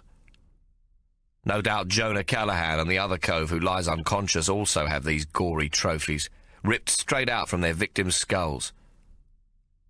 "Tommo," I say, "take only what winnings are yours. Leave what's rightfully theirs." Tommo seems remarkably sober, though his eyes are bloodshot and his face pale from fatigue. "It's all bloody ours," he snorts. "Callahan took me winnings and made me play for them a second time at gunpoint." "Well, if it's rightly yours, put it into my pockets. Take the cards as well. Call the publican and tell him to bring some rope so we can tie this lot up." Tommo is soon stuffing my coat pockets. To my surprise, the loot feels very heavy. Then I realise he's stashing small bags of gold dust and nuggets. These are followed by a fistful of banknotes and gold sovereigns until both my coat pockets bulge. "I've took the cards too," he says, and goes off to call Chubb. Puffing for breath as usual, the proprietor of the Great Eastern Hotel arrives with three of his men. He walks cautiously into the room, which is a sorry sight. The table upturned and the hearth strewn with broken whiskey bottles and plates, chopped bones, eggshells, spent tobacco and Mexican cheroot butts. Chubb takes in the scene and wipes his red face with a bandana from his back pocket. "It'll cost a pretty penny to set this straight. Lock's broke too," he complains. From downstairs, others have come to the doorway to peer at the disturbance. "Leave it off, all of you downstairs. You got work to do." Chubb snarls at them, then he closes the door. "Mr. Chubb, I want you to call a trooper to place these men under arrest. But first, tie their hands." I point to the pigtails hanging from their belts. "There is plenty of evidence to suggest that these men are implicated in the murder of several Chinese in Sunday's riots." Chubb frowns. "What about the card game? I'll lose my licence, lad. Besides, miners drink here. They won't like it if I gets their mates arrested for a bit of rough and tumble with the Celestials." "What card game?" I say. "Do you see any cards? It's clear these villains have been drinking and have smashed up the room. You've broken down the door, very brave too, and made an arrest in the interests of law and order." Tommo laughs at this. "I wouldn't be surprised if he doesn't get a medal for this, Mr. Chubb. Anyways, these men ain't miners, nor mates of 'em neither. They's thugs and standover men, Callahan's mob. They'll get no sympathy from the miners." "Aye, I get your drift," the publican says with a sly grin. "They can be the troopers' scapegoats for causing the riot." One of the men with Chubb begins to tie up the villains, who are still standing facing the wall. Not a word is spoken as their hands are secured behind their backs. Then the same is done to the two lying on the floor, and their ankles bound for good measure. I think Tommo's boot must have broken Jonah Callahan's jaw, for it has a peculiar lopsided look, and blood runs from the corner of his mouth into his beard. The cove I punched in the throat is now making rasping sounds. I'm most relieved I have not injured him fatally. It is good, however, that neither man will be able to tell tales of what has happened for some time. The publican is examining the table and the chair. "Both broken," he says mournfully, and he waves his hand vaguely about the room. "Lot of damage done overall, ain't there? A lot of repairs will be needed." There is probably not much that couldn't be fixed by a maid with a bucket and a mop, or a carpenter for £1's worth of work, but I know what he's getting at. "How much for the repairs?" I sigh. Chubb looks around again, pursing his lips. £4 would clear it nicely, I should think." I nod. "What about my 10%, lad?" Chubb asks my twin. "What 10% be that, Mr. Chubb?" Tommo asks politely. "The house takes 10% of the winnings of the card game." "Card game?" Tommo queries ingenuously, scratching his brow. "I thought you just agreed there were no card game. Only villains what's murdered Mongolians. A respectable pub owner like you wouldn't take a chance on losing his licence for gambling, now would he?" Chubb looks down at his boots and shakes his head slowly. "Aye," he says. "I can well see your point." I hand the publican my pistol, and Tommo gives his to the man who has supervised the tying up. The three Irishmen now sit facing the far wall. You'll be wanting to send a lad to fetch a trooper, Tommo suggests to Chubb. Citizen's arrest. Your name in the Sydney Morning Herald for sure. Brave publican arrests Irish murder gang, I quip. Single-handed, Tommo adds. I pull out a handful of Tommo's winnings and select a £5 note issued by the Oriental Bank and push it into the publican's vest pocket. For the repairs, and a bit extra to buy the lads a drink. We're off to Sydney within the hour, and I'm sure we'll not be needed at the inquiry. After all, you've captured the Callaghan mob all by yourself, isn't that so? I pluck £3 more from the bundle in my hand and give one to each of the hotel employees. Much obliged, 2 of them say, and take the money shyly. The third, who still holds the other pistol, grins. I'm going to bet it on you beating the lightning bolt, Mr. Hawk. In the meantime, we ain't seen you two, that I'll guarantee. Blind as a bat we is, eh, lads? The others nod their heads. I'll thank you to call the police after we've gone. Give us 10, perhaps 15 minutes, I say to Chubb. He wipes his face again with the rag and smiles greasily. Another £5'd seal my lips, and a sov more to each of the lads would settle them down nicely.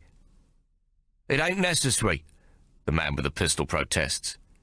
Not for our part. Chubb glares at him. I dig in my pocket and give £1 to each of the men. That's so your men will not feel inclined to falsely report that a card game has taken place, and so get their master into trouble with the police, I say to Chubb. Much obliged to you, Mr. Chubb, Tommo says. We'll be off then. Never trust a nigger, I hear Chubb mutter as we leave. When we return to our camp, we find that Caleb Soul has harnessed the horses again to the trap. I'm anxious to get going, lads. It's chaos all about. We must get back to Sydney. He points to the horses. They're good for a stint before they're done for the day. Hawk, you don't seem to have pushed them too hard. I nod, for I'd taken them slowly, knowing Caleb would be keen to leave upon my return. We'll camp a few miles out, Caleb says, and let them graze the night. I've purchased provisions for the road. I think what a good man Caleb Soul is. He has already pulled down the tent and packed our belongings. Tommo and I do not have much gear, a blanket roll, a shirt or two, shaving tackle and the like, but Caleb has carefully loaded it all, ready to leave. Tommo goes quickly to the trap and takes out his blanket roll to check to see his fighting axe, opium pipe and poppy lamp are there. Poor Tommo. All that is precious to him is destructive. We take our farewell from Just Lucy, and Tommo gives her a £5. She waves us goodbye, blubbing all the while. I note that her moggy is nowhere to be seen. It's most likely asleep in some sheltered spot, catching the best of the afternoon sunshine. Cats don't give a damn for farewells, even though this one's been fed like a king since we've been here. As soon as we're on the road, I ask Caleb's forgiveness for using the Tucker & Co. trap to help get Wong Kar Leung and his family to Yass. But he is most kind, saying we are heroes for it. This I cannot agree with. Tommo is a hero, yes, for he fought a hostile mob to be at my side. But as for me, it was simply a debt repaid. Wong Kar Leung, or Ah Wong, as he said I may call him, helped me with Tommo. I owed him a good turn.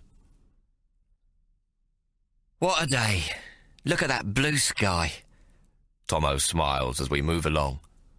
I'm only grateful that he is able to see this glorious day, and is not dead in a pool of blood in that stinking hotel. I know now that in his drunken fury, Jonah Callaghan would have killed my twin without thinking twice about the consequences. The brilliant blue sky reminds me of Maggie's eyes. We've only been away for just over 2 weeks, but oh, how I long to return to her. She has found a place in my heart so that I think of her 100 times each day. I do not think I could bear to be parted from her again. Every morning and every night I take off Maggie's magpie ring and read the inscription. Maggie Pie loves Hawk Solomon, champion of the world. Then I kiss it and put it back on my finger. Soon enough I spy a magpie carolling away, high up on a dead branch of a gum tree as we pass by. Maggie, I'm coming home, I say silently to the bird. Tommo's got our steak and all's well, my darling. We've not been on the road long when Tommo takes to shivering. He complains to me in a whisper that his head wound is giving him merry hell. After a while, he drops into a fitful sleep, moaning and waking and falling asleep again. Though he is exhausted, I can see he is also in pain and will soon need his pipe. As he sleeps, I wipe the sweat from his face, though the air is cold. He's been up all night, I explain to Caleb. Poor lad, Caleb says. I know a nice place with a running stream. We'll camp there for the night. Not too far to go now. It will give Tommo a chance to recover. He asks me how the card game went, and I tell him more or less what happened. He cannot resist reminding me that he had warned Tommo against playing cards with Callahan and his mob. They could have killed him, Caleb says, nodding his head at Tommo's slumbering form, and most likely got away with it, leaving his body in the Chinese encampment. He would have been just another corpse, the lone white man to die in the riots. What happened to the man who was burnt? A white man, I ask, thinking of the horseman Tommo clobbered. He lives, though he's badly burned all over. There's some justice, though God knows it's little enough, Caleb observes. Well, we were lucky. We got away and got our stake to boot. I take a small bag of gold dust from my pocket. Would you know its worth? Caleb switches the reins into one hand and judges the weight of the bag in his palm. I'll put it on the scales when we stop for the night, but I'd judge it at 50 pounds, give or take. He hands the bag back to me. Well, Tommo's won 6 of them, and 3 small nuggets as well. There's also some banknotes and gold sovs, what I haven't counted yet. Exactly the same size bags? He asks. Yes, I reply. Caleb nods. Well, there's no doubt where Callahan got these from. They're Chinese, see, made from rice sacks. I look at the small bag and see it has been neatly stitched with a drawstring pulling it tight. Open it. You'll see it's lined with silk. Gold doesn't stick to silk, Caleb says. I work the drawstring open and see that he is right. The gold dust gleams in the afternoon light. What are we to do now? I ask, concerned. Nothing, lad. The true owners are dead or fled. Callahan's mob looted it, but Tommo won it fair and square. I suspect that Tommo won the loot thanks to a couple of marked decks, but I refrain from saying so to Caleb. Privately, I resolve to give 1 bag to Ah Wong when we meet as arranged in Sydney. You must let me pay for all your expenses. We have enough, I say to Caleb, holding up the bag again. I'll take a pinch tonight when we weigh it. It'll pay for the handbills. Yes, and what about the £10 you paid to Pat Malone and the Irishman who beat me? Caleb chuckles. Righto, seeing you're so flush, I'll accept. I pay him what's due, and he jams the notes into his vest pocket with his thumb. There is much more we owe you, Caleb. I've kept a record. No, Hawk, no more. Caleb smiles. It's been a long time since I enjoyed such company. I'm in your debt for the good fellowship you've provided me on my last trip to the diggings.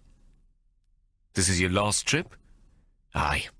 It ain't been bad work, and the recompense is fair, but it's a hard life, too.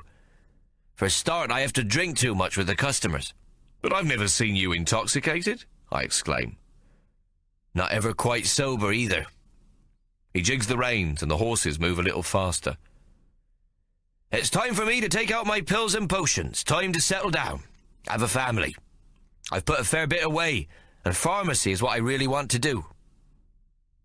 I think on this. If Caleb is correct, I calculate that Tommo has won about £400, most of it in gold. Caleb, you asked Tommo and me once, I hesitate, if we'd be partners with you in your pharmaceutical company.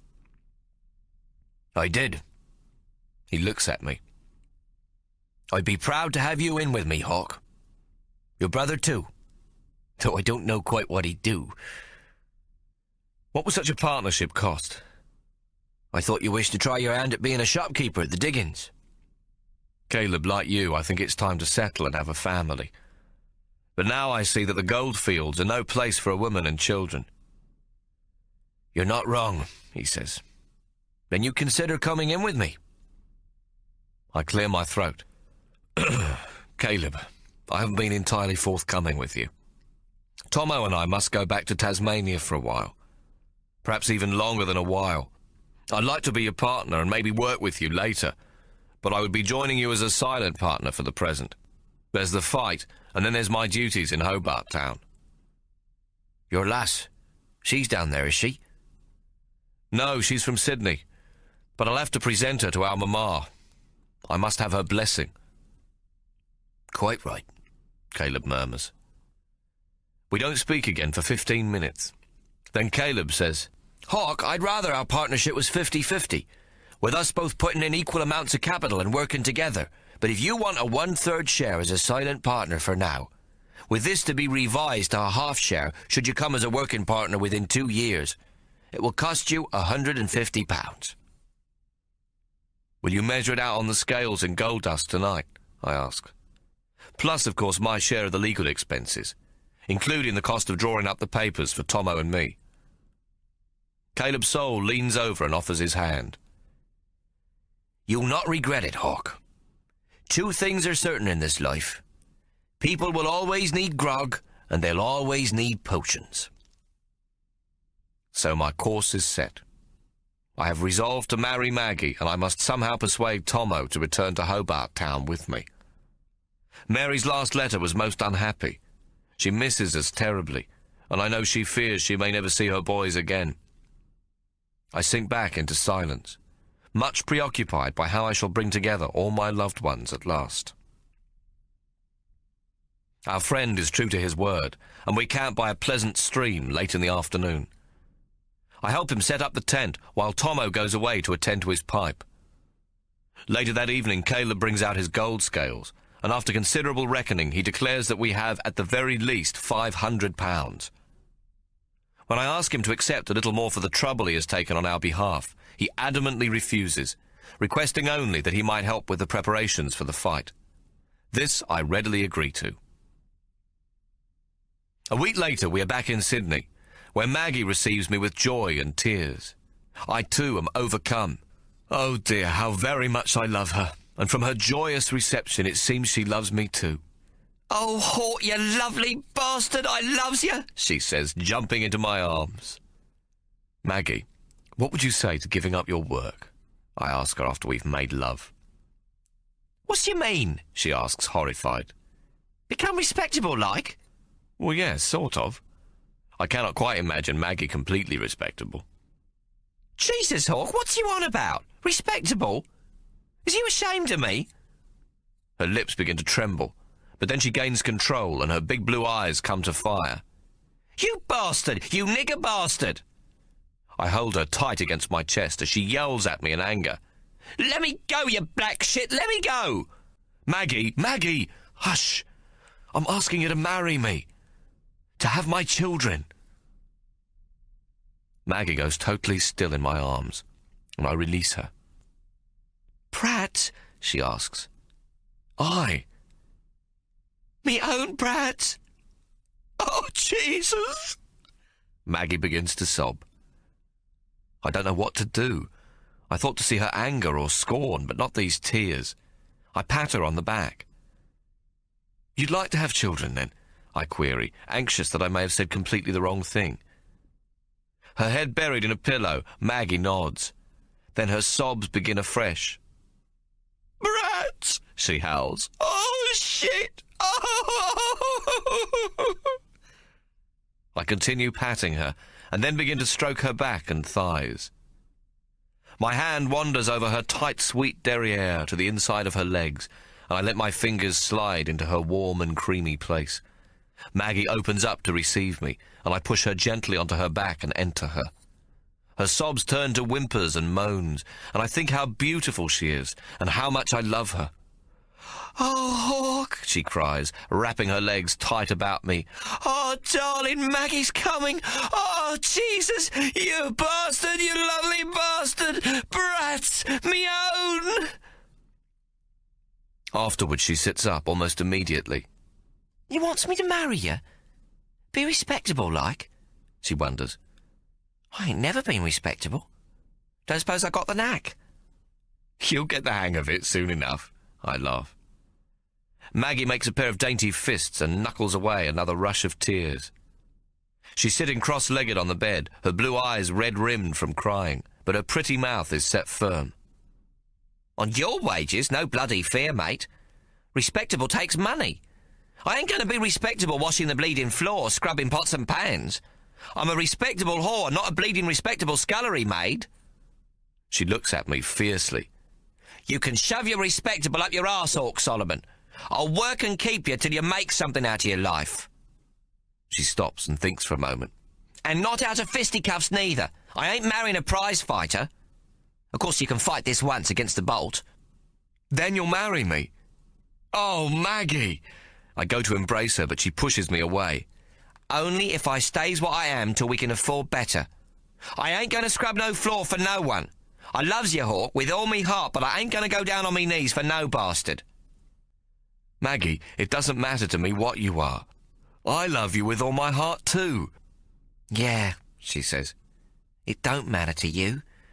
I know that now. I didn't never think it could happen to me. Oh, sweet Mary, Mother of Jesus, I loves you, Hawk Solomon. I hold her for a while. Maggie, I say eventually, now you must meet our mamma. Maggie draws back. But she don't like me. Of course she will. Mary will love you, you'll see. Then I see Maggie has brought her hand to her lips and wears a look of consternation. I hear again her last words in my mind. What did you say? I ask slowly, my heart pounding. I said, what if she don't like me? Maggie, that's not what you said. I frown. All right, Maggie says tremulously. We has met. I'll tell you the whole story. Tommo thinks you're going to get beat. Hurt bad. He asked your mamma to come up here. What, here? To Sydney? Maggie nods and sniffs. We needed her help. What for? Oh, Hawk, don't you see? There's only one way yous can win. The bolt's got to take a dive. At least that's what Tommo thinks. And you? Do you think that? I ask her. Maggie drops her eyes but says nothing, her fingers playing with the corner of the pillow. I grasp her by the shoulders. Answer me! Is that what you think, Maggie? Let go! You're hurting me! She cries, but I continue to hold her. Please! You're bruising me, Hawk! I cannot bear the idea of hurting Maggie, and all the anger goes out of me. I sigh. I can't possibly win, no matter how much training I do, so Tommo's going to fix the fight. Is that it? Maggie's eyes grow big. Hawk, you're the bravest man I've ever known. It's just... Just what? Well, Tommo says you can't learn enough technique in time to fight the bolt, no matter what. I know prize fighters, and I thought you could win. But he's made me believe you're going to get hurt. She tilts her head at me. Oh, Hawk, I don't want them to hurt you. The Irishman will be too crafty and cunning. You don't have the skill to take him on. You said so yourself, remember? Yes, but I've changed my mind. That don't change nothing, Maggie exclaims. Think the Irishman's going to shit his pants because you've changed your bleeding mind? You're wrong. It changes everything, I say. We're going to set it up so that Mr. Sparrow lays down all his money against me. And then I'll take on the lightning bolt fair and square and win. Even if I get killed in the process. But why? Maggie pleads. I can take care of yous. And you'll soon get on in your job, get a raise. We don't need to do this bloody fight. Maggie, you forget what Mr. Sparrow's done to Tommo. He's a mongrel. You can't let the mongrels win. Oh, bull, Maggie exclaims. What's been done to Tommo, he's done to himself. There's always a Mr. Sparrow. Get this one and another will take his place soon enough. World's full of bastards what you calls mongrels. Always has been, always will be. It's more than that, Maggie. It's what happened to Tommo and me when we were brats. Mr. Sparrow's a part of that. It's time to change our fate. I don't know what you're talking about, I'm sure. Maggie sniffs. Yes, well, be that as it may, Tommo's got to answer for himself, and so do I. Part of the answering is believing the mongrels don't always win. You can't just give in to evil, you have to fight it. If you don't, it destroys you. If I have to fight the Irishman to beat Mr. Sparrow, then I shall, and I mean to win. But you will win, Maggie insists. That's it, ain't it? We bribe the Irishman to take a dive and Mr. Sparrow loses all his loot on the betting ring. Abra bleeding cadabra. You've won. I sigh. Maggie, you have not heard a thing I've said. I can't win by cheating. Shit, why not? What's wrong with cheating all of a sudden? What's Tommo been doing these past weeks to raise your stakes if it ain't cheating? Maggie asks. That's different. To bribe the Irishman to lose is to be just like Mr. Sparrow. All the things that have destroyed us, me, Tommo, even you, are the result of good men standing by and watching while mongrels like him corrupt the human soul. Maggie shrugs. Well, I shouldn't worry about it too much. Nobody's going to bribe nobody. She ain't got the money. She? Who hasn't? Mary bloody Abacus. Maggie, you've met our mamma, then? Maggie sticks out her chin. Yes, I has. Tight as a squid's bum, that one. I don't mean to insult your mamma, Hawk, but Tommo said she'd be willing to pay the bribe. Maggie pauses, then meets my eye. Well, it ain't so. Maggie, what has Tommo told you about Mary? He told me she were rich. Oh, Lord. And then? I started to cry. 'Cause if she were, and you also, then you wouldn't love me when you went back to Hobart Town. Rich blokes fuck alls, but they don't marry 'em. But now I know's different. She told me she ain't got no money. Maggie looks at me, still near to tears. She don't like me, Hawk. She said I were a whore. Well, you are, aren't you? I say, cuddling her. You say so yourself. Yes, but the way she said it were different. Tears begin to roll down Maggie's cheeks. At least she can't think me a gold digger if she ain't got no money to give you. I can see in me mind what's happened. Mary's arrived dressed in a simple black dress, hair brushed tight under a dark bonnet, looking plain as a crow, hoping to seem a respectable working-class woman. She's taken one look at Maggie and made up her mind in an instant. So she cried poverty, thinking to send the little gold digger away. I sigh at these thoughts. Maggie, you aren't marrying Mary Abacus. You're marrying me, Hawk X Solomon. I suppose, she says doubtfully. But I'm glad she ain't rich after all. I can look after you, Hawk, honest. I'll work harder. We'll save a bit. We've got me rooms and we won't starve. How long has Mary been in Sydney? Does Tommo know she's here? Tommo knows. She's at the Hero of Waterloo. She only came in last night. Mr. Harris sent a lad to tell me. I got her a nice room, paid a week's advance myself, full board. Maggie looks accusingly at me. She didn't even say tar. I'm sorry, Maggie. Mary's pretty plain-spoken, that I'll admit, but she's not usually rude. She's a good woman, Maggie, you'll see. Did she truly call you a whore? Good as. It was the way she looked at me. I wore my best outfit, too, and my new magpie hat from Mr. Myers' Emporium. It was me red silk gown what I bought from Farmers after the Ben Dunn fight. I wanted to do you proud, Hawk, so your mamma would think I were pretty enough for yous. I even wore one of them Chinese silk shawls what Barney Moses give me, so she wouldn't see me tits. I closed my eyes. I can just imagine the set of Mary's thin lips when she first set eyes on my darling Maggie in all her finery. As to what she'll have to say to me when we meet, I am loath to think. Chapter 23. Tommo. The Rocks, July 1861. Hawk's flaming mad about our plan to bribe the Bolt. He says I've lost me marbles. He even threatened to get Caleb Soul to take charge of our side of the arrangements. I tried to tell him I didn't think he could win no matter what, because he don't have the experience to fight a pug like the Bolt.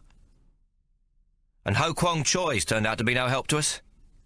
On my first visit to Tang Wing Hung's opium den, after we gets back from Lambing Flat, old Ho tells me he can't help us none. He said he couldn't remember nothing what could be useful to Hawk. But I reckons it's a set-up.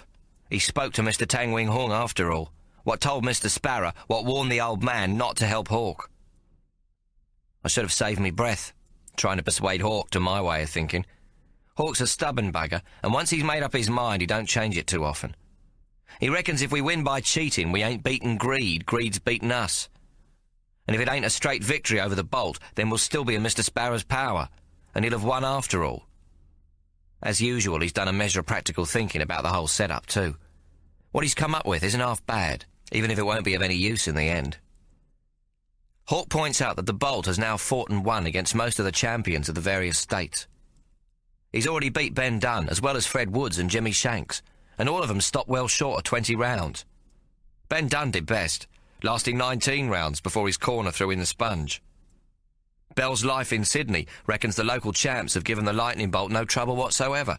His ringcraft and cunning has had them well and truly beat.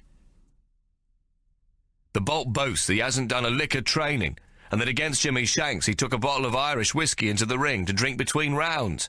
Hawk looks at me most earnest. Don't you see, Tommo? He's well cashed from the bouts and from betting on himself. He's ready to return home after one last easy fight. Maybe I can't match his cunning, but I've got height and reach and strength. I reckon I can outlast him, wear him down till his legs give in. Hawk smiles. The Bolt hasn't yet had an opponent who could do that. All of them have been old pugs, not one of them a day younger than 35, and not trained for stamina. Hawk, it won't come to that, I argues. Bare-knuckle fighting's a dirty business. There ain't no rules for sportsmen. It's a free-for-all in the clinches. He'll stamp on your insteps, knee you in the bollocks and headbutt you as he pulls you in. It ain't about stamina or about outlasting him. It ain't even about punching. It's about fighting cunning. But Hawk won't listen to none of what I tells him, and so I've done my best to see he gets the right training. Most of the past 2 weeks I've been waking early so I can watch him spar before I goes for me smoke and night of poker. It ain't left me much time for Mary, what's been in Sydney since we got back from Lambing Flat. She's still at the Hero of Waterloo, and after telling me she ain't going to get involved none till she's seen for herself what's going on, we've barely spoke. What suits me just fine, thank you very much. Since he started training proper, Hawk's built his strength up, and has shown himself a quick learner. Banjaraby Jack and Johnny Hickey, the Aborigine and Maori blokes what's training him, are old-timers, and knows all the dirty stuff what's likely to come his way. Johnny Hickey loves Hawk like a brother, and they chatters away together in the Maori tongue for hours. Hawk has Maori tattoos of a very high order, and so is much respected by Johnny, who imagines me brother is fighting for his people's honour. In a way, that's true. I reckon Hawk's fighting for all of us what's been wronged, all what's been taken advantage of as he sees it. Johnny tells Hawk how the dirty fighting's done in the clinches, when the referee's to the back of you so he can't see what's going on below the belt. He shows Hawk how to stand with his feet wide-spaced, so that he can lean against his opponent and still keep him from getting too close. Johnny Hickey and Banjaraby Jack reckons the Bolt will try to draw Hawk in, and that's where Hawk can do his best work. They teaches him how to use his knee and a groin and grab his opponent's bollocks. But it's not the kind of fighting me brother takes to. It's too low down and dirty for him. Instead, Hawk must learn to avoid having these things done to him. So his trainers show him how to rest his head on his opponent's shoulder when he's pulled close to prevent a headbutt. Hawk must keep his head above his opponent's shoulder at all times, because if the canny Irishman can lower it to his chest, he'll surely poke his fingers into Hawk's eyes, or get 2 fingers up his nostrils, tearing his nose so bad the fight must be stopped for the blood what's pouring out. Everything, Hawk's coaches explain, happens in the clinch, in the hugabug. So Hawk must use his reach and strength to avoid the clinch. Both blokes teach Hawk how to defend himself from body blows, and in particular from blows below the belt. They reckons Hawk can only learn one good combination punch in the time they've got, so they teaches him how to lead with a left and follow through with a right. Banjaraby Jack calls this the one-spot, two-shot, left-right, bang-bang. He makes Hawk practice this combination over and over again till he can do it without thinking. Hawk's left can drive a man back several paces, and the right hook what follows, up and under the heart, will lift his opponent's feet off the ground. The Aborigine slaps his palms together as though he is dusting them. 10 times, boss. One spot, two shot, left, right, bang, bang. 10 times, one fight, all over. Sleepy time. Banjaraby Jack reckons if Hawk can land a good left and a right under the heart 10 times during the fight, he'll stop any man on the planet. They also school him to keep hitting under his opponent's heart, what's much better than trying to hit him in his head, where Hawk could easily break his hand and leave himself defenceless. Same spot, boss. Banjaraby Jack keeps repeating, as he drives his fist under Hawk's heart. Keep hitting him, same spot. Time come he can't stand no more. Same spot, eh? Then just a few days ago, things really began to look up. Hawk were hauling barrels up to the wine loft as part of his training, when a boy apprentice comes to say there'd be a Chinaman at the gate. He hands Hawk a scrap of paper what the man has given him. Hawk sees that the note is in his own handwriting and has his name and the Tucker & Co. address. It's the note he gave Wong Kar-leung, or Ah Wong as he calls him, when he left him in Yass after they'd fled from Lam Flat. Hawk goes immediately to the gate to greet the Chinaman. Me big brother is most anxious that Ah Wong should get one of the bags of gold I won from Callahan. Yours truly argues against it. After all, I won it fair and square. It ain't the Celestials no more, and Hawk's done enough by rescuing Ah Wong and his family. But Hawk, as usual, sees it quite the opposite. We've profited, but he's lost everything. He can't go back to Lambing Flat. He's skint, poor bastard, with a wife and child to support, and we're rich. It isn't fair he should suffer more while we benefit from his misfortune.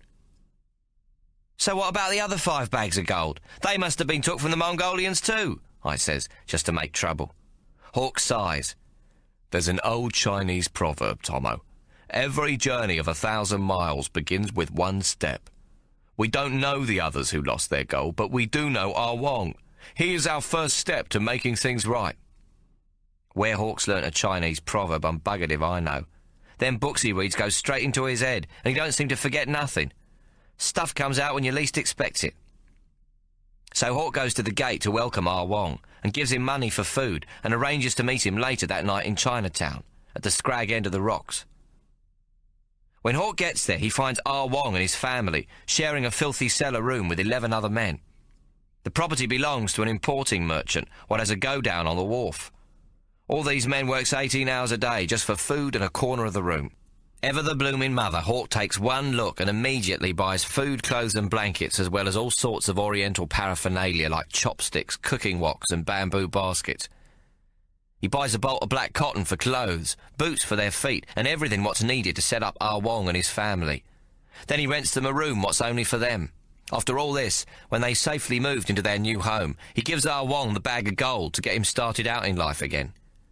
2 days later, an uncle of Ah Wong's family turns up at Tucker & Co. to see Hawk. He can't speak no English, so it's all busy hands and sign language between the two of them. Hawk can't make head or tail of what the old man's on about. Suddenly the Chinaman takes a step forward and brings the fingers of his right hand up into the top of Hawk's throat and presses. Hawk feels the strength leak out of him and he sinks to his knees. So now, with Ah Wong's uncle teaching Hawk the ancient celestial arts, we has our replacement for Ho Kwong Choi. And this time, Tang Wing Hung and Mr. Sparrow don't know nothing about it. I begins to feel that perhaps Hawk can win the fight against the Bolt. It ain't much of a chance, but it's better than a kick in the arse. Meanwhile, Maggie's been going all out in the pubs and sporting houses. Anywhere people might listen, she's letting drop her rumours, where they spreads and spreads. Her latest story is that Hawk's been running 100 yards with a grown bullock across his shoulders, not even puffing at the end. Some of the likely lads even swears they've seen it with their own eyes. Most of the stories we come up with are so wild and ridiculous you'd reckon people would die laughing, but the punters lap 'em up and clamour for more. There's even tales what we didn't invent spinning about. Each one's stranger than the next. Mr. Sparrow is delighted. He offers most attractive odds on Hawk, while keeping them short on the Bolt. The smart punters ain't took in by the brouhaha, of course. Bell's Life in Sydney still rates Hawk as no chance against the Irishman. They ain't seen Hawk spar, and so they concludes he is hiding the defects he plainly suffers as a fighter. They reckons he ain't game to be named for the mismatch they feel sure this prize fight will be, and given all of this, rates me brother at 40-1. The views of Bell's Life in Sydney don't seem to matter to the little punters anyways. The average bloke is all for Hawk, and Mr. Sparrow's booking shop is taking a king's ransom in bets what favour him. Fat Fred is now claiming to be Irish and has opened another booking shop in Parramatta Town, where the Irish bets their weekly wages on their own champion, the Bolt. Meantime, Mr. Sparrow has his betting agents in all the goldfields surrounding the district of Yass and 40 miles beyond the Victorian border, where they're doing a roaring trade. The Irishman is still taking on the local fighters to the tune of one a week, and each time he wins against the champions of the various colonies, there's trouble. Extra police is called out to control the Irish mob, what comes from all about to celebrate. When the story come out about the Bolt drinking whiskey between rounds, Tucker & Co. trebled their regular sales of the liquor. That were on top of sales which were already doubled since the Irishman arrived in the colonies, and still the pubs has been drunk dry by midnight. The Bolt is the darling of the publicans, what has named a new drink for him, Irish Sunrise. It's Irish whiskey and creme de menthe in equal measure, took straight. The gold of the whiskey and the green of the creme de menthe be heaven's golden light upon the green and pleasant land of Erin, so I hears.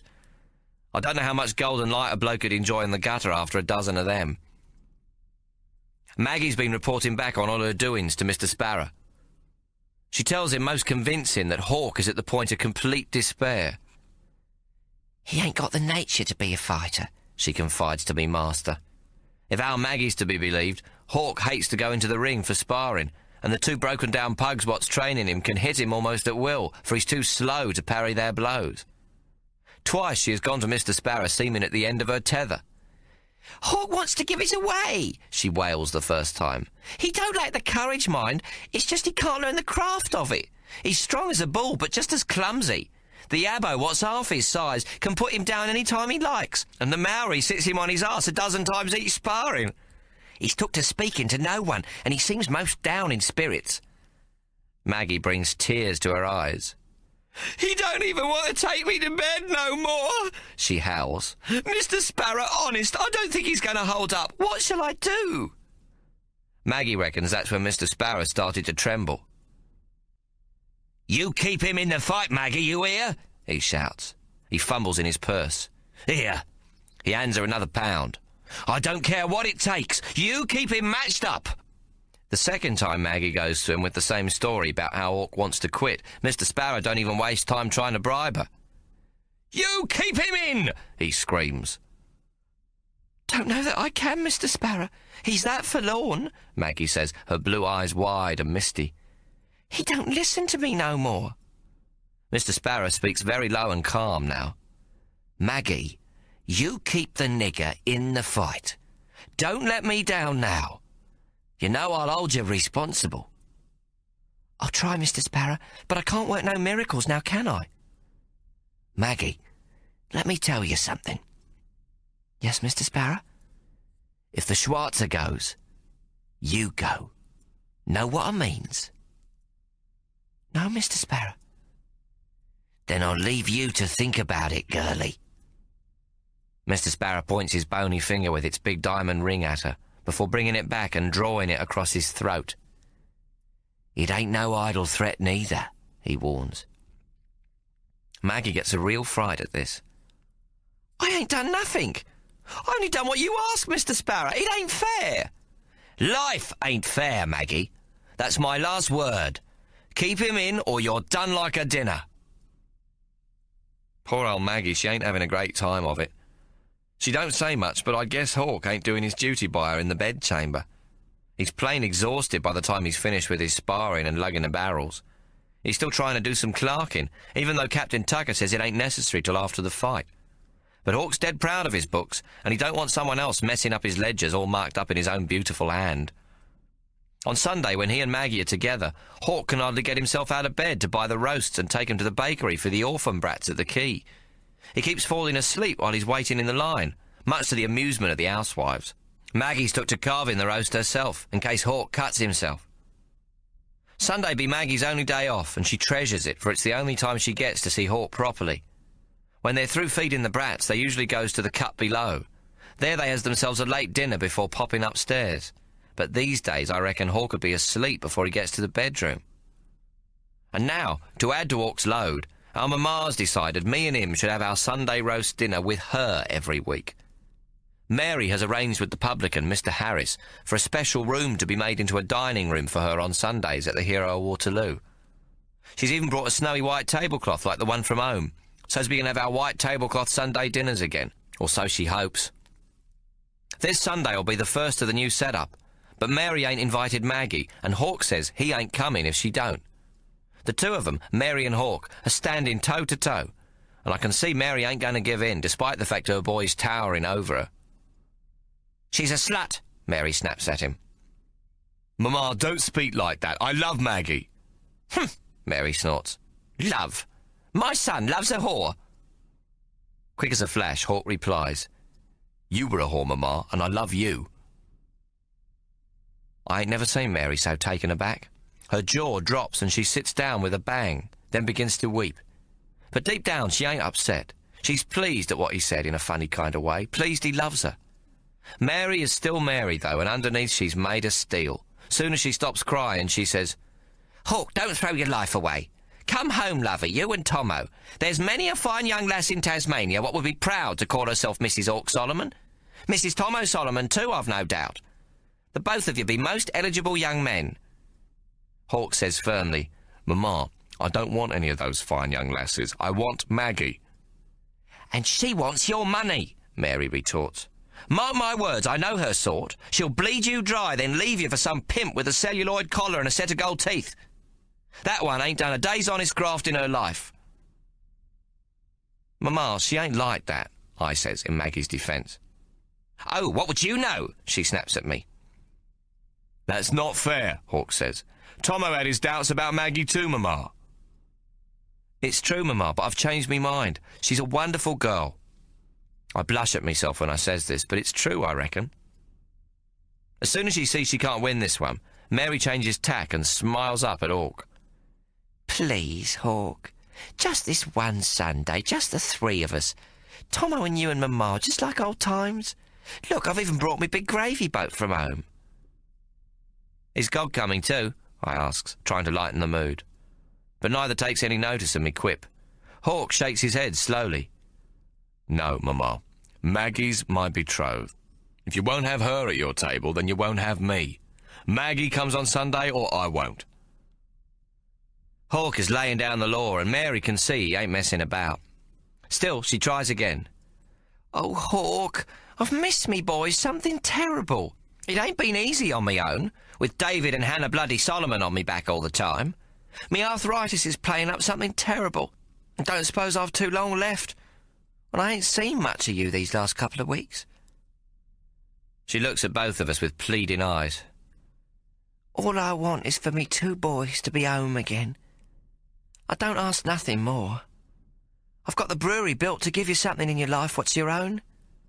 I've done it for the both of you. I've had a hard life, and you two boys has been the only joy in it. Come home, I beg you. I'm begging you, on me knees." Mary strings all these reasons together, like if she can find enough of them, we'll be convinced. But she don't go down on her knees like she says. I don't reckon Mary would go down on her knees for the Almighty himself. She might make him Sunday dinner, second helpings and all, but that's about as far as she'd go. In me head, I hears her putting him in his place. "Help yourself, God. Plenty of mutton left, gravy and onions. Here, have another tater. Bleeding cold up the mountain, ain't it? Soon be warm in here. That's a red gum log in the hearth since morning. Soon warm the cockles of your heart." Then God says we ought to give thanks for our blessings before we tucks in. "Hang about," says Mary. "Thanks to who? Who done all the bleeding cooking then?" "Well, you did, my dear," the Almighty says. "And very nice too. Nobody does them little onions in gravy like you." "Well then," says Mary with one of her sniffs, wiping her hands on her pinny. "Anyone going to give blessings round here can bleeding well thank me, and I don't need no thanks neither, thank you very much. Go on, tuck in and don't be so high and mighty." "Quite right, my dear," says the Father of Heaven. "Couldn't have put it better myself. Would another slice of mutton be out of the question, do you think? Splendid. Pass the gravy, please, Tommo." Afterwards, God always says thank you most polite to Mary in case he don't get invited back. Now here's Mary, who ain't afraid of God himself, saying she'll go down on her knees for us to come back. She won't, but even for her to say it is quite something, for she's the proudest person I've ever known. "Mamma, I love you. We both love you," Hawk says softly, glancing at me. "But I will not come home without Tommo and Maggie, and I will not come on Sunday without her either." Mary sighs. "All right, then. I'll set the table for 4. Don't be late. I've spoke to the cook. Leg of mutton be ready 1 o'clock sharp." Then she manages a smile. "Where do you reckon I'll get them little onions round here?" Mary may have given in, but our first family Sunday dinner looks like it ain't going to be the most pleasant gathering ever. We're all in the saloon bar of the hero. God's definitely missing. Mary's looking down her nose at Maggie, and Maggie's scared to death about the whole thing. It all starts to come apart while we're still having our drinks before dinner. Mary's having a lemonade and Hawk a beer, me a Cape brandy, and Maggie a double of gin for Dutch courage. I've come to realise that Maggie ain't in fact a big drinker. She can nurse a single gin an hour or two, and often she'll make it look like she's tippling by arranging with the bar for him to give her plain water instead. Maggie's wearing a plain black dress made of what she calls bombazine, buttoned up to the neck. All the same, it's fitted tight to the waist and shows off what's hers to show up top. It's her hat what's the problem, though. She's wearing a black bonnet, except it's been fitted with a bird cage, like they sells down at the markets to keep your songbird or canary in. Maggie's got a young magpie in hers, and it's chirping and jumping and bumping against the wires, shitting everywhere. It clearly ain't too happy about it all. Hawk, of course, don't notice anything's wrong.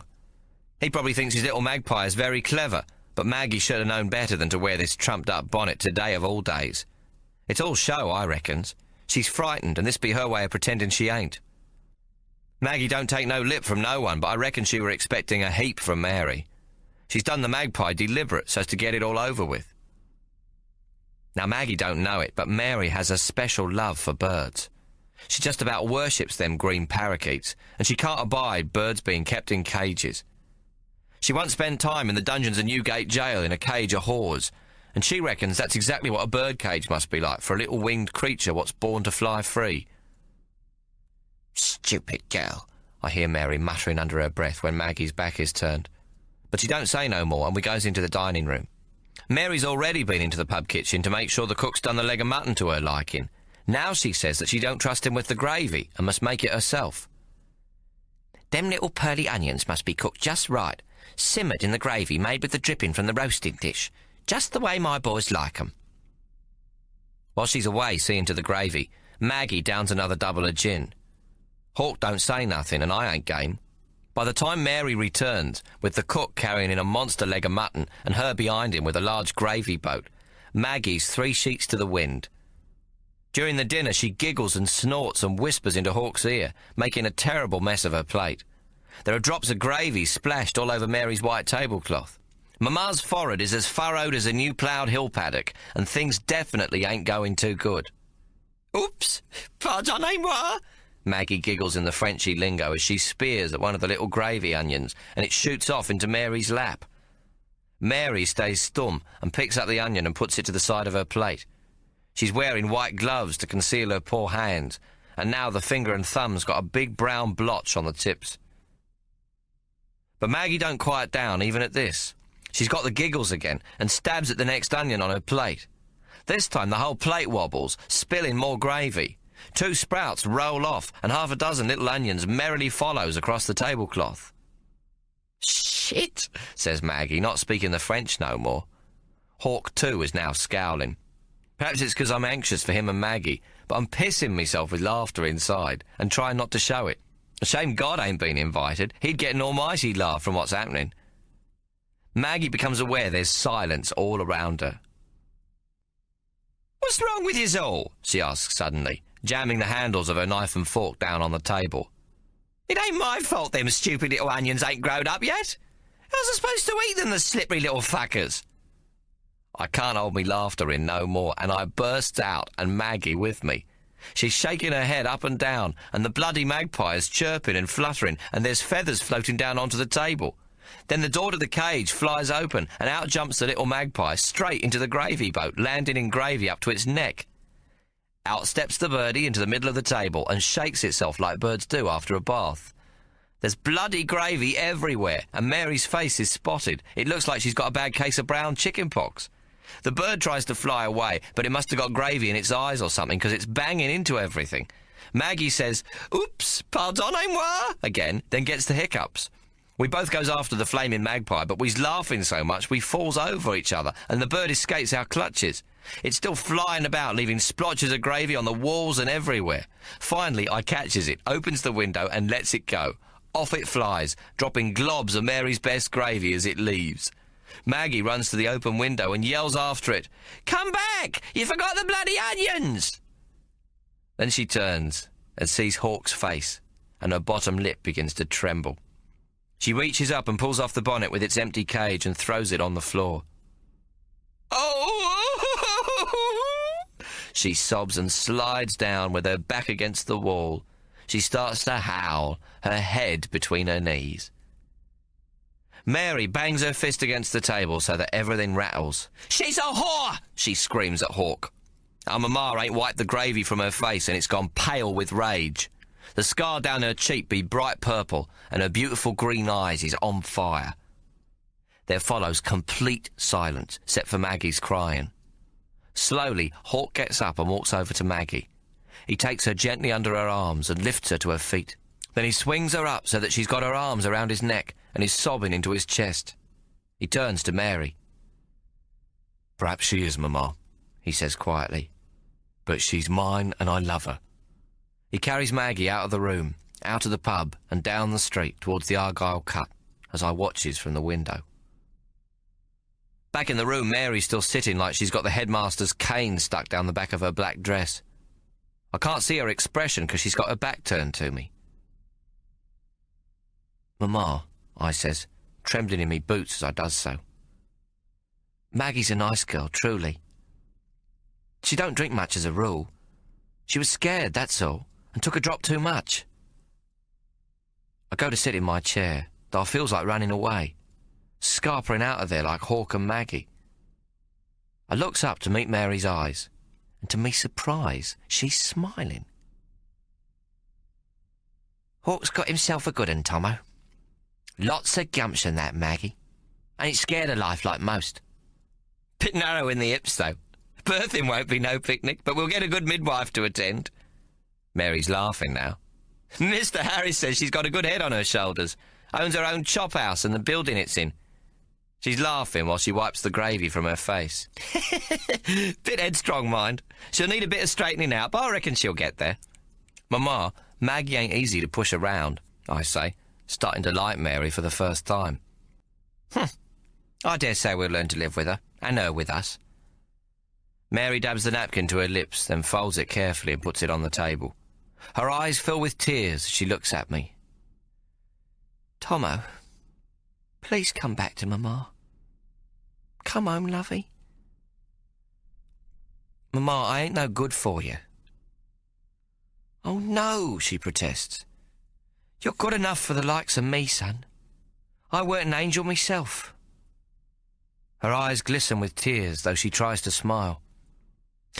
"Fancy me, Mary bleeding Abacus, calling Hawk's Maggie a whore. Me, what's been the very same. That's funny, that is. Me, the respectable one." Then she stops and clears her throat. "I know about the opium, Tommo," she says, very quiet. I'm shocked. "Who told you?" I asks, trying to look like I don't feel guilty. "Hawk. He made it a condition." "Condition?" "Well, a condition if you were going to come back. Him too. If ever you was to come back, I'd have to accept that you're—" She thinks a moment, trying to find another way to say it, but Mary can't not call a spade a bloody shovel. "Addicted to the poppy." Then she adds quickly, "He told me about your wound. I mean, how it gives you great pain and you need the opium."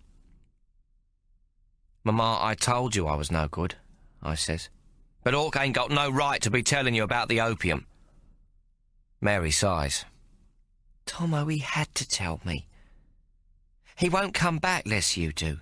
He's said that to me time and again since I've been here. He's told me that if you two was ever to come back, it would have to be on your terms. You'd have to agree, and me too." Mary smooths the tablecloth in front of her with both hands. "Well, I do. I agree." She looks into me eyes. "Mamma, how long would it last? I can't work in the brewery. I ain't the type. I'm a gambler. Cards is me life." Mary reaches over and pats me hand, then leaves her hand covering mine. I look at them together, mine all mangled from the wilderness, hers from the bad things what happened at the docks. "Tommo, I ain't gonna judge you," she says, giving a bitter little laugh. "Me, judge? I ain't got no bleeding right, have I? I was addicted myself to the stuff once. Opium and a few other things what I don't care to talk about." Her voice is very soft now. "I love you for what you is, Tommo Solomon. What I done after you come back from the wilderness were wrong, and I beg your forgiveness. but I never stopped loving you. The tears are rolling down her cheek, and I feel a lump in my own throat. Never for one moment, through all the dark years, did I ever stop loving you. Tommo will come back, I'd say to myself every morning as I woke, and every night before I closed my eyes. And wherever you was, I'd always say, "Good night, Tommo. Mary loves you, darling." Oh, Mama. I burst into tears. I can't help it. It's like a dam in me's just burst, and I can't hold back the flood. All the loneliness of the wilderness comes back. The cold, the beatings, what the timber getter's done to me when I were a little brat. I blubs and blubs, and Mary rises from her chair and comes to hold me. Then she starts to cry, and the pair of us is howling and hugging, and I'm 7 years old again. And Mary's got me in her lap, and I'm safe. Tommo's safe again. Mary orders a bottle of Cape brandy for me, and I has a drink as she begins to talk. It's like it's all been bottled up in her as well. We already knows from her letters that things were bad between her and David and Hannah, but now Mary pours it all out like she wants me to hear it straight. It seems old man Madden, what's now married Hannah, is stricken with the gout and crippled with arthritis, so he spends all his days in bed or in a bath chair. Hannah and David has took over his timber and wheat milling business, with David proving a sharp businessman. It ain't long before he and Hannah sees their chance to make things difficult for Mama by making it hard for her to get her supply of brewing hops. New Norfolk, where David and Hannah lives, be the best climate for the growing of hops, and they buy up land and plant hops. They also purchase in advance, at guaranteed prices per bushel, the crops of all the other hop growers. They even gain control of all hops imported from New South Wales and Victoria. Soon Hannah and David have got a monopoly, and Mary can't get her hops from nowhere lest she imports them from England, and sometimes from Cape Town, what's both unreliable and expensive. Then David does nearly the same thing with Mary's supply of glass by buying into the Tasmanian Bottle Company. Now Mama can only obtain her bottles from Melbourne, what adds greatly to their cost. He's even building his own brewery in Launceston to compete with her. Mary tells me all this and shrugs. I've only got one pair of hands, and none what I can trust or ask for advice except Mr. Emmett. I need my boys to come home. Hawk tells me you've got a quick mind, Tommo. Well, of course I'm pleased by this, as well as worried for her.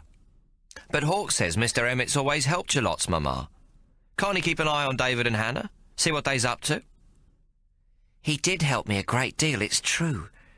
But with the death of his wife, God rest her pernicious soul, he's retired, so he can't no more, Mary replies. I knows Mary has a soft spot for Mr. Emmett, what's always helped her from the very beginning when she was in the female factory. Whenever she was with him, she were like a young girl, giggling and flirting. Even as brats, we knew that beside us, Mary's only great love were for Mr. Emmett. She cared for Ikey too, but that were different. For days before she was going to see Mr. Emmett, she'd be in a regular dither, burning the porridge and dropping things. And her, what's always rushing around, would take to standing about and daydreaming with half a smile on her face, her head tilted to one side. What with Mr. Emmett being a true merino and a married man, and Mary thinking herself a common ticket to leave, there weren't much chance of their friendship turning into something more. But now Mary's wealthy, and Mr. Emmett's a widower on a government pension, so perhaps it ain't impossible after all. Mama, what about Mr. Emmett and you? I asks, screwing up me courage. Mary goes quite scarlet. Tommo, mind your tongue, she gasps, like I've just used a dirty word in front of the vicar. I laugh at her embarrassment. Well, you loves him, don't you? Mind your own business, Mary retorts, but she won't meet my eye. Why don't you ask Mr. Emmett? No harm in asking, is there? Him alone and you alone, two lonely people. It don't make no sense not to. You think I should ask him? Mary ain't too sure she's heard me right. Propose to Mr. Emmett? Me? Aye. Don't talk nonsense, Tommo. Mr. Emmett's a gentleman, and me, common as muck, chalk and cheese. It ain't possible for them two things to get together. The old bleeding island would sink under the shame of it. Mamma, Hawk says there ain't no one person better than another. It's how he lives what matters, not how he's born. Hawk's right, too. But try telling that to the governor's wife, what calls me Miss Abacus like some reptile hissing it out. The nabobs don't marry the thingamabobs in this world, Tommo. All right, well, at least put Mr. Emmett on your board of directors. Hawk reckons you should. At least that's what he said to me. Ain't no harm in that, is there? It'll keep his wise head working, Hawk says. Hawk said that? Mary looks pleased, and I can see she thinks it's a fine idea. Never in me life have I talked like this with Mary. When I comes out of the wilderness, she thought me a bit of an idiot. She talked to Hawk about the brewery and the business, but never to me. Now she's treating yours truly like she wants my opinion. And I must say I likes it. Perhaps, she says, folding and unfolding her napkin again. Anyway, that's quite enough nonsense about Mr. Emmett. She throws her napkin aside. With the finger of her glove, she picks at a spot of dried gravy on her bodice. Now listen, Tommo. I wants to talk to you about Hawk and the Irishman. The more I sees, the less I like of this fight. We must stop it at once, at all costs. How do we do it, Tommo? Mamma, we can't. Hawk's got it into his noggin that this be a fight between good and evil. He reckons the evil began with Ikey and carried through to Mr. Sparrow, what's got me under his thumb now. That Sparrow's bad news and no mistake. But Hawk blames Ikey for all this, Mary asks, surprised. Not Ikey himself. Hawk loved Ikey, we all did. It be what happened to us because of Ikey's greed. That's what Hawk says he's fighting. Oh, me God. Mary thinks a while. Ikey were not the only one who were greedy. Hannah were even worse, and now David. She pauses, then says softly, even me. That's just it. Like Hawk says, it's a canker. It festers and turns everything rotten. Greed destroys everyone it touches. Mary's lips are pursed as she listens. Tommo, let's not forget the hard things what happened to Ikey, too. He were a creature of the times, a survivor. To be a poor Jew in London when Ikey were a child was to be treated as dirt, lower than dirt. The lowest villain there was would think himself better than a Jew and spit on him. That ain't no way to treat another human being, but Ikey survived all that, and he beat all who would destroy him. Mary looks at me. Don't forget how much he gave me and you boys. Ikey were a truly remarkable man, Tommo. Mamma, I've told Hawk that. It's not Ikey what's the problem. If it weren't for Ikey, I couldn't have survived the wilderness. But Hawk says if it weren't for Ikey, we wouldn't have been took by the wild men in the first place. If Ikey had shared his fortune with David and Hannah, we wouldn't have been kidnapped, and there wouldn't have been no wilderness for me and for Hawk. It weren't quite as simple as that, Mary protests, though I can see from her expression that this line of thinking ain't entirely new to her. It were Hannah wanting more than she were entitled to. It were her greed more than anything. Mamma, how is we to know what Hannah really deserved? Who knows what went on between her and Ikey? I shrug. I'm just telling you what Hawk thinks. When Hawk gets an idea in his head, nothing's going to shake it out. He thinks Mr. Sparrow's another example of greed, destroying everything it touches. And he's got a point. Mr. Sparrow turns everyone what works for him into addicts and drunkards, and when there's no further use, he throws them out onto the street to die. Now, with the fight, Mr. Sparrow thinks to take all the little punters to the cleaners. He's tempting them to bet every cent they has with his odds, when he knows Hawk can't win. For him, Hawk losing to the Irishman be a certainty. If he thinks Hawk's got a chance, he'll do something to stop him. Hawk says it's always the little people what gets preyed upon. I draws breath. He says somebody's got to stand up for the poor, and that if we expect it to be somebody other than ourselves, it ain't never going to never happen. The villains will win again. Mary sighs and remains quiet a long time. We could still bribe the Irishman to lose. Hawk don't need to know. The poor will get their winnings. Sparrow Fart, or your Mr. Sparrow as he now calls himself, will be ruined, and Hawk won't be hurt too bad in the meantime.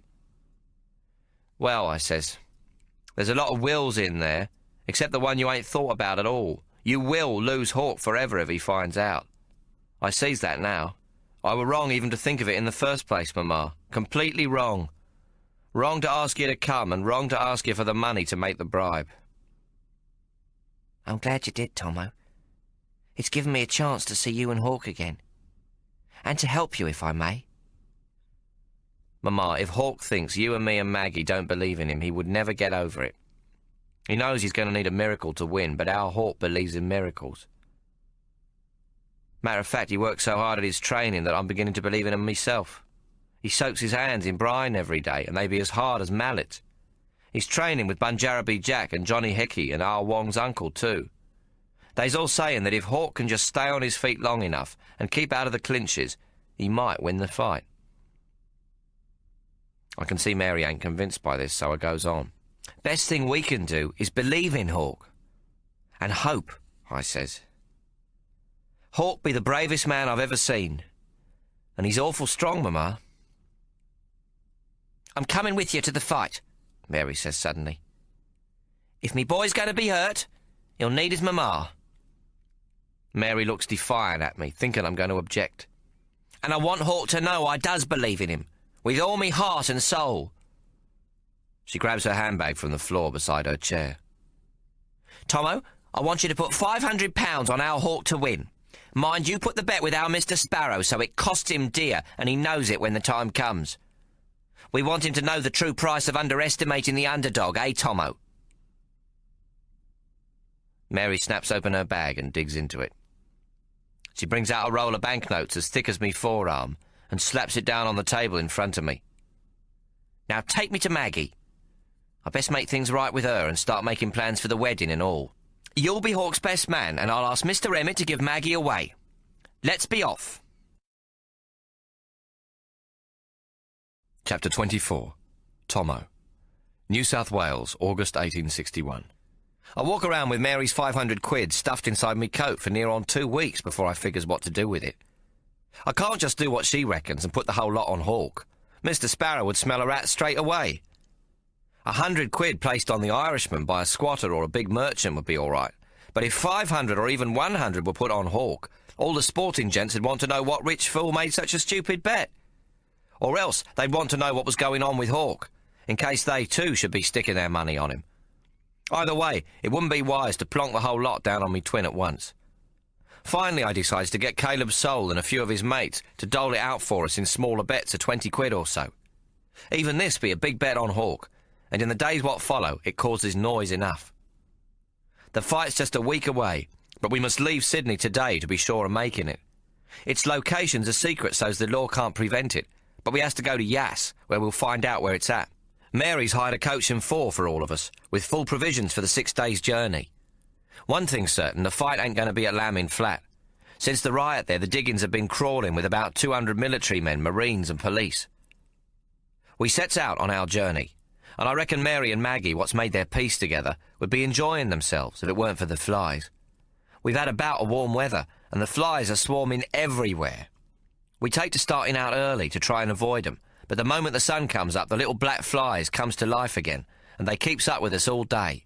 They stick to the horses so that scarcely a patch of horsehair can be seen beneath them. They gets in our eyes and noses and mouths. Luckily, Caleb Soul, in his trap behind us, has brought along netting what Maggie makes into veils and attaches to our bonnets and hats, giving us all a most mysterious appearance. But if the flies is bad, the blowflies is worse. They get into the woolen blankets by day and spoil 'em. They lay their larvae, and in a matter of hours the blankets is covered in patches a foot square with maggots, what are at once fried by the sun and stick to the blanket. Again, Caleb saves the day by wrapping the blankets up in lengths of oilskin before sunrise and protecting them against the blowflies. At first, Maggie and Mary stay in roadside inns overnight with us camped nearby. But soon they's complaining about the bedbugs and the noisy drunks, both of which be plentiful. They decides to camp with us, rough though it be. The road is full of people what's heard about the fight. Many reckons they'll go to see it and seek their fortunes in the diggings afterwards. Some have been walking for weeks to get to Yass. Lots of them cheer heartily when they sees Hawk. They run beside our coach to wish us well, stretching out their hands so that Hawk might touch them for luck. I can see Mary is thrilled to see all the fuss being made over her boy by the passers-by. But every now and then I catch her watching Hawk with an anxious, loving sort of look, as if she's seeing terrible things happen to him at the hands of the English and Irish double champion. Some of the travellers around us ain't so pleasant, with a band of rough Tipperary men jeering insults at Hawk and his team, Bunjaraby Jack and Johnny Hickey, sitting atop the coach with R. Wong and his uncle R. Singh. But Mary brushes off the insults and is back quick enough to her staunch old self, declaring that of course Hawk will win. Mary and Maggie is having a grand time together as we trundles along, which pleases Hawk very much, and me too. Maggie makes Mary laugh such as we ain't never heard. The two of them gossips from morning till night, swapping whispered stories about their work on the street. At least that's what I gathers from the way they huddles together, then bursts into giggles like two naughty little girls. Maggie's even told Mary the rudiments of bare-knuckle fighting so that she can follow the bout. When we arrives in Yass, our carriage is mobbed by every sort of human being you could imagine. Women, young and old, men from the city, men from the diggings, men of all nations. There's as much booing as cheering around us. Our carriage can hardly move an inch down the street for men hanging off the harnesses of the horses. It's said that our welcome be every bit as big as that of the Irish champion. The Bolt arrived the previous day and is now settled in at the Golden Nugget Inn. He's taken 3 rooms for himself and his 6 doxies, what I reckon's be mostly for the look of things. With his doxies on his arms, the Bolt is already a great favourite with the crowd. We hear that last night in the pub he challenged everyone there to down 1 drink to his too. He was the last man still standing at dawn, waving a whiskey bottle and singing Mother Machree and Danny Boy to the cockerels. They reckon he drank 4 bottles of Irish whiskey in all, followed by any number of beer chasers. The publican's made a fortune in drinks, and out of sheer gratitude has sent his wife to stay with a relative and given the Bolt their very own bedchamber for his visit. We're staying with the manager of the Oriental Bank, a mate of Caleb's. Mary and Maggie will stay in the house with him and his wife. We'll camp behind the bank in the yard, what has a high wall to protect us from them what wish us well and them what wish us dead. By nightfall, several thousand visitors are in town. The diggings for 100 miles around be just about empty of manpower. The Celestials has made their own camp a couple of miles out, so as to avoid harassment by the drunken revellers. R. Wong and R. Singh has gone to join them, and will make their own way to the fight. At 8 o'clock at night, a young boy arrives with a message from my employer. "Mr. Sparrow sends his compliments," he says brightly, and I brood darkly for a moment on what Mr. Sparrow's idea of a compliment might be. "The bout will take place at Black Billy Creek, about 5 mile out of town on the road to Lamming Flat, noon tomorrow. Fight is to be there an hour before," he tells us. Mr. Sparrow must be bloody confident of the Bolt to make his man fight in the midday sun. After that news, we all tries to settle in for a good night's sleep. But all night long, folks is arriving by whatever means possible and making a lot of noise about it too. It's hard to get a wink, what with all the hullabaloo. Hawk seems calm enough and sleeps soundly all night.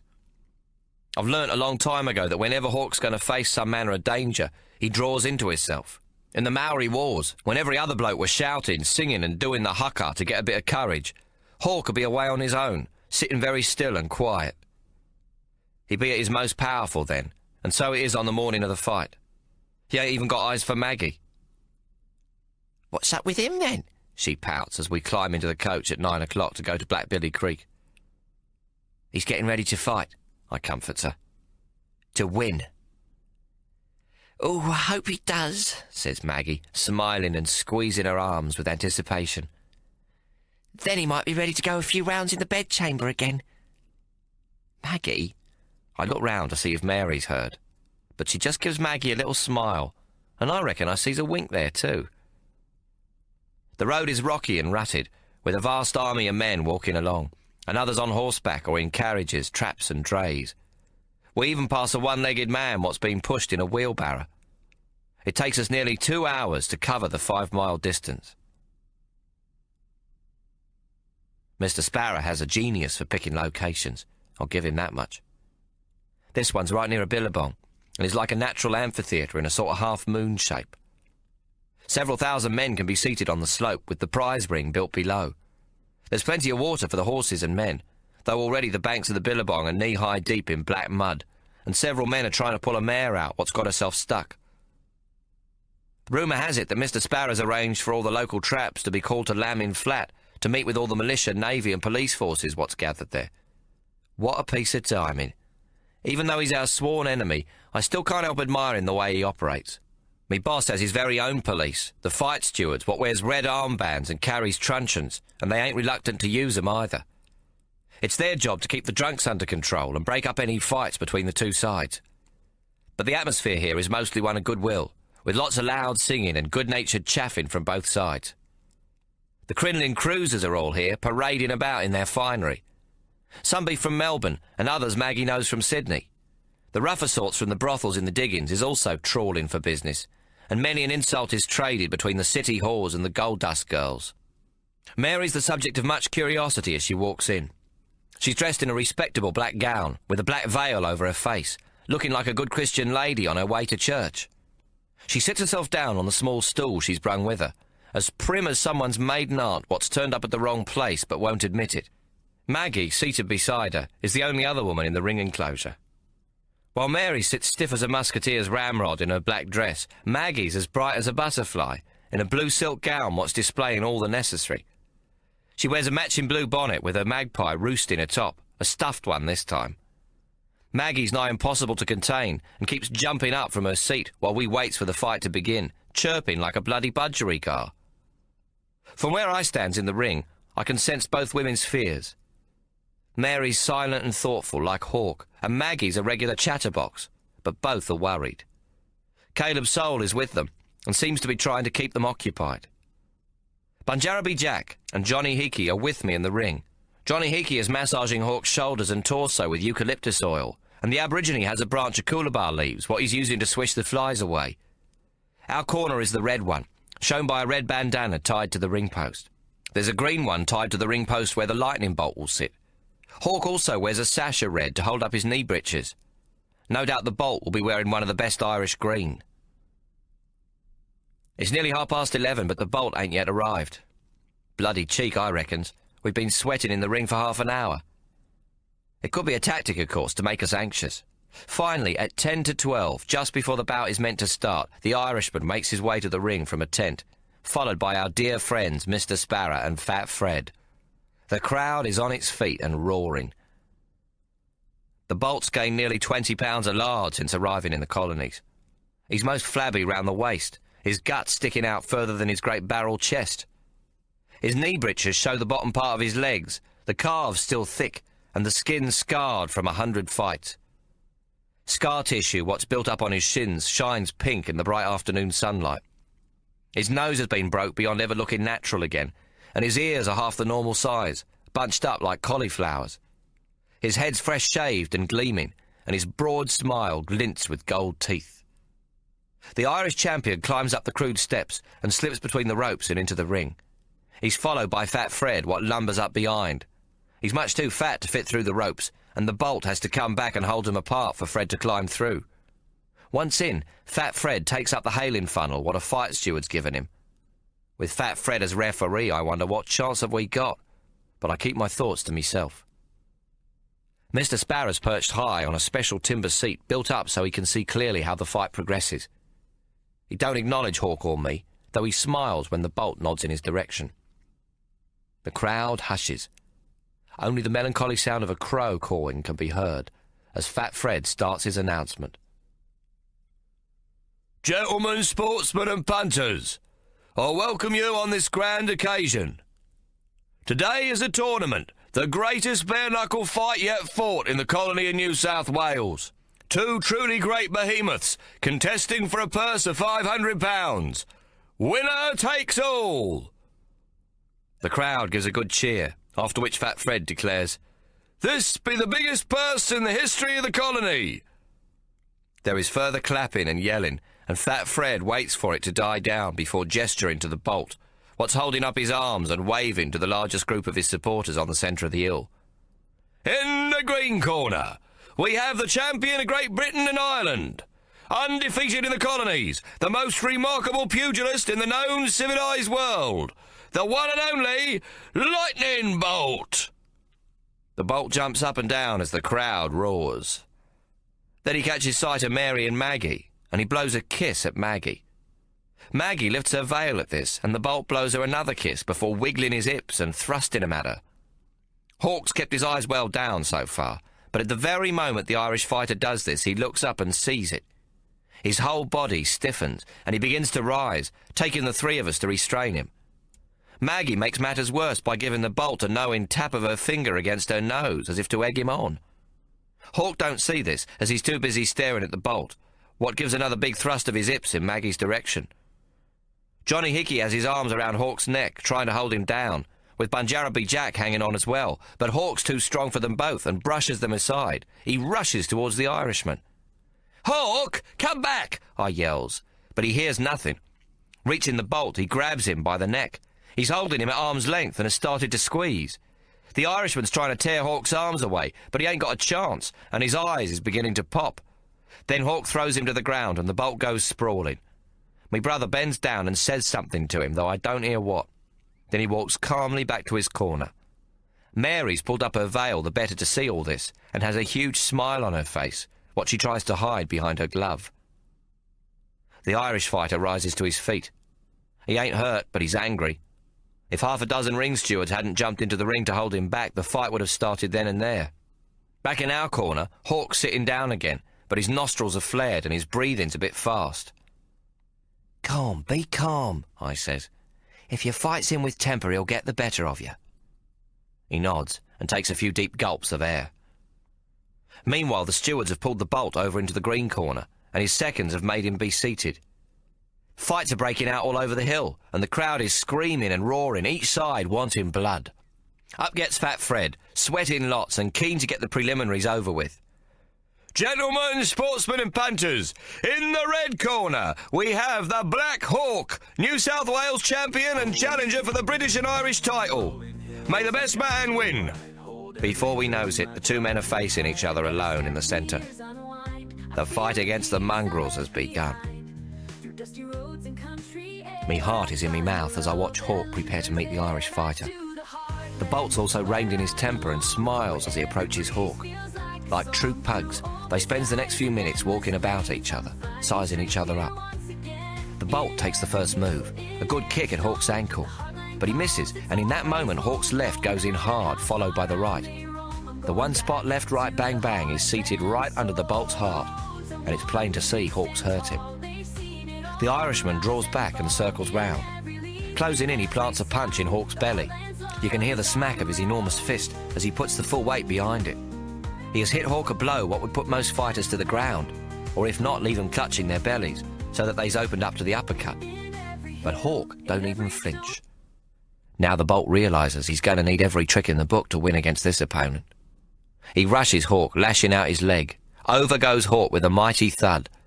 In an amazing exhibition of the fighter's craft, the Bolt manages to headbutt Hawk at the same time, and my twin lies dazed on the ground, his eyebrows split wide open.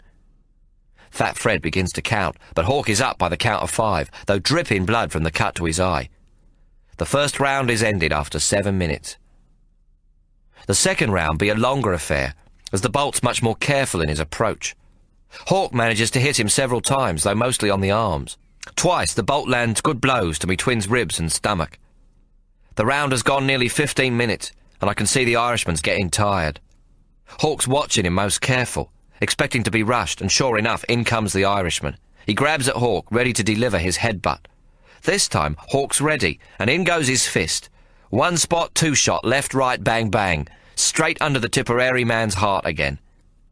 The Bolt goes down like a sack of potatoes, but manages to rise unsteady to his feet at the count of 9. Fat Fred quickly brings the round to an end. The next 15 rounds goes along much the same lines. I keep my eyes fixed on me twin, not looking at Mary, Maggie, Mr. Sparrow or the crowd, as if by doing this I can somehow help him. The Irishman uses all his dirty tricks against Hawk, butting and gouging. Twice he knees Hawk in the groin as they go down. He's awful cunning, and always has his back to Fat Fred so his actions can't be seen. Fat Fred ain't too eager to look neither. The Bolt's having a grand old time at Hawk's expense. Several of the toffs and sportsmen in the enclosure complain about the dirty play, shouting, "Fair go!" and "Steady on!" but nothing happens about it.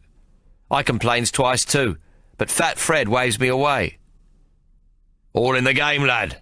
All in the game of fisticuffs," he says, smiling. Hawk's shins are cut deep by the raking of the Bolt's spiked boots, and his left knee is much swollen where the Irish champion stamped upon it as he's pulled me brother to the ground. In round 12, the Irishman suddenly bites Hawk's ear, and Fat Fred is forced to stop the bout. The Bolt is all innocence and points at the corner post, what has some blood on it where he's pushed Hawk's head against it. "The post done it, I swear," he protests. Fat Fred accepts his explanation straight off and orders the fight to go on. Part of Hawk's ear has been completely torn away, and we has great trouble stemming all the blood, though a doctor stitches it up with horsehair.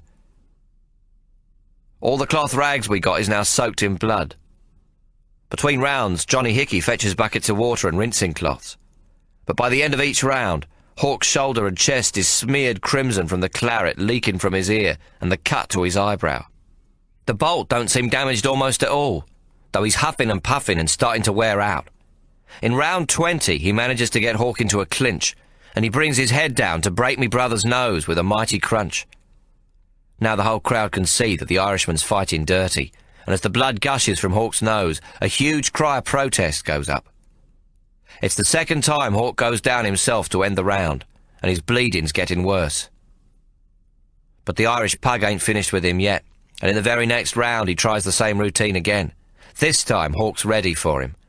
His hand comes up under his chin, and I see him make one of the Chinese grips what R. Singh's taught him. A moment later the Bolt's eyes roll up and he goes limp. Hawk lets go of him so quick that nobody sees what's happened. The Bolt begins to topple, his eyes wide open in surprise. It's like a mighty mountain crumbling. Now Hawk sees the spot clear, and it's the one spot, two shot left, right, bang, bang as the Bolt goes down. I can see the fear in the Irishman's eyes.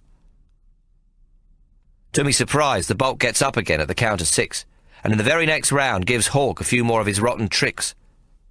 He uses every pug trick in the book, gouging Hawk's left eye and biting his lip so it bleeds into his mouth. He's torn Hawk's ear again, and I can see me twins losing too much blood.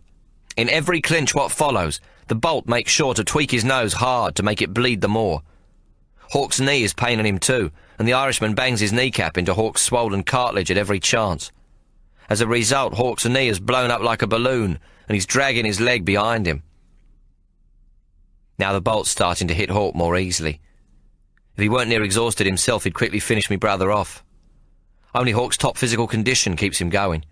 The Irishman goes into a clinch and brings his hand up to hook into Hawk's nostril with 2 fingers. But he's a slow learner, the Bolt, and Hawk's hand comes up under his throat with another Chinese grip. The Irish fighter's eyes roll up, his arms fall to his side, and he tumbles backwards like a sack of spuds thrown from a dray. I think Hawk's killed him. Even those standing close by don't see what's happened, and they shouts at him to get up and get on with it. Most of the crowd now favours Hawk, for they sees how the Bolt be fouling him cruel at every chance. The Bolt stirs and gets himself on all fours, but can't rise any further. His seconds rush to help him to his corner, where he stays for nearly 10 minutes before the next round is called. Fat Fred's given the Irishman as much time as he can to recover. Only the crowd's jeers to get on with it makes him announce the next bout. From the way the Bolt rubs at his throat, it's clear he ain't going to risk fouling Hawk again, for fear of another of these secret manoeuvres. Even so, I fears Hawk has left his run too late. At the end of round 26, I'm weeping for him. He's hurt bad and bleeding everywhere. He can barely speak through his busted mouth. His nose is broken, spurting blood. One eye's been bashed and is closed up. His ear's almost ripped off, and the deep gash on his forehead's pulled open even more. "Hawk, you has to stop," I urges. He shakes his head as I sponge the blood away. "No, he's slowing down, tiring. He can't last much longer," he gasps. "You neither," I cries. "Let me throw in the sponge." Hawk looks at me through his one good eye. "No, Tommo. If we throw in the towel, Mr. Sparrow wins. We'll not get a second chance at the mongrels." Hawk ain't forgotten why he's here. He tries to smile and nods his head toward the green corner. "Besides, he mocked my Maggie." For the first time I realise that Hawk will truly die in the attempt rather than give in. If this be an example of good versus evil, good seems to be getting much the worse of the deal as bloody usual. Fat Fred signals the fight to continue, and Hawk rises wearily, dragging his bad leg. Now we see the game change. Hawk begins to stalk the bolt, what's mostly trying to stay out of harm's way. His flab and lack of fitness has finally caught up with him, and he's all scarlet, puffing like a steam engine. Hawk's waiting for the opportunity he knows must come to him. Still, the Irishman's cunning. Whenever Hawk comes too close, he pulls him in and holds him tight, then drops to the deck to end the round. Hawk follows him doggedly, and in the next 3 rounds finds him time and again with the one spot, 2-shot left-right bang bang. Now he's brushing off the Irish fighter's feeble punches like they was flies. The bolt is on the run.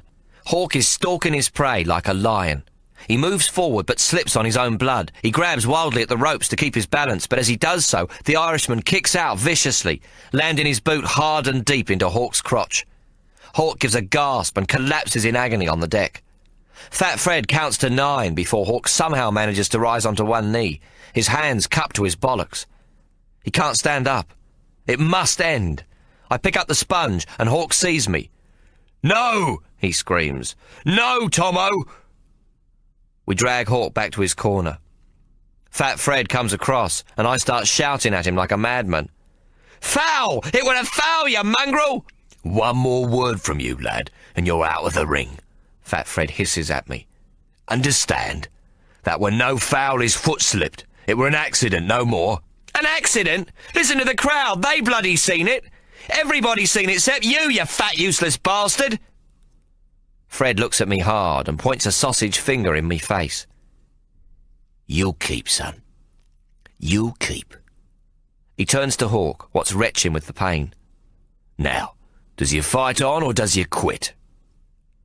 Hawk spits out more blood and gasps through his broken mouth. "I shall never surrender." It's the words from Mary's medal. "We fight," he says. I hold back a big sob. "Aye, we fight on," I says to Fat Fred. "You sure?" he asks. I can see he's hoping the fight will end now, and suddenly me temper gets up. "Tell the bolt me brother ain't begun to fight yet. Tell him we're coming for him. Coming for all of you mongrels." Fat Fred moves closer. "We'll give you £1,000 if you throw in the sponge," he whispers. "You get 500, Tommo, and your brother gets another 500. You'll get 1,000 between you. I swear it upon my mother's grave," he whispers. "Fuck you," I snarls. "Right-o," he shouts, straightening up. "Your man's rested enough, it's back in the fight." But Hawk ain't in no condition to go back just yet, and needs another few minutes. The bolt's been given 10 minutes for much lesser wounds. "Fair go," I cries, hating the fact I has to ask him for mercy. "Fuck you, son," says Fat Fred, and goes to the centre of the ring. Meanwhile, the crowd's getting ugly. They can see what's going on. Fat Fred signals the fighters to come out of their corners, and Hawk, plainly half dead, rises slowly. "I need 2 more, he says, as though to himself. 2, he mumbles, holding up 2 fingers and looking at Banjarabi Jack. 2, boss! You get 'em! The Aborigine shouts gleefully. It is round 30, over 5 hours since the fight began. I want to blub at the sight of me brother as he drags himself towards his opponent, barely able to stand upright. I'm sure Mary and Maggie would both be crying, though I ain't been able to look at 'em. The bolt hits Hawk with every punch he has at his command. Even so, Hawk only goes down 3 times, and each time to a foul what the crowd insists Fat Fred call. The stewards are looking worried. They knows they could have a riot on their hands. While Hawk can't last much longer, the real power is gone from the Irishman's blows, and he's struggling. He's hoped to finish Hawk off long before now, and it ain't worked. When Hawk comes at him now, he's dead scared and ready to run, if only his weary legs would carry him. Hawk manages to get in a one-spot, 2-shot left-right bang-bang. In his weakened state, the bolt can't stay more than 2 minutes at a time for the next 2 rounds.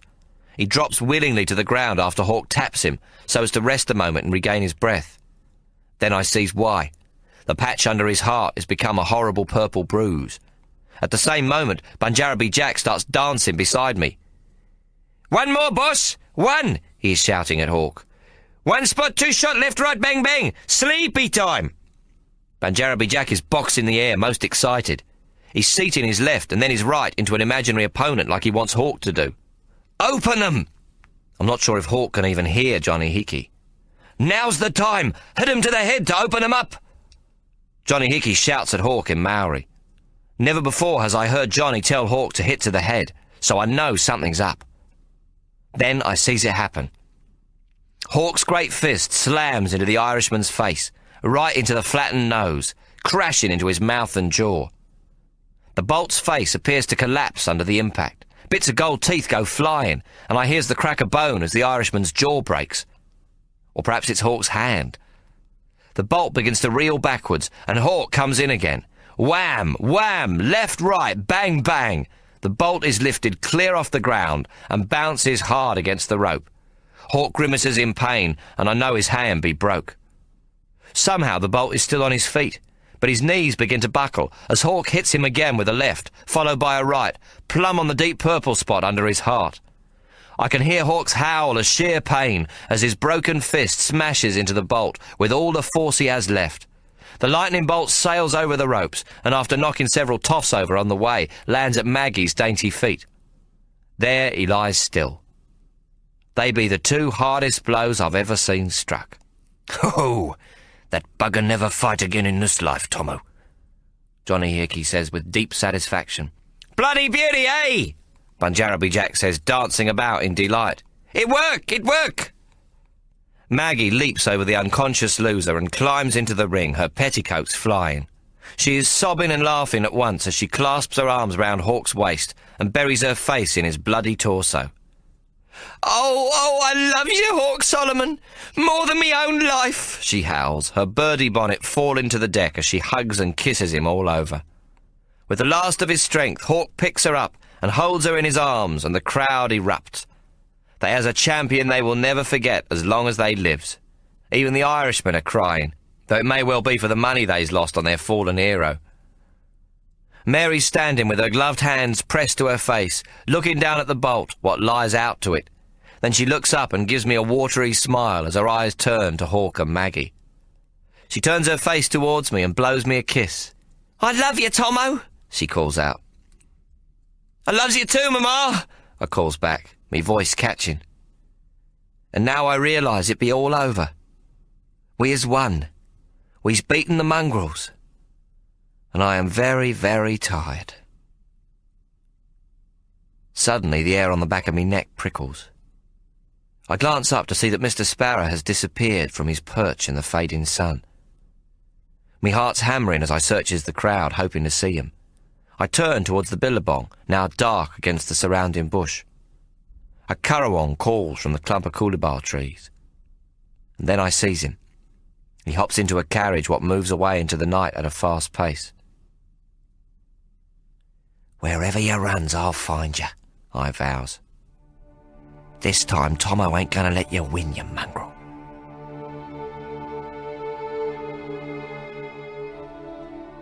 Book 4, Chapter 25. Hawk. The Rocks, September 1861. Since returning to Sydney after the fight with Ben Bolt nearly 3 weeks ago, I find myself a hero beyond any possible reckoning. Bell's life in Sydney has proclaimed the event to be one of the great fights in history. It must also have been one of the great hide-ins in history, for I am somewhat of a mess. The surgeon has straightened my nose and stitched me lip, ear, and the wound above my eyebrow, but I still look like a gollywog that's been run over by a cart. Despite my appearance, people carry on as though I am an object of exquisite beauty. Maggie, Mary, Tommo and I have even been invited to a garden party held by His Excellency the Governor.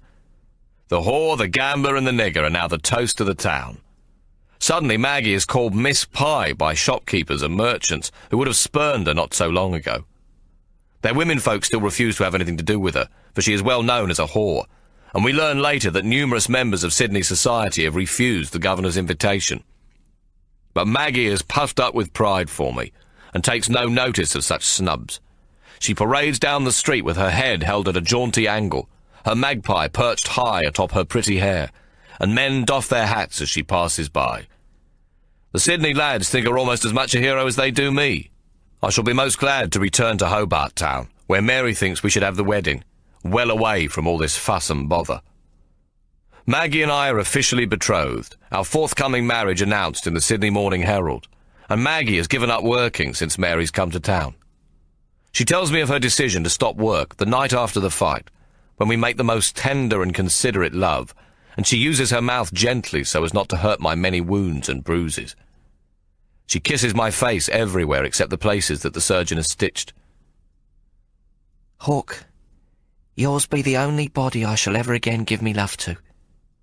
No other man will lay a finger on me again, even if you should die before me, she says, looking solemnly at me with her big blue eyes. I swears this on me life. May God strike me dead this moment if I don't tell the truth. Now she no longer sleeps all day, and by mid-morning is out and about with Mary, shopping and fussing about the wedding details, or having afternoon tiffin in all the best tea rooms in town. The only thing she hasn't forsaken is the magpie in her bonnet. And when she doesn't wear a bonnet, the bird still nests in her hair. David Jones and Farmers, the two great emporiums, are now well accustomed to Mary and Maggie's visits, and our mamma has been on a shopping spree, the likes of which she's never indulged in before. The Belgian lace and the ribbon and satin cloth for the wedding gown have all been purchased here, and the various department managers fawn over the two of them, as though they are the grandest of gentlefolk. On one occasion, Mr. David Jones himself came down from his office to serve them, and sent his compliments to the champion. He even donated 5 yards of the best French grosgrain ribbon with his good wishes. "A small nuptial contribution with my compliments," he said, fussing, "to remember a great occasion." He smiled when Mary shook his hand before leaving. "Delighted, I'm sure," he beamed. "Such a nice lady," Mr. Jones now tells all around him.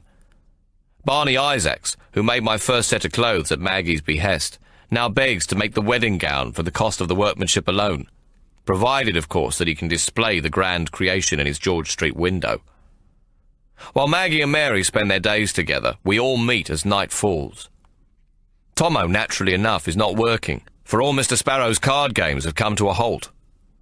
But he remains a creature of the night, and persists in his habit of sleeping all day, seeming to find games enough on his own. Because I have lost so much time with the fight, I have a great deal of bookkeeping to catch up at Tucker & Co. At 6 o'clock every afternoon when I finish work, we meet at the Hero of Waterloo to have supper together, and to hear all the gossip from the two women. It comes mostly from Maggie, as Mary seems to enjoy the retelling as much as Tommo and I. Maggie is like a small child in her excitement, chirping like the magpie she is at every new experience, and making an event or grand joke out of everything that's happened in the course of the day. It seems my great affection for her only increases every day, and I've come to love her with my very life. How very much things have changed since Tommo and I arrived from New Zealand on the Black Dog. On that same day I met Maggie in Mr. Smith's eating house after I'd had my fill of his best corned beef. I recall with a smile to myself how I came here in my whaleman's rags and split boots, with Maggie leaving a florin on the table to pay for my breakfast. I have much to thank her for, besides the special love she has brought into my life. While Maggie and I are not exactly the cream of society, the Sydney Morning Herald is all a twitter about the bride and groom-to-be. It has suggested a wedding in the Botanical Gardens, so that the general population may turn out to support the champion of the world among the spring blooms. The Herald has even reported that the military band from the New South Wales Regiment would be pleased to attend, with Sydney's Mayor, Councillor John Sutherland, handing us the keys to the city at a reception in the town hall. Meanwhile, this same newspaper has been raging on about Mr. Sparrow and Fat Fred. The editor has put on a special, who has lost no time digging out unsavoury facts about boxing's two worst scoundrels, as he terms them. Not a single penny has been paid out to the punters who backed me. Everyone is holding on to their betting tickets, which entitle them to their winnings, but to no joy. Mr. Sparrow is holed up with Fat Fred in his rooms above the world turned upside down, and will say nothing to the newspapers except that he is consolidating his assets so he can pay. "Assets?" snorts Mary. "I'll bet me own gravestone he declares himself skint. I know his sort. Ikey were of the same mould. What he's got, and it be plenty, you may be sure, he's got stashed. There'll be no bank account with money lying about in it. He lives in rented rooms above the pub, and if he owns property it will not be in his name. The sparrows of this world travel light. They keep their fortunes portable, of the kind that can be carried away in a saddlebag on a dark night or slipped aboard ship in a suitcase. Mary pauses. Blimey, I should know one when I sees one. I live with Ikey for Lord knows how many God-forsaken years. We'll have to be on our guard or our Mr. Sparrow will vanish.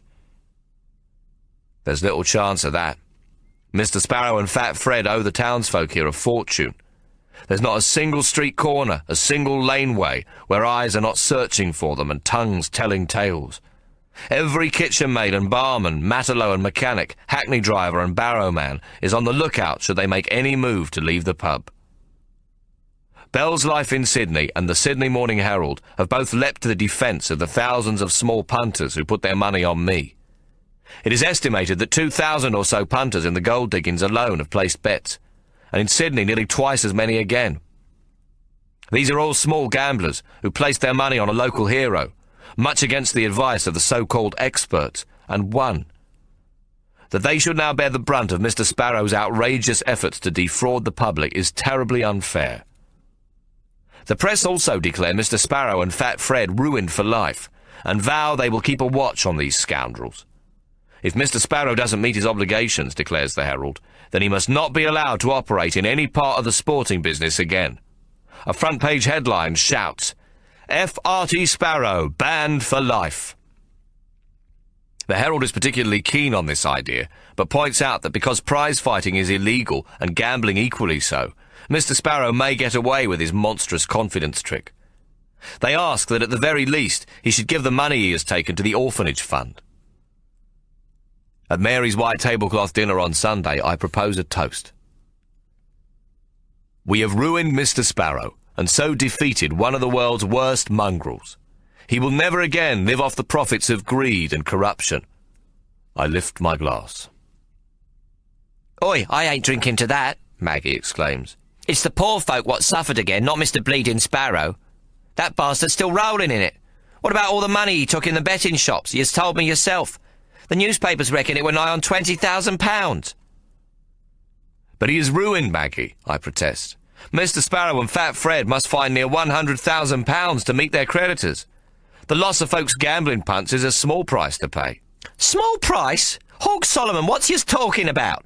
Many of the folk here in the rocks bet a week's pay, hoping to win a month or more's wages. They skint. Their brats don't have no food. Those that can get credit won't even be able to pay it back for months. No nice Sunday dinners for them, and the rest is starving.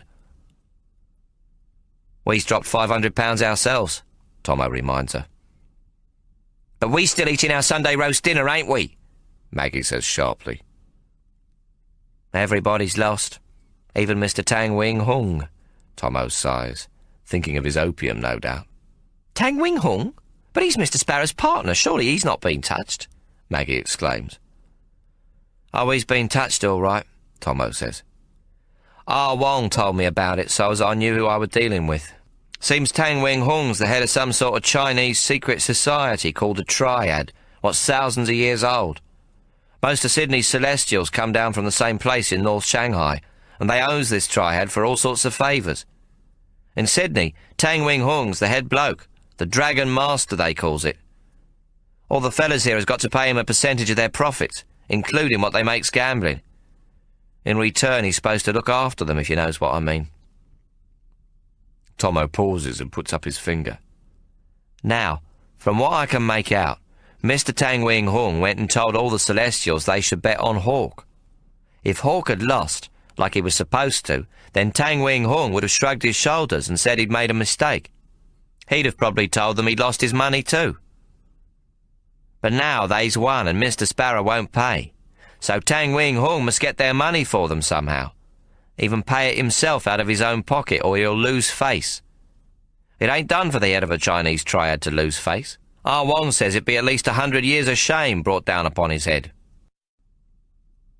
Tommo, can we see this Mr. Tang, whatchamacallit? Mary asks. Tang Wing Hung, Mama, Tommo corrects. He's a big knob, so he has to use all three names. Blimey, it ain't half a mouthful, Mary exclaims. Would he talk to us? I mean, him being Mr. Sparrow's partner and all. I dunno, Mama, Tommo shrugs. What you have in mind? Well, it seems to me, says Mary, that Chinatown and the Rocks be the same kind of neighbourhood. Not if the folks in the Rocks can help it, Maggie interrupts. They hates them Mongolians. Yes, I know, I've noticed, Mary nods. But what if they has sudden cause to like 'em? Ma, I exclaim. However do you hope to bring that about? Folk here believe our Chinese friends caused the cholera that broke out 2 years ago. They blame them for spreading leprosy and every imaginable type of disease, despite the lack of evidence that it is so. And they reckon the Chinese are taking white men's jobs. They aren't going to suddenly take to the Celestials and claim them as good neighbours. But Mary is adamant. I'd still like to speak with Tang Wing Hung if it can be done, she insists. Through Tommo, we are granted an appointment with the rich Chinaman the very next day. I must confess I am curious to meet the man who people say rules the life of every Celestial in New South Wales. We go to Tang Wing Hung's chop house in Chinatown and are shown into a private room at the back. It is decorated in the Chinese tradition with opulent silks and painted lacquer furnishings showing cherry blossoms, dragons, colourful birds and peacocks. Tang Wing Hung sits on a couch of his own, while we share 2 others of the same size. I take up almost all of one of them, and Maggie must squeeze in beside me. I can feel her warm thigh comforting against my own. A servant brings jasmine tea, which he pours into beautiful little bowls. We all watch as Tommo takes his up, sips at it politely and then puts it down. I then do the same, and find that it tastes pleasant enough and refreshes the mouth. A plate of little dumplings is brought to the table, and chopsticks put about. Another plate arrives, this time bearing biscuits which look like small seashells. The little dumplings smell delicious, but we are not accustomed to using chopsticks and dare not try them. So we sit, not knowing what to do. Them dumplings are most delicate to look at, Mary breaks the silence at last. The tall Chinaman smiles. This is dim sum. It means touch the heart. You try, please. Can't use them chopsticks, Mary replies, forthright as ever. Tang Wing Hung leans over and picks up a little dumpling between his fingers. He dips it into a small bowl of dark liquid. There's soy sauce, he says. He pops the dumpling into his mouth. You try, please. Mary takes one of the little balls, and as our host has done, dips it into the bowl of sauce. We all wait as she pops it into her mouth. Delicious, she declares. Tang Wing Hung looks at Tommo, Maggie and me, indicating the dumplings. Please, he insists. To my surprise, Tommo and Maggie pick up their chopsticks, and taking up one of the dumplings each, dip them into the sauce and bring them up to their mouths with ease. I know I could never use the delicate sticks as they have, and so I reach over and pick up one of the little shell-like biscuits. Just as I'm about to put it into my mouth, it smashes to crumbs between my fingers, and a piece of paper flutters to the carpet. I'm most embarrassed. Tang Wing Hung rises and stoops to pick up the paper. This is fortune cookie, he explains. An American invention, but Chinese recipe. Very popular. Mostly we have after food. He looks at the slip of paper. You'll be very lucky, Mr. Hawk. True love will come to you, he reads. Then he glances at Maggie and smiles. I think this fortune cookie already too late, eh? Then Tang Wing Hung takes a cookie himself, putting his thumb and forefinger to each end and bringing it up to his mouth. He pulls his head back the moment he bites at it, and the cookie falls apart in his fingers, its crumbs clinging to his mouth. He retains only the slip of paper between his lips. Today a fortunate opportunity will present itself. He smiles at Mary. Perhaps we both get good fortune. Then he calls the servant to take the plate of cookies away. Bowing, the man leaves, but reappears soon enough with a plate of good English wheaten biscuits. You'd like better, I think, Tang Wing Hung explains to me. Turning to Mary, he asks seriously, Why you come to this humble place to see me? I not worthy, madam. I am grateful that you would see us, sir, Mary replies. She does not tell him that she knows of his predicament as Dragon Master of the Triad.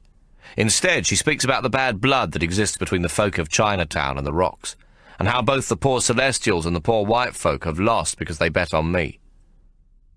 She looks up, appealing to Tang Wing Hung, her green eyes full of sincerity. Poor folk may have a different colour, but they have the same needs, she pronounces. They are always trying to find enough money to feed and clothe their children. It is the same with Joe Chinaman as it is with Joe English.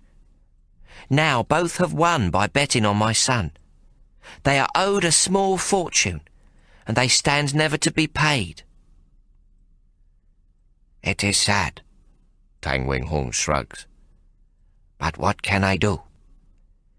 Yous can join us to put the squeeze on Mr. Sparrow, Maggie blurts out.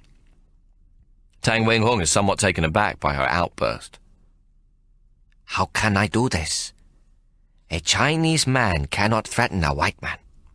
Ah, says Mary, but white men and Chinese men can come together to fight a common enemy. Your people are owed how much in bets? 2,000? 3,000? Tang Wing Hung appears to be in deep thought for a moment. Perhaps £3,000, he replies at last. Right, and we reckons the folk in the Rocks and us are owed about the same. If we don't take what we've won and only what we've bet. You'll bet how much? Mr. Tang Wing Hung asks. £500, Maggie answers, unable to contain herself any longer. Mary frowns. I can see she is a trifle annoyed at Maggie. I know she feels that some things are best left unsaid, but I don't know if my Maggie will ever learn this. £500. You're very brave, Tang Wing Hung exclaims, clapping his hands and affecting an expression of astonishment. No, replies Mary. I have a very brave son. Tang Wing Hung nods and smiles. Too brave, perhaps. Mary ignores this. It were reported in the newspaper that Mr. Sparrow took about £20,000 in bets and now owes 100,000. Well, if he pays us, that be the folks in the Rocks and your folks here in Chinatown, back what we bet, that's only 6,000. We know he can pay us all from what he took all up. There were other expenses, Tang Wing Hung points out. To set up such a fight costs much money. Mary smiles. Mr. Tang Wing Hung, I weren't born yesterday. I know what it takes in bribery and corruption and miscellaneous expenses. That ain't my concern, though I'm sure he's got plenty. Tang Wing Hung brings the tips of the fingers of both hands together and touches the end of his chin. His lips pout slightly as he thinks. Madam, why I do this? I can make Mr. Sparrow pay only the Chinese people. Only £3,000, much easier for him. And a bleeding sight more expensive for you, Mary snaps. What do you think the white folk are going to feel about the Chinese folk then? They know you're Mr. Sparrow's partner, or if they don't, they'll soon enough be told by the newspapers. Imagine if all the Celestials gets paid and none of the Europeans. What do you think's going to happen then? Tang Wing Hung laughs. Ha ha ha, you think clever like a Chinaman, missus. Well, I'm plain spoken by nature, Mr. Tang Wing Hung. Mary smiles. If we work together and the white folk of the Rocks know they got paid because the Chinese helped, everyone will feel better all round. Tang Wing Hung rises, bowing very slightly. It's a good plan. But what do you ask of me? You must tell Mr. Sparrow that you have bought all the betting tickets belonging to your own people, and also all those belonging to the folks in the Rocks. Now you want full payment, £6,000 in the next 48 hours. And if he will not? Then you will kill him, Mary says. I cannot. You don't have to do it, just say it, Mary explains. She pauses and plays the ace in her hand. If the head of a Chinese triad should threaten Mr. Sparrow, then he will believe he will die, and it ain't no use reporting nothing. Tang Wing Hung draws back in surprise. Where you hear about triad? I am businessman, madam. It don't matter much to me what you calls yourself, Mr. Tang Wing Hung. You're the boss of the Mongolians, ain't you? I have a little influence, maybe. Most Chinese come from same place as me. They know me. Tang Wing Hung shrugs. So where does that leave us, then? Mary asks bluntly enough. Tang Wing Hung pauses. I will do it, he says at last. Mary smiles, and so do the rest of us. The Dragon Master raises a forefinger. But I do it because the Chinese owe your sons. He gives a little nod to me and then to Tommo. For lambing flat where they help my people. They are brave men, and so we will do this thing. Out of the corner of my eye, I see Tommo squirm in his chair a little at Tang Wing Hung's thanks, but I do not look at him. We had been worried that Tommo might be banned from Tang Wing Hung's opium den on our return from the fight, the Chinaman being in cahoots with Mr. Sparrow. Now I understand why this was not so. It seems the story of how Tommo and I rescued Ah Wong and his family is known among the Chinese of Sydney. Tang Wing Hung pauses, then returns to the subject at hand. Not 6,000 pounds. 10,000 pounds. We will demand 10. He claps his hand and then bows to Mary, deeper this time. What is left we share. Tang Wing Hung works a large gold ring from his finger. Here, you take. He hands the heavy gold ring to Mary. It is a gift given to me by Mr. Sparrow. Give it to him. Tell him it is returned. Our partnership is broken forever. Tell him he must pay or he will die. He grins. Mr. Sparrow will understand. But will you not tell him yourself? Maggie asks. Tang Wing Hung sighs. I cannot be seen to go near Mr. Sparrow. There may be those who think I am still in business with him. No, you must go in my place. I will, then. Mary puts the gold ring into her purse. It's been very nice doing business with you, Mr. Tang Wing Hung. She pauses, thinking. But I need one more thing.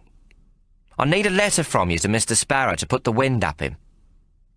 No, you do not understand. No letter. I cannot make threat to him. Mary laughs. You don't have to. All I want's is a letter written in Chinese.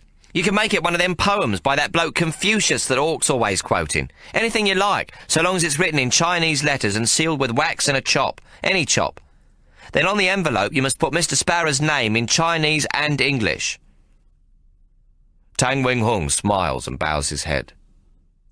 Very clever. Mr. Sparrow, he cannot read Chinese, and he will think this letter a threat. Very clever. You give him ring and letter. He claps his hands, and the servant appears. He speaks to him in rapid Chinese, and the man nods and is gone. You will have such a letter in half an hour, and I will make sure no Chinaman tell him what it means. You wait here, please. Drink tea. I must go now. Thank you very much. Mary has managed Tang Wing Hung wonderfully. She has shown him how to avoid losing face in front of his own people, and convinced him to serve our purpose as well. And it will not cost him a penny other than the gold ring. I am most proud of our mama. How do we know the bludger will come good? Give us our share of the brass if Mr. Sparrow pays, Maggie asks, as we make our way back to the Hero, where Mary has promised to buy us supper. Face, Tommo says. He'll lose face if he don't. Mary sniffs. I don't know about face, but I know about business, and so does our Mr. Tang Wing Hung. We've just got Mr. Dragon Master off the hook. We've made him look like the hero of Sydney's Chinese, and he'll make a tidy profit to boot. Mary has clearly taken charge as the general of our campaign, and means to see that the folks in the Rocks and Chinatown get their bets returned in full. Over the next 2 days, she sends Maggie around to all the pubs to ask the publicans to chalk up the amounts their customers show them on their old betting tickets. Soon we know that we'll have more than sufficient to cover the money bet. Mary decides that the best way to get to Mr. Sparrow is to see him herself. "It's our best bet," she announces. "A woman's hard to deny and thought to be harmless. If I says I've been sent from Mr. Tang Wing Hung and have proof," she holds up the gold ring, "Sparrow can't refuse me." "May I come too, Mamma?" Maggie begs. Mary smiles and nods. She's pleased when Maggie calls her Mamma. "I want to see Mr. Sparrow's ratty little fizz when he sees it's us what's got him well and truly nailed." "When will you go?" Tommo asks. "Now?" "No, first we must scare him somewhat, I think." Mary turns to Maggie. "Do you think you can get folks here to march on the pub and shout a bit? Make our Mr. Sparrow fear for his miserable carcass. It'd be a way of softening him up." "Dare say I can," Maggie says. "The pleasure would be all mine." She giggles with anticipation. But both she and Mary draw the line when I say I'll go with her. Mary shakes her head. "No, son, you and Tommo must stay well clear. If this business should end badly, the magistrate mustn't see it as an act of vengeance, with us taking the law into our own hands. Maggie be the ideal person to spread the word, and she's happy to do it." "Happy ain't the word," Maggie exclaims. "I'd count it a great privilege to give them two mongrels a fright." Our Mamma has thought of every detail. "Pick 4 strong leaders, men what won't lose their heads and start a riot," she instructs Maggie.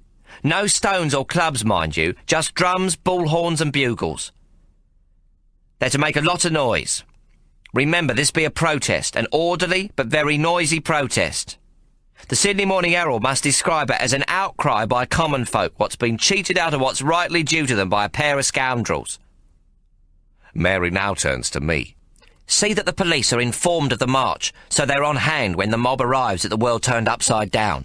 We don't want any in the crowd to get no fancy ideas of storming young Sparrowfart's lodgings." Maggie is delighted with the task she's been given. That very night she visits the hero of Waterloo, the Rose and Crown, and half a dozen other public houses. By the time she returns home, the march against Mr. Sparrow is all set. "Folk are only too happy to make their feelings known," she tells me. The protest is to take place the following afternoon, when the men come home from work. "We'll put some real fear into them upstairs. Make the little shyster and his fat mate think the mob's come to get him." Mary laughs when she hears Maggie's news. I can't help feeling she is enjoying the whole campaign. By the following afternoon, the news has spread throughout the rocks, and 300 or 400 men march on the world turned upside down. Here they are met by 3 constables, who tell them that Mr. Sparrow and Fat Fred are not in residence in the rooms upstairs. Nevertheless, the crowd makes a great deal of noise, banging on drums and blasting on bugles. Towards the end, a rock is thrown, which breaks one of the upstairs windows. But the protest is, in fact, quite orderly. Maggie has picked her leaders well. There's noise and threats enough hurled at the windows to frighten Mr. Sparrow and Fat Fred, who we know are in residence no matter what the policemen say. Mary and Maggie have Tang Wing Hung's ring and sealed letter with its beautiful Chinese characters and F. Arty Sparrow, Esquire, written on the envelope. As the protesters slowly drift away, they prepare to confront the villains. Tommo and I wait downstairs in the saloon bar of the pub, which has just this minute opened its doors once again. Tommo insists on wearing his axe in a shoulder holster under his jacket. These days, the barmaid, Doreen, welcomes him like he's an honoured guest, bringing him a Cape brandy without his even asking. I order a glass of best ale, and she does a sort of curtsy. "Honoured to serve you, Mr. Black Hawk," she says, all smiles. Mr. Sparrow has clearly lost the sympathy of the staff here as well. At first, the 3 Sydney lads guarding Mr. Sparrow's staircase won't allow Mary and Maggie into the corridor that leads upstairs. Maggie kicks up a bit of a fuss, and one of them goes leaping up the stairs. Soon he returns with a hulking lad in tow. This one has a runny nose and an ugly festering scar down the length of his cheek. The newcomer sniffs and folds his arms across his chest. "What's your swamp?" he says to Mary, as Tommo and I wait at the ready in the saloon. "How do you get yours?" Mary asks. "Me what?" Mary runs her finger down the red line on her own face. "Your scar. Were you cut by a villain too? Acid thrown in after?" The boy looks impressed. "No, just a fight. Weren't nothing much." He begins to pick absently at the weeping scab. "Don't pick at it, lad. Give it a chance to heal itself. Won't show so bad then," Mary advises gently. "Don't much care if it do, missus," the lad grunts. "Hey, I knows ya!" Maggie exclaims, pointing at him. "Johnny Terrible. You's got a brother and sister, both little uns, twins, ain't they?" Johnny Terrible nods. "They comes to our roast dinner on Sunday. One of 'em, the little girl, Alice, ain't it? Once give me 6pence for her dinner, though we never asked. She said you told her to give it to me." Johnny Terrible gives a little half smile, and Maggie can tell he's pleased to be recognised. "Want to see Mr. Sparrow, does you?" he now asks. "The very same," Maggie grins. "What for?" "Business that's to his benefit. Tang Wing Hung sent us," Mary says. Johnny Terrible gives a deep sniff and wipes his hand under his nose. "Tang Wing Hung? What proofs you got yous from him?" Mary shows him the ring and holds up the letter with the Chinese characters. The boy takes the ring and looks at it. "See what it says inside," Maggie urges, then recites from memory. "To Tang Wing Hung in sincere friendship, F. R.T. Sparrow." "He won't see us anyway. He's in the wardrobe," Johnny Terrible says, handing Mary back the ring. "In the wardrobe? What do you mean?" Maggie asks. "It be the riots. He's gone panicky." "Does he often go into the wardrobe?" Mary inquires. "He's took it up since the fight. Spent 4 days in there when he got back from Yass." "What about Fat Fred?" Maggie asks. "He's drunk, shickered. Drinks a gallon of Portuguese port 4 noon each day, crying all the while that it weren't his fault, that he only done what he were told. He'll be no good to you, Miss Pye." "Call me Maggie, darling." Maggie smiles. "Well then, we'll just have to see Mr. Sparrow in his wardrobe," says Mary. "Easier said than done, missus." Johnny Terrible snorts deeply and makes a loud noise, sucking the phlegm down his throat. "He's got the lock put wrong way round, so he's got the key on the inside, locks himself in." "Can he hear you when you talks?" Maggie asks. "Depends if he wants to. Don't rate your chances. Sometimes he hears, but he don't talk to no one except me. Reckon I'm the only one what can figure out what he's saying, but yous can try." Johnny Terrible brings 2 fingers to his lips and gives a sharp whistle. 3 scruffy heads pop round the top of the banister. "Take the ladies to see Mr. Sparrow," he orders. "Tar muchly," Maggie says, giving Johnny Terrible a kiss on his dirty face. The 3 Sydney lads on guard laugh. "Shut your gobs," Johnny Terrible snarls, and they are immediately quiet. "Extra helping coming to your little brother and sister on Sunday, Johnny," Maggie promises. "Come down yourself and I'll put some iodine on your cut. Do you the world." They are halfway up the stairs when Johnny Terrible shouts, "Hey, Maggie, is it true you're going to marry the nigger?" Maggie turns and looks down at him. "What if I am? What's it to you, Johnny Terrible?" "Nothing," he sniffs. "I think you've done good. He'd be a great champion, the strongest man in the world." "You don't want to believe all you hears," Maggie retorts. "I can beat him up any time I likes." What follows we hear from Maggie and Mary once we're back at the Hero of Waterloo. The 2 young lads make a great fuss of unlocking the stout door that leads to Mr. Sparrow's lodgings, then ushers them into a parlour fitted with a red and blue carpet of Chinese design that covers most of the floor. The room has 2 tall windows facing onto the street, one of them with a broken pane. The windows are draped with maroon velvet curtains, somewhat dusty, with tassels tied at the centre. It's clear that the drapes haven't been drawn in a long time. Indeed, the windows seem the only source of light in the room, as there are no gas lights and only 2 empty lantern brackets on the wall. Against the wall opposite the windows is a large double-winged cedar wardrobe. But what first catches Maggie and Mary's eye is a long horsehair leather settee, badly scuffed and worn in several places, that sits in the centre of the carpet. Laid out upon its leather upholstery, so that in some places its worn springs nearly touch the ground from the weight of him, lies Fat Fred. He is heaving and snorting, his great belly making rumbling noises like a small volcano preparing to blast its contents out into the firmament. 6 boys aged between 10 and 12 all sit cross-legged on the carpet before him playing cribbage. They jump up when the 2 women enter, Mary and Maggie can't tear their eyes away from the supine form of Fat Fred.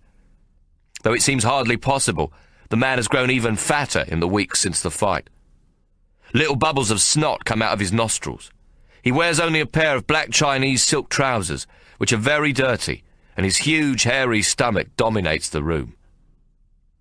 Fat Fred's stomach has, as they tell it, become a creature in its own right.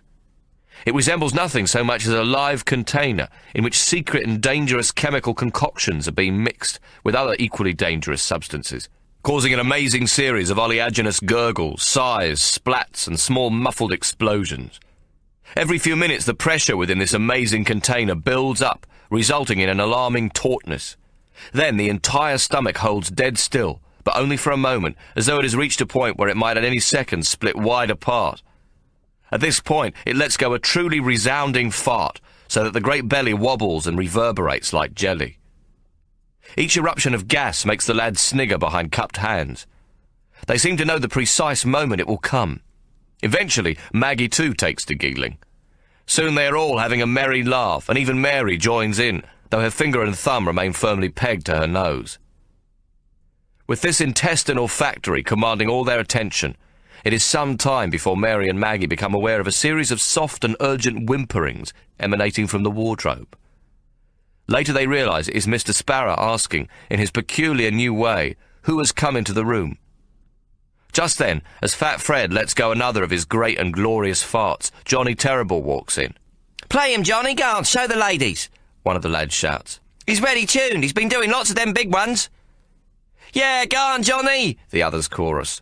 Whereupon a boy of about 11 rushes to pull up a Windsor chair, which he places in front of Fat Fred, as if before a pianoforte.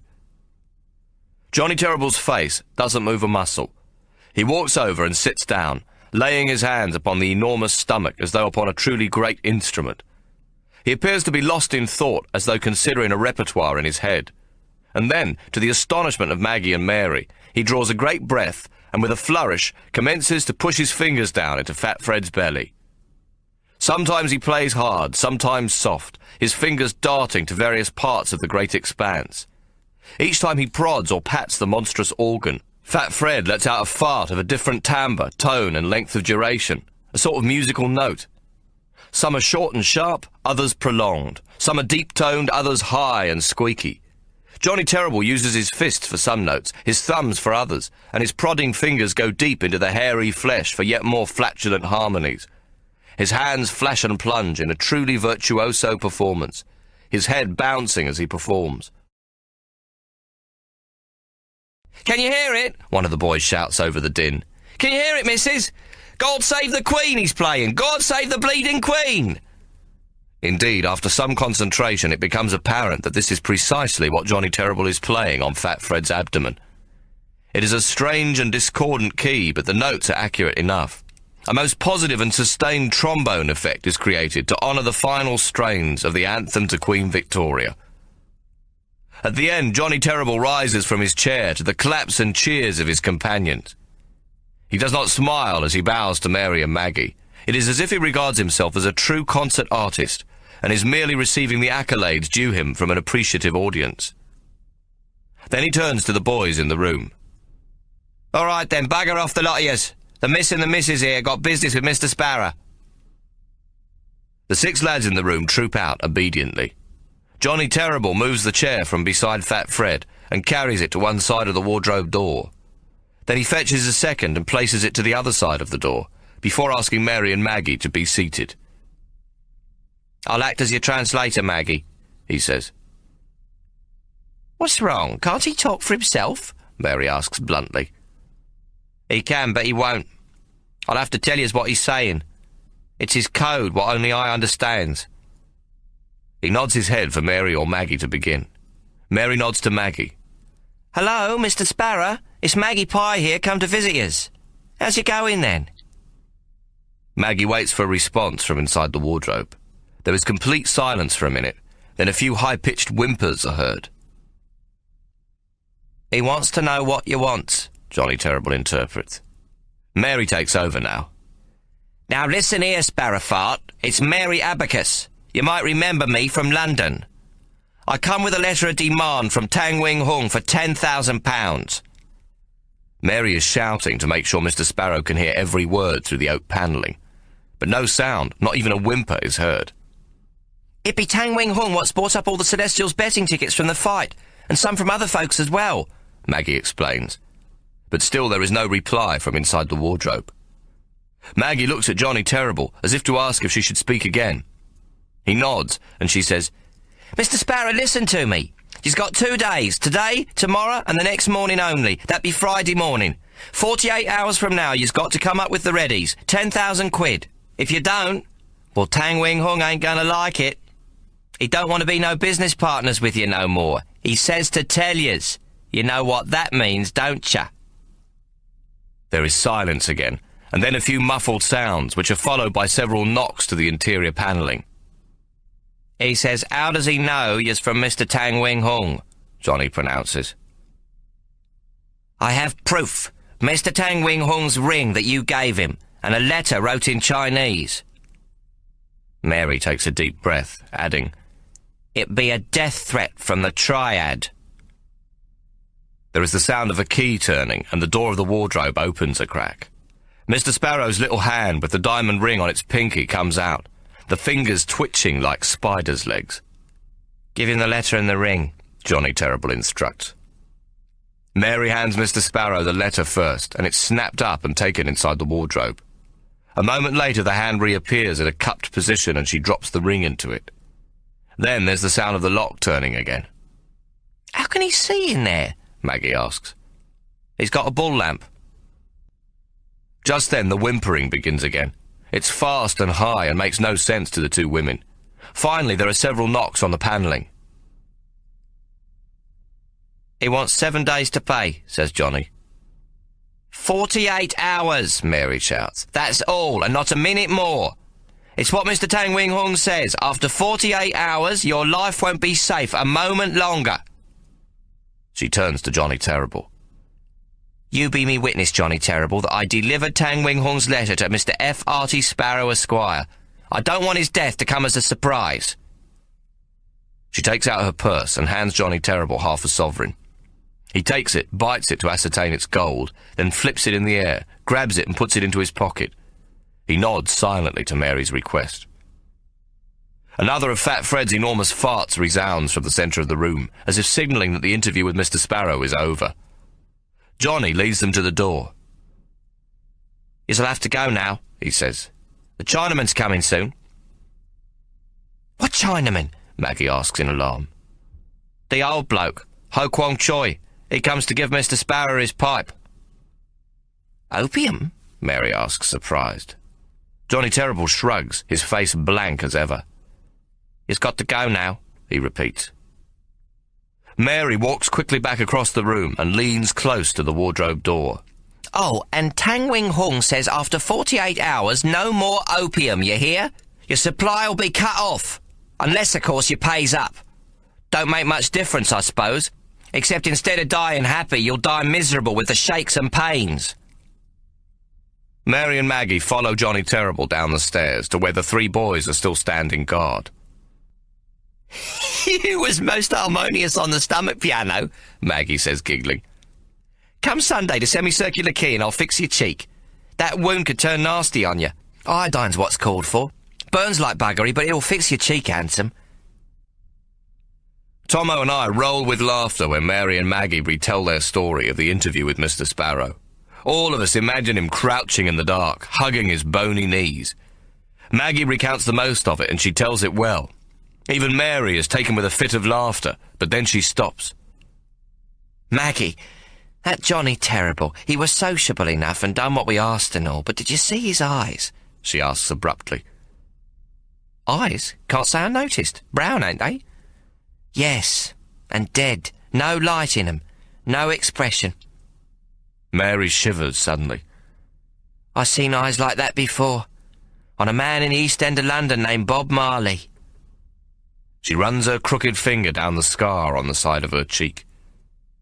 "It were him what cut me and marked me with the acid. One moment funny and most clever and sociable, the next gone cruel and crazy. But his eyes were always the same, just like that Johnny Terrible today. Dead eyes." I shudder, For Ike had once told Tommo and me about Bob Marley, who would only work for gold sovereigns counted into his hand before a job. Always in advance, and then always done what asked of him, no matter what. Ike had admired Bob Marley greatly. A true professional, my dears. Only once half-nabbed by the constabulary, and then got off with a marvellous alibi he'd worked out beforehand. 25 years a thief, and no form whatsoever. Remarkable. But even as youngsters, we could tell that Bob Marley was also the only man who scared Ike Solomon. When you can't reach a clever man with your wit or soften him with your tongue, then know him to be most dangerous, I recall him saying. Maggie, however, laughs at Mary's fears. Johnny Terrible? Nah, he's just a bad lad brought up rough. Thousands like him, proper hooligan. Ain't no real harm in him. He'll steal, fight, be cheeky, rob old ladies. I've grown up with his sort. They only murders if they has to. Maggie now tells Tommo and me how Johnny Terrible played God Save the Queen on Fat Fred's stomach. We are soon roaring with laughter again, as Maggie imitates with her lips the noises that came from Fat Fred. Suddenly I think that we've never been so happy since we were brats. Maggie's made us a family again. Mary's come alive.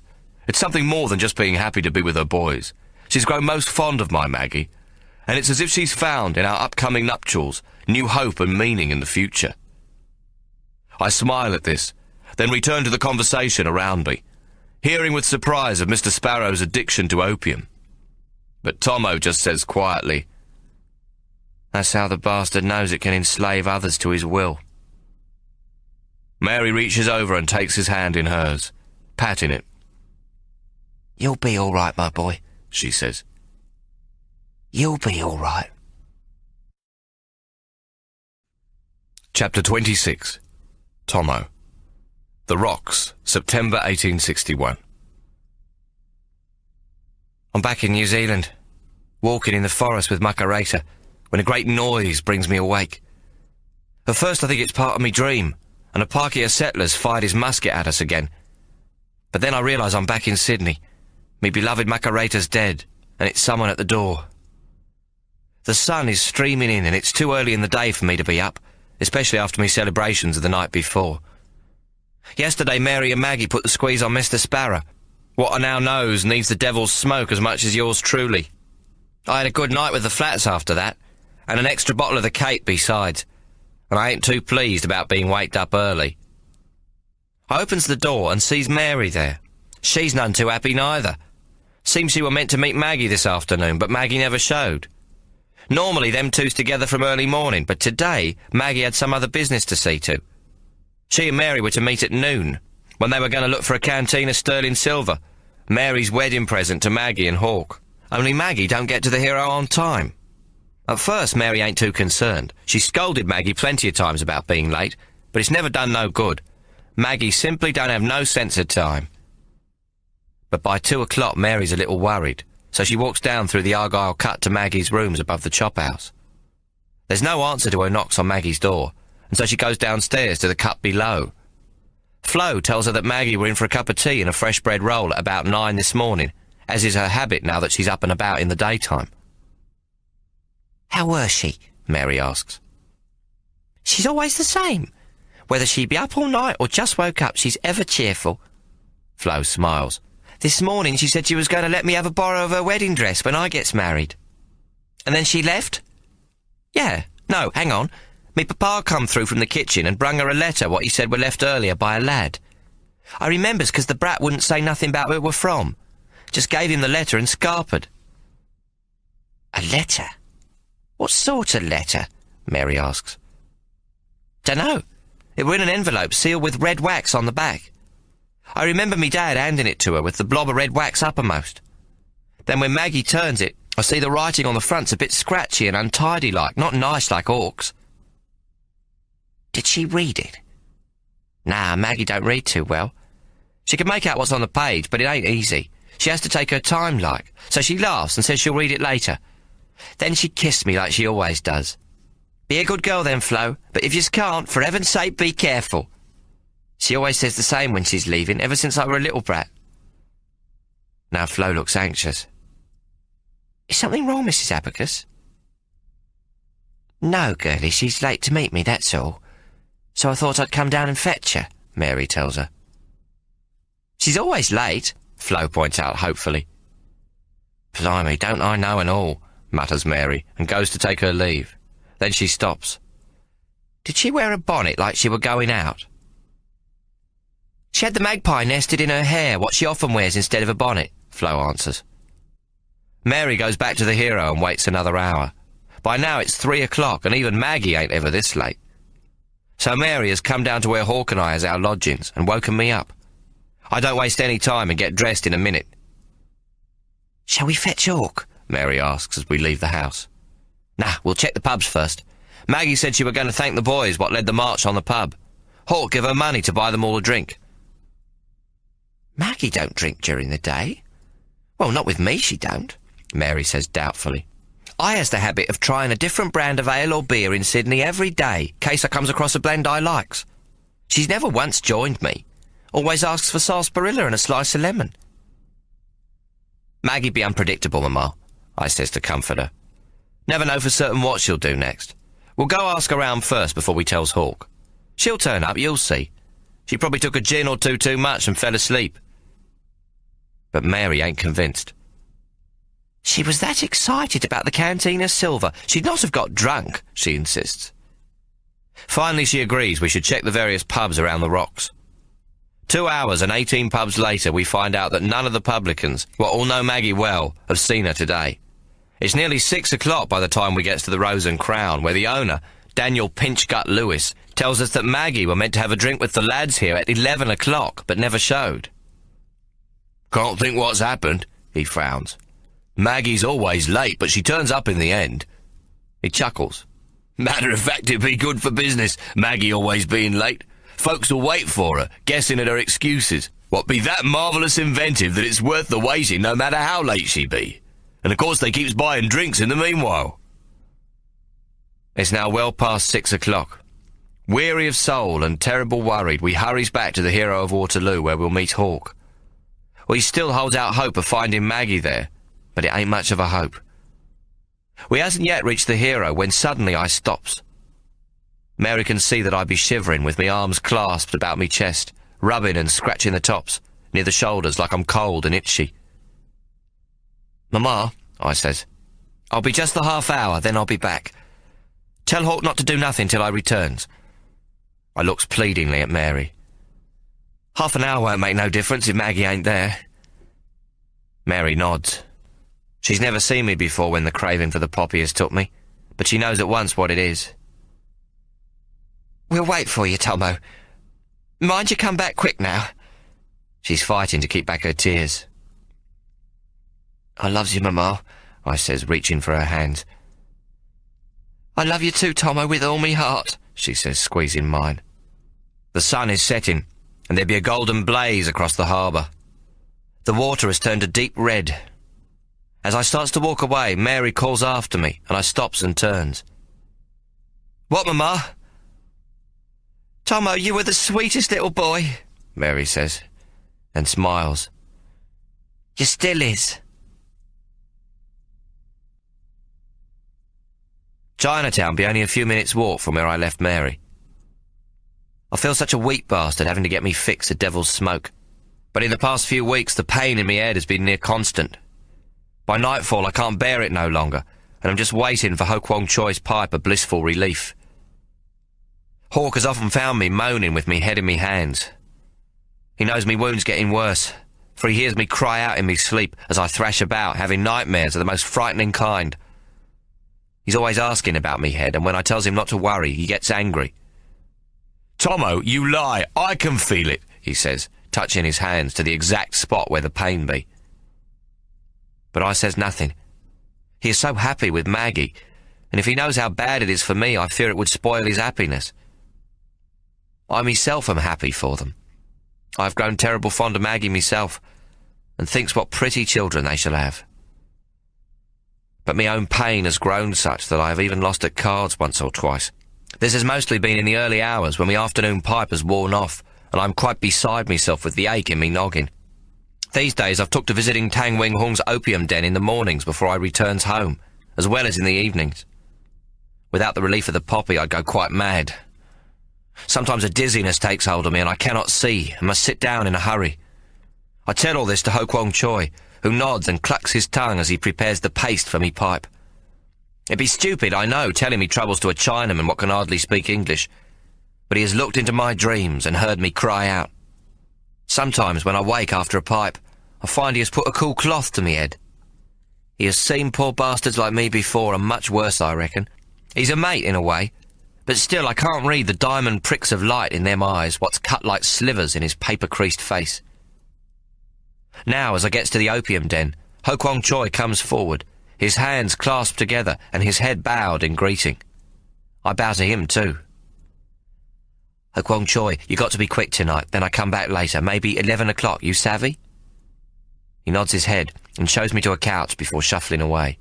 He seems most solemn tonight. Me head is nearly took off by the pain as he prepares the pearl at the end of the needle, roasting it in the flame before handing me the opium pipe.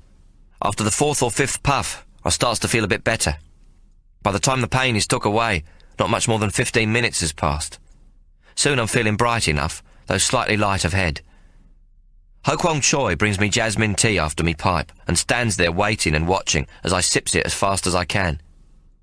Suddenly he says, "Tommo, you'll go Mr. Sparrow." "What?" I asks. "Quick, quick!" He takes the bowl of tea from me hands. "Now!" He's shaking slightly. "Hurry up!" "What is it, Ho Kwong Choi?" I grip him by the shoulders, even though he could kill me in an instant if he wished. "Missy Maggie, she with Mr. Sparrow." He trembles under me hands. "You go now, hurry, hurry!" Still light-headed, I run from the opium den, out into the back lane, and then all the way to our lodgings, where I tear me blanket roll apart. I rip off the oilcloth what keeps me axe from rusting. Frantic, I take off the leather sheath that protects the head. I test the blade on my thumb and a tiny drop of blood appears. It is razor sharp. I put the axe back in its holster what fits under me jacket, and then I starts to run towards Bridge Street. By the time I gets to the world turned upside down, I'm panting, and has to catch me breath for a few minutes on the pavement opposite the pub. A watchman what's sitting there with a lantern beside him sees me and shouts, "Move on, mate, I don't want no trouble." I duck across the street towards the pub, only I does it a little higher up so the watchman can't see me. I dodge between 2 hackneys and a toff what's drunk and driving his own sulky, lashing at the poor nag. The gaslight here is dim, so I'm in the shadows as I cross. I stay in the darkness as I makes my way towards the hotel, waiting for the right moment before nipping into the dark alley what runs alongside it. There's a door here what leads straight up to Mr. Sparrow's lodging. I've used it often enough in the past when I come to see him. This time, though, I'm going to have to break it down with my axe, I thinks. I put my hand to the door to find where the weakest spot in the panelling might be, and to me surprise, it swings open. I push it a little further and peers into the dark passage. I can hear the faint sound of the drinkers in the public bar through the wall beside the staircase at the end. There's no light in the passageway, and I can't see a thing. Odd there's none of Mr. Sparrow's lads about neither. Is it a trap, I wonder? If some of his more vicious lads be hiding in the dark, I'd have no chance to defend myself if an arm with a knife was suddenly to appear. I take out me axe as quietly as I can and move forward slowly towards the dark stairway. Me heart is booming like a drum, and I'm terrified I'll be jumped any moment. One hand on the banister, the other holding me fighting axe at the ready, I feel me way carefully upwards. The steps are wooden boards and creak at every step I take. I'd be certain Mr. Sparrow's boys are hidden in the blackness of the landing, watching for me, waiting to cut me down. At last I get to the top of the stairs, and I wait a full minute to steady myself before slowly going along the passage. Me heart's thumping in me throat, as if to jump clean out of me mouth. I has me back pressed to the wall, and I hold me axe with both hands in front of me face. Me shoulder touches the frame of the first door, but I know it ain't the one I need, and I pass across it. I reach the second door frame, what I knows to be the parlour door of Mr. Sparrow's rooms. I decide it's the third door I want, and so I pass across the second also, quietly testing the door handle what's locked. When I reach the third door, I try the handle, and it turns easily in my hand. Taking a deep breath, I push it open. It creaks like the timbers on a ship at sea, and I near faints with fright. I wait for the count of 10, but there's still no noise from within. I go through and am in Mr. Sparrow's parlour. I take 2 steps further and stand on the Chinese silk carpet looking about me. The curtains be open and one window pane is broken. There's a faint light coming in from the gaslight across the road, and compared to the dark passage, the parlour seems quite light. A dreadful smell of shit hangs in the air. Then I see the settee, a dark shape in the centre of the room. On it lies a huge form, what from its size looks like Fat Fred, though it is too dim to be sure. I stand still, listening, but the noise from the street below is too loud for me to hear the rise and fall of someone's breath. I move closer to the couch. Swallowing, I put out a hand and touch naked flesh, hairy and cold. It is a huge body lying on its stomach, and I am touching its back. It's a warm evening, yet the flesh is stone cold and dead still. It can be none other than Fat Fred, and he's carked it. I'm sure I'm alone in the room, but I need light to find out what's happened. I look about, then run me hand across the walls to see if I can find a light fixture. On the far wall, what be in almost complete darkness, I touch a wardrobe. It be the one Mary and Maggie talked to Mr. Sparrow through, I'm sure. Finally, I comes upon 2 lamp brackets, but with no lantern hanging from them. Then I remember the night watchman across the street.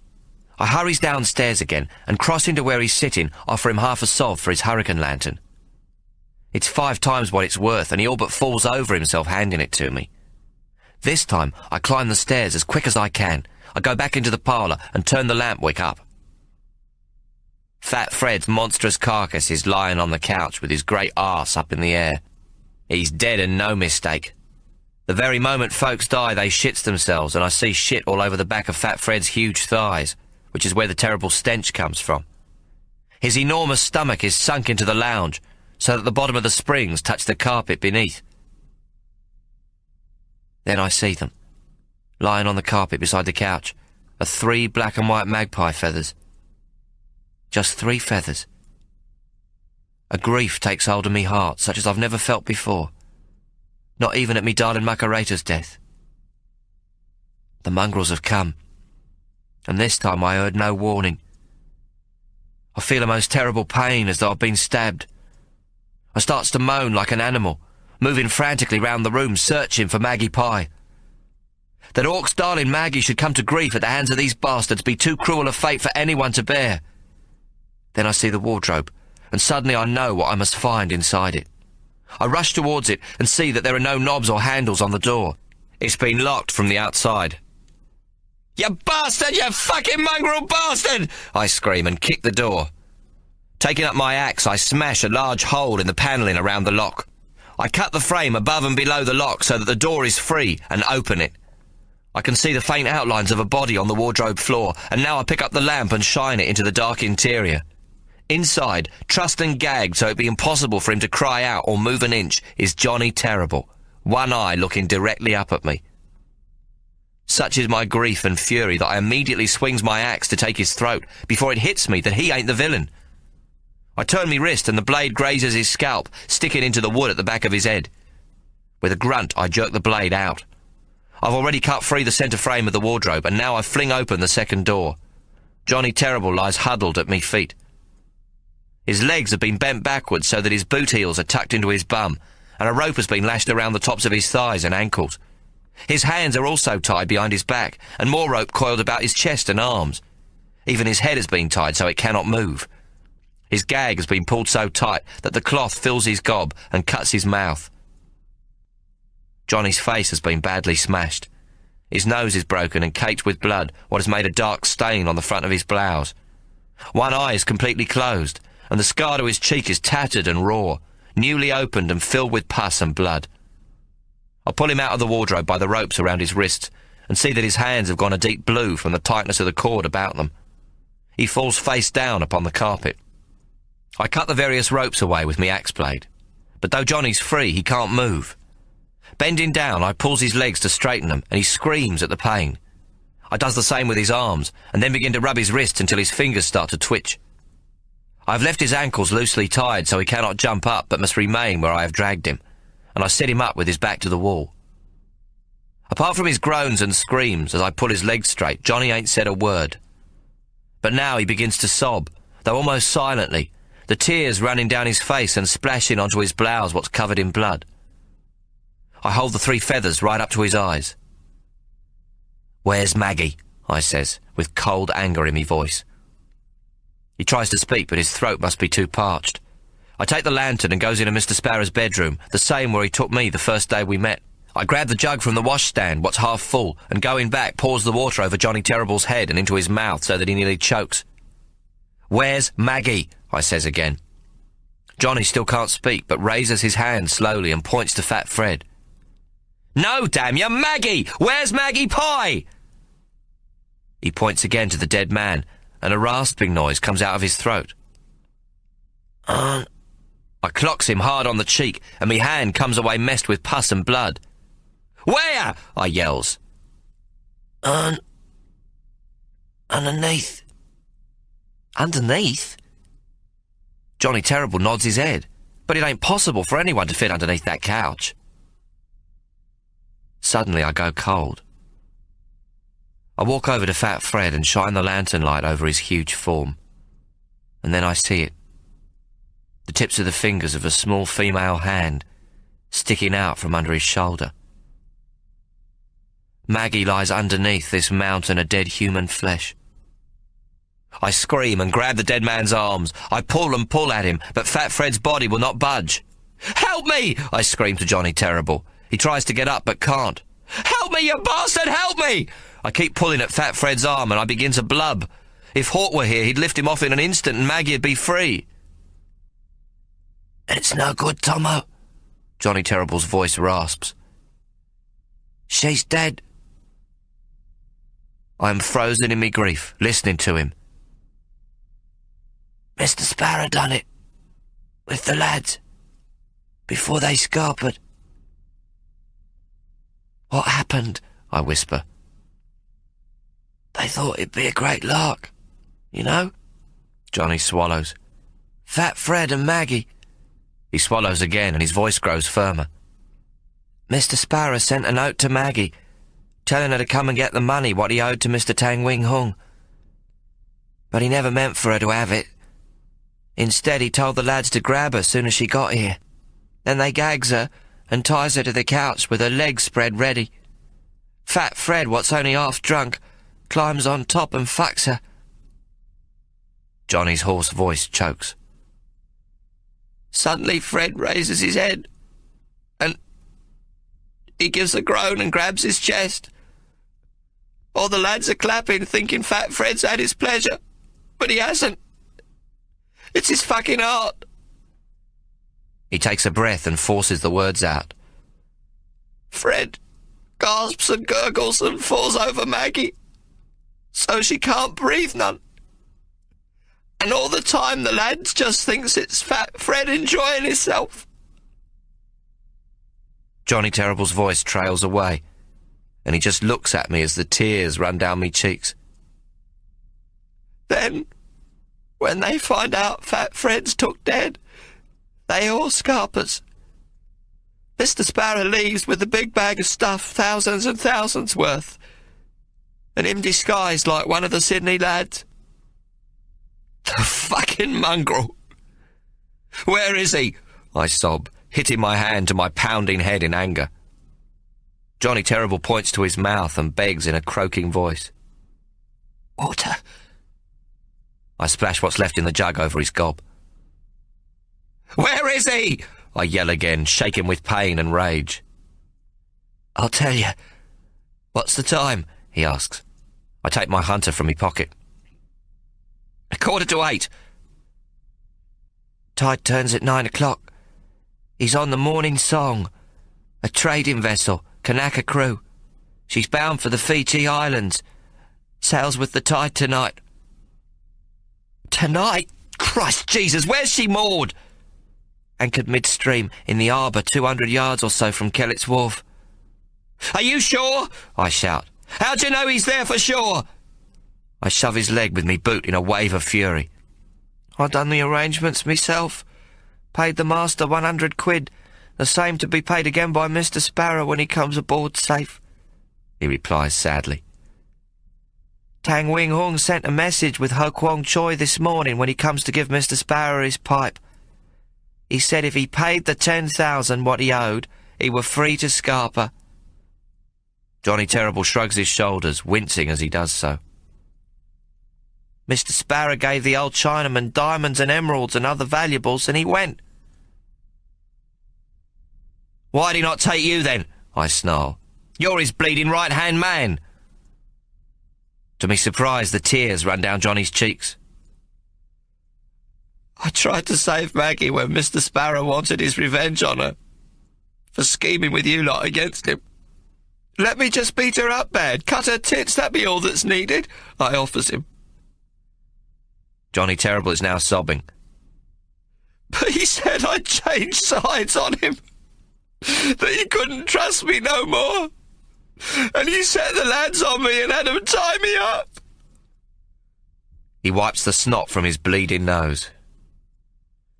He were like a father to me, he were. The only one I ever had.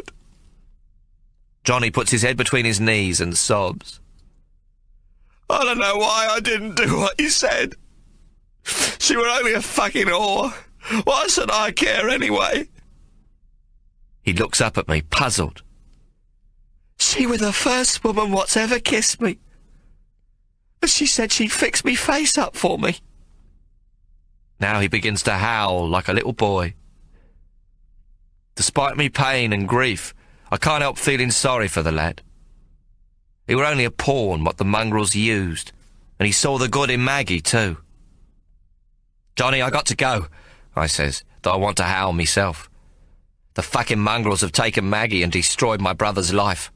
I would gladly die if only it would bring Maggie back for him. Sweet Maggie Pie, who Hawk loved so much. I feel despair overtake me. Then Johnny Terrible speaks up. Mr. Sparrow never did love me. I know it now, never at all. He blubs. He swallows his tears. Mr. Sparrow ain't got no heart, that's what. Mongrels don't have a heart. That's why they's mongrels, I hears myself say. And I starts to get ready to go. I have but 70 minutes before the tide turns. I put the axe back in me shoulder holster and, giving the lamp to Johnny, turn to leave. I'm already at the door to the passage when I hear him say, Tommo, they'll be watching out for trouble till they sail. Don't take a rowboat. Can you swim? Aye, I replies. I'd swim the 7 seas to get the mongrel what killed Maggie. And there ain't a single doubt in me head that I'm gonna. Mr. F.R.T. Sparrow be as good as dead already. He just don't know it yet. Suddenly I remember something what Mary told Hawk before he left for London, and what later he told me. Life is too precious that you should die for money. If you has to die, then die for love. Up to now it's always been Hawk what took on the mongrels. This time the fight's all mine. Old Tommo must be his brother's champion. Johnny, soon as you can walk, fetch Hawk. He's at the Hero of Waterloo. Tell him everything what's happened, and tell him Mary must not be with him when he comes to fetch Maggie. I swallow a sob. Tell Hawk everything and Mary can't come, Johnny Terrible repeats. I'm halfway down the passageway when I turn back. Johnny? Yes, Tommo? Tell my mamma I love her. And tell me brother I loves him too. Tell Hawk I wish him a long life and ask him to look after me daughter. I hand Johnny the 3 magpie feathers what I've held clasped, bidding Maggie a silent farewell. Tell him that by the time he gets these, I'd have took care of the mongrel for him. And tell him now I finally knows what's worth dying for. Right-o, Tommo. I don't suppose Johnny Terrible will remember all that. But then I don't suppose it matters. Hawk knows yours truly loved him.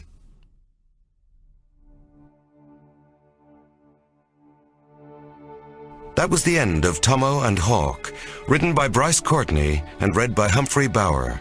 This has been a Belinda Audiobooks production. Bryce Courtenay, best-selling Australian author, wrote his first book, The Power of One, at the age of 55. It has now sold nearly 3 million copies worldwide, has been translated into 11 languages, and made into a movie of the same name. During a very successful advertising career, Bryce has won most of the local and international advertising awards, and in addition has won a gold medal for Best Documentary at the 1984 New York Film Festival. Committed to the cause of literacy and the importance of motivating young people to read, he is actively involved with literacy programs in primary schools Australia-wide. Bryce was born in 1933 in Johannesburg, South Africa. He has 2 sons.